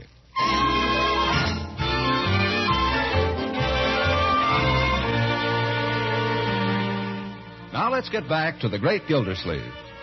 Fortunately for him, Mr. Peavy has turned out to be not only a good friend, but a persuasive one. So we find Gildersleeve, Judge Hooker, Floyd the barber, Chief of Police Gates, and Mr. Peavy seated around Gildersleeve's dining room table, with a bright light shining down on them, neatly stacked chips in front of each player, and an almost new deck of cards in circulation. You're some host, Mr. Gildersleeve. I lost $3 already. The evening's young yet, Floyd. Well, I've never seen such a run of luck as you've been having. Well, I'll admit I've been lucky. Lucky at cards, unlucky at love. You're right, Floyd. But believe me, I'd rather have it the other way around. You must be crazy. No, I'm not. I win a few dollars at poker. What of it? You have a happy home, security, someone to share your joys and sorrows. Only a bachelor could say a thing like that. Now, look, anybody knocks my wife, I'll give him an argument. She's as good as anybody's wife. She has her good points. Well, she did have anyway. But here's what gets me. It's your deal, Floyd. Keep your shirt on. You're ahead. Here's what gets me about my wife. I never can tell what she's after. And they're all the same. Am I right, Chief? I think I know what you mean. Certainly. Or I'll leave it to Peavy. Hey, Peave, does your wife ever come right out and tell you what she wants, or does she sneak up on it by the way at Denver? Mrs. Peavy uses both methods. Well, you're lucky. See, I never know where I stand. Like last week, for instance, she was after me like a tiger. We had to have a new washing machine. A new washing machine. That's $140. Cut the cards, Peave. I cut them 5 minutes ago. Oh. Well, I said to Lovey, look, Lovey, try to get this through your head. We ain't got $140. That doesn't sound like indirection to me, Floyd. Well, you hear. Yesterday, she comes up to me and she says, Floydie, I got the old washer fixed for only $16. Can I have a new coat? You know what I think? I think she was after the coat all the time. If she'd asked you right out for the coat, you'd have complained anyway. I did. It's not important, Floyd. You married men have something solid you can build your lives around. Something to give your lives direction. I get plenty of that. When you're sick, who takes care of you? When you're discouraged, who cheers you up? When you come home tired after a day's work, who stands there ready to welcome you? Lovey. Hazel. Mrs. Peavy. There you are. But me, I come home to an empty house. Oh, poppycock. You've got the best cook in town and 2 fine children. It's not the same as a wife, Horace. It's not the same. Oh, you make me tired, trying to behave as if you'd sustained a tragic loss. If Leila meant so much to you, why didn't you ask her to marry you? I did. I was engaged to her. You know I was. At the time you were engaged to Leila, she was married to Beauregard Ransom. Well, I didn't know that. I made my proposal in good faith. Yeah. But have you ever proposed to her since she became a bona fide, legitimate widow? Well, maybe not in so many words. No, I guess I haven't. And stop complaining. Would you mind dealing, Floyd? Excuse me, fellas. Hello? I'll be right over. Hey. Hold on, I'll be right over. Goodbye. Gildersleeve, I must say, since we're here as a favor to you... And I'm out $3 as I said fellas, here. Please, I'll be back. There's Cokes in the icebox. Where's my hat? Oh, on my head. See you later, fellas. Well, how do you like that?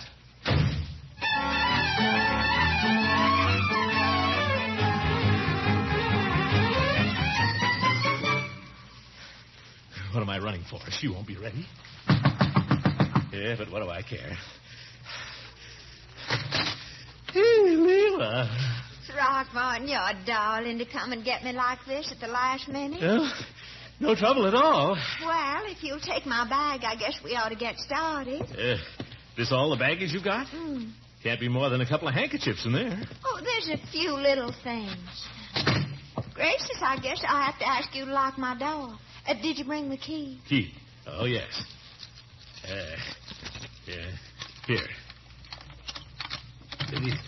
Can't seem to... You have to push down a little. Why, honey, your hand is shaking. I'll get it. There. Well, are we all ready? I guess so. I'll just put your bag in the back. All right, Leila. Pile in, and away we go. Mm. Well, what's the matter? You forget something? I was just taking one last look at my little house. We have time, haven't we? Time? Oh, sure. Yeah, go ahead. It's really a sweet little house. And I've had some awfully happy moments in it these last 5 years. What are you thinking, Throckmorton? Your leaves need raking.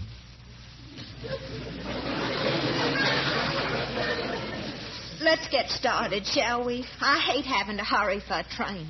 Leila, what's the matter now? Nothing, Throckmorton, only let's get started, please.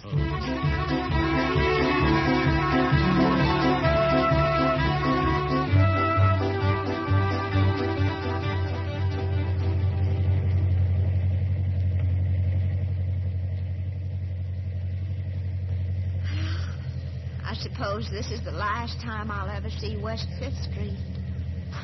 There's Shaw's Bakery and Meltzer's Hardwire. Yeah. You know something, Throckmorton? What? I told you a fib on the telephone. The fib? Mm-hmm. You did? How? I never sent for a cab at all. I was going to send for one, but then I thought I'd rather see you. Well, gosh, why didn't you ask me sooner? I might have been out. I don't know. But I'd been kind of thinking all day. I was thinking we never really got to say goodbye to each other. You thought that, too? Oh, it was awful this morning. Like two strangers. You're right. That's just what it was. Two strangers. But we're not strangers, Throckmorton. We've been very, very good friends. Yes, we have. We've been... Didn't see that car.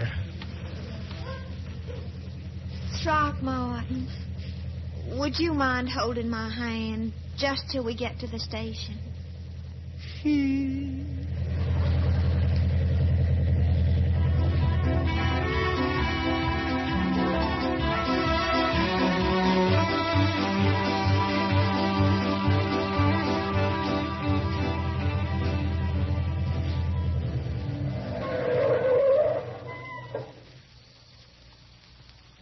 Well? Let's just sit here for a minute, shall we? Sure. I've got my ticket and everything. All I have to do is get on the train. Got your Pullman reservation? Oh, yes. Upper 9 in car 64. Upper? Couldn't you get a lower? Oh, I always buy an upper. It costs less, silly.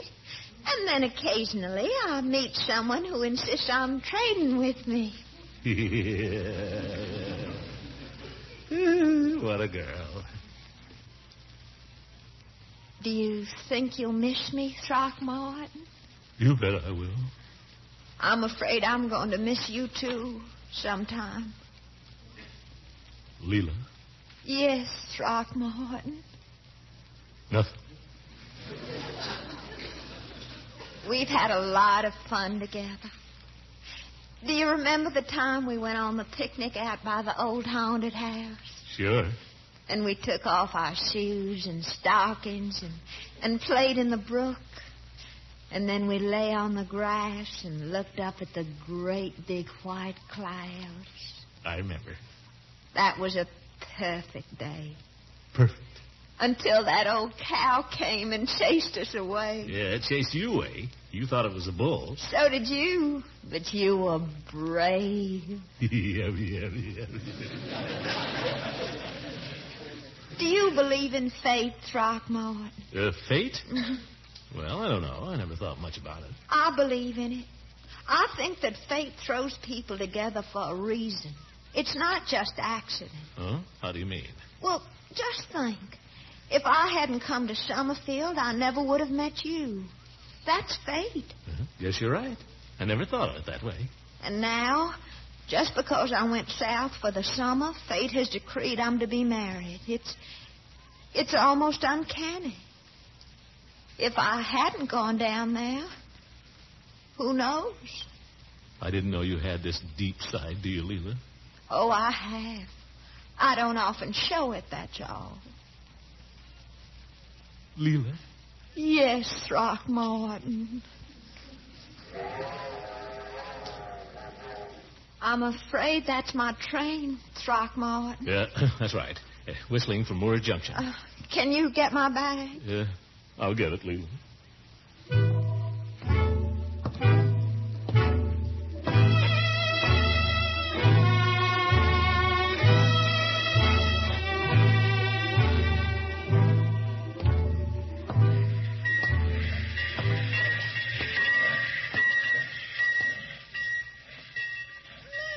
That's not my train, is it? No, that's just a switch engine. Your train won't be here for another minute or two.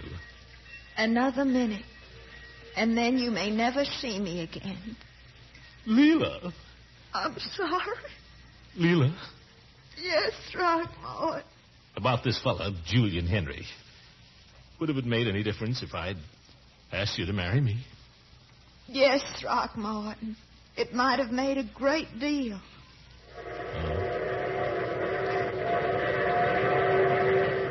There's my train. The train that's taken me to my wedding, Throckmorton. I feel terribly alone. I'm a little frightened going down there to marry Julian Henry. I don't really know him so very well.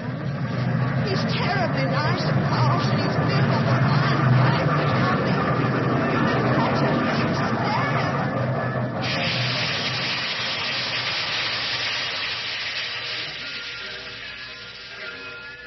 What did you say, Throckmorton? I didn't say anything, Leila. Did you hear what I was saying just before the train came in? I'm frightened, Throckmorton. Maybe I shouldn't rush into this. Leila. I said I'm frightened. Maybe I shouldn't take this Leila, train. I'm sure you're going to be very happy. You'll get used to Julian Henry. There's nothing to be nervous about. Now, here's your little bag. Now, you get in the train and have a good night's rest, and you'll feel just like getting married tomorrow. You don't have to shove me. Goodbye, Leila. Goodbye, Leila. Goodbye, you dumb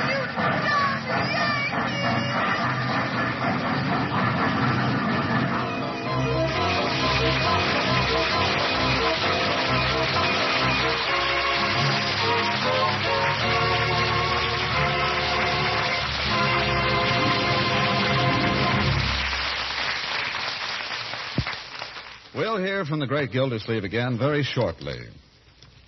You women who are trying to serve good, nourishing meals within limits of the family budget know how important it is to keep a sharp lookout for the best values in food.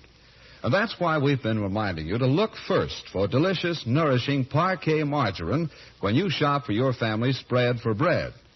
Among good energy foods, Parquet margarine is one of the finest, made of rich, wholesome farm ingredients and fortified with important vitamin A.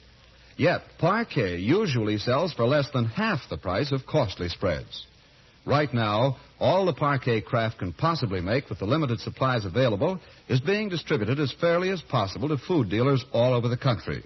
So be sure to look first for delicious, economical Parquet. P-A-R-K-A-Y. Parquet margarine. Made by Kraft.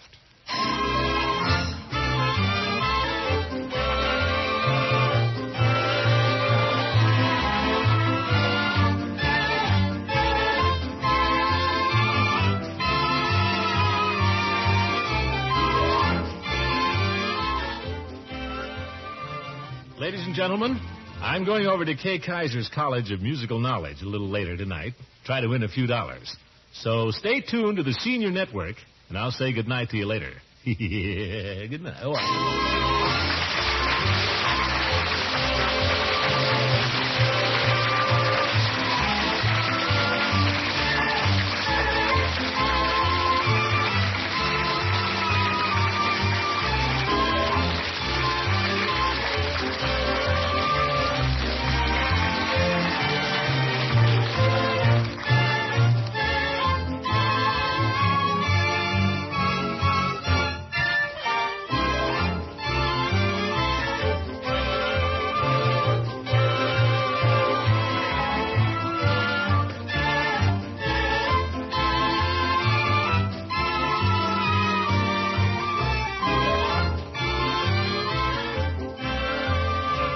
The Great Gildersleeve is played by Harold Perry. It is written by John Whedon and Sam Moore.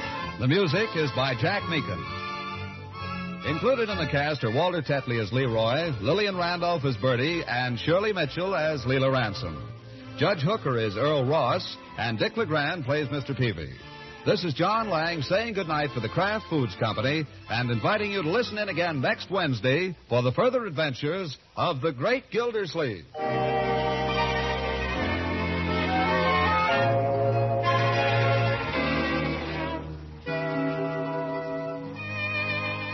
Have you tried Pabstet? The cheese food that's really different. Rich and mellow cheddar cheese flavor, easy to serve in a variety of tempting ways. Pabstet spreads easily for sandwich making, melts smoothly into an appetizing golden cheese sauce, and it slices in a distinctive way, for Pabstet can be cut into neat wedges when chilled for serving with desserts. Why not buy both varieties of this delicious, nourishing cheese food? Ask for pimento Pabstet in the red package and golden cheddar Pabstet in the familiar round yellow package.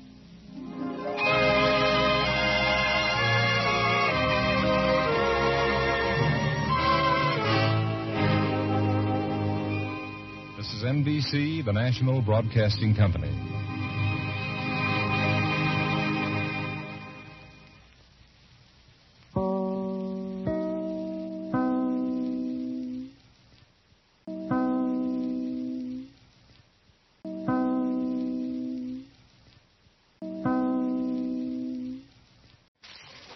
The Kraft Foods Company presents The Great Gildersleeve.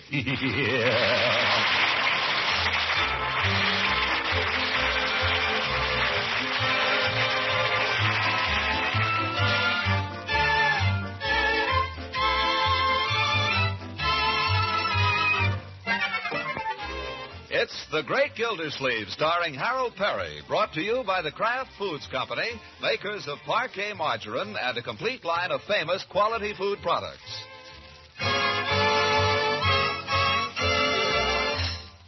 It's evening in Summerfield. In Gildersleeve's experience, there are two kinds of evenings. Those on which a man has either got to get out of the house or go crazy, and those on which wild horses couldn't drag him out. This is one of the latter. Having stuffed himself comfortably at dinner, he settles into his easy chair, pats his tummy, and beams upon his niece and nephew. Leroy, where are you going? Upstairs. I gotta do my homework. Couldn't you do it down here? Well, sure, I guess so. Only I thought you said... Well, ordinarily, I think it's better if you do your homework in your room by yourself. That's true, my boy.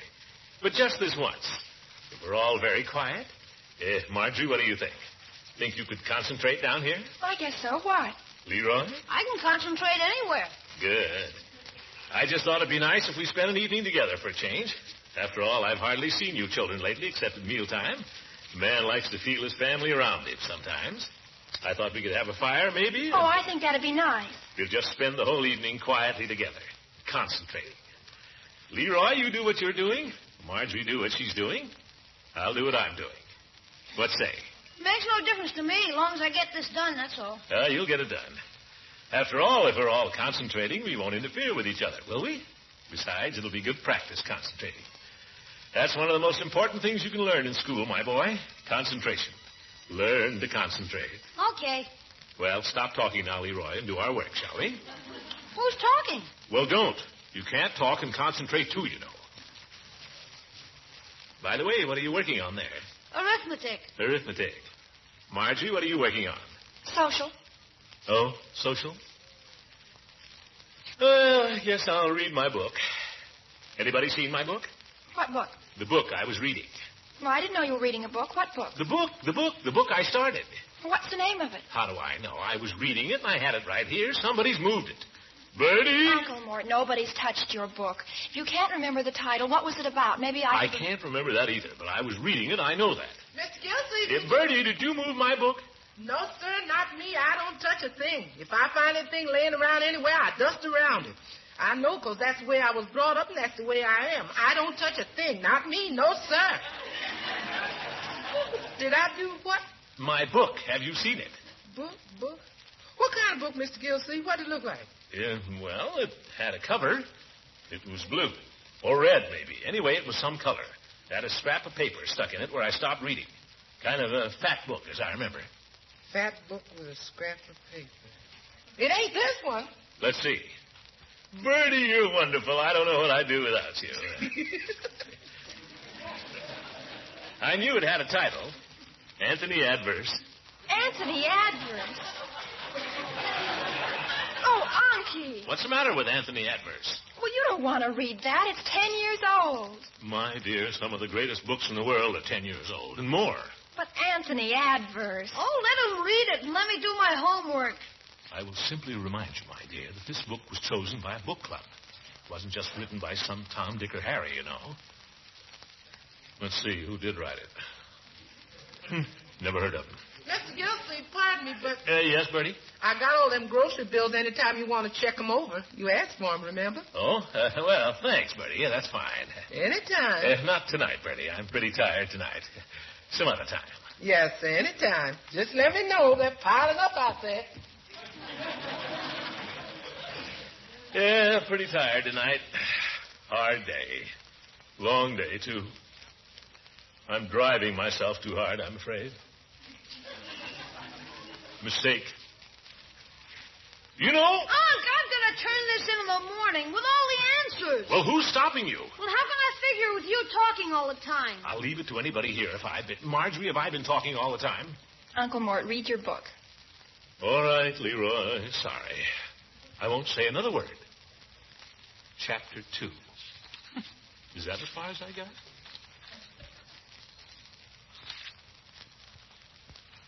This is an awful complicated book. Awful lot of people in it. A lot of plot, too.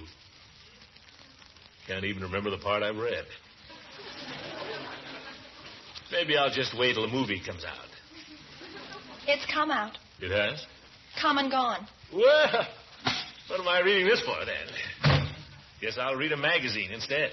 After all, I worked pretty hard today.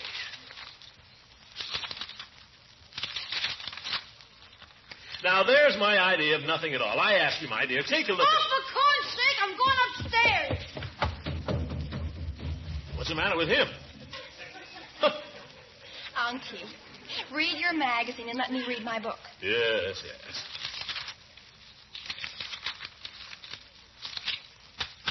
Now, there's a life for me. Yes, sir, that's for me. That's the way I like to end my days. How? There's an ad here. Picture of a fellow and his wife, I guess. Anyway, they're holding hands. Well, what of it? They're on a ship going someplace. They're leaning on the rail, looking out to sea at the sunset. He's wearing a cap and smoking a pipe. Looks like he's taking it easy. What's the point? Well, the ad says, just think, darling, in only 15 years you'll be able to retire on $160 a month.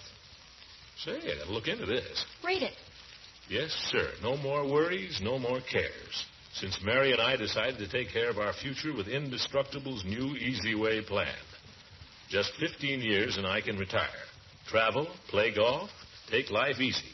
Do all the things we wanted to. Oh, I'd love to travel. I'd rather travel than anything. $160 a month at age 60, guaranteed income as long as you live. Oh, I've always wanted to go somewhere in a boat. Says here, don't delay. Mail in the coupon today. Even if it was only a little boat. Even if it didn't go anywhere much. Unky, what else does it say? Well, I've got this coupon you fill out, and then beside it here there's a... Guess it's a Balinese dancing girl. I don't know where she comes in, but anyway. Oh, Unky, let's do it. Do what? Let's go somewhere in a boat. Well, wouldn't be bad. See the world. Visit points of interest. Oh, let's. Of course, you don't get this money for 15 years. I'll wait. I'll do anything, but let's go somewhere. Well, it would be something to look forward to. I finished already. Great news. Leroy, how would you like to go on a trip? Trip where?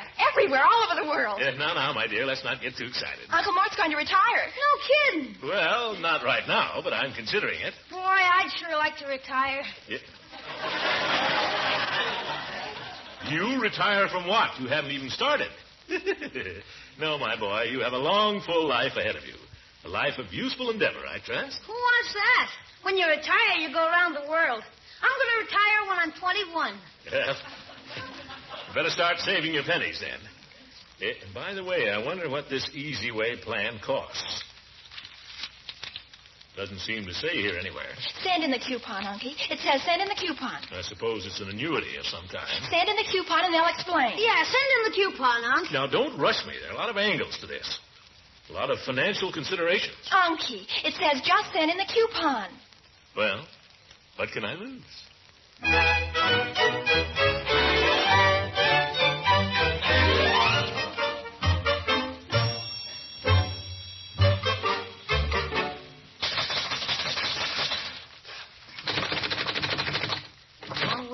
We're closed. Peavy, open up. It's me, Gildersleeve. Yeah, that's the stuff. Thanks. No, I'm sorry, Mr. Gildersleeve. I didn't know it was you. Step in, quick.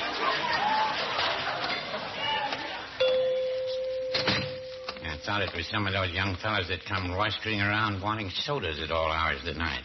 I was just stocking up. Yeah, glad I caught you. Peavy, could you let me have a stamp? We never seem to have any at home. Yes, I guess you could. Want to get this thing off tonight, if possible. It's important. Now, did you want the 3-cent stamp or the 1 cent? We have both. Well, this will take a 3. And the 3 seems to be more popular. That'll be 3 cents. I have an airmail if you'd care to go that high. Well, what the heck. I'll blow 8 cents. This is important. Oh, the airmail's only 5 now. 5? Peavy, don't tell me you're selling cut-rate stamps. No, the government has just produced the fare. There you are. Thank you. And you have 3 cents coming.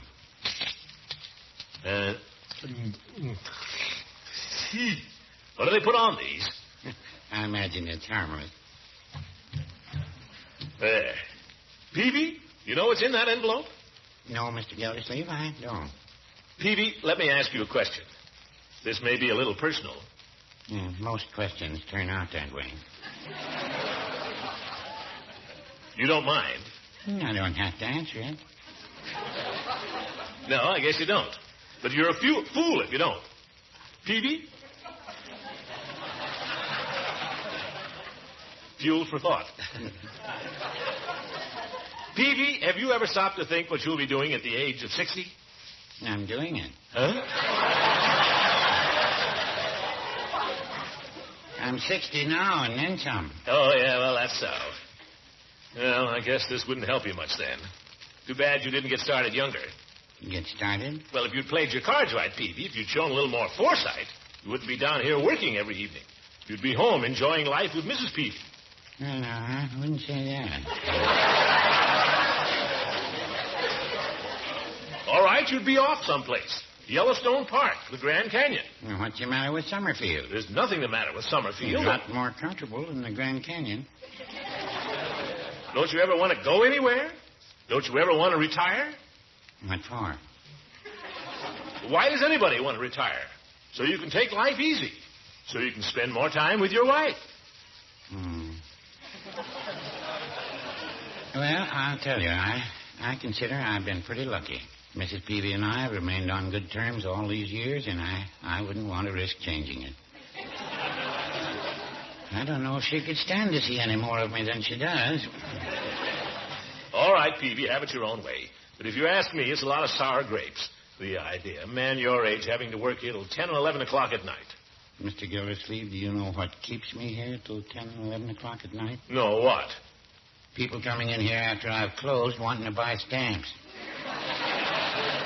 Well, I guess I can take a hint. I'm extremely sorry to have troubled you, Mr. Peavy. Oh, please don't misunderstand. I'm always I was merely trying to make a suggestion for your own welfare, but I see it's too late. Mr. Gildersleeve. In the future, I'll buy my stamps from Beckman. Mr. Gildersleeve, don't go away angry, please. I wouldn't want that to happen. Well, all right. I was just having my little joke. You know, I'm afraid my sense of humor runs away with me at times. Oh? Maybe I was a little touchy, too. By the way, there's the mailbox. Don't forget to mail your letter. Oh, well, thanks for reminding me. I bet you'd like to know what's in that letter, wouldn't you? Well, never mind. Just remember this. As long as you're a friend of mine, Peavy, old boy, you'll never have to worry.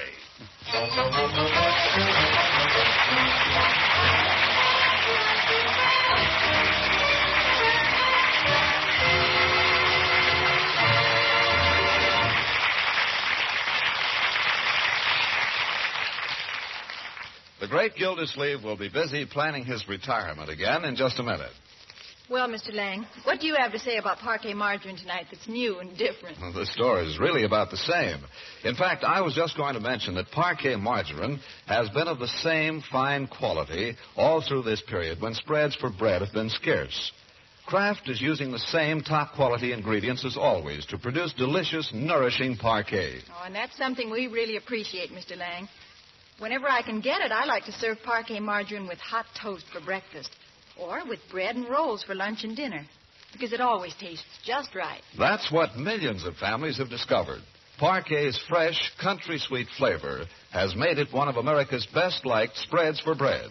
Today, of course, all spreads for bread continue to be scarce, and you may not find parquet margarine every time you shop. But when you do, you'll find it the same high quality it's always been. And you may be sure Kraft is producing to the limit of available supplies. So look first for delicious, flavor-fresh parquet. Parkay. Parquet margarine.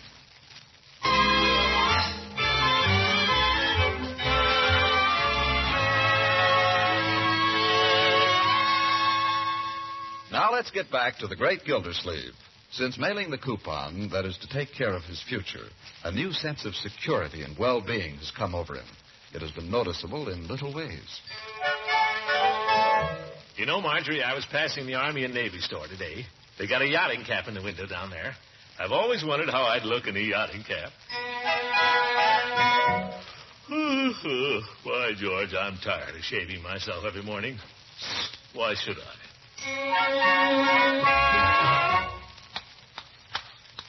You know, Floyd, you ought to get a manicure girl. Maybe a shoeshine boy. Give the place a little class. My place is too classy for most of my customers right now. Just name one of the regulars that'd lay down $1 for a manicure. Go on, name one. Throckmorton P. Gildersleeve. Yeah? Why, certainly. If you had a winsome little blonde holding my hand, I'd buy a manicure every week. So would plenty of your customers. I don't know. I got a feeling most of the regulars would just buy a haircut and look at her for free. When you talk about a shoeshine boy, I tried that. When? 4 or 5 years ago. Colored fellow named Willie. Gave you a darn good shine for 10 cents. Oh, yes, I remember Willie. Well, he would have starved to death here if he hadn't went in the Army. Yeah, how's that? Nice and smooth, isn't it? Oh, that's fine, Floyd. Fine. Uh-huh. The trouble with this barber shop is you can't make any money this way. You ought to expand. I do all right. What'll you do when you're too old to work? Just keep on working, I guess. That's no way to talk, Floyd. You ought to arrange to retire in a few years. Take life easy. It's tough to pile up a retirement fund with the class of trade I got. Well, you do have some cheapskates, of course. You said it. Well, Judge Hooker. Good morning, Judge. Come in, Judge. We were just talking about you. Hello, Gildy. Will you be along, Floyd? Just a once-over lightly for Mr. Gildersleeve here. Sit down. I'll be right with you. Talking about me, you say, Gildy? I was just giving Floyd a little advice. I'll pass it along to you, too, Judge. You fellows ought to start thinking about your old age. Indeed. Certainly. If you had any sense, you could both retire in a few years and spend the rest of your lives just lolling around. I can't say that's a prospect that appeals to me particularly. Sounds good to me, Commissioner. I'd be willing to start tomorrow. How do you work it? I'll tell you, Floyd. Personally, I've made arrangements so I can retire when I'm 60. Nice fat little check coming in every month. Well. Insurance? Well, it's a form of insurance. Annuity. That's the place to put your money. You got any annuities, Floyd? No. Got a $1,000 policy on my wife. That's about my only investment. What about you, Horace? You got any annuities? No. Since when have you had one? I happen to have a little foresight. You ought to look into it, Horace. Unless you're planning to live off your sister in Cleveland during your sunset years. I'll bet the judge is fixed so he don't have to worry. Yes, sir. I'll bet he's got a bundle laid away someplace. Maybe I have, maybe I haven't. Well, if you buy an annuity, you can't miss, Judge. You put this money in every month, and then when you're 60... I'm familiar with the principle of annuities. For a fellow like you, incapable of planning your own investments, I suppose it's an excellent arrangement. Who's in... Take it easy, Commissioner, till I get off your lip. Well, make it snappy. Finish him up, Floyd. I've got to be in court by 10. Take your time, Floyd. I want the full treatment. Well, you're all done now. Just slap on a little lotion, and there you are. All right, you old goat. Get in the chair. Thank you. See if I got some money here. George, Afraid I'll have to give you some pennies, Floyd. I ain't got nothing against pennies. Wish I had a billion of them. Have to go to the bank and get some cash. I can just make it, Floyd. 48, 49, 50. Right? Well, it's the price of a shave. I'll owe you the tip, Floyd. I'll be in later in the week. Goodbye, Judge. So long, Floyd. Got to go to the bank. Him and his manicures.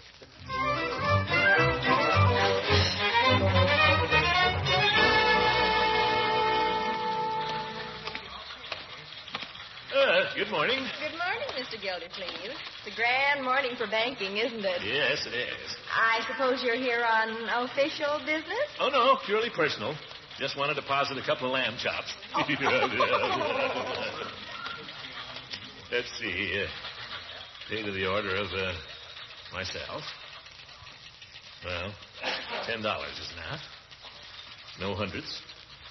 Throckmorton P. Gildersleeve.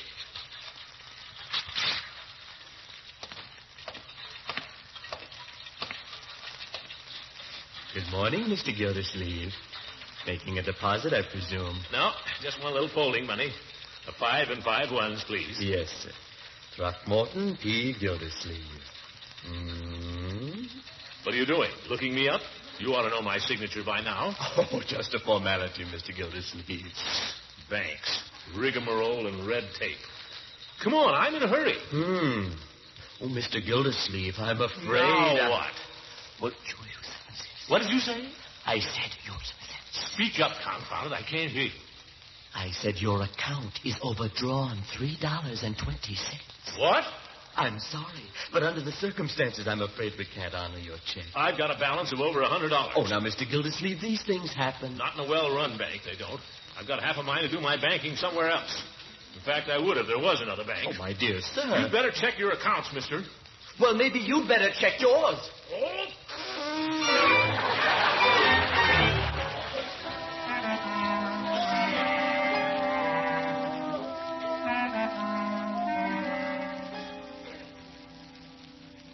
6 and 8 is 14, and 9 is 23. Unc, what does it mean when you're overdrawn? 4, 7, 8, 12. One to carry. Is it like being broke? Leroy, for heaven's sake, he's trying to add. Oh. And it's worse than being broke. If you're overdrawn, you owe the bank money. And if you don't pay them, well, something happens, I'm sure. Once and for all, get this through your heads. I'm not overdrawn. The bank has made a mistake, and I've got to find it. That's all. That's what you always say, Unky. Have they ever been wrong? Nope. Why don't you check these figures, my dear? Here's the balance September 1st. The bank and I saw eye to eye September 1st. Well, what's this, your deposits? Yep. Well, there's a mistake of $100 right here. Where? Here, adding the deposits to the old balance. You gave yourself $100 too much. By George, that must be it. But that still doesn't explain where the devil is all the money gone. I'm going to get to the bottom of this. Bertie! What's she got to do with it? We're spending too much money, that's what. Bertie's supposed to keep track. Did you call me, Mr. Gildersleeve? Yes, Bertie. Now, I've asked you to keep track of our expenses, haven't I? Yes, sir. Well? I've been keeping track. They're getting awful high. This is a fine time to tell me. I've been trying to tell you before, Mr. Gildersleeve. I tried to tell you the day before yesterday. That's right, Unky, she did. I can't tell you if you won't listen. Well, let's look into this right now. Have you got the bills, Bertie? I got the slips, yes, sir. I'll bring in the slips and you'll see. I knew this was going to pop pretty soon. Can I have a quarter, Unc? Leroy, sometimes I wonder if you're possessed of ordinary, normal judgment. Do you think this is an opportune time to ask for money? I only asked for a quarter. Gee, if I'd asked for a buck, but a lousy quarter. There's no such thing as a lousy quarter. I haven't got a quarter. From now on, every penny counts. Do you understand? Yeah, I guess so. Mr. Gildersleeve, here's the slips. Uh-huh. Sit down, Bertie. Now, the total grocery bill was $78 last month. Why is it so high? Stuff has gone up, that's all. Ridiculous. Prices haven't moved that far. Let's see, for instance. Well, there's 2 pounds of peas we had for dinner last night, 60 cents. Used to be 30. We'll eat no more peas. Make a note of that, Bertie. Yes, sir. Beans gone up, too. 50 cents worth of beans there. See that? String beans? I don't like them anyway.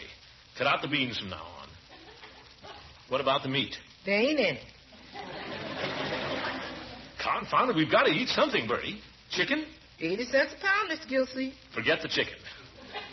Potatoes gone up? Yes, sir. Bread? Yes, sir. See, the whole grocery bill here, $78. Last September, our bill was under 50. We're eating too much. We're eating less than we used to. Yeah? I can't understand it. Let me see some of these slips. Darn things, you never can read them.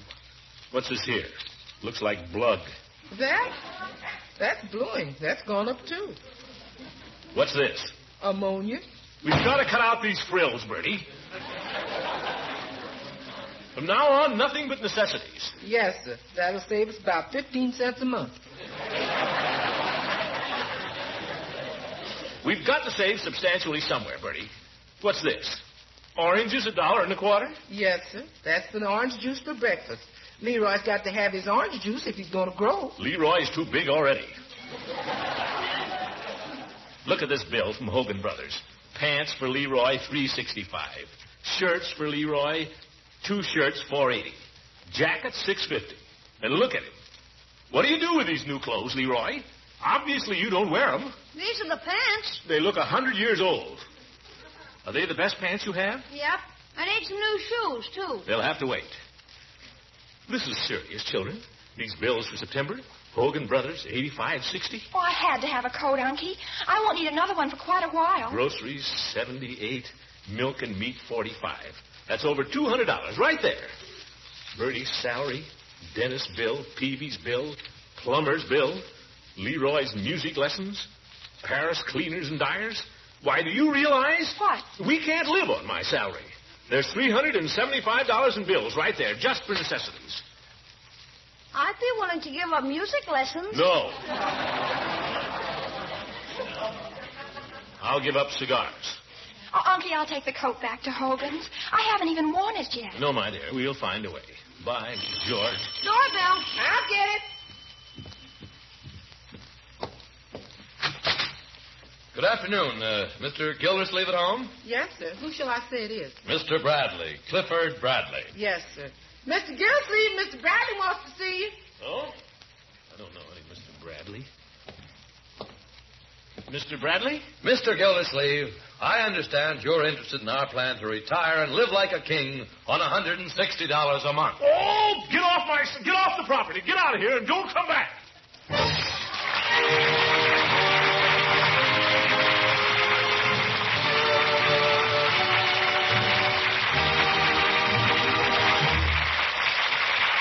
And we'll hear from the great Gildersleeve again very shortly.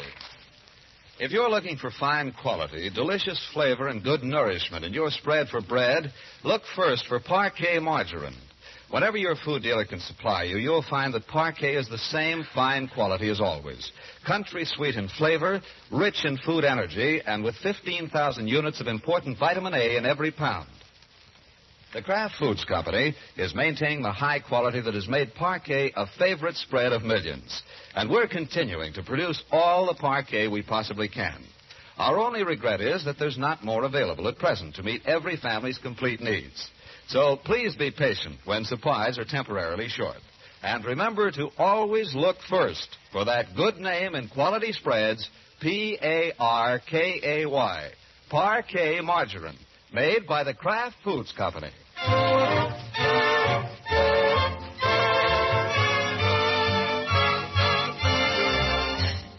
Now, as I was saying, Mr. Gildersleeve, the beauty of our plan is that you hardly notice the little payments. You get so used to them. But, boy, when that old $160 a month starts coming in... Yeah? And another thing that we like to emphasize, our company has been in existence since 1907. Is that a fact? So it's safe. That's why I say you're making no mistake in lining up with our company. Well, why don't you take your foot out of the door and come in? Thank you, Mr. Gildersleeve. I will. Good night, folks.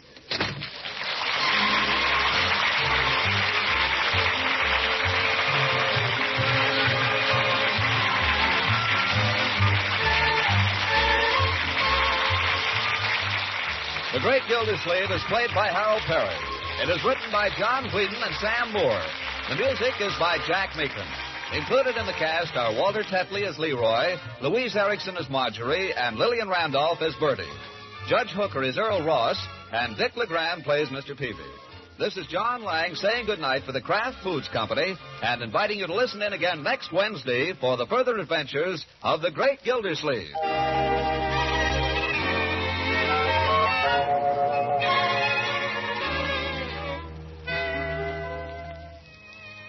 Ladies, when you're hurried and the family's hungry, a quick, sure way to satisfy appetites is to serve delicious Pabstet cheese food. Children love Pabstet's rich cheddar cheese flavor on crackers or toasted sandwiches. And you'll be amazed at how quickly Pabstet melts into a smooth, tempting cheese sauce for macaroni, egg, and hot vegetable dishes. Be sure to have Pabstet cheese food on hand for all occasions. Buy it in both delicious varieties, pimento Pabstet in the red package and golden cheddar Pabstet in the familiar round yellow package.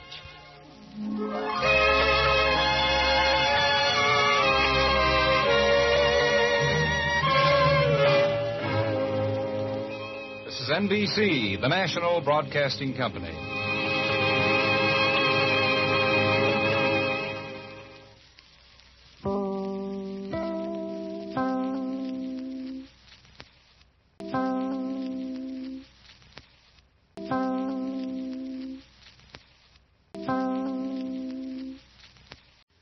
The Kraft Foods Company presents the Great Gildersleeve.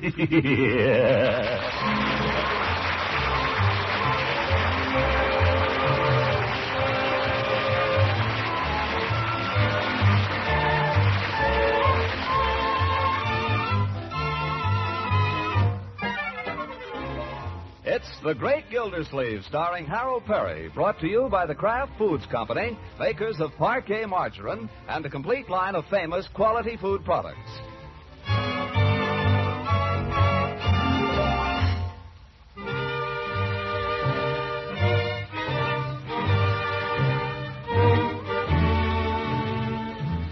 It's been a bad week for Gildersleeve. A bad week. It was one thing after another. First, they took the ceilings off meat. Then they started taking the ceilings off other things. Already overdrawn at the bank, Gildersleeve could see that the wolf would be at his door long before supply caught up with demand. So he has pulled himself together and rallied his little family for a last-ditch fight. Bertie, children, the time has come. I mean, the time has really come. We've got to cut down. We've got to cut expenses to the bone. Bertie? Yes, sir? Hereafter, Bertie, no more expensive cuts of meat. You mean no more meat? If necessary. There are other things, beans and so on. Yes, sir. You won't like them, though.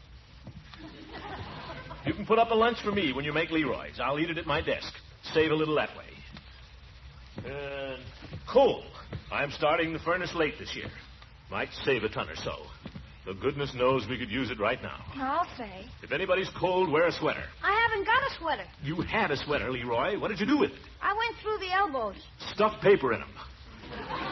We're buying no more sweaters. Oh, another thing. And this means you, Marjorie. No more movies. Movies are out. No movies, no furnace. What'll we do in the evening? We'll go to bed early and keep warm. Some fun. Young man, this is serious. Your uncle had to go to the bank last week on bended knee and apply for a loan. Gosh. Your uncle is a debtor, Leroy. Do you know what that means? Means you're in debt. That's right. I hadn't meant to bring this up, Bertie. You needn't mention it around the neighborhood. No, sir, not me. I don't mention nothing. It's temporary, of course, but nevertheless. Folks ask me anything, I tell them nothing. Let them mind their own business. That's what I say. What they want to come around here asking me questions for, I ain't information. That's the stuff, Bertie. How's Mr. Gildersleeve doing? That's his business. So go on, run along. Don't come sticking your nose in here. I don't know nothing. I'm deaf, dumb, and blind, I am. That's what I tell them. Well, thanks, Bertie. I don't tell them nothing. I'm sure you don't.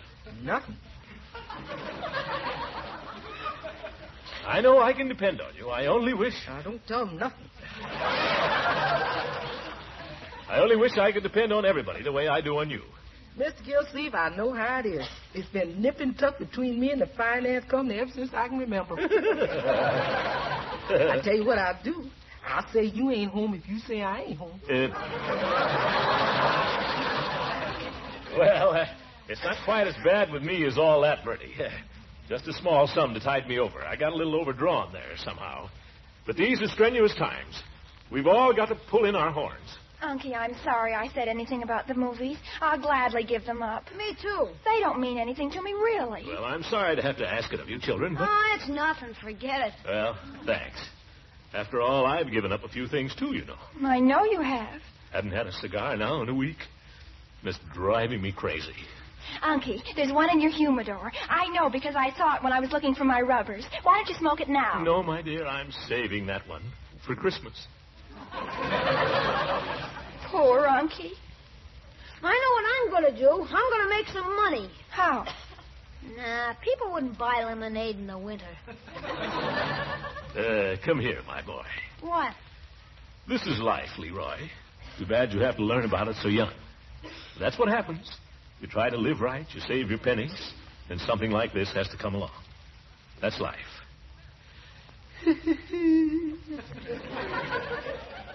Well, I guess there's nothing to do but batten down the hatches and sit tight here till this thing blows over.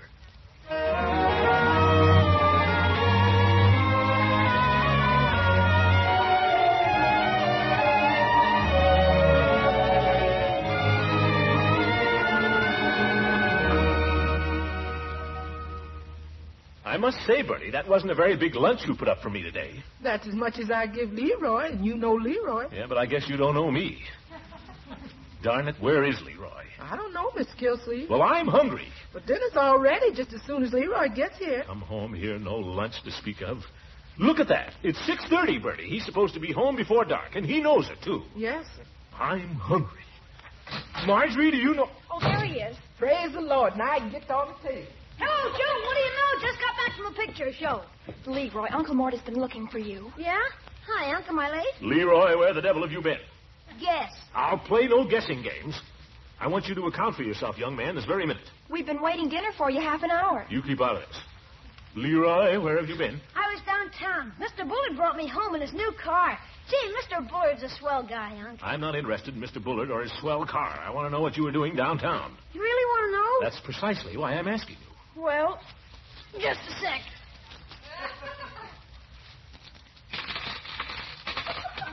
There, 45 cents. How did you get that? Selling papers. Selling papers? On the corner of State and Main. I'm sorry I was late, Unc, but I had 5 left and I couldn't sell them. And then Mr. Bullard came along and I sold him the whole 5. Gee, he's a swell guy. He drove me home, too. Gosh, if I can sell him 5 papers... Leroy, how much did Mr. Bullard pay you for those 5 papers? 3 cents apiece. That's 15 cents. You take these 15 cents and you run across the street and return them just as fast as your little crooked legs will carry you. But, Unc, he bought them. I don't care. I'll not have you taking charity from the neighbors. It wasn't charity, Unc. This was business. Oh, stop it. How could you do a thing like that, Leroy? How could you humiliate me that way? Standing on the street corner. My own nephew in that terrible-looking sweater. Begging, practically. What will people say? What will they think? Gosh, I'm sorry, Unc. How does that look for me? Answer me that. Oh, I didn't think. You never think. Leroy, come back here. That's the last time I ever tried to be a help ever.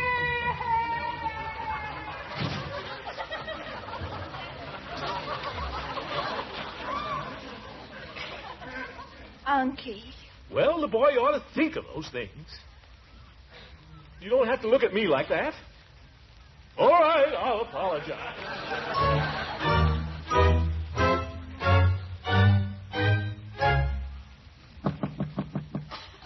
Leroy. Oh, Leroy. It's your old Uncle Leroy. Leroy, what are you... Leroy, what are you doing in there? I'm washing my hands.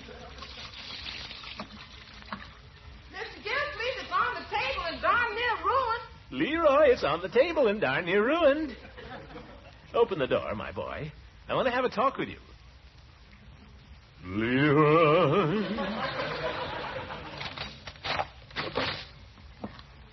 What? That's the boy. I want to apologize for what I said to you, Leroy. I sort of misunderstood. I guess I'm a little hungry, too. That's okay. I'm afraid I seem very ungrateful, but I'm not, believe me. I think you were making a very generous effort, and I'm proud of you, my boy. That's okay. It was splendid of you. However, we can't accept charity from the neighbors, can we? You wouldn't want to do that. Who's accepting charity? I sold the guy some newspapers. No, calm down. Calm down. Let's go to dinner, shall we? Charity. Try to look at it this way, Leroy. If a man buys one newspaper, it's safe to assume that he's buying it because he wants it. Or even two newspapers. Maybe he wants to start a fire or something. Or wrap a fish.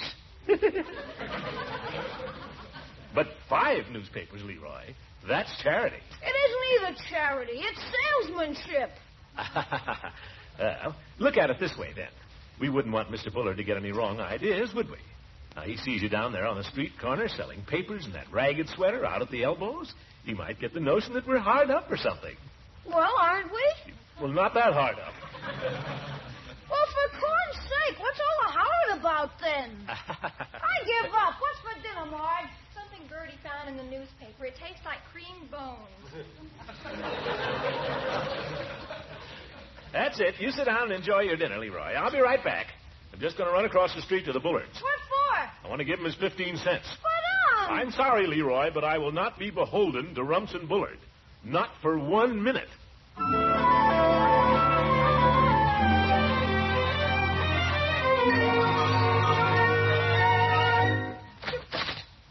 Good evening. Oh, hello, Craig. Is your father in? Where's Leroy? Leroy? Well, he's at home having his supper. I want Leroy to come over. Well, he can't right now, Craig. He's having his supper. Why can't he come over? I just told you he's having his supper. Tell your father I'm here, Craig. I'd like a word with him, if I may. Craig, tell your father I'm here. What do you want? I'll take that up with your father, if you don't mind. Is it about money? Well, as a matter of fact, it is. How did you guess? He told Mother you'd probably be coming around. Listen, I want to speak to your father, Craig. You run and tell him I'm here. Father isn't home. I know perfectly well he's home. Leroy came home with him. Now, you go get him. He isn't home. He told you to say that, didn't he? He's avoiding me. Will you tell him... Craig? Who's at the door? Not home, eh? It's your neighbor, Gildersleeve, Mr. Bullard. I'd like a word with you if you're not too busy. Oh, hello, Gildersleeve. Your boy, Craig, here, just told me you weren't at home. Why, Craig, you knew I was at home. How could you say such a thing? You told me to. Upstairs. Children. Where do they get these notions, huh? Well, Gildersleeve, what is it? Well, in the first place, I wanted to thank you for driving Leroy home this evening. Why, not at all. I saw the little tyke standing on the corner there shivering. I thought he had no business down there, so I picked him up. Oh, very good of you. I suppose you know what he was doing there. Took it into his head to sell newspapers. Where do children get these notions? You'd think we were hard up or something. Here's your 15 cents. Well, what for? The papers Leroy sold you. You shouldn't have done it. Nonsense. I was glad to help him out. No, take it. No, I couldn't. No, I insist. Please, 15 cents. It's nothing. It's nothing to me either. Here. Really? I don't see why you make such a fuss about it. I saw the kid standing there. I picked him up. He told me how things were a little tough, and he was trying to help out. I thought it showed real spunk. I was glad to contribute. Listen, you take this 15 cents, or I'll leave it on your doorstep. Well, if that's the way you feel about it. That's the way I feel about it. Well, thanks. Thank you. Is that all? That's all. Well, good night, then. Good night. And don't believe everything you hear from Leroy.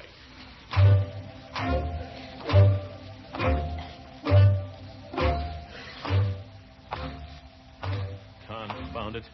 The way he acts, you'd think I'd gone over there to make a touch. I'll not be humiliated this way. Gotta have more money, that's all. Gotta have more money. Money.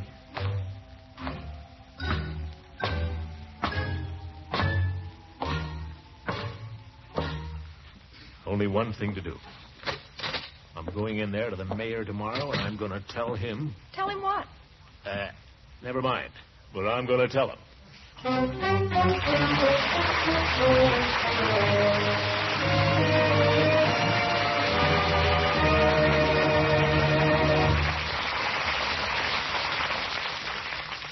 And we'll find out what he's going to tell him in just a minute. I wonder how many of us men really appreciate the problem our wives have in doing the family marketing these days. Well, I didn't, Mr. Lang, until I went shopping with my wife last weekend. With all these shortages, she's had to get her shopping down to a regular science. She even jots things down on her grocery list in the order of their importance. And by the way, I noticed she had parquet margarine right on top. Says she always looks first for parquet. And she got it, too. Good for her. That's what we said. Because our whole family goes for that swell parquet flavor on rolls, waffles, or just plain slices of bread. Yes, millions prefer parquet margarine's fresh, country sweet flavor. And you'll find it the same fine quality today as always. Kraft is making all the parquet possible with available supplies. And your dealer is continuing to get his fair share so he can supply you from time to time. So take a tip from wise shoppers and always look first for delicious, nourishing parquet. P-A-R-K-A-Y.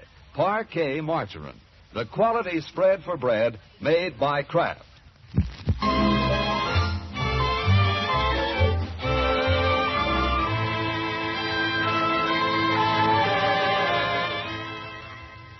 Well, let's get back to the great Gildersleeve, who has spent a restless night in imaginary struggle with the mayor. Now, in cold daylight, with all his arguments assembled, he is advancing upon the mayor's office.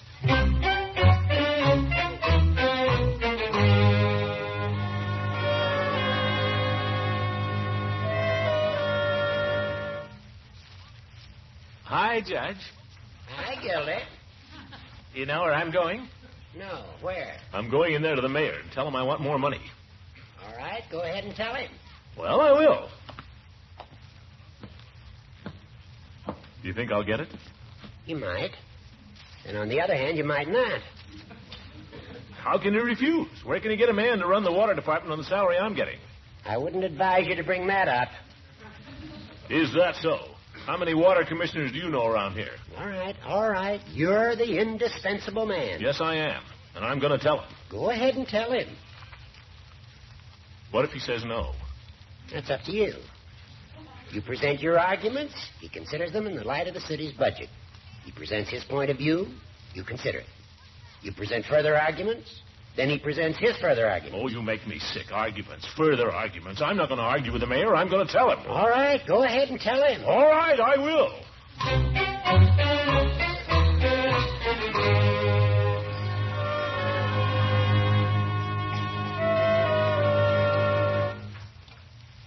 Hello, Chief.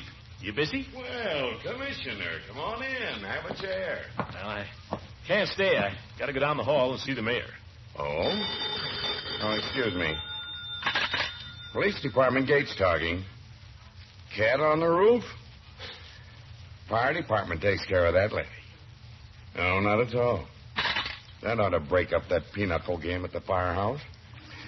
Well, Commissioner, you going down to see the mayor, you say? Yes.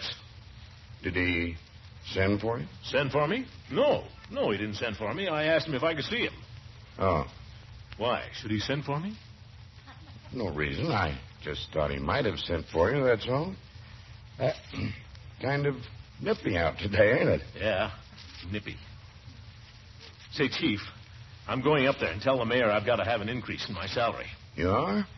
Well, what do you know? I'm just going to tell him, that's all. Don't you think that's the only way? Well, it's one way. It's a good way if you like that way. Sure. Well, I was thinking, Chief, maybe I'd have a better chance if I could get a little support from you. You know, we department heads have got to stick together. Haven't we, Chief? Well... Especially a couple of jolly boys. After all, you could use a little raise yourself. Well, sure, only... Come on, let's go up to the mayor's office together. The two of us will scare him to death. How about it? You go ahead. I wish you luck. What's the matter? You scared? Certainly not. I just figured that this is no time to be rocking the boat. Of all the chicken-hearted, useless... Now, Commissioner, is that a nice way to talk? Well, you are. But I don't need your help. I'll go see the mayor by myself, and I'll tell him, by George, right now.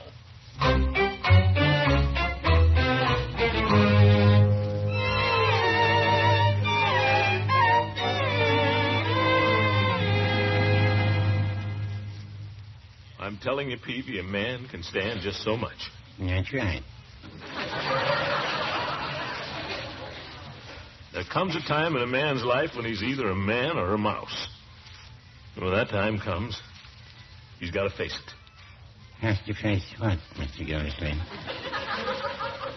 Has to make a decision, that's what. Well, I've made it. What did you decide? What do you think? I'm no mouse, Peavy, I'll tell you that.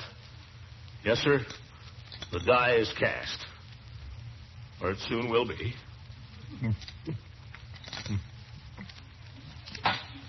Give me another Coke. Mr. Gildersleeve, are you sure you... Don't worry, I can handle it. Give me another Coke. All right, you're the customer, if you want it. I want it. Yes, sir. You can't push me around. Here you are, Mr. Gildersleeve, but take it a little easy. Why don't you take off your overcoat? I can't stay, Peavy. Got to get going. No, sir, they can't push me around. Who's that? Nobody. Nobody can push me around, Peavy. Want to know what I'm going to do, Peavy? What? I'm going to tell them. That's good. You want to know what I'm going to tell them? What? I'm going to tell them plenty. That's good.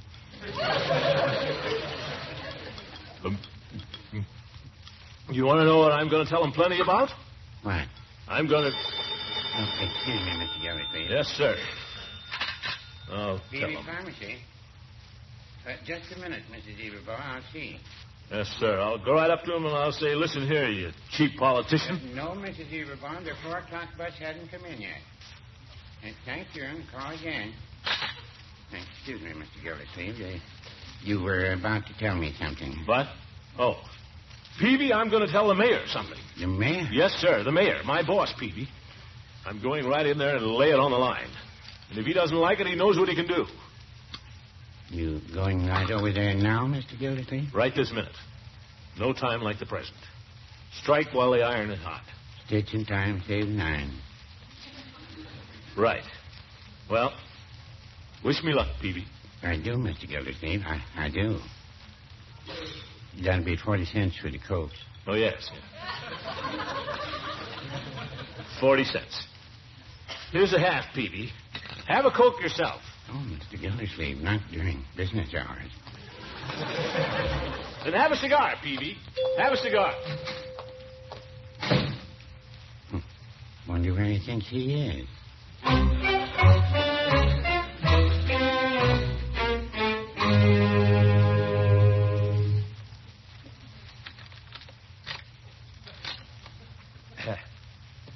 Nobody here. Must be in his private office. Maybe don't want to be disturbed. Maybe I should come back another day. No, by George.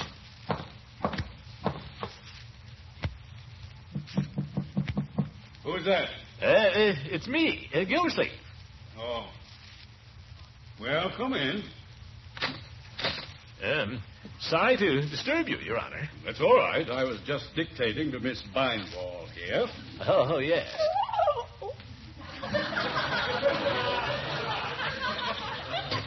Well, what's on your mind? It's confidential. That's all right. I don't have any secrets from Miss Bindwall. Do I, Miss Bindwall? No.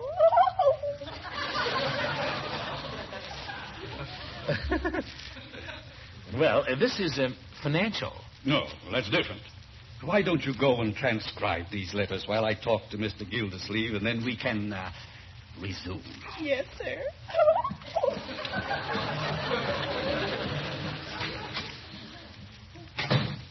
Thank you, Your Honor. I appreciate your thoughtfulness. For the man is talking salary. I'm very glad you brought it up, Gildersleeve. You are? Well. Yes, I am. In fact, if you hadn't brought it up, I would have. Well, by George, Your Honor, I gotta hand it to you. I guess you've noticed the rising cost of living yourself. Certainly. And there is absolutely no doubt we're going to be subjected to a great deal of pressure from all our employees to increase salaries. Everybody will want a raise. Now, take Miss Bindwall there. She's been with me 6 years. Certainly deserves more money than she's getting. very loyal. Oh, I can see that.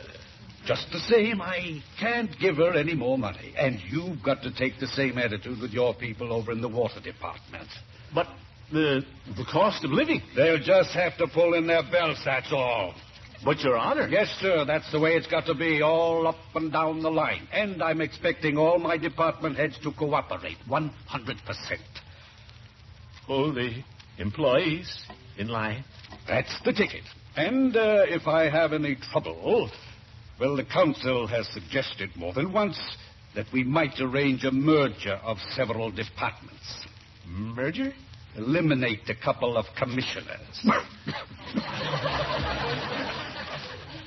I'm thinking that over. Well, I surely hope that won't be necessary, Your Honor. I hope not.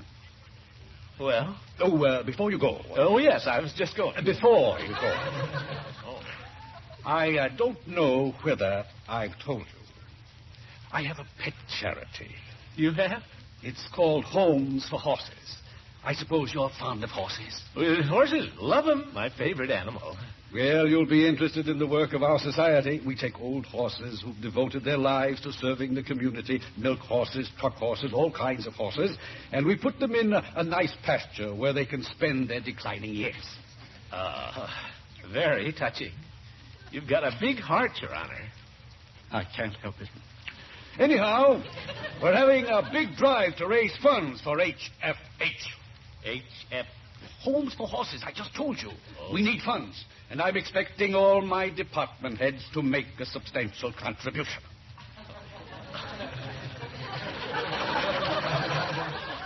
That's a wonderful opportunity to a worthy cause. Did you have any particular amount in mind? No. This is purely voluntary. I might mention that Chief Gates has volunteered a week's pay. What's the matter? Oh, nothing. I'm just sitting down wrong. Thank you, Your Honor. Thanks for everything. Not at all. Drop in any time you have a problem. Yes. Well, goodbye, Your Honor. Goodbye. Goodbye, Mr. Badwell. Goodbye, Mr. Gildersleeve. Oh.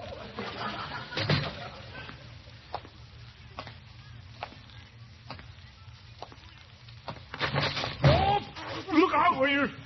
Oh, no, it's you, Judge. I was just going home, Gildy.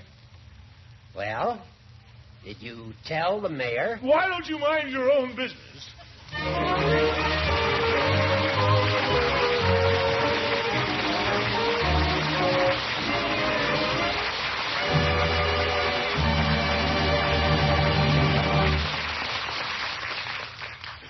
Homes for horses. A week's pay for a horse. It's blackmail, that's what it is. Well, am I going to do it? Am I a man or a mouse? Mouse, I guess. Pay to the order of Home for Auntie. Horses. Yes? I don't know whether it's the time to bring it up, but Mrs. Pettibone was here today. Mrs. Pettibone? What did she want? And no hundreds. She was collecting for the community chest. Huh? Now, don't get excited. Community chest. Now, that makes some sense. Homes for horses. If you give money to the community chest, you know what it does? It covers every worthwhile charity in town. People that are sick, hard up, veterans, children, everybody. Yes, sir. If you give to the community chest, you know your money is really accomplishing something. And goodness knows I'm in no position to throw it around. Yes, by George. Pay the order of community chest. No, sir, they can't push me around. Good night, folks.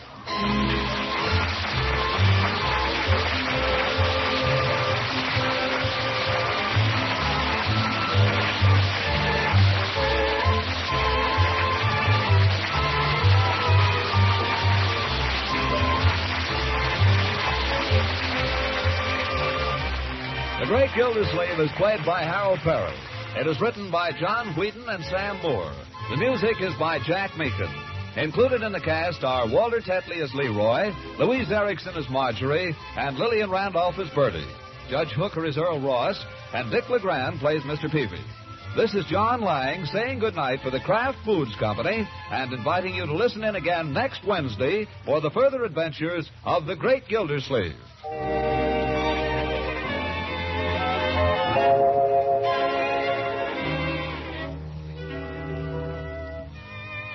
If you're planning a Halloween party next week, treat your guests to a variety of Pabst cheese food surprises. Pabst spreads like butter at room temperature for delightful sandwiches and snacks. Pabst adds rich cheddar cheese flavor to omelets, Welsh rarebits, and soufflés. And you also can slice it into neat wedges when chilled for serving with fruits and pie.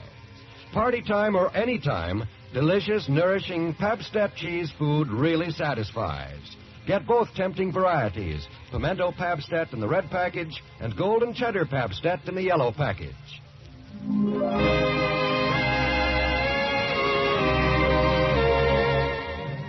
This is NBC, the National Broadcasting Company.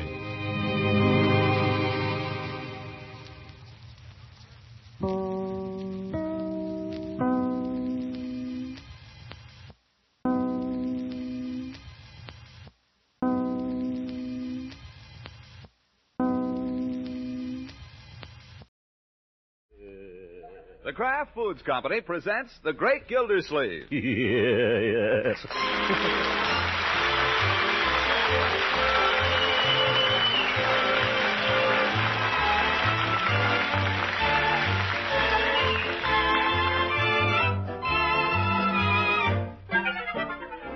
It's The Great Gildersleeve, starring Harold Perry, brought to you by the Kraft Foods Company, makers of Parquet Margarine and a complete line of famous quality food products. Like a lot of people these days, Gildersleeve lately has been taking stock of himself and of his prospects for the future.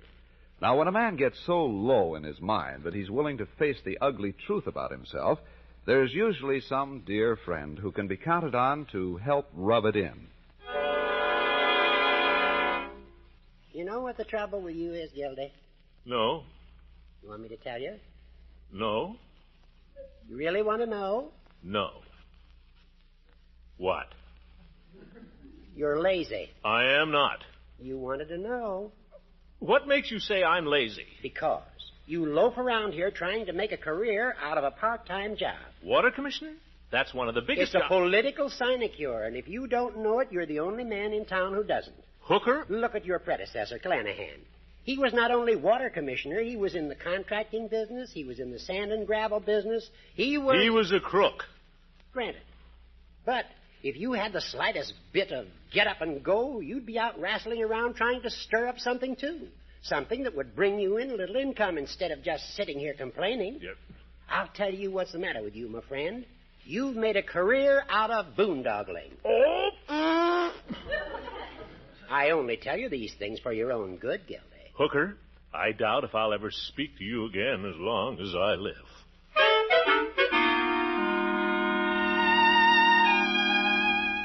Ah, friendship. But a few days later, the seed the judge had planted bore fruit.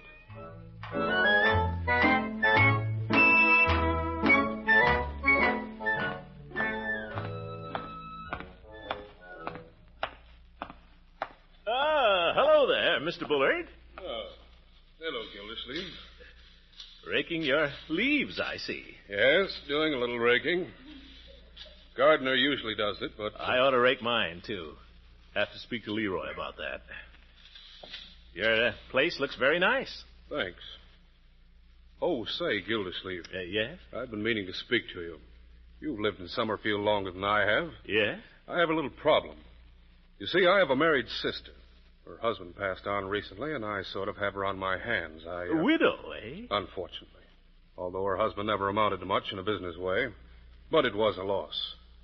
The point is, I'd like to bring her here to Summerfield if I can find a house for her. You don't happen to know of one. What's the matter with the house next door to me there? Mrs. Ransome's house. Ideal house for a widow. This sister is younger than you say? Older. Oh. No. No, I've looked into that house a little. It seems to be all tied up in some estate. I don't know that it'd be quite suitable anyway. You see, what I want Well, I don't want a great big house, but on the other hand, You want something suitable. That's right, something suitable. How high would you be willing to go? Well, I know you have to pay for houses these days. You said it. But as long as it's not too far out of line. Mr. Bullard, I'm glad you spoke to me. I'll go right to work on it. You know of a house? I might. Whose? That would be telling, Mr. Bullard. But don't you worry. You just leave it in my hands, and I'll get you a house.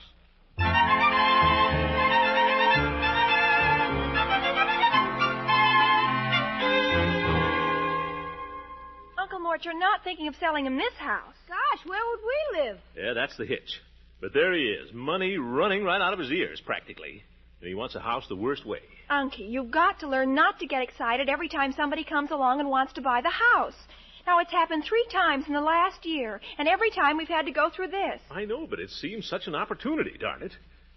I tell you, there are fortunes to be made in real estate today, children. Fortunes. Why don't you go in the business? I'm thinking seriously of it, Leroy. Thinking seriously of it. Let's see now. What would I need? You'd need some real estate. Well, not necessarily. That's not the way they operate. You see, they get a commission for selling other people's real estate. Boy, that's some racket. We do not consider it a racket, Leroy. And I'll thank you not to call it that. Ours is a public service that fills a real need. Now, take Mr. Bullard, for instance. He needs a house for his widowed sister. Needs it real badly. But if he hadn't happened to come to me, and I hadn't happened to be in the real estate business, he might never find one. I wonder where I'm going to find one. I wonder where you're going to find an office, even. Yeah, that, too. Well, who needs an office? My office is in my hat. Where is my hat? On the floor. You just took it off. Oh. Hand me the whisk broom there, my boy. I want to sweep out the office.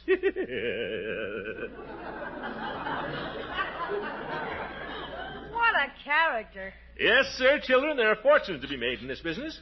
Hey, where are you going? A real estate man, Leroy, never tells anybody where he's going.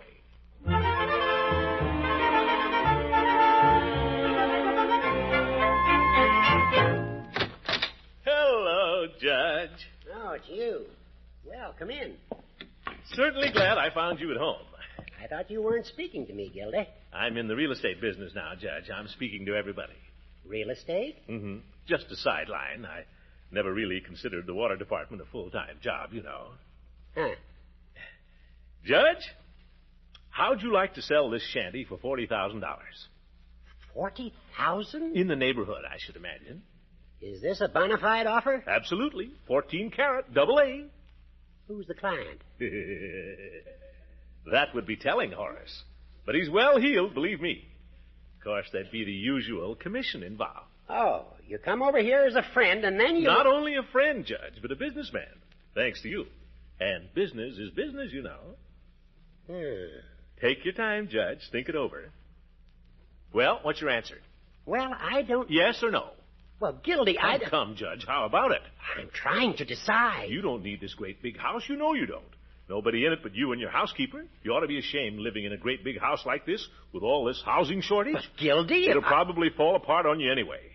I guarantee you'll spend more on repairs on this house in the next 2 years than it cost you originally. Now, you don't want this house. Get rid of it. Sell it while the selling's good. But, Gildy, if... $40,000, Judge. Cash on the line. What's your answer? Gildy, if I sold this house, where would I go?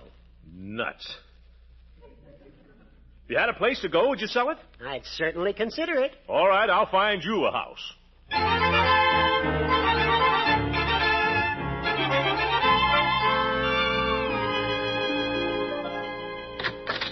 Hello, Peavy. Well, Mr. Gildersleeve, what can I do for you? Peavy, let me ask you something. Have you and Mrs. Peavy ever thought of taking in a boarder? No, I can't say we ever have. No, we've been pretty fortunate that way. Now, wait a minute. It might not be so bad, Peavy. It might be worth considering. Why? Well, it'd be a chance to share expenses. Fill that extra room of yours and make a nice little profit out of it.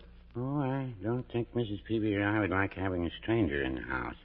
Come stumbling in at all hours of the night, knock over the potted plants. Well, suppose it wasn't a stranger. Suppose it was someone you knew. Someone you know very well. Who? Well, this is just an idea, Peavy. But for the sake of argument, say it was someone like, say Judge Hooker, for instance. Well, what would the judge do? I'm just saying, suppose. But suppose the judge liked the idea and you liked the idea. What a wonderful arrangement it would be for all around. Save money. Have high old times together. I don't know. You know, sometimes I worry about you, Peavy. You and Mrs. Peavy. Just two old souls living all alone there. You think what we need is another old soul, huh?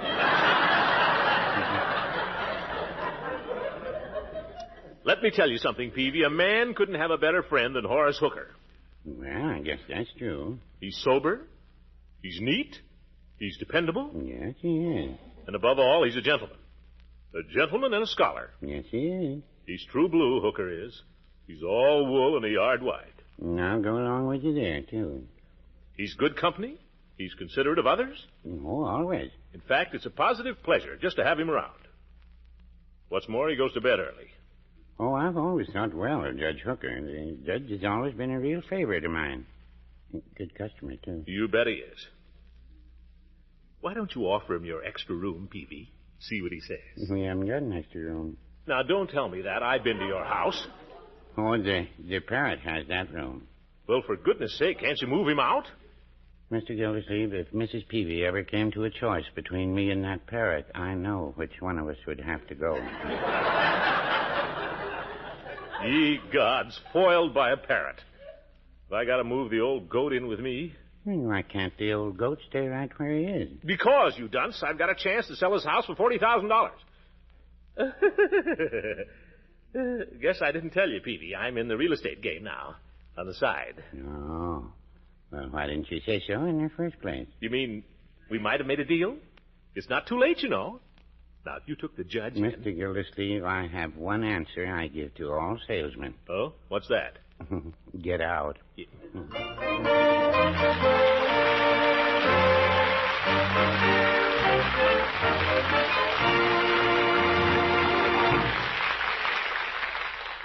Well, you never knew the great Gildersleeve to stay out, and he'll be back in just a moment. You know, Mr. Lang, I was doing some shopping today for a Halloween party, and I thought I'd try the same thing on my grocer that the children do to me. So I walked up to the counter and said, "Trick or treat, Mr. Gibson." And he said, "You're in for a treat today. There's parquet margarine in the refrigerator." That really was a treat. You're telling me. I've been trying for days to get some parquet to serve with hot rolls at this party. Well, it looks as though your guests are going to be well served. And I admire you for sharing parquet with them when there's still such a scarcity of fine quality spreads for bread. But I know how it is. When a woman discovers parquet margarine's delicious country sweet flavor, she wants her friends to know about it, too. It's like telling them about a favorite recipe. The spreading of the good word about this good spread has made parquet a favorite in millions of homes. So if you'd like to share in its goodness, too, look first when you shop for delicious, flavor-fresh Parquet, P-A-R-K-A-Y, Parquet margarine, made by Kraft.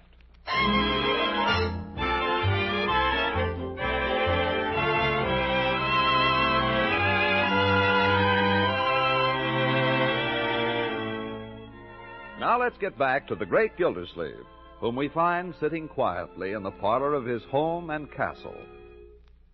Let's see, we could put the old goat in the sewing room, I guess. That cot in there isn't so wonderful, but I doubt if he sleeps very well anyway. If he doesn't like it, he knows what he can do. There's worse fellows than Hooker to live with, I guess. He's clean. He's honest. Well, fairly honest. Hi, Unky. What are you doing? Huh? Just thinking, my dear. Thinking. Poor Unky. Don't you want the evening paper? No, thank you. I can think better without it. Okay, go ahead and think. I've got to study. Yes. Marjorie? Leroy?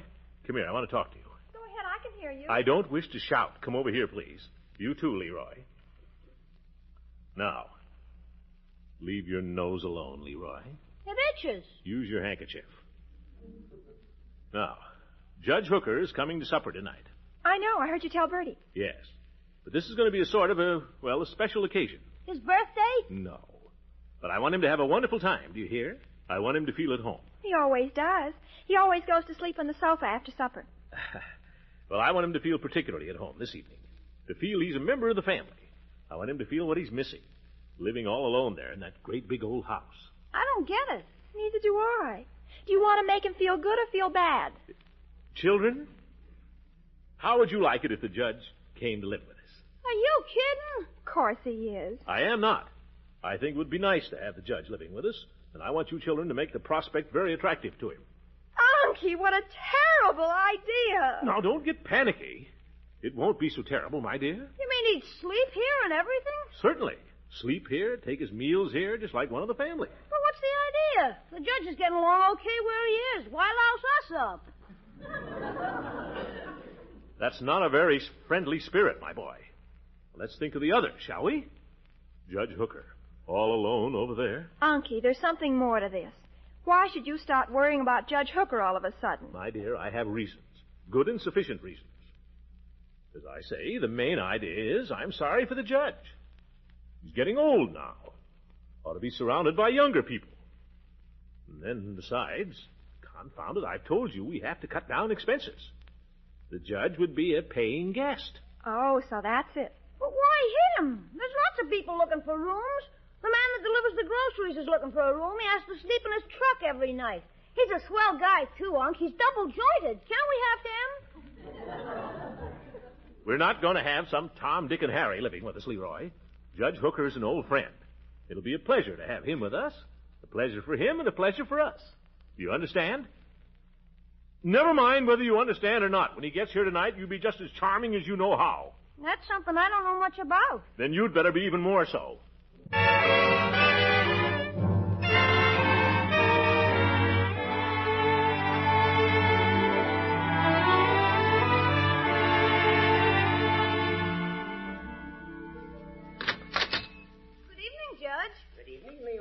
Good evening, Judge. Marjorie, it's Throckmorton. Come in, old friend, come in. Come in out of the wintry blast, remove your outer garments, and rest your bones by our roaring fire. Jeepers, he's shooting the works. Marjorie, take the judge's coat, my dear. I'm going to as soon as he gets it off. Here. By George, it's good to have you with us, Horace. It's good to be with you. Let's all go in the living room, shall we? I know Bertie will have supper ready in just a few minutes. I'm hungry. What are we having? Whatever Bertie gives us, we know it'll be delicious, don't we? Yes, indeed. As long as it isn't leftovers. Leroy. Marjorie, let's let Judge Hooker have the sofa, shall we? Oh, never mind. I'd like to stand here in front of the fire for a moment. Toast my coattails, as my grandfather used to say. Very good. Very good. Leroy, I haven't seen you in quite some little time. What have you been doing? Me? Nothing. Schoolwork keeping you pretty busy, is it? I suspect you find time for a game of catch now and then, just the same. Catch? Leroy's getting more homework now, Judge. He's quite a student. I'm glad to hear it. Have you learned to parse a sentence, Leroy? Pardon? Learning to parse an English sentence is the beginning of a real education. I dare say your sister can tell you all about it. I never heard of it. My dear. What is it? By golly, this modern education. If they don't teach them English grammar, what do they teach them? Yes. By George, it's good to have you with us, Horace. Good to be with you. Is that a new suit, Judge? No, indeed. I bought this suit in 1932. Jeepers, it's older than me. This is worsted, this suit. Not an unfinished worsted, mind you. A hard worsted. It's a material that wears like iron. Looks like iron. It's a funny thing that I can't keep a suit that long, that no matter what it's made of. Well, there are one or two simple rules for a man who wants his clothes to last. I learned them from my father, and they've saved me a pretty penny in the course of the years. Pay attention, Leroy. This is something you'll want to remember. I never wear the same suit 2 days in succession. Wear it today, take it off, hang it up carefully, wear another suit tomorrow. It's very important to give the fabric a rest. You don't say. That's the whole trick. I rotate my suits. I've got suits I've had for 20 years that look almost as good as the day I bought them. Remarkable. Isn't it, Leroy? Yeah. Do you hear that, Marjorie? How the judge makes his suits last? Yes, it was very interesting. Miss Gildersleeve, supper's on the table. Yay! Stop the table! Leroy, we do not race our guests to the table. I'm hungry. Just wait for the rest of us. Good evening, Bertie. Good evening, Judge. Marjorie, will you take my arm? What? Oh. Fine to have him with us, isn't it, my dear?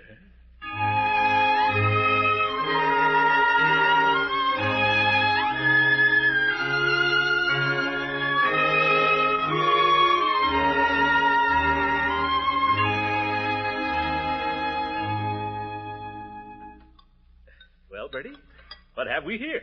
Something special, Mr. Gildersleeve, in honor of Judge Hooker. Oh, Bertie, you shouldn't. Well, Mr. Gildersleeve told me he wanted you to enjoy yourself specially, so I done what I could. Bertie, your humblest effort is invariably successful. Well, I hope you like it. I heard this one on the radio. Can't quite make out what it is. Pass this to the judge, will you, Bertie? Yes, sir. Will you forgive me if I take my vitamins before I start, Throckmorton? Marjorie? No. Go right ahead. Liberty Hall, Horace. Dr. Pettibone recommended these things, and I must say I've had a better appetite and more pep, too. The blue box is A, B1, and E. The yellow box is D and G. That ought to fix whatever's wrong with you, Horace. For Marjorie, Bertie. The A vitamin helps my eyes. B1 tones up the nervous system. E is for, Excellent. That will do, Leroy. E is for something or other. And then D is the sunshine vitamin. And G is for, Gildersleeve. Leroy. Okay, can I start now, Unc? You may.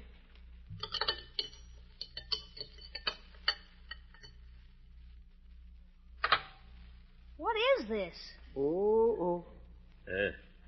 Yes. What is it, Bertie?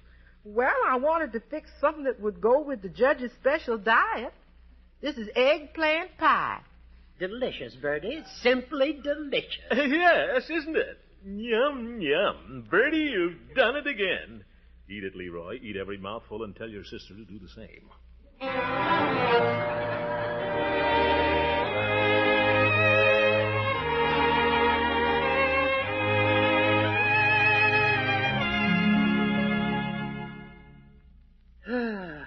Delicious dinner, Gildy. And so wholesome, too. Well, I'm glad you liked it.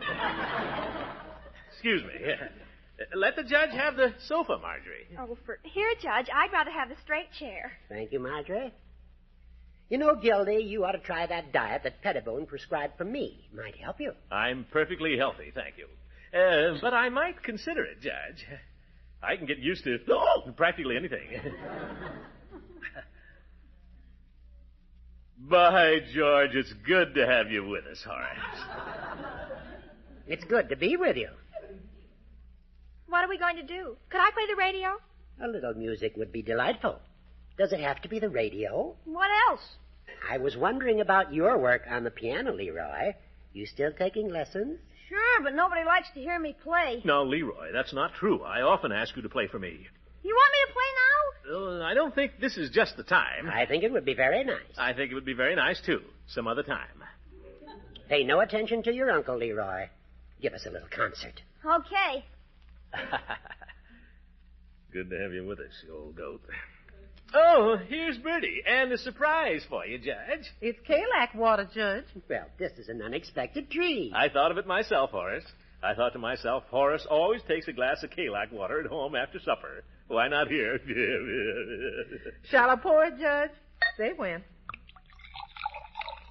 That's it. Mr. Gildersleeve, you want some? Certainly, Bertie. I love it. Whoop! That's fine. Well, Horace, bottoms up. Your very good health, old friend. Same to you. Oh, my. I'm sorry. What's the matter, Judge? You had it on ice, haven't you, Bertie? Yes, sir. Mr. Gildersleeve told me. Oh, Gildy, I always serve it at room temperature. Oh, for heaven. You're right, Horace. I should have remembered. Take it out and warm it up for him, Bertie. Yes, sir. Now, Leroy, a little music. Okay, you asked for it. I'll just stretch out here on the sofa if I may. Make yourself comfortable, Horace. Go ahead, Leroy.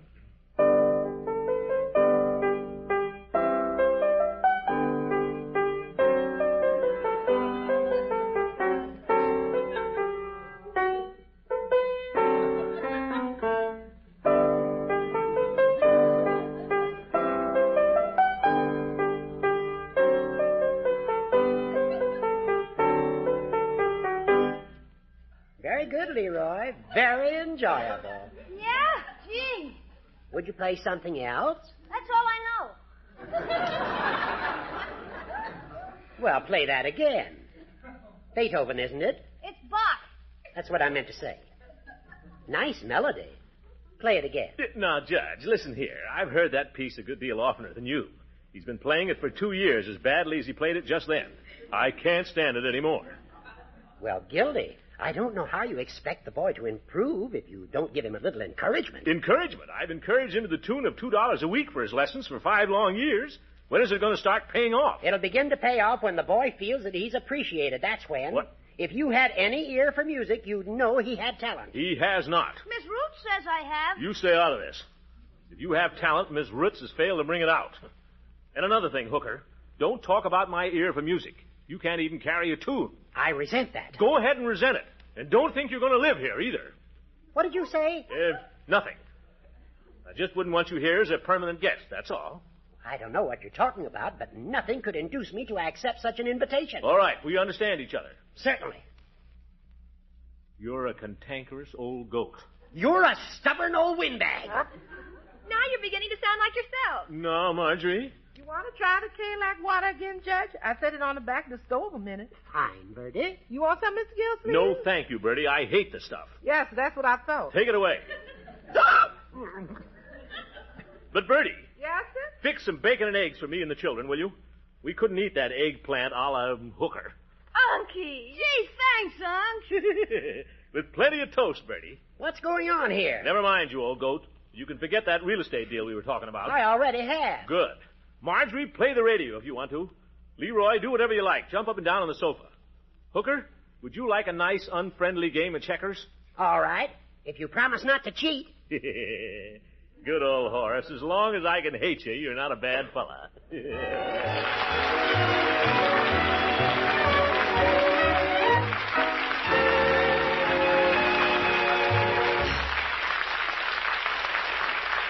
The Great Gildersleeve will be right back. These last several weeks on the Gildersleeve Show, we've been trying to explain why it's often so hard to find parquet margarine in your food store. Quality spreads for bread are still scarce, and right now it looks as though supply won't catch up with demand for many months to come. Kraft will continue to distribute fairly and equitably all the parquet it's possible to make. And Kraft's modern margarine plants are ready to speed production at a moment's notice just as soon as more top-quality American vegetable oils are available for parquet. In succeeding weeks on this program, you'll be hearing about other favorite Kraft quality food products. We'll be back with more news about parquet later in the season. So until then, remember to always look first for delicious, flavor-fresh parquet, P-A-R-K-A-Y, parquet margarine, made by Kraft.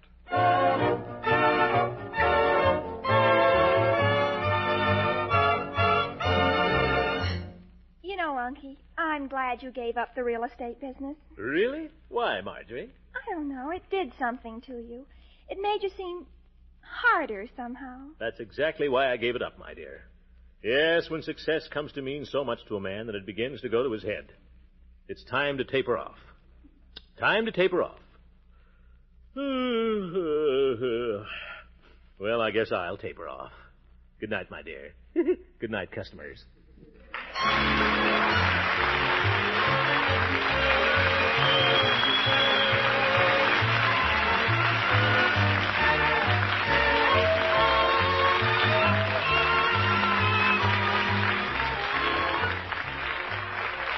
The Great Gildersleeve is played by Harold Perry. It is written by John Whedon and Sam Moore. The music is by Jack Meakin. Included in the cast are Walter Tetley as Leroy, Louise Erickson as Marjorie, and Lillian Randolph as Bertie. Judge Hooker is Earl Ross, and Dick LeGrand plays Mr. Peavy. This is John Lang saying goodnight for the Kraft Foods Company, and stay tuned in for all the rest of NBC's great Wednesday entertainment. Be sure to listen to next Wednesday for the further adventures of the Great Gildersleeve.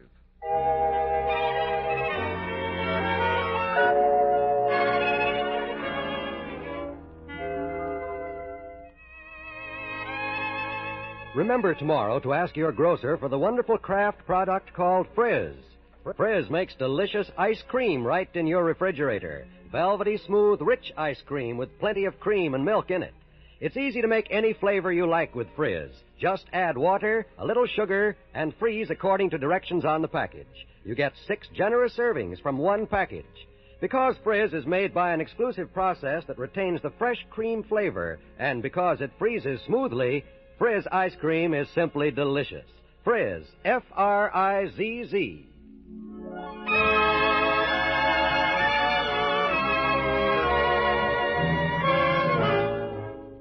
This is NBC, the National Broadcasting Company.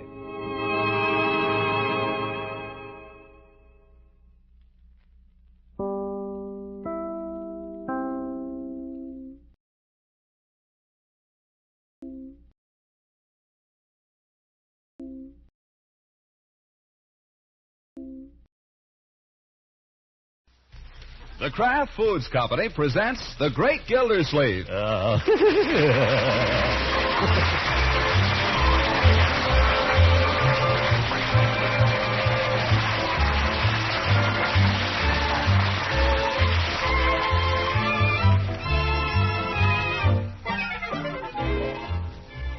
It's The Great Gildersleeve, starring Harold Perry, brought to you by the Kraft Foods Company, makers of a complete line of famous quality food products.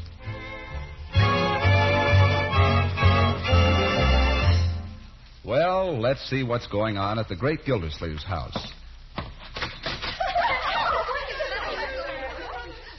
Sounds like the wrong house, but it's not. It's a pajama party. The fact is, Gildersleeve's niece, Marjorie, is entertaining 3 of her most intimate girlfriends overnight tonight, and the whole gang has just finished supper. Hey, girls, you want to see a card trick? No, Leroy. Let me remind you, Leroy, that this is not our party. It's Marjorie's. I'm only trying to help entertain. This is strictly for girls, my boy. You and I aren't even supposed to be here. Well, I got a new trick that's a pip. Where are the cards, Marge? How would I know? Let me tell you about this character. I was walking down the corridor. I think I left them in my raincoat pocket. Well, anyway, I was just walking down the corridor, minding my own business, when this character popped out of Miss Turley's room.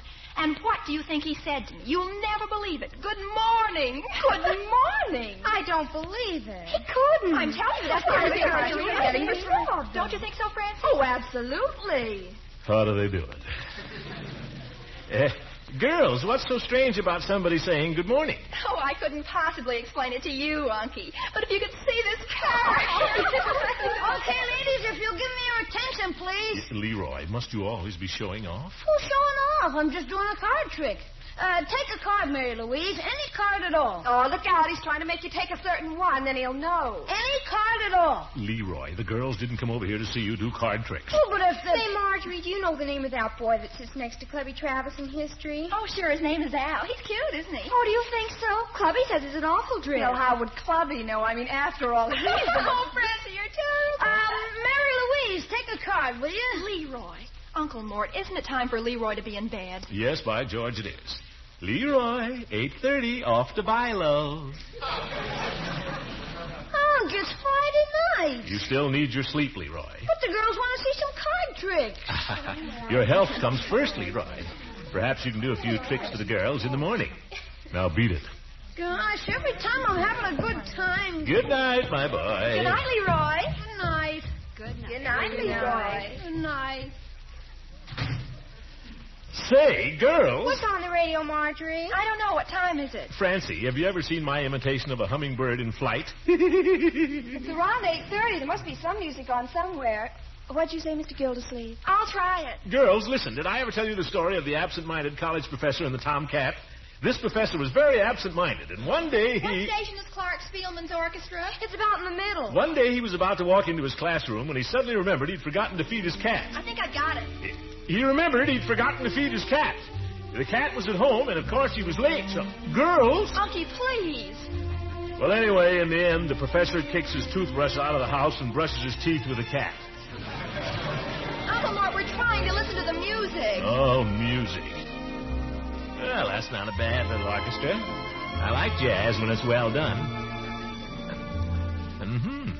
Garden of Eden, just made for two, with nothing to mar our joy. Uncle Mort.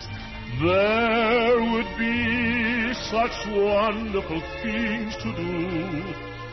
I would say such wonderful things to you. Is he kidding? If you were the only girl in the world, and I were the only boy.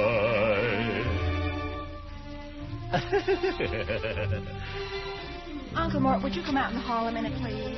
Me? Hall? What's the matter? Unky, why don't you go out somewhere? We can't have any fun while you're here. I was going in a minute. I didn't know you were in such a big hurry. Oh, now don't take it that way, please, Unky. I'm merely trying to entertain your little friends, my dear. If my humble efforts are not pleasing, you only have to say so. Unky, that's not it. Not exactly. Say no more. Say no more. Ladies, I regret that a previous engagement has to tear me away from you. Oh, Mr. Gildersleeve, must you go? I must. Good night, ladies. Good night, Mr. Gildersleeve. Get my hat. Again, I say, good night. Good night. Wonder what they're laughing at.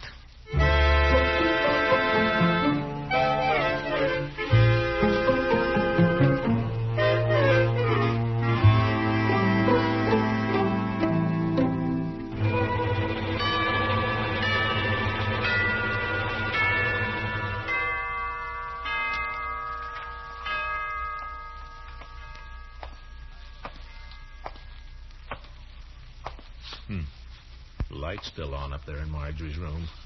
They've got no business being up at this hour. Darn kids. I don't understand this generation. Haven't they got enough sense to go to bed? Well, I have.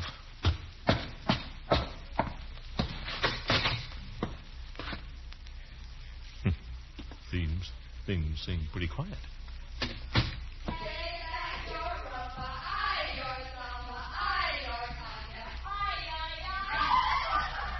Oh, my goodness. Mr. Gildersleeve, is that you?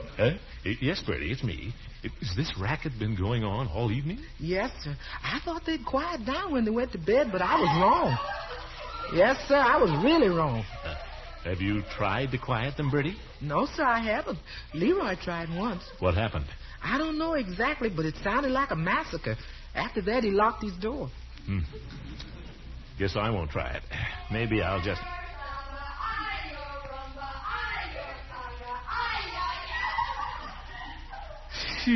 How am I going to get any sleep? I thought about that, Mr. Gildersleeve, so I made up the cot in your study. In my study? That's the worst bed in the house, Bertie. Yes, it is.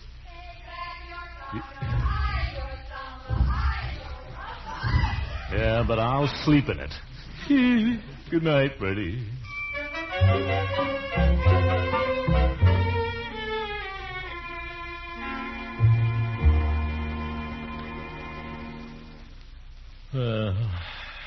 Try to go to sleep, I guess.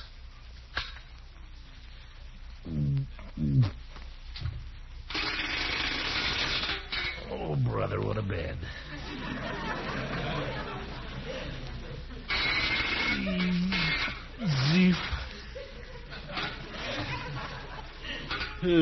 By George. Kicking me out of my own house, my own flesh and blood. Keeping little Leroy awake. Keeping me awake. Why are they so quiet all of a sudden? I don't trust a bunch of girls together. Mighty funny. All of a sudden, they're quiet.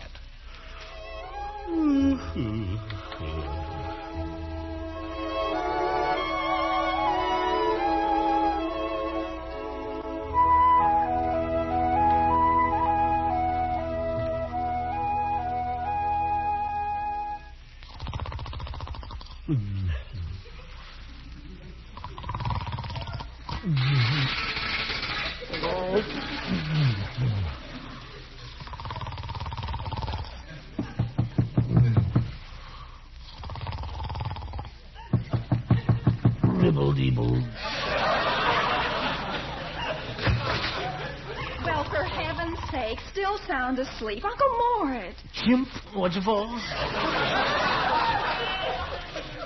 Unky, wake up. It's almost noon. Unky, it's 11:45. 11:45? What day is it? It's Saturday. The girls are all gone. Don't you want some breakfast? Sure, guess so. I'm sorry if we drove you out of the house last night, Unky. What? Oh, yes. Well, if you feel your old uncle is a nuisance. Oh, it wasn't that, Unky.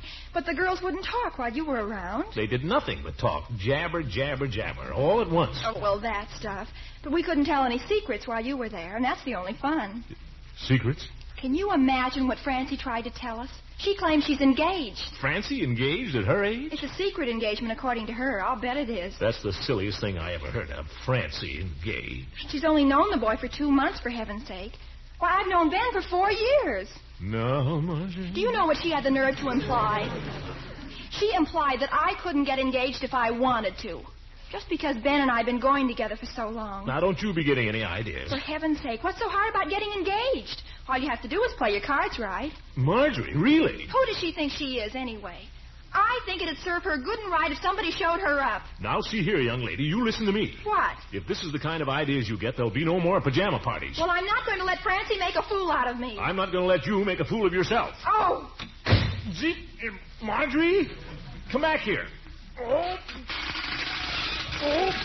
confound it, how do you get out of this thing?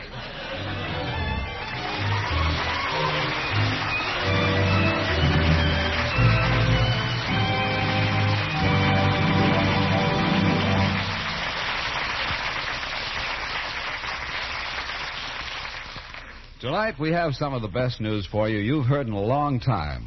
An old friend of yours is back on your grocer's shelf, or will be very soon. Yes, it's famous Kraft Kitchen Fresh Mayonnaise. Now that the supply of fine salad oil is becoming more plentiful, Kraft can once again make this superior mayonnaise. Not as much as we'd like, of course, but a reasonable quantity. And we're more than pleased to tell you about it. Kraft Kitchen Fresh Mayonnaise, you know, is mayonnaise with a piquant, homemade flavor. A delicate, just right flavor that comes from the choice ingredients that go into it. For Kraft mayonnaise is made from fine oil and eggs, fragrant vinegar and spices. Then, as a final crowning touch, fresh lemon juice is added. Its texture, too, is superb. A special patented beater exclusive with Kraft gives Kraft Kitchen Fresh Mayonnaise a velvety smoothness, nothing short of perfection. In every respect, Kraft mayonnaise measures up to the most exacting standards. We know you'll enjoy it. And incidentally, another famous Kraft product, Miracle Whip salad dressing, remains in short supply. We're sorry, but until more sugar is available, Miracle Whip will continue to be rather scarce.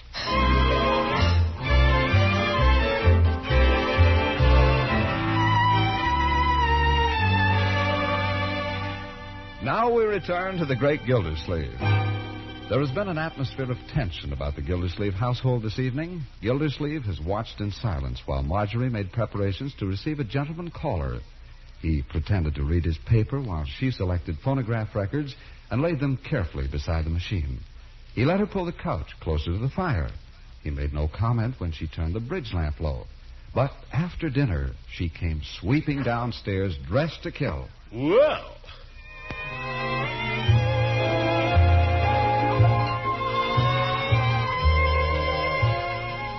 Marjorie, may I ask what the devil you imagine you're dressed up for? Holy cats, get a load of Cleopatra.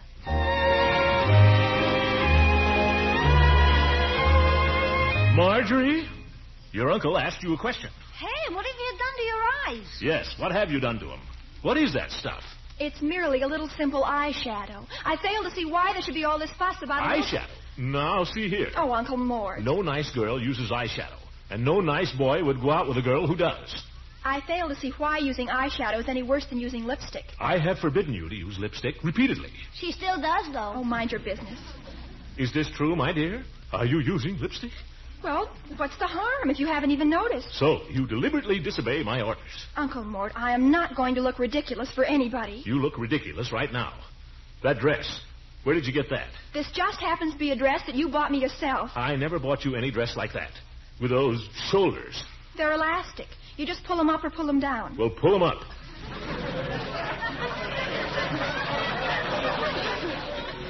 Really? I never bought that dress anyway. Marjorie, I don't know what's gotten into you. She thinks she's Lana Turner. Oh, go away. Why, a nice boy like Ben, if he could see you like this, he'd be horrified. You want to bet? Yep. I'm not going to argue. Go upstairs and change your clothes. Did you hear me? Go upstairs and change your clothes. Leroy, leave the room. I will remind you, my dear, that I am still your uncle. Well, let me remind you, Uncle Mort, that I am not a baby. You never looked more like one in your life. You look like some child dressed up in her mother's clothes. Now go upstairs and take off that ridiculous outfit. And take a washcloth and... Ben. It's Ben. Oh, boy, wait. Leroy, wait. Wait, Leroy. Well, my dear, are you going Uncle Mort, it's too late. It's not too late. You've never hesitated to keep him waiting before. I'll entertain him while you're changing. Well, are you going to do as I tell you? Oh, why do you always have to ruin everything? Every time I try to do anything or have any fun, you always have to ruin it. Now, that's not true. All right, Leroy. You can open the door. Hi, Ben. Well, come in, Ben. Hello, Leroy. Hi, Mr. Gildersleeve. Come in, my boy. Come in. Oh, thanks. Is Marge around? I thought she was expecting me. Boy, is she ever expecting you. You ought to see it. Oh, yeah, she's around. Yeah, she'll be down in a moment. Leroy, I think it's your bedtime. School tomorrow, you know. Oh, for corn's sake, all I ever get is sent to bed. Why don't you ever make money? Leroy, go this instant. Okay. Sorry, Ben. These little disciplinary measures are sometimes necessary. I know. Good night, Leroy. Good night. You don't mind my saying good night to him? No, of course not. I always make a point of saying it myself. Good night, Leroy.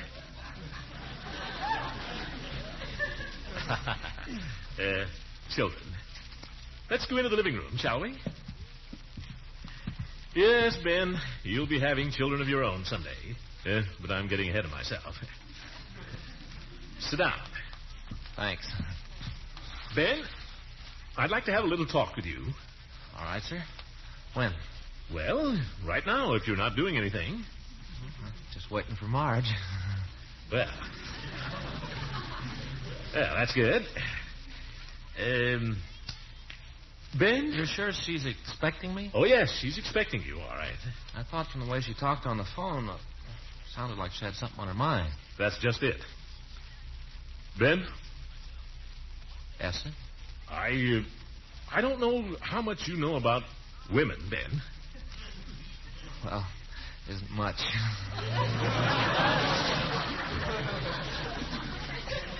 Well, at least you know that much. Marjorie is just a girl, of course, Ben. But she's at the age where she's becoming a woman. You must always bear that in mind. Oh, I do. And as a girl becomes a woman, Ben, she tends to think more and more of men. I guess it works both ways. Exactly. Now, Marjorie is a girl, as I say, and girls sometimes get ideas that are too big for them. I mean, they get a little ahead of themselves. You know? No, sir. You don't? Well, what I'm trying to say, Ben, a girl like Marjorie gets notions sometimes, and... quiet. Here she comes. Marge? Yeah, I heard her door open upstairs. Don't let her know what we were talking about. Oh, gosh, I don't know. Come on, let's go out in the hall. Well, my dear, it's about... Well...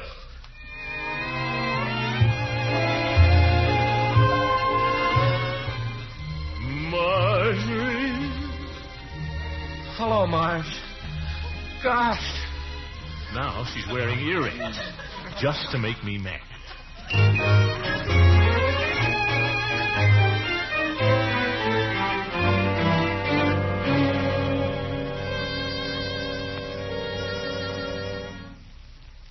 I tell you, Peavy, the girl is getting out of hand. Why, it's got so now if any friend of hers turns up, the first thing she does is shove me out of the door. Pretty soon I won't have any place to stay. Oh, I imagine Marjorie is really very fond of you, Mr. Gildersleeve. It's just that she's at a difficult age. Yeah, she sure is. We're all at a difficult age, I guess.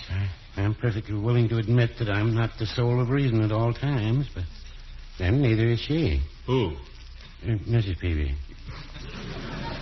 Who's talking about Mrs. Peavy? Oh, I'm sorry. I guess my mind wandered there for a little. What were we? Oh, yes. Your niece. Marjorie. Glad you remember her name. Well, what about Marjorie? I've just been telling you. Peavy, I don't believe you listen to half of what I say. Well, no, I wouldn't say that. I only hope you follow your prescriptions more closely than you follow a conversation. Well, Mr. Gildersleeve, a prescription is a matter of life and death. But some of the conversation I have to listen to... Well... not yours. You're always welcome here, Mr. Gildersleeve. In fact, I always look forward to your dropping in as one of the bright spots in my day. That's the kind of a day I have. Well, that's a nice remark. Oh, I don't know what's the matter with me today, Mr. Gildersleeve. I guess it's just that I have problems. You have problems. You ought to hear about my problems. I thought I had. Did you ever have a niece who set out in cold blood to get herself engaged? When you tried to reason with her, she kicked you out of the house? No, Mr. Gildersleeve, I can't say that I ever did. Well, don't talk to me about problems. And did you ever have a wife want to take you to the picture show? And she's been after me for a week now. After all, I'm the girl's guardian. I think I have a right to a little respect. What in the world she wants to see the thing for? To each his own. I understand it's a sad picture. Just hope she isn't making a fool of herself with Ben, that's all. I don't know if I could stand a sad picture this week. Not worried about Ben, particularly. He's a nice boy, but Marjorie... by the way, how is Marjorie? She's fine. Maybe I'll just stay home and send the old girl to the pictures by herself. Never should have left her alone with him. Never should have left the house. I'd give anything to know what's going on over there. I'd give $1 million just to see what she's up to.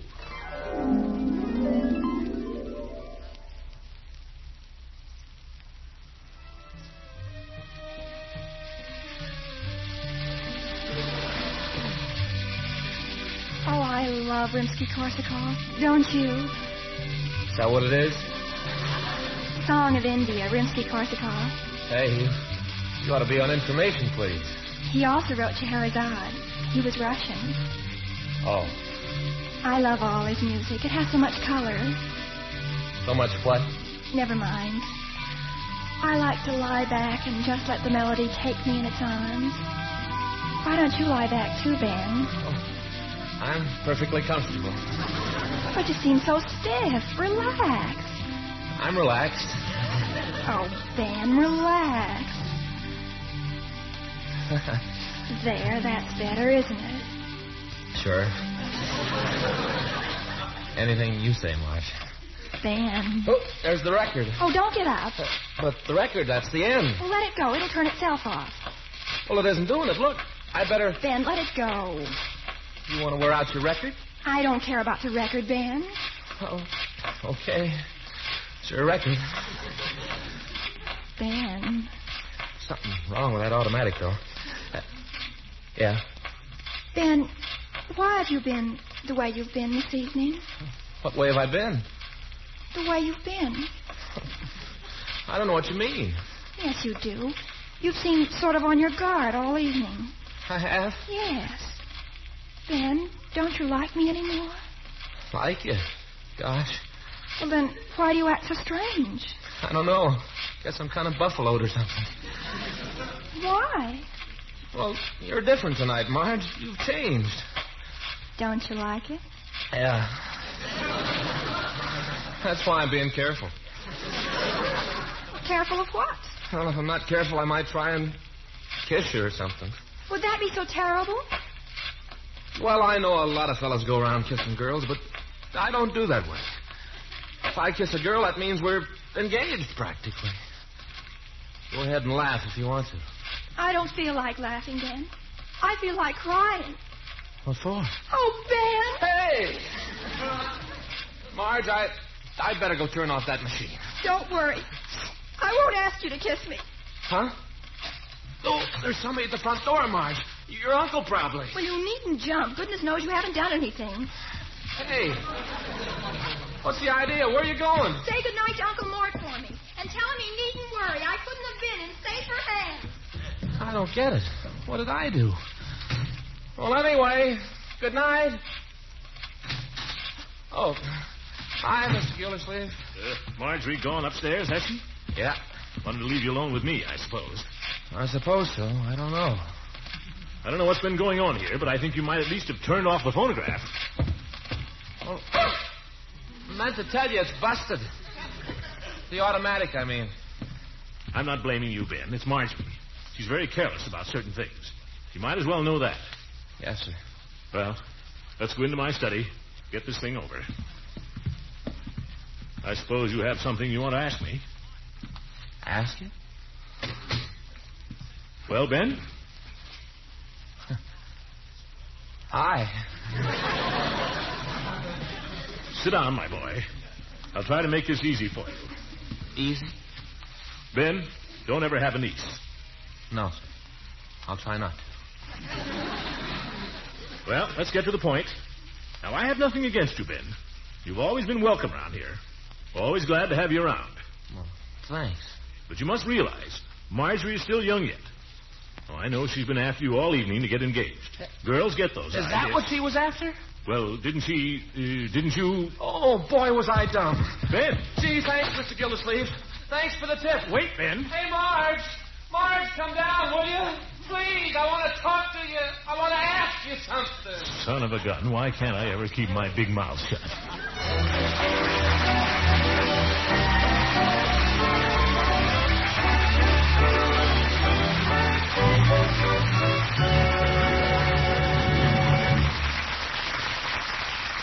We'll hear from the great Gildersleeve again very shortly. Sweet music to your ears and ours is the news that Kraft Kitchen Fresh Mayonnaise is once again available in reasonable quantity. Yes, some shipments of this famous product, Kraft Mayonnaise, are going out to food dealers all over the country. And if you've not yet seen a small supply at your grocer's, you probably will very soon. Kraft Mayonnaise, you know, is the superb mayonnaise that glorifies every salad, vegetable, fruit, or the main dish variety. For Kraft Kitchen Fresh Mayonnaise has the delicacy and richness that only really choice ingredients can give. Fine salad oil, selected eggs, fragrant vinegar and spices, and for piquant flavor, fresh lemon juice. Its texture is exquisite, too, blended to surpassing smoothness in a special beater patented by Kraft. You'll never again bother to make your own once you try Kraft Kitchen Fresh Mayonnaise.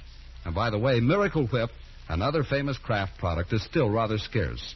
The shortage of sugar continues to limit its production.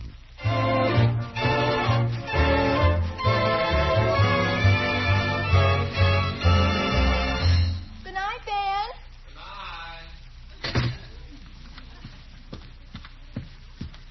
Marjorie? Well, I suppose you were listening to every word we said. I did nothing of the kind. But I think I have a right to know what's going on here. Marjorie, did he... Naturally. I said he would, didn't I? Now, listen here. I'm your guardian, and there'll be no engagements around here without my permission. So you can just call it off. Who said I was engaged? But you just said that Ben... I told Ben I couldn't possibly think of getting married for at least 10 years. After leading him on like that? Marjorie, I don't understand you. I'm going to have a career first. I'm not like Francie.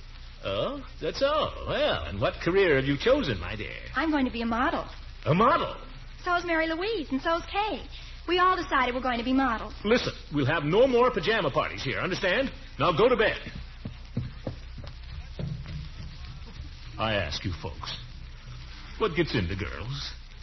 Now, Marjorie makes a lot of sense by herself. Nice girl, too. When she gets 2 or 3 of her friends, I ask you. Well, good night. The Great Gildersleeve is played by Harold Perry. It is written by John Whedon and Sam Moore. The music is by Jack Meakin. Included in the cast are Walter Tetley as Leroy, Louise Erickson as Marjorie, and Lillian Randolph as Bertie. Dick LeGrand plays Mr. Peavy. This is John Lang saying goodnight for the Kraft Foods Company and inviting you to listen in again next Wednesday for the further adventures of the great Gildersleeve. Plenty of rich, velvety, smooth ice cream. Any flavor you like, always on hand. Sound swell?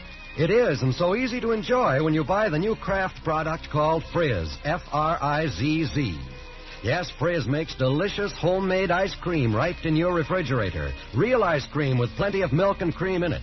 Just add water, a little sugar, and freeze according to directions on the package. Made by an exclusive process that retains that fresh cream flavor. It freezes smoothly, gives you 6 generous servings from one package of Frizz. This is NBC, the National Broadcasting Company.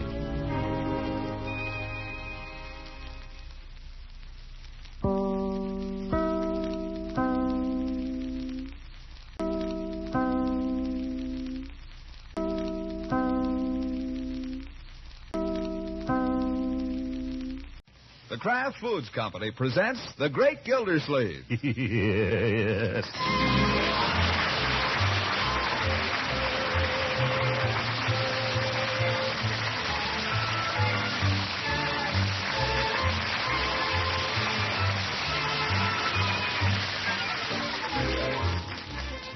It's The Great Gildersleeve, starring Harold Perry, brought to you by the Kraft Foods Company, makers of a complete line of famous quality food products.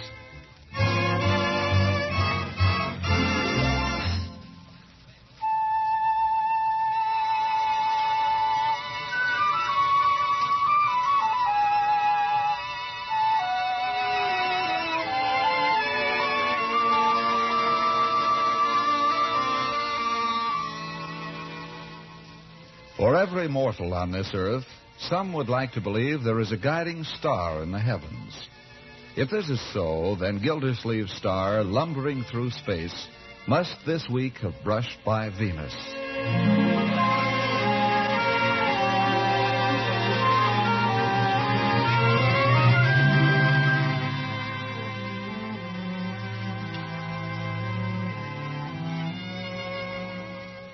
Fate moves mysteriously and in sudden ways. Fate was at work the day that Gildersleeve, wearying of the monotonous fare and familiar faces at the Idle Hour tea shop, wandered alone for lunch into the grill of the Summerfield Hotel. He handed his hat to the checkroom girl, let her help him off with his overcoat, and turned to look for a table, when suddenly, coming toward him, he saw a vision.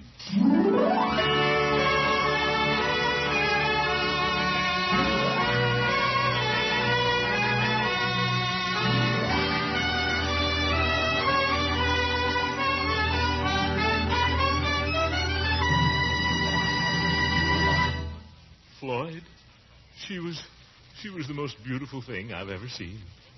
She was beautiful. An absolute vision of delight.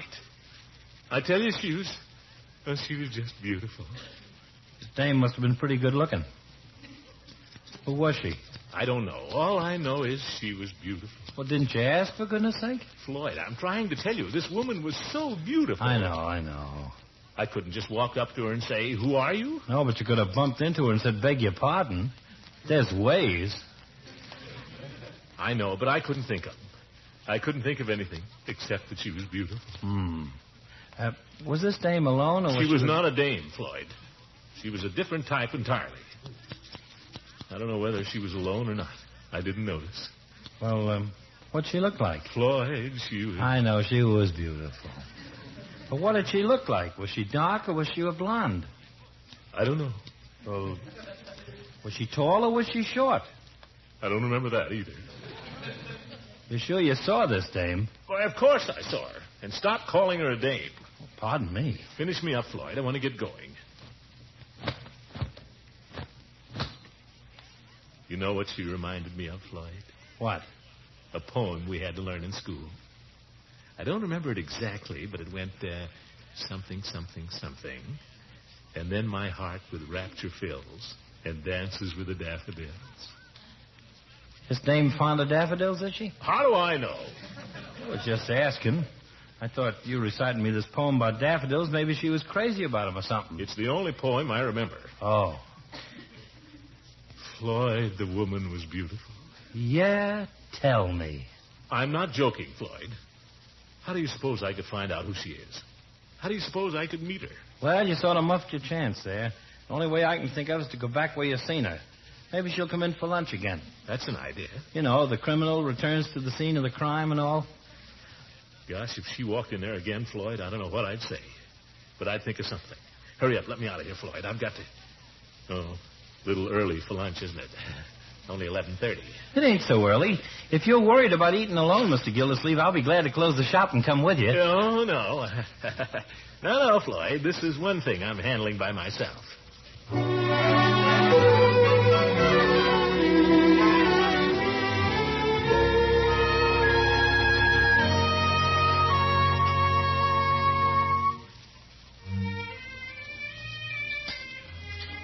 Now, sir, what do you have? Huh? Oh. Are you expecting somebody else? No, that is, no, I'm alone. Well, what would you like?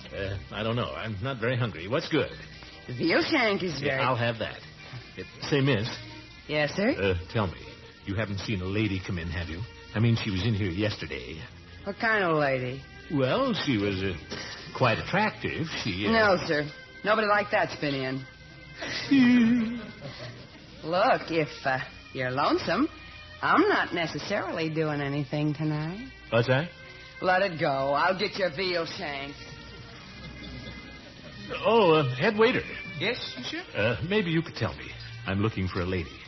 I don't know who she is, but she was in here for lunch about a week ago.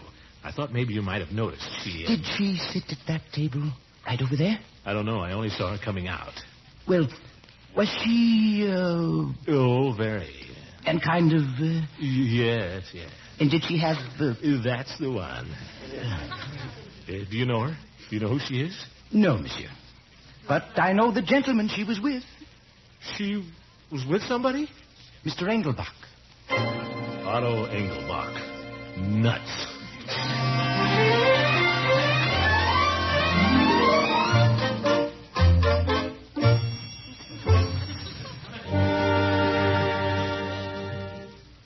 Otto Engelbach, Peavy. The one man in this town I'm not speaking to. He isn't speaking to me either. Well, it's a small world, Mr. Gildersleeve. It's a small town, Peavy. That's what's wrong. This town isn't big enough for me and Otto Engelbach. Well, I wouldn't say that. Of course, maybe the lady isn't big enough for you and Mr. Engelbach. Peavy, how can a lovely creature like that associate with a fellow like Engelbach? Oh, I don't know. A lot of people are glad to associate with Mr. Engelbach. He's a pretty solid citizen. President of the country club 3 times running. Yeah, he bought his way in. I told him so, too. No, he was not speaking to you. Like this affair he's giving at the club Saturday. The president's annual dinner. Why do you suppose he does that? So he'll get reelected, throwing his money around. I wouldn't be caught dead at that thing. Were you invited? Nope. I don't care either. Little sour grapes? Not at all. What would I want to go to the... Say, you don't suppose she'll be there? No. Peavy, she's bound to be there. If she's still in town, a show-off like Engelbach, he'd never miss a chance like that. He'll be parading her around, strutting like a peacock, the fat slob. Oh, no. Peavy, I can't stand it. What can she see in him, Peavy? Tell me that. Well, after all, he's got money, as you say. And he's an eligible bachelor like yourself. Oh, this girl wouldn't be influenced by money, Peavy. You don't know her. Do you? You can tell it the minute you meet her. There's something unearthly about her, Peavy. Something radiant. Something that makes you want to worship from afar. Oh. I've got to meet her, Peavy. I've got to get to that dinner. I thought you wanted to worship from afar. Don't make fun of me, please, Peavy. I know you don't believe me, but this is the real thing. How can I get to that dinner? Well, the only way I can see is to make friends with Mr. Engelbach. Friends with Engelbach? Never. No, sir. But do you know what he wants me to do? He wants me to apologize. Well? I never apologize to anybody. It's against my principles. Least of all to a fat... Well, Judge Hooker. Gentlemen. Still hanging around drugstores, Gildy? You old goat. What can I do for you, Judge? You'll pardon us a moment, Gildy? Sure, go ahead. Say, Peavy, this stuff you sold me, there aren't any directions with it. No, well, it's very simple. You merely apply it to the denture, and then... Say, Judge, you know Otto Engelbach? Certainly. Why? I mean, you're on good terms with him and all. Why, of course. Why? I was just saying to Peavy, what a pity it is that Otto and I haven't been speaking all these years. Well, I don't think Otto's losing any sleep over it. I know, but the whole thing is so unfortunate, Judge, so petty and ridiculous. Two men who ought to be friends carrying on this way. Well, you wouldn't be if you weren't so pig-headed and obstinate. I know. I've been at fault, Horace. You made a very unfair accusation against Otto Engelbach in public, and I think that he had a perfect right to insist on an apology. That's just it, Horace. I've come to see that now. Haven't I, Peavy? Will you do me a favor, Judge? Will you go to Otto and tell him... Why should I go to him? You go to him. Just go and apologize. That's all there is to it. Horace, please, if you just tell him... Tell him yourself. Why should I be the go-between? I'm shy. All right, I insulted him in public. I think it's only fair that I apologize in public. What do you mean, in public? Well, you know Otto. You'll be seeing him, Horace. Tell him if you'll invite me to his dinner party Saturday night. Don't tell him I said so, mind you. But tell him you have it on good authority from a source close to me. Yeah? Tell him if you'll invite me to his party, I'll apologize. Will you do that? What are you so anxious to go to his party for? So I can apologize, Judge, for no other reason, believe me. My. Will you do it, Judge? Will you, for me? All right, then, do it for Engelbach. Well, if I see him. Thanks, Horace. Gee, you don't know what a relief this is. I've had this hanging over me all these years. Just didn't want to give in. But lately I haven't been able to sleep nights hardly, thinking about Otto and how I was unfair to him. Tell him that, will you? Uh-huh. Well, I'll be going. And thanks for the information, Peter. Not at all, Judge. I think you'll find it'll stop that wobble. If it doesn't, bring it back. Don't forget, Judge. You might even find Otto in right now if you stop by his office. Mr. Gildersleeve, really, Well, what's the difference? All's fair in love and war. But to pretend to make friends with your man and then steal his girl... Peavy, I'll say this. It couldn't happen to a nicer fella. Now, don't say I'm not friendly.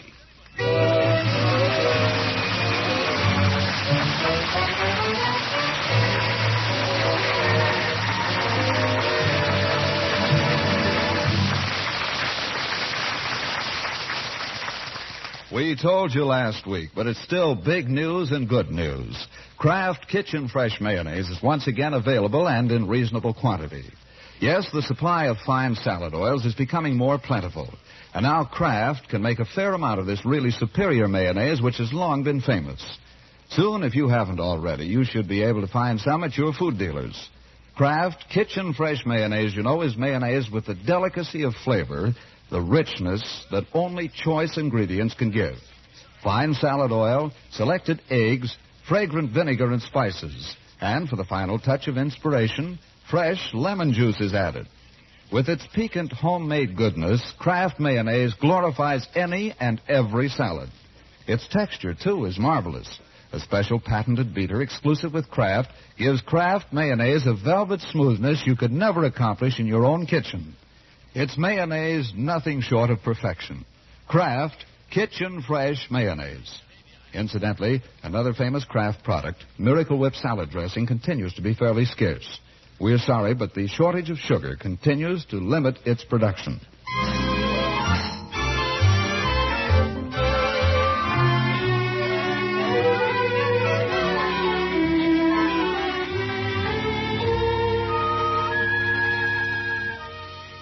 Now let's get back to the great Gildersleeve. Judge Hooker has promised to patch things up for him with Otto Engelbach. But here it is Saturday afternoon, the day of Engelbach's country club dinner, and Gildersleeve has had no news. We find him pacing thoughtfully in his parlor. The old goat. Would he have the sense to let me know? No, he wouldn't. How could he? No imagination. He doesn't know what I'm going through. He doesn't know how beautiful she was. How beautiful who was? I was not addressing you, Leroy. There's nobody else here. I thought I was alone. Eavesdropping is a nasty, dirty trick, my boy. That means spying. Who's spying? I just walked in here. I was going to ask you for a quarter. Spying. Can I have a quarter? Leroy, I'm about to answer your question. I wish you to regard my answer as the end of our conversation, not the beginning. Do you understand? I only want to see the picture at the Majestic. I just told you. It's an educational picture. I thought you'd want me to see it. Educational. It's 3 little girls in blue. Well, it's an educational short. Goes with it. Leroy, I told you I wanted no lengthy arguments. You said when you answered it'd be the end, but you haven't answered yet, so I thought I'd tell you some of the advantages. Then if you... The answer is no. Now, for heaven's sake. Well, if I can't go to the movies, can Piggy come over and play? I don't want Piggy hanging around here this afternoon, Leroy. We won't hang around. We'll play. I don't want you playing here either. We'll play quietly. And stop arguing with me. Who's arguing? Okay. Permit me to answer it, Leroy. Sure. Gosh, what's eating him anyway? Hello? Just a minute, I'll call her. Leroy, please go upstairs and ask your sister to come to the telephone. Do not yell. Okay. Gosh, there's nothing the matter with her. Maybe Hooker hasn't even seen Engelbach. If he had any idea what I was after. Oh, no, he wouldn't. Maybe he just forgot all about it. A man his age gets absent-minded. Better call him up. Yes, by George, I'll call him right this very minute. Who is it, Unky? Do you know? I didn't ask. Some girl. Francie? I don't know. Please be brief, Marjorie. I'm anxious to use the telephone. Hello? Oh, hello, Mary Louise. What do you know? Well, it's funny that you should call because I heard only this morning that Francie told Clubby the same thing. So naturally, Lloyd knows all about it. And if he knows George knows, because Lloyd tells his brother everything. It's terrible to get mixed up with brothers. Marjorie, I'm anxious to use the telephone. If you will confine your conversation to the essentials, I shall be greatly obliged. Wait a minute, Mary Louise. Unky's mumbling about something. Get off the telephone. I want to use it now. Well, I'll call you back, Mary Louise. I hope you realize Mary Louise could hear every word you said. I don't care what Mary Louise heard. I could hear her gasp at the other end. Oh, that's too bad. Better take it easy, Marge. The least little thing seems to get him in an uproar. Well, good heavens. Hello. I'd like to speak to Judge Hooker, please. I don't care. This is important. Yes, this is Mr. Gildersleeve. The old goat working on a Saturday afternoon. Listen, Hooker, you said you were going to get a hold of Otto Engelbach for me. Why didn't you call me? What did he say? You might have let me know. Good old Horace. 7 o'clock, black tie. By George, you're a real friend, Judge. If I can ever do a favor for you, just name it. Thanks again, Horace, and so long.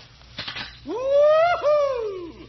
I'll be down to get you in a taxi, honey. Better be ready about 8:30. Well, children, what's the idea of moping around the house on a beautiful Saturday afternoon? Huh? Do you mind if I use the telephone, Unky? Telephone? Certainly not, my dear. Telephone to your heart's content. Telephone to Philadelphia. Call up somebody in San Francisco. The sky is the limit. For heaven's sake. And Leroy, go to the movies.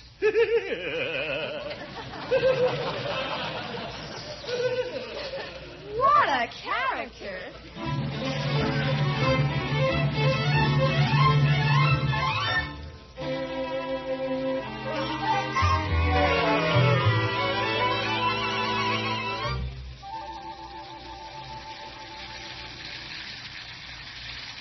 Oop, that's enough. Yeah, where the devil is the soap. Oh, here. Too hot? Nope. Just right.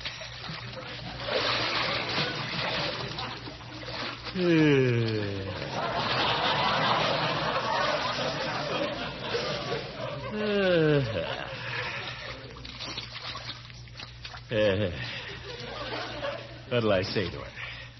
First impressions are very important. I suppose there'll be a whole mob of people around. Band playing and so forth. And somebody will say, Miss So-and-so, may I present Mr. Gildersleeve? And she'll say, how do you do? And I'll say, how do you do? Then what do I say? Well, Miss So-and-so, where have you been all my life? I'll just say it lightly like that. Well, Miss So-and-so, where have you been all my life? And she'll say, Yeah, something like... Oh, Mr. Gildersleeve, where have you been all my life?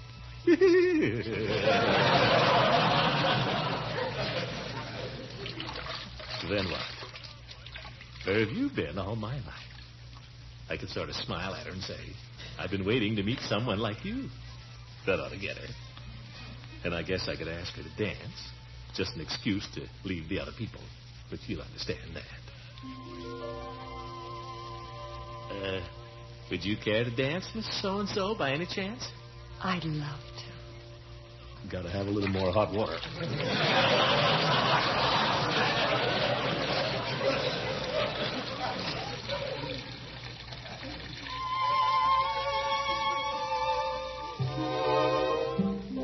You dance beautifully, Miss So-and-so. Light as a feather. You lead brilliantly, Mr. Gildersleeve. You seem to feel the music. Oh, I do. Tonight. Is there something special about tonight? Oh, there is. I feel I've known you for a long time. Possibly in another world. I had a similar feeling when I saw you coming across the room just now. Even before we met. Miss So-and-so, I don't like to ask this on such short acquaintance, but does that loudmouth Otto Engelbach mean anything to you? I can't stand Otto Engelbach. Neither can I. I wasn't going to say anything if he was a friend of yours, naturally. He's an old friend of my brother's. But he's treated me practically like a prisoner ever since I've been here. He hasn't introduced me to anyone. Takes me on long rides. Why, has he tried to force his attentions on you? I've been able to prevent that. Why, if he was to lay a finger on you, I'd break him in two like a match. It's nice to know I have a strong defender.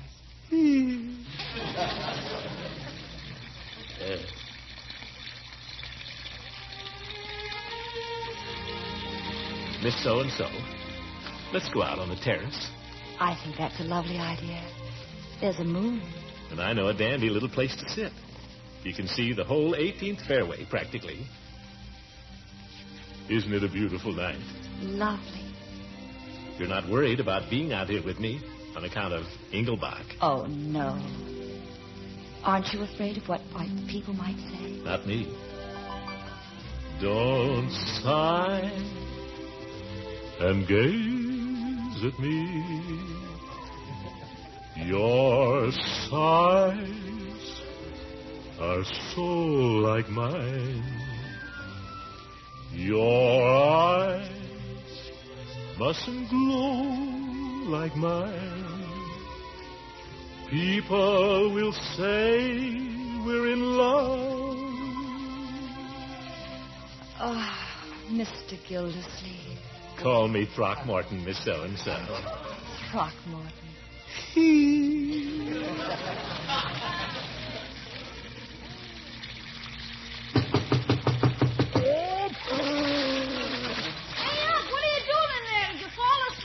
Certainly not. I'm washing thoroughly, that's all.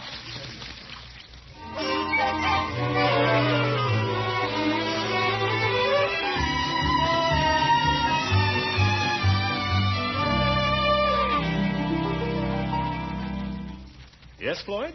I'm on the way. Just dropped in for you to put on a couple of the finishing touches. Let me see. Gee, the old tux still shapes up pretty good, don't it? Well, it's not so old. It cost me plenty 15 years ago. Uh-huh. Boiled shirt and pearl studs. Hey, those ain't real pearls, are they, Commissioner? Well, they're not the most expensive variety. I believe they're mother of pearl. Well, it's all in the family. Gee, I'd say you were all set to mow 'em down, Mr. Gildersleeve. What do you want from me? Well, I don't know. Let's see. Mustache? Hair trim?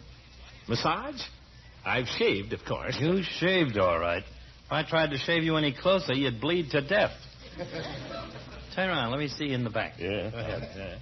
No, you don't want to trim. You're right at the best stage. Don't look like you just had a haircut, you know what I mean? You're sure? Oh, why should I lie to you?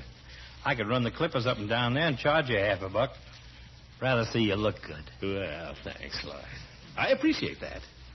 This means a lot to me, you know. Well, here I go. Here I go.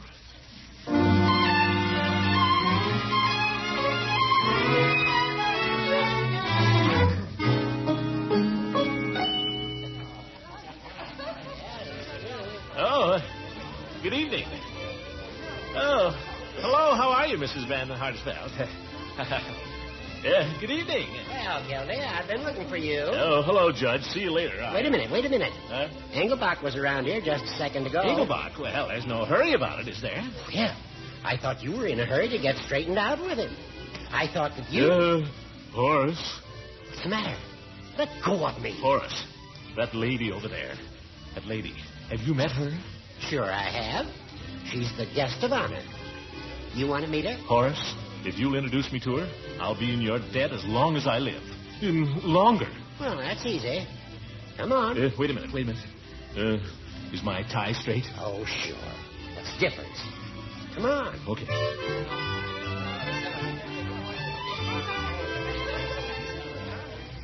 Well, here we are. Miss Stevens, may I present my friend, Mr. Gildersleeve? How do you do? How do you do? Well, Miss Stevens, where have you been all my life? Oh, and her husband, Colonel Stevens, Mr. Gildersleeve. How do you do? How do you do? Colonel Stevens is the noted flyer. Oh, he is. Well. Would you gentlemen forgive me if I dance with my wife? I haven't seen her in 2 years. How about it, darling? I'd love to, darling.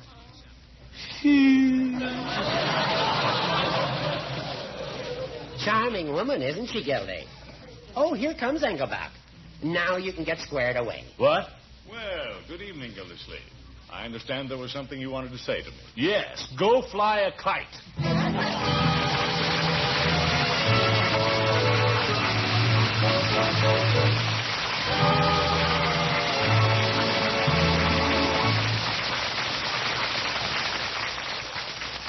The great Gildersleeve will be back again in just a minute.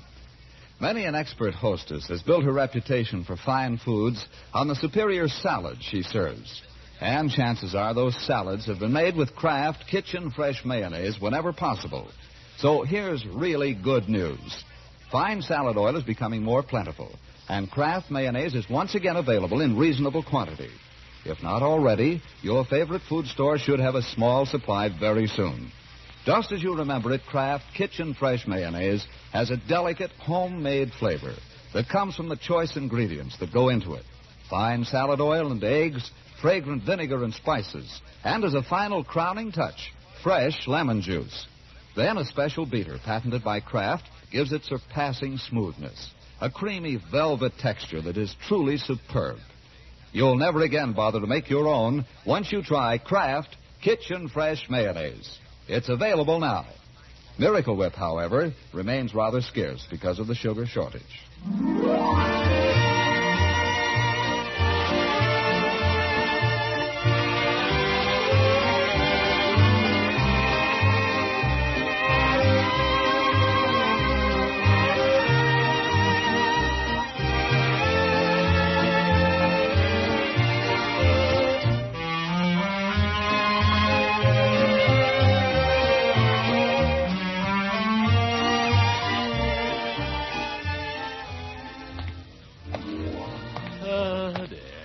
Too bad. Well, what do I care? Her nose was too big. Good night, folks.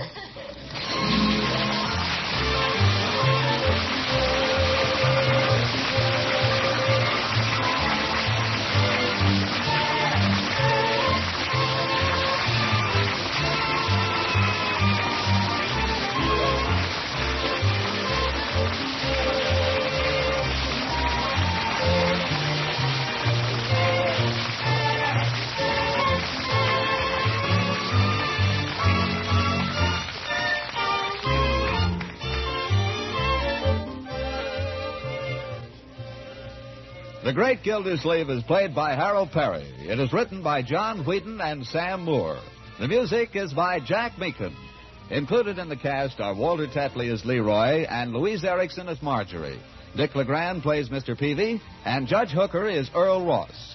This is John Lang saying goodnight for the Kraft Foods Company and inviting you to listen in again next Wednesday for the further adventures of the Great Gildersleeve. Good night.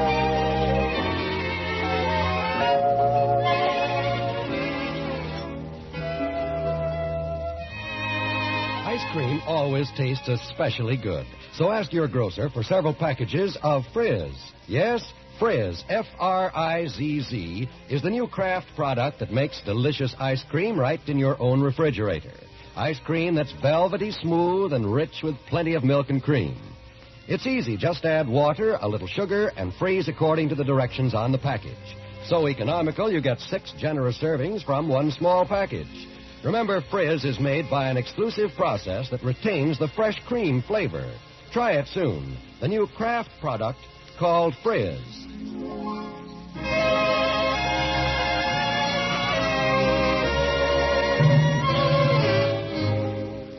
This is NBC, the National Broadcasting Company.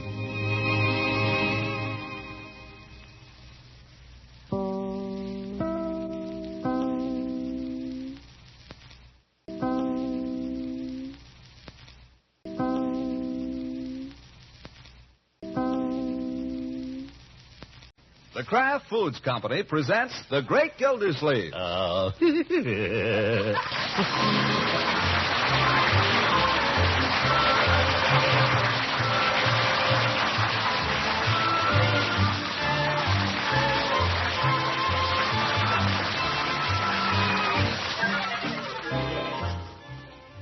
It's The Great Gildersleeve, starring Harold Perry, brought to you by the Kraft Foods Company, makers of a complete line of famous quality food products. For a fat man, Gildersleeve is quite a walker. But on bad days coming home from the office, he sometimes takes the Beeline bus. There have been a lot of bad days lately, and this is one of them. Back in the rear there. Come on, don't be afraid, folks. Step back. The rear end goes the same place as the front end. Step back. Oh, yeah? Come on, Fatso, you're blocking progress. Oh? Shove back, will you? What do you think I'm doing? Pardon, madam. Well. All clear there. Come on, watch the door.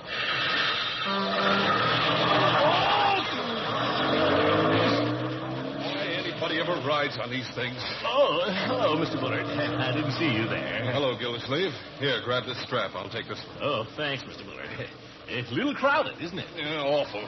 There ought to be a law. Yeah, you said it. As a matter of fact, I only happen to be riding on the bus because my car's in the shop.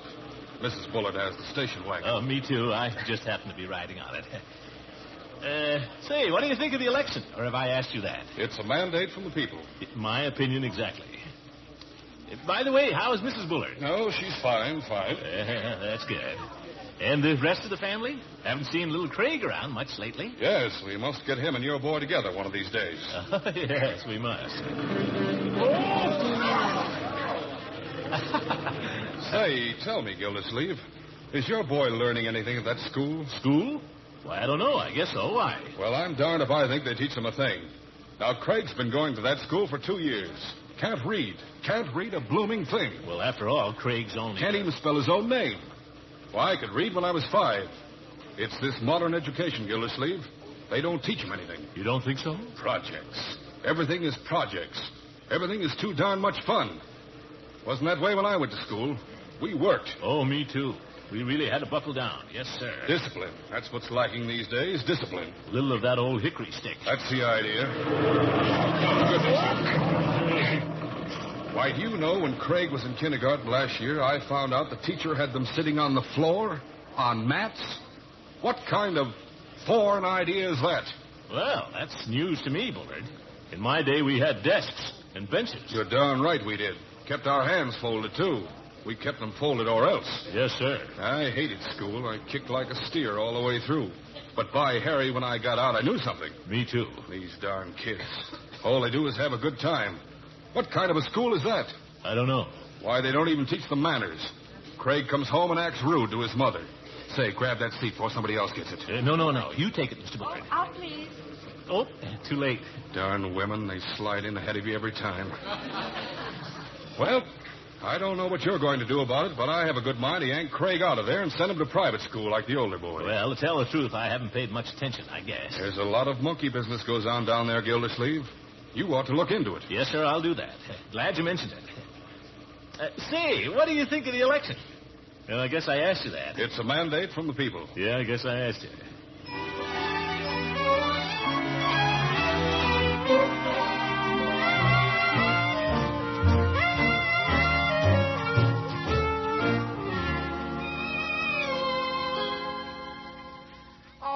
Leroy, how could you do that? Just when I had the whole house cleaned up nice, all over the place. I didn't do it. Craig did it. Well, I ain't going to stand for it, that's all. I don't care who did it. I'm going to have to tell your uncle. Yes, sir, this time I'm really going to tell him. I'm going to tell him, that's all. I'm just going to tell him.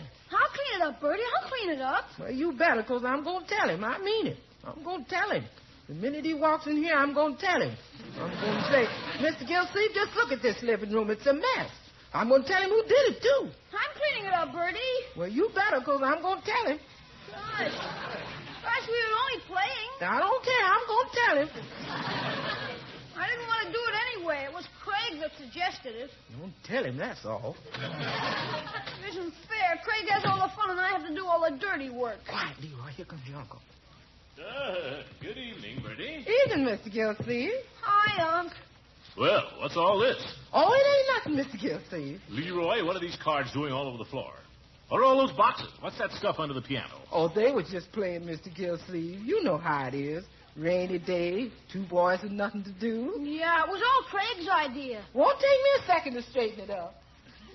Craig, eh? Nothing to do, eh? Why aren't you upstairs doing your homework? It's done. Oh, it is it? Well, we'll just see about that. Hello, Unky. You're late. Good evening. I suppose you finished your homework, too. I didn't have any. I did it all yesterday. Leroy, you know so much.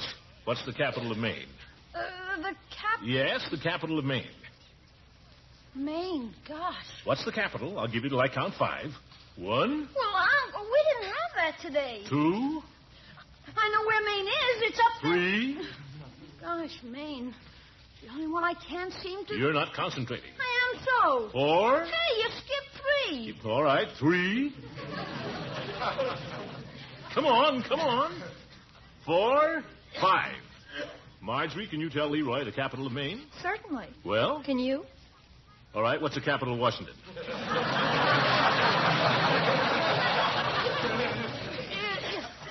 mean the state of Washington? The state of Washington. Not Washington, D.C. You mean the state. The state, yes. What's the capital?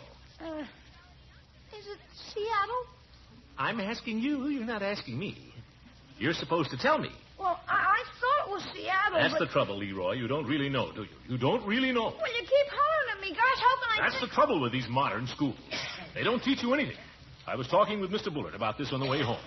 I don't know whether the fault is yours or your teacher's, Leroy, but by George... Hey, by George, I mean to find out. Unc. Yes, Leroy, why are you waving your hand? The capital of Maine is Augusta. Did you tell him, Marjorie? Certainly not. Well, you're too late, my boy. I'm going down there to school with you tomorrow morning, and I'm going to have a talk with your teacher. Oh, Unc, you aren't going to do that. Why not? Oh, gosh, I'd die if you walked in there in front of everybody. Unky, I don't think Miss Goodwin is going to like it if you go over her head and start messing around with her teachers. Who said anything about messing around? Well, she's the principal, and after all... All right, I'll have it out with Miss Goodwin. Maybe you're right. Maybe I ought to take it up with her first. After all, I haven't seen Eve in some time. Might just run over to her place after dinner.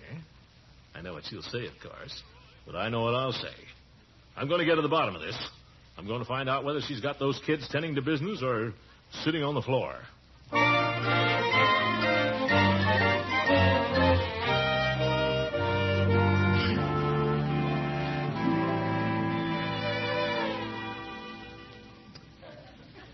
Well, don't get me wrong, Eve. This isn't my idea, but I hear these things. You evidently think it's worth your attention, or you wouldn't come running over here with it. I didn't run. Frankly, Throckmorton, I'm very tired of hearing people complain about the school. We're badly overcrowded. The teachers are overworked and they're underpaid. But they're doing the best they can with the little they have. And I think they deserve great credit for it. Oh, so do I. Yes, indeed. Don't misunderstand me, Eve. I think I understand you very well. You're complaining because Leroy isn't taught exactly the way you were taught. Isn't that so? Well... Are you so perfect? Huh? Are any of us? If we had learned all there was to be learned, would the world be in such a mess today? I guess not. School can't take all the responsibility for a child, you know. If you feel Leroy isn't developing as he should, it's just possible that what is partly to blame is the intellectual atmosphere around the home. What? Tell me, do you ever read? Well, certainly. I read to the children. I read to them, I read the Christmas Carol every year. Once a year. Do you ever discuss things with Leroy? Oh, all the time. I mean besides his faults. Well, I'm busy, Eve. Gosh. Do you ever read yourself? Now and then. Whenever I can. Now and then. Well, I told you, Eve, I'm busy. Busy at what? Well, things. Throckmorton, be honest with yourself. Do you remember any of the things you learned at college? Or have you tried to keep up any of the interests you had then? Gosh, Eve, I came over here to talk to you about Leroy. This has a great deal to do with Leroy. This is very important to Leroy. Because, don't you see, you're Leroy's hero. He worships you. He imitates you. You're his hero. And that's a very great responsibility. I guess I'm no good, Eve. I guess I'm just a drifter. Oh, I wouldn't say that. I guess you must hate me, all right. I don't blame you. You're wrong. I like you, Throckmorton, because you're human. And so am I. Yeah? It doesn't really seem right. It doesn't really seem right that weakness should be an attraction. But nevertheless... Oh, I'm awfully weak. Nevertheless...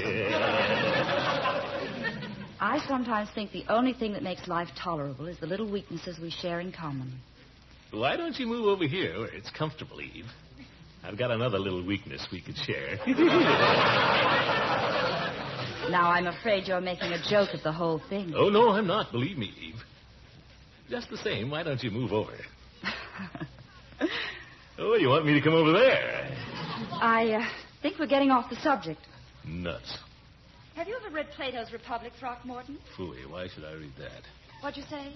I said, no, I've never read it, Eve. Oh, you should. It's one of the truly great books. In fact, I believe it's included in the 100 Great Books. The what? The 100 Great Books of all time. Some universities drawn up a list of them. It's really very worthwhile. All the students are required to read them. Read 100 books? Oh, I think everyone should read them, if he hasn't already. Gosh, even if you join the book of the month, you only have to read 12. You're not suggesting I should... Did you mean what you said, Throckmorton? Do you want to be an example to Leroy? Or do you just want to drift? I want to drift. Only kidding, Eve. I'm only kidding. I never know. I'll do anything you say, Eve. Well, why don't you just try this book? Just to begin with. I'd love to lend it to you. Well... The Republic of Plato. 389 pages. I don't know, Eve. This looks kind of heavy. For Leroy, Throckmorton. Yeah, for Leroy. You say there are 99 others? Don't let that frighten you. You read them one at a time. Oh. Say, maybe we could read this together, huh? I think you'd get more out of it if you read it alone. Yes. But any time you run into trouble with it, why, come over and I'll be glad to help you out. Is that a promise? That's a promise. I'm pretty rusty. It's still a promise. Yeah. By George, the things I'll do for Leroy.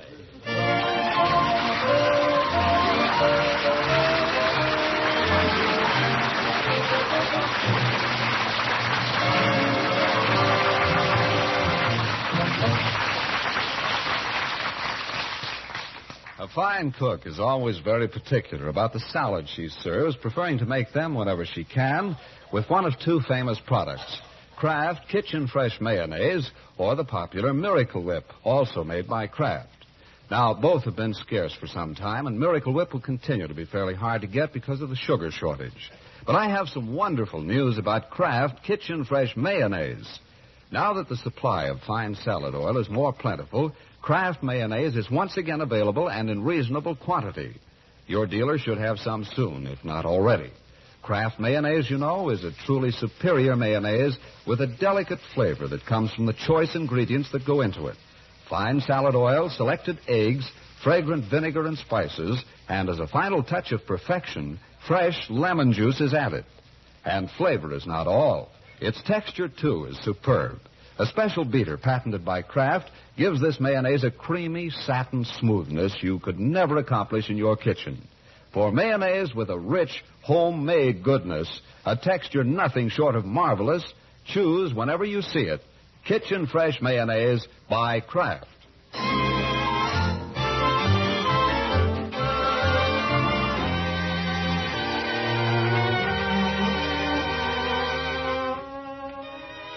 Now let's get back to the great Gildersleeve, who is about to rebuild his life at the 11th hour. He's finished a thoughtful supper, and now he advances into the living room, which is already occupied by his niece and nephew. Marjorie is sitting on the sofa reading, and Leroy is lying on his stomach in front of the radio, which is playing.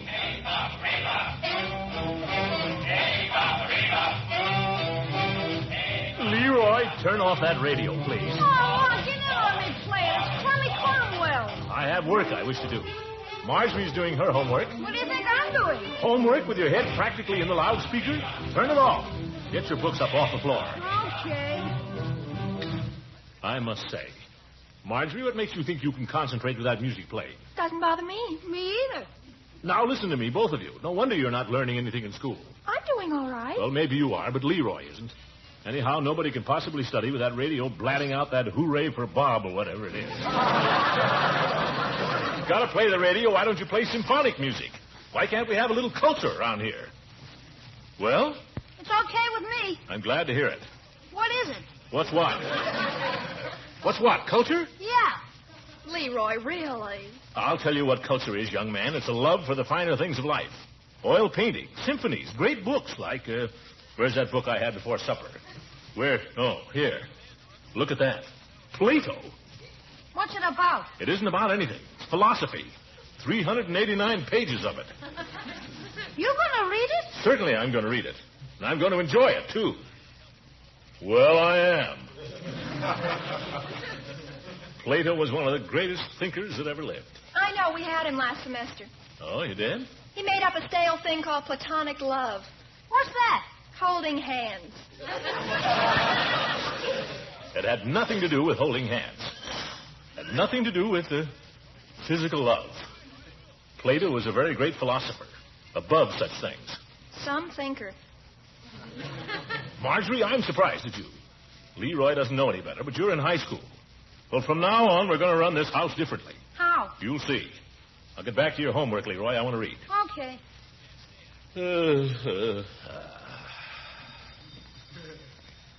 Gosh, it looks funny. Everybody sitting around with their nose in a book. There's nothing funny about it. It's the way it should be. Let's see here. Special introduction. Guess I can skip that. Leroy, can't you sit somewhere else? For corn's sake, you need the whole sofa? Now, children, can't we all be quiet and enjoy our reading? Enjoy it. Exports and imports of Paraguay. Very interesting subject. See that you learn it. See. Translator's introduction. Seems to be a lot of that, too. Say, if I skip all this, it won't be so bad. Here. The Republic, Book 1. Must be about page 50. Page 1. Page 1? What the... Oh, they use those darn little Roman numerals for all that introduction. Still 389 pages to go. Well, here goes.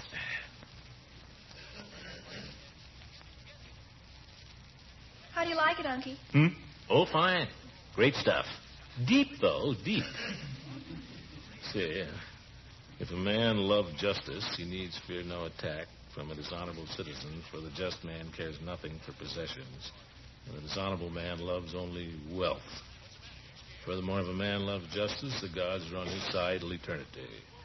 Eternity is the companion virtue of truth, and truth is the opposite of dishonor. Thus the wisest man is the eternal man, and the eternal man is the philosopher. Judas. See, maybe I could get a little help on this first part. Where you going? You keep right on with your work, my boy. I'm going out for a little advanced instruction. From Miss Goodwin? Yes. She promised to help me with Plato. I'll see you later. Okay, but keep it platonic, Unky.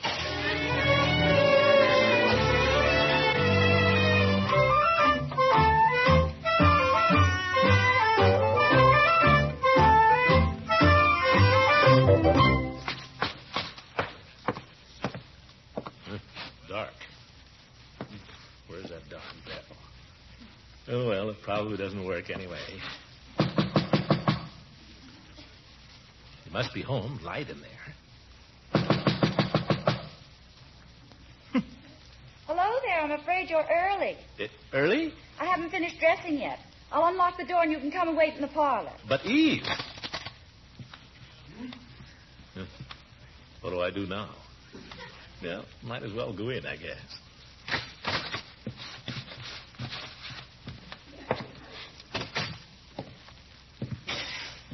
Oh, fire in the fireplace. Cozy for somebody. What time is it? About 7:30. Throckmorton. Is that you?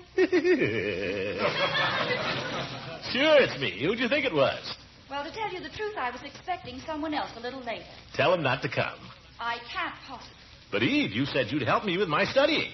Throckmorton, you're a child. Wait a minute, I'll be out. Nuts. You mind if I take off my coat? No, I suppose not. Oh, thanks. The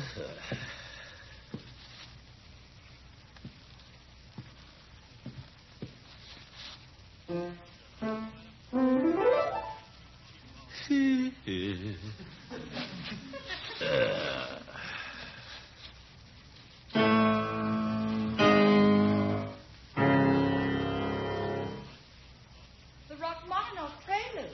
I didn't know you played that. That's all I know.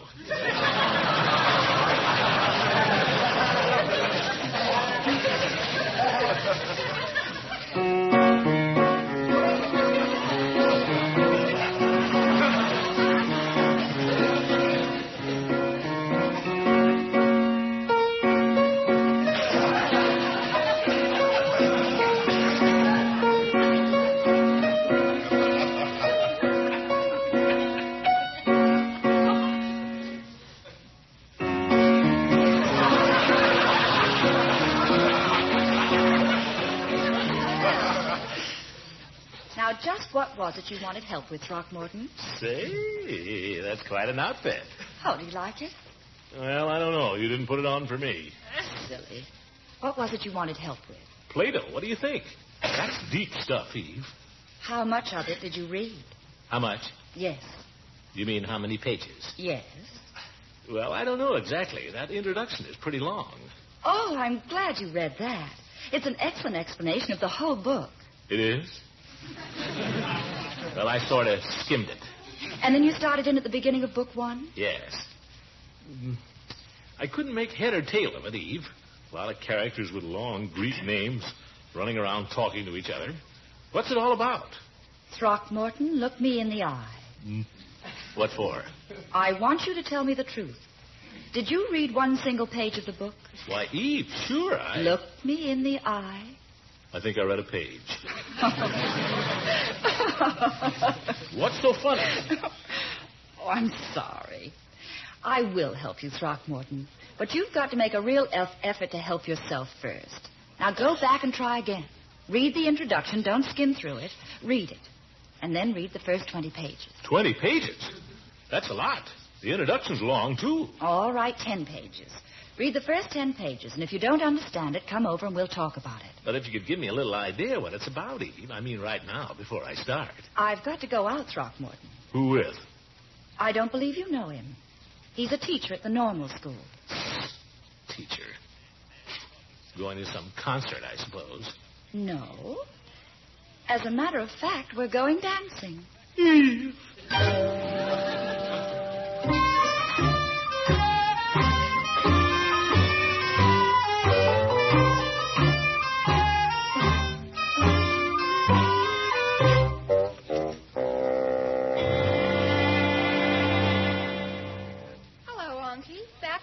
Yes, I'm back. Nuts. Now what'll I do? Well, I suppose I can take another crack at Plato. Where's my book? Right where you left it. In your chair. Oh, thank you. Well, stop staring at me. Go on with your work. I finished it. You finished what? Your geography? Yeah. What about your history? I can do it tomorrow. No, sir, none of that. You get that right now and get it done. When you're finished, I'll examine you. Gosh. Now. Where was I? Wonder who that guy is she's going out with. Oh, well. Here. Translator's introduction. The Republic of Plato is the longest of his works. They're telling me. Why the devil does he have to pick the longest one? Doorbell! Keep working, Leroy. I'll answer it. But you're reading. I will answer it. It's Lady Francie. She told me she might drop over. And she might drop right back where she came from. You don't wish to be disturbed this evening. Well, hello, Judge. Come right in. Glad to see you. Well, I'm just passing by, Gildy. I saw the light in the parlor, but if you're busy... Not at all, not at all. Here, let me have your coat. Oh, thanks, old man. Come in, sit you doom a spell. Good evening, Marjorie, Leroy. Good evening, Judge. Hi. Doing a little homework, I see. Sure we won't disturb you? No, Judge. They've learned to concentrate. Have a chair. Tell me what you've been doing. Well, Ooh. Book. Uh-huh. Well, who's been reading Plato's Republic? I was glancing through it. I like to read a little philosophy occasionally. And when you're in the mood for philosophy, you can't beat Plato. You've been reading...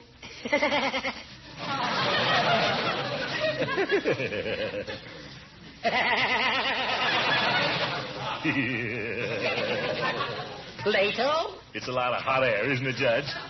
Well, I wouldn't go... Don't tell me it's a lot of hot air. No practical value whatever. Why fill your head with a lot of theoretical stuff you're never going to use? Am I right, Horace? You bet I am. How about a game of checkers? Suits me fine. Where's the checkerboard? Here, underneath. Well, Leroy, what do you want? Nothing. I'm just going to watch. What about your history? Oh, I've done enough. You've done practically nothing. You get your nose in that history book and learn it. You understand? Well, no, you said yourself. What's the use of filling your head with a lot of theoretical stuff you're never going to use? Do your homework, you hear? I'll have no ignoramuses in this household. Which hand do you want, Judge? This one. I get to move first.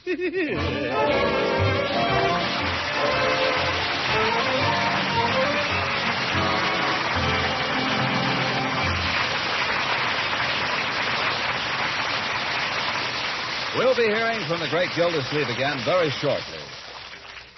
Well, the frost is on the pumpkin and Thanksgiving's almost here. If you're planning a special salad for the big day, top it with real glamour, Kraft Kitchen Fresh Mayonnaise. Yes, this famous and superior mayonnaise is once again available and in reasonable quantity. Now that the supply of fine salad oil is more plentiful, Kraft is making a fair amount of Kraft Kitchen Fresh Mayonnaise, and your dealer should have some soon, if not now. Yes, it's good news, for this is mayonnaise with a delicate flavor, a homemade goodness that only choice ingredients can give. Fine salad oil, selected eggs, fragrant vinegar and spices, and as a final touch of perfection, fresh lemon juice. Its texture, too, is something to be proud of. Kraft Kitchen Fresh Mayonnaise is velvety smooth and creamy.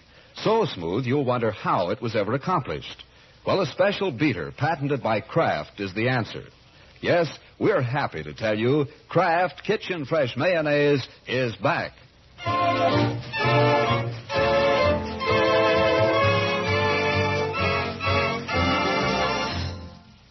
right, Leroy. Name the 13 colonies. You better have them perfect. Perfect? Yeah, perfect. Gosh. Well, Maine, New Hampshire, Vermont, Connecticut, Rhode Island, Massachusetts, Maryland, Carolina, Virginia, Pennsylvania, New York, New Jersey. That's 12. And Delaware. Well, I'll be darned. Go to bed, you lucky boy. Good night, folks.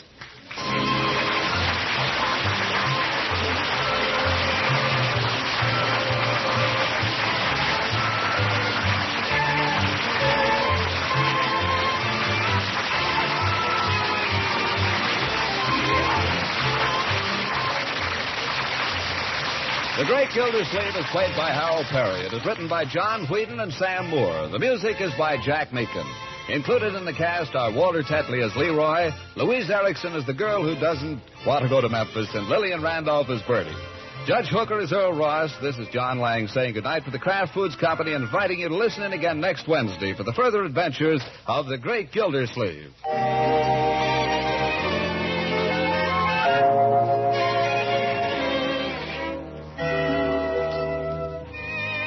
It's one of the finest desserts you can imagine. Yes, rich, velvety smooth ice cream made with frizz. That's Frizz.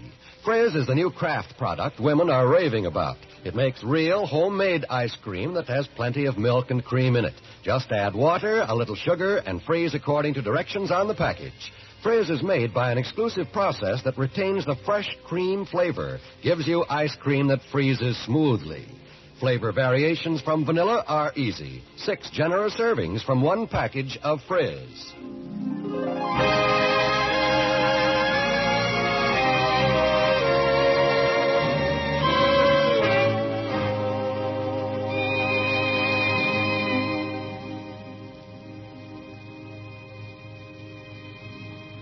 This is NBC, the national broadcasting company.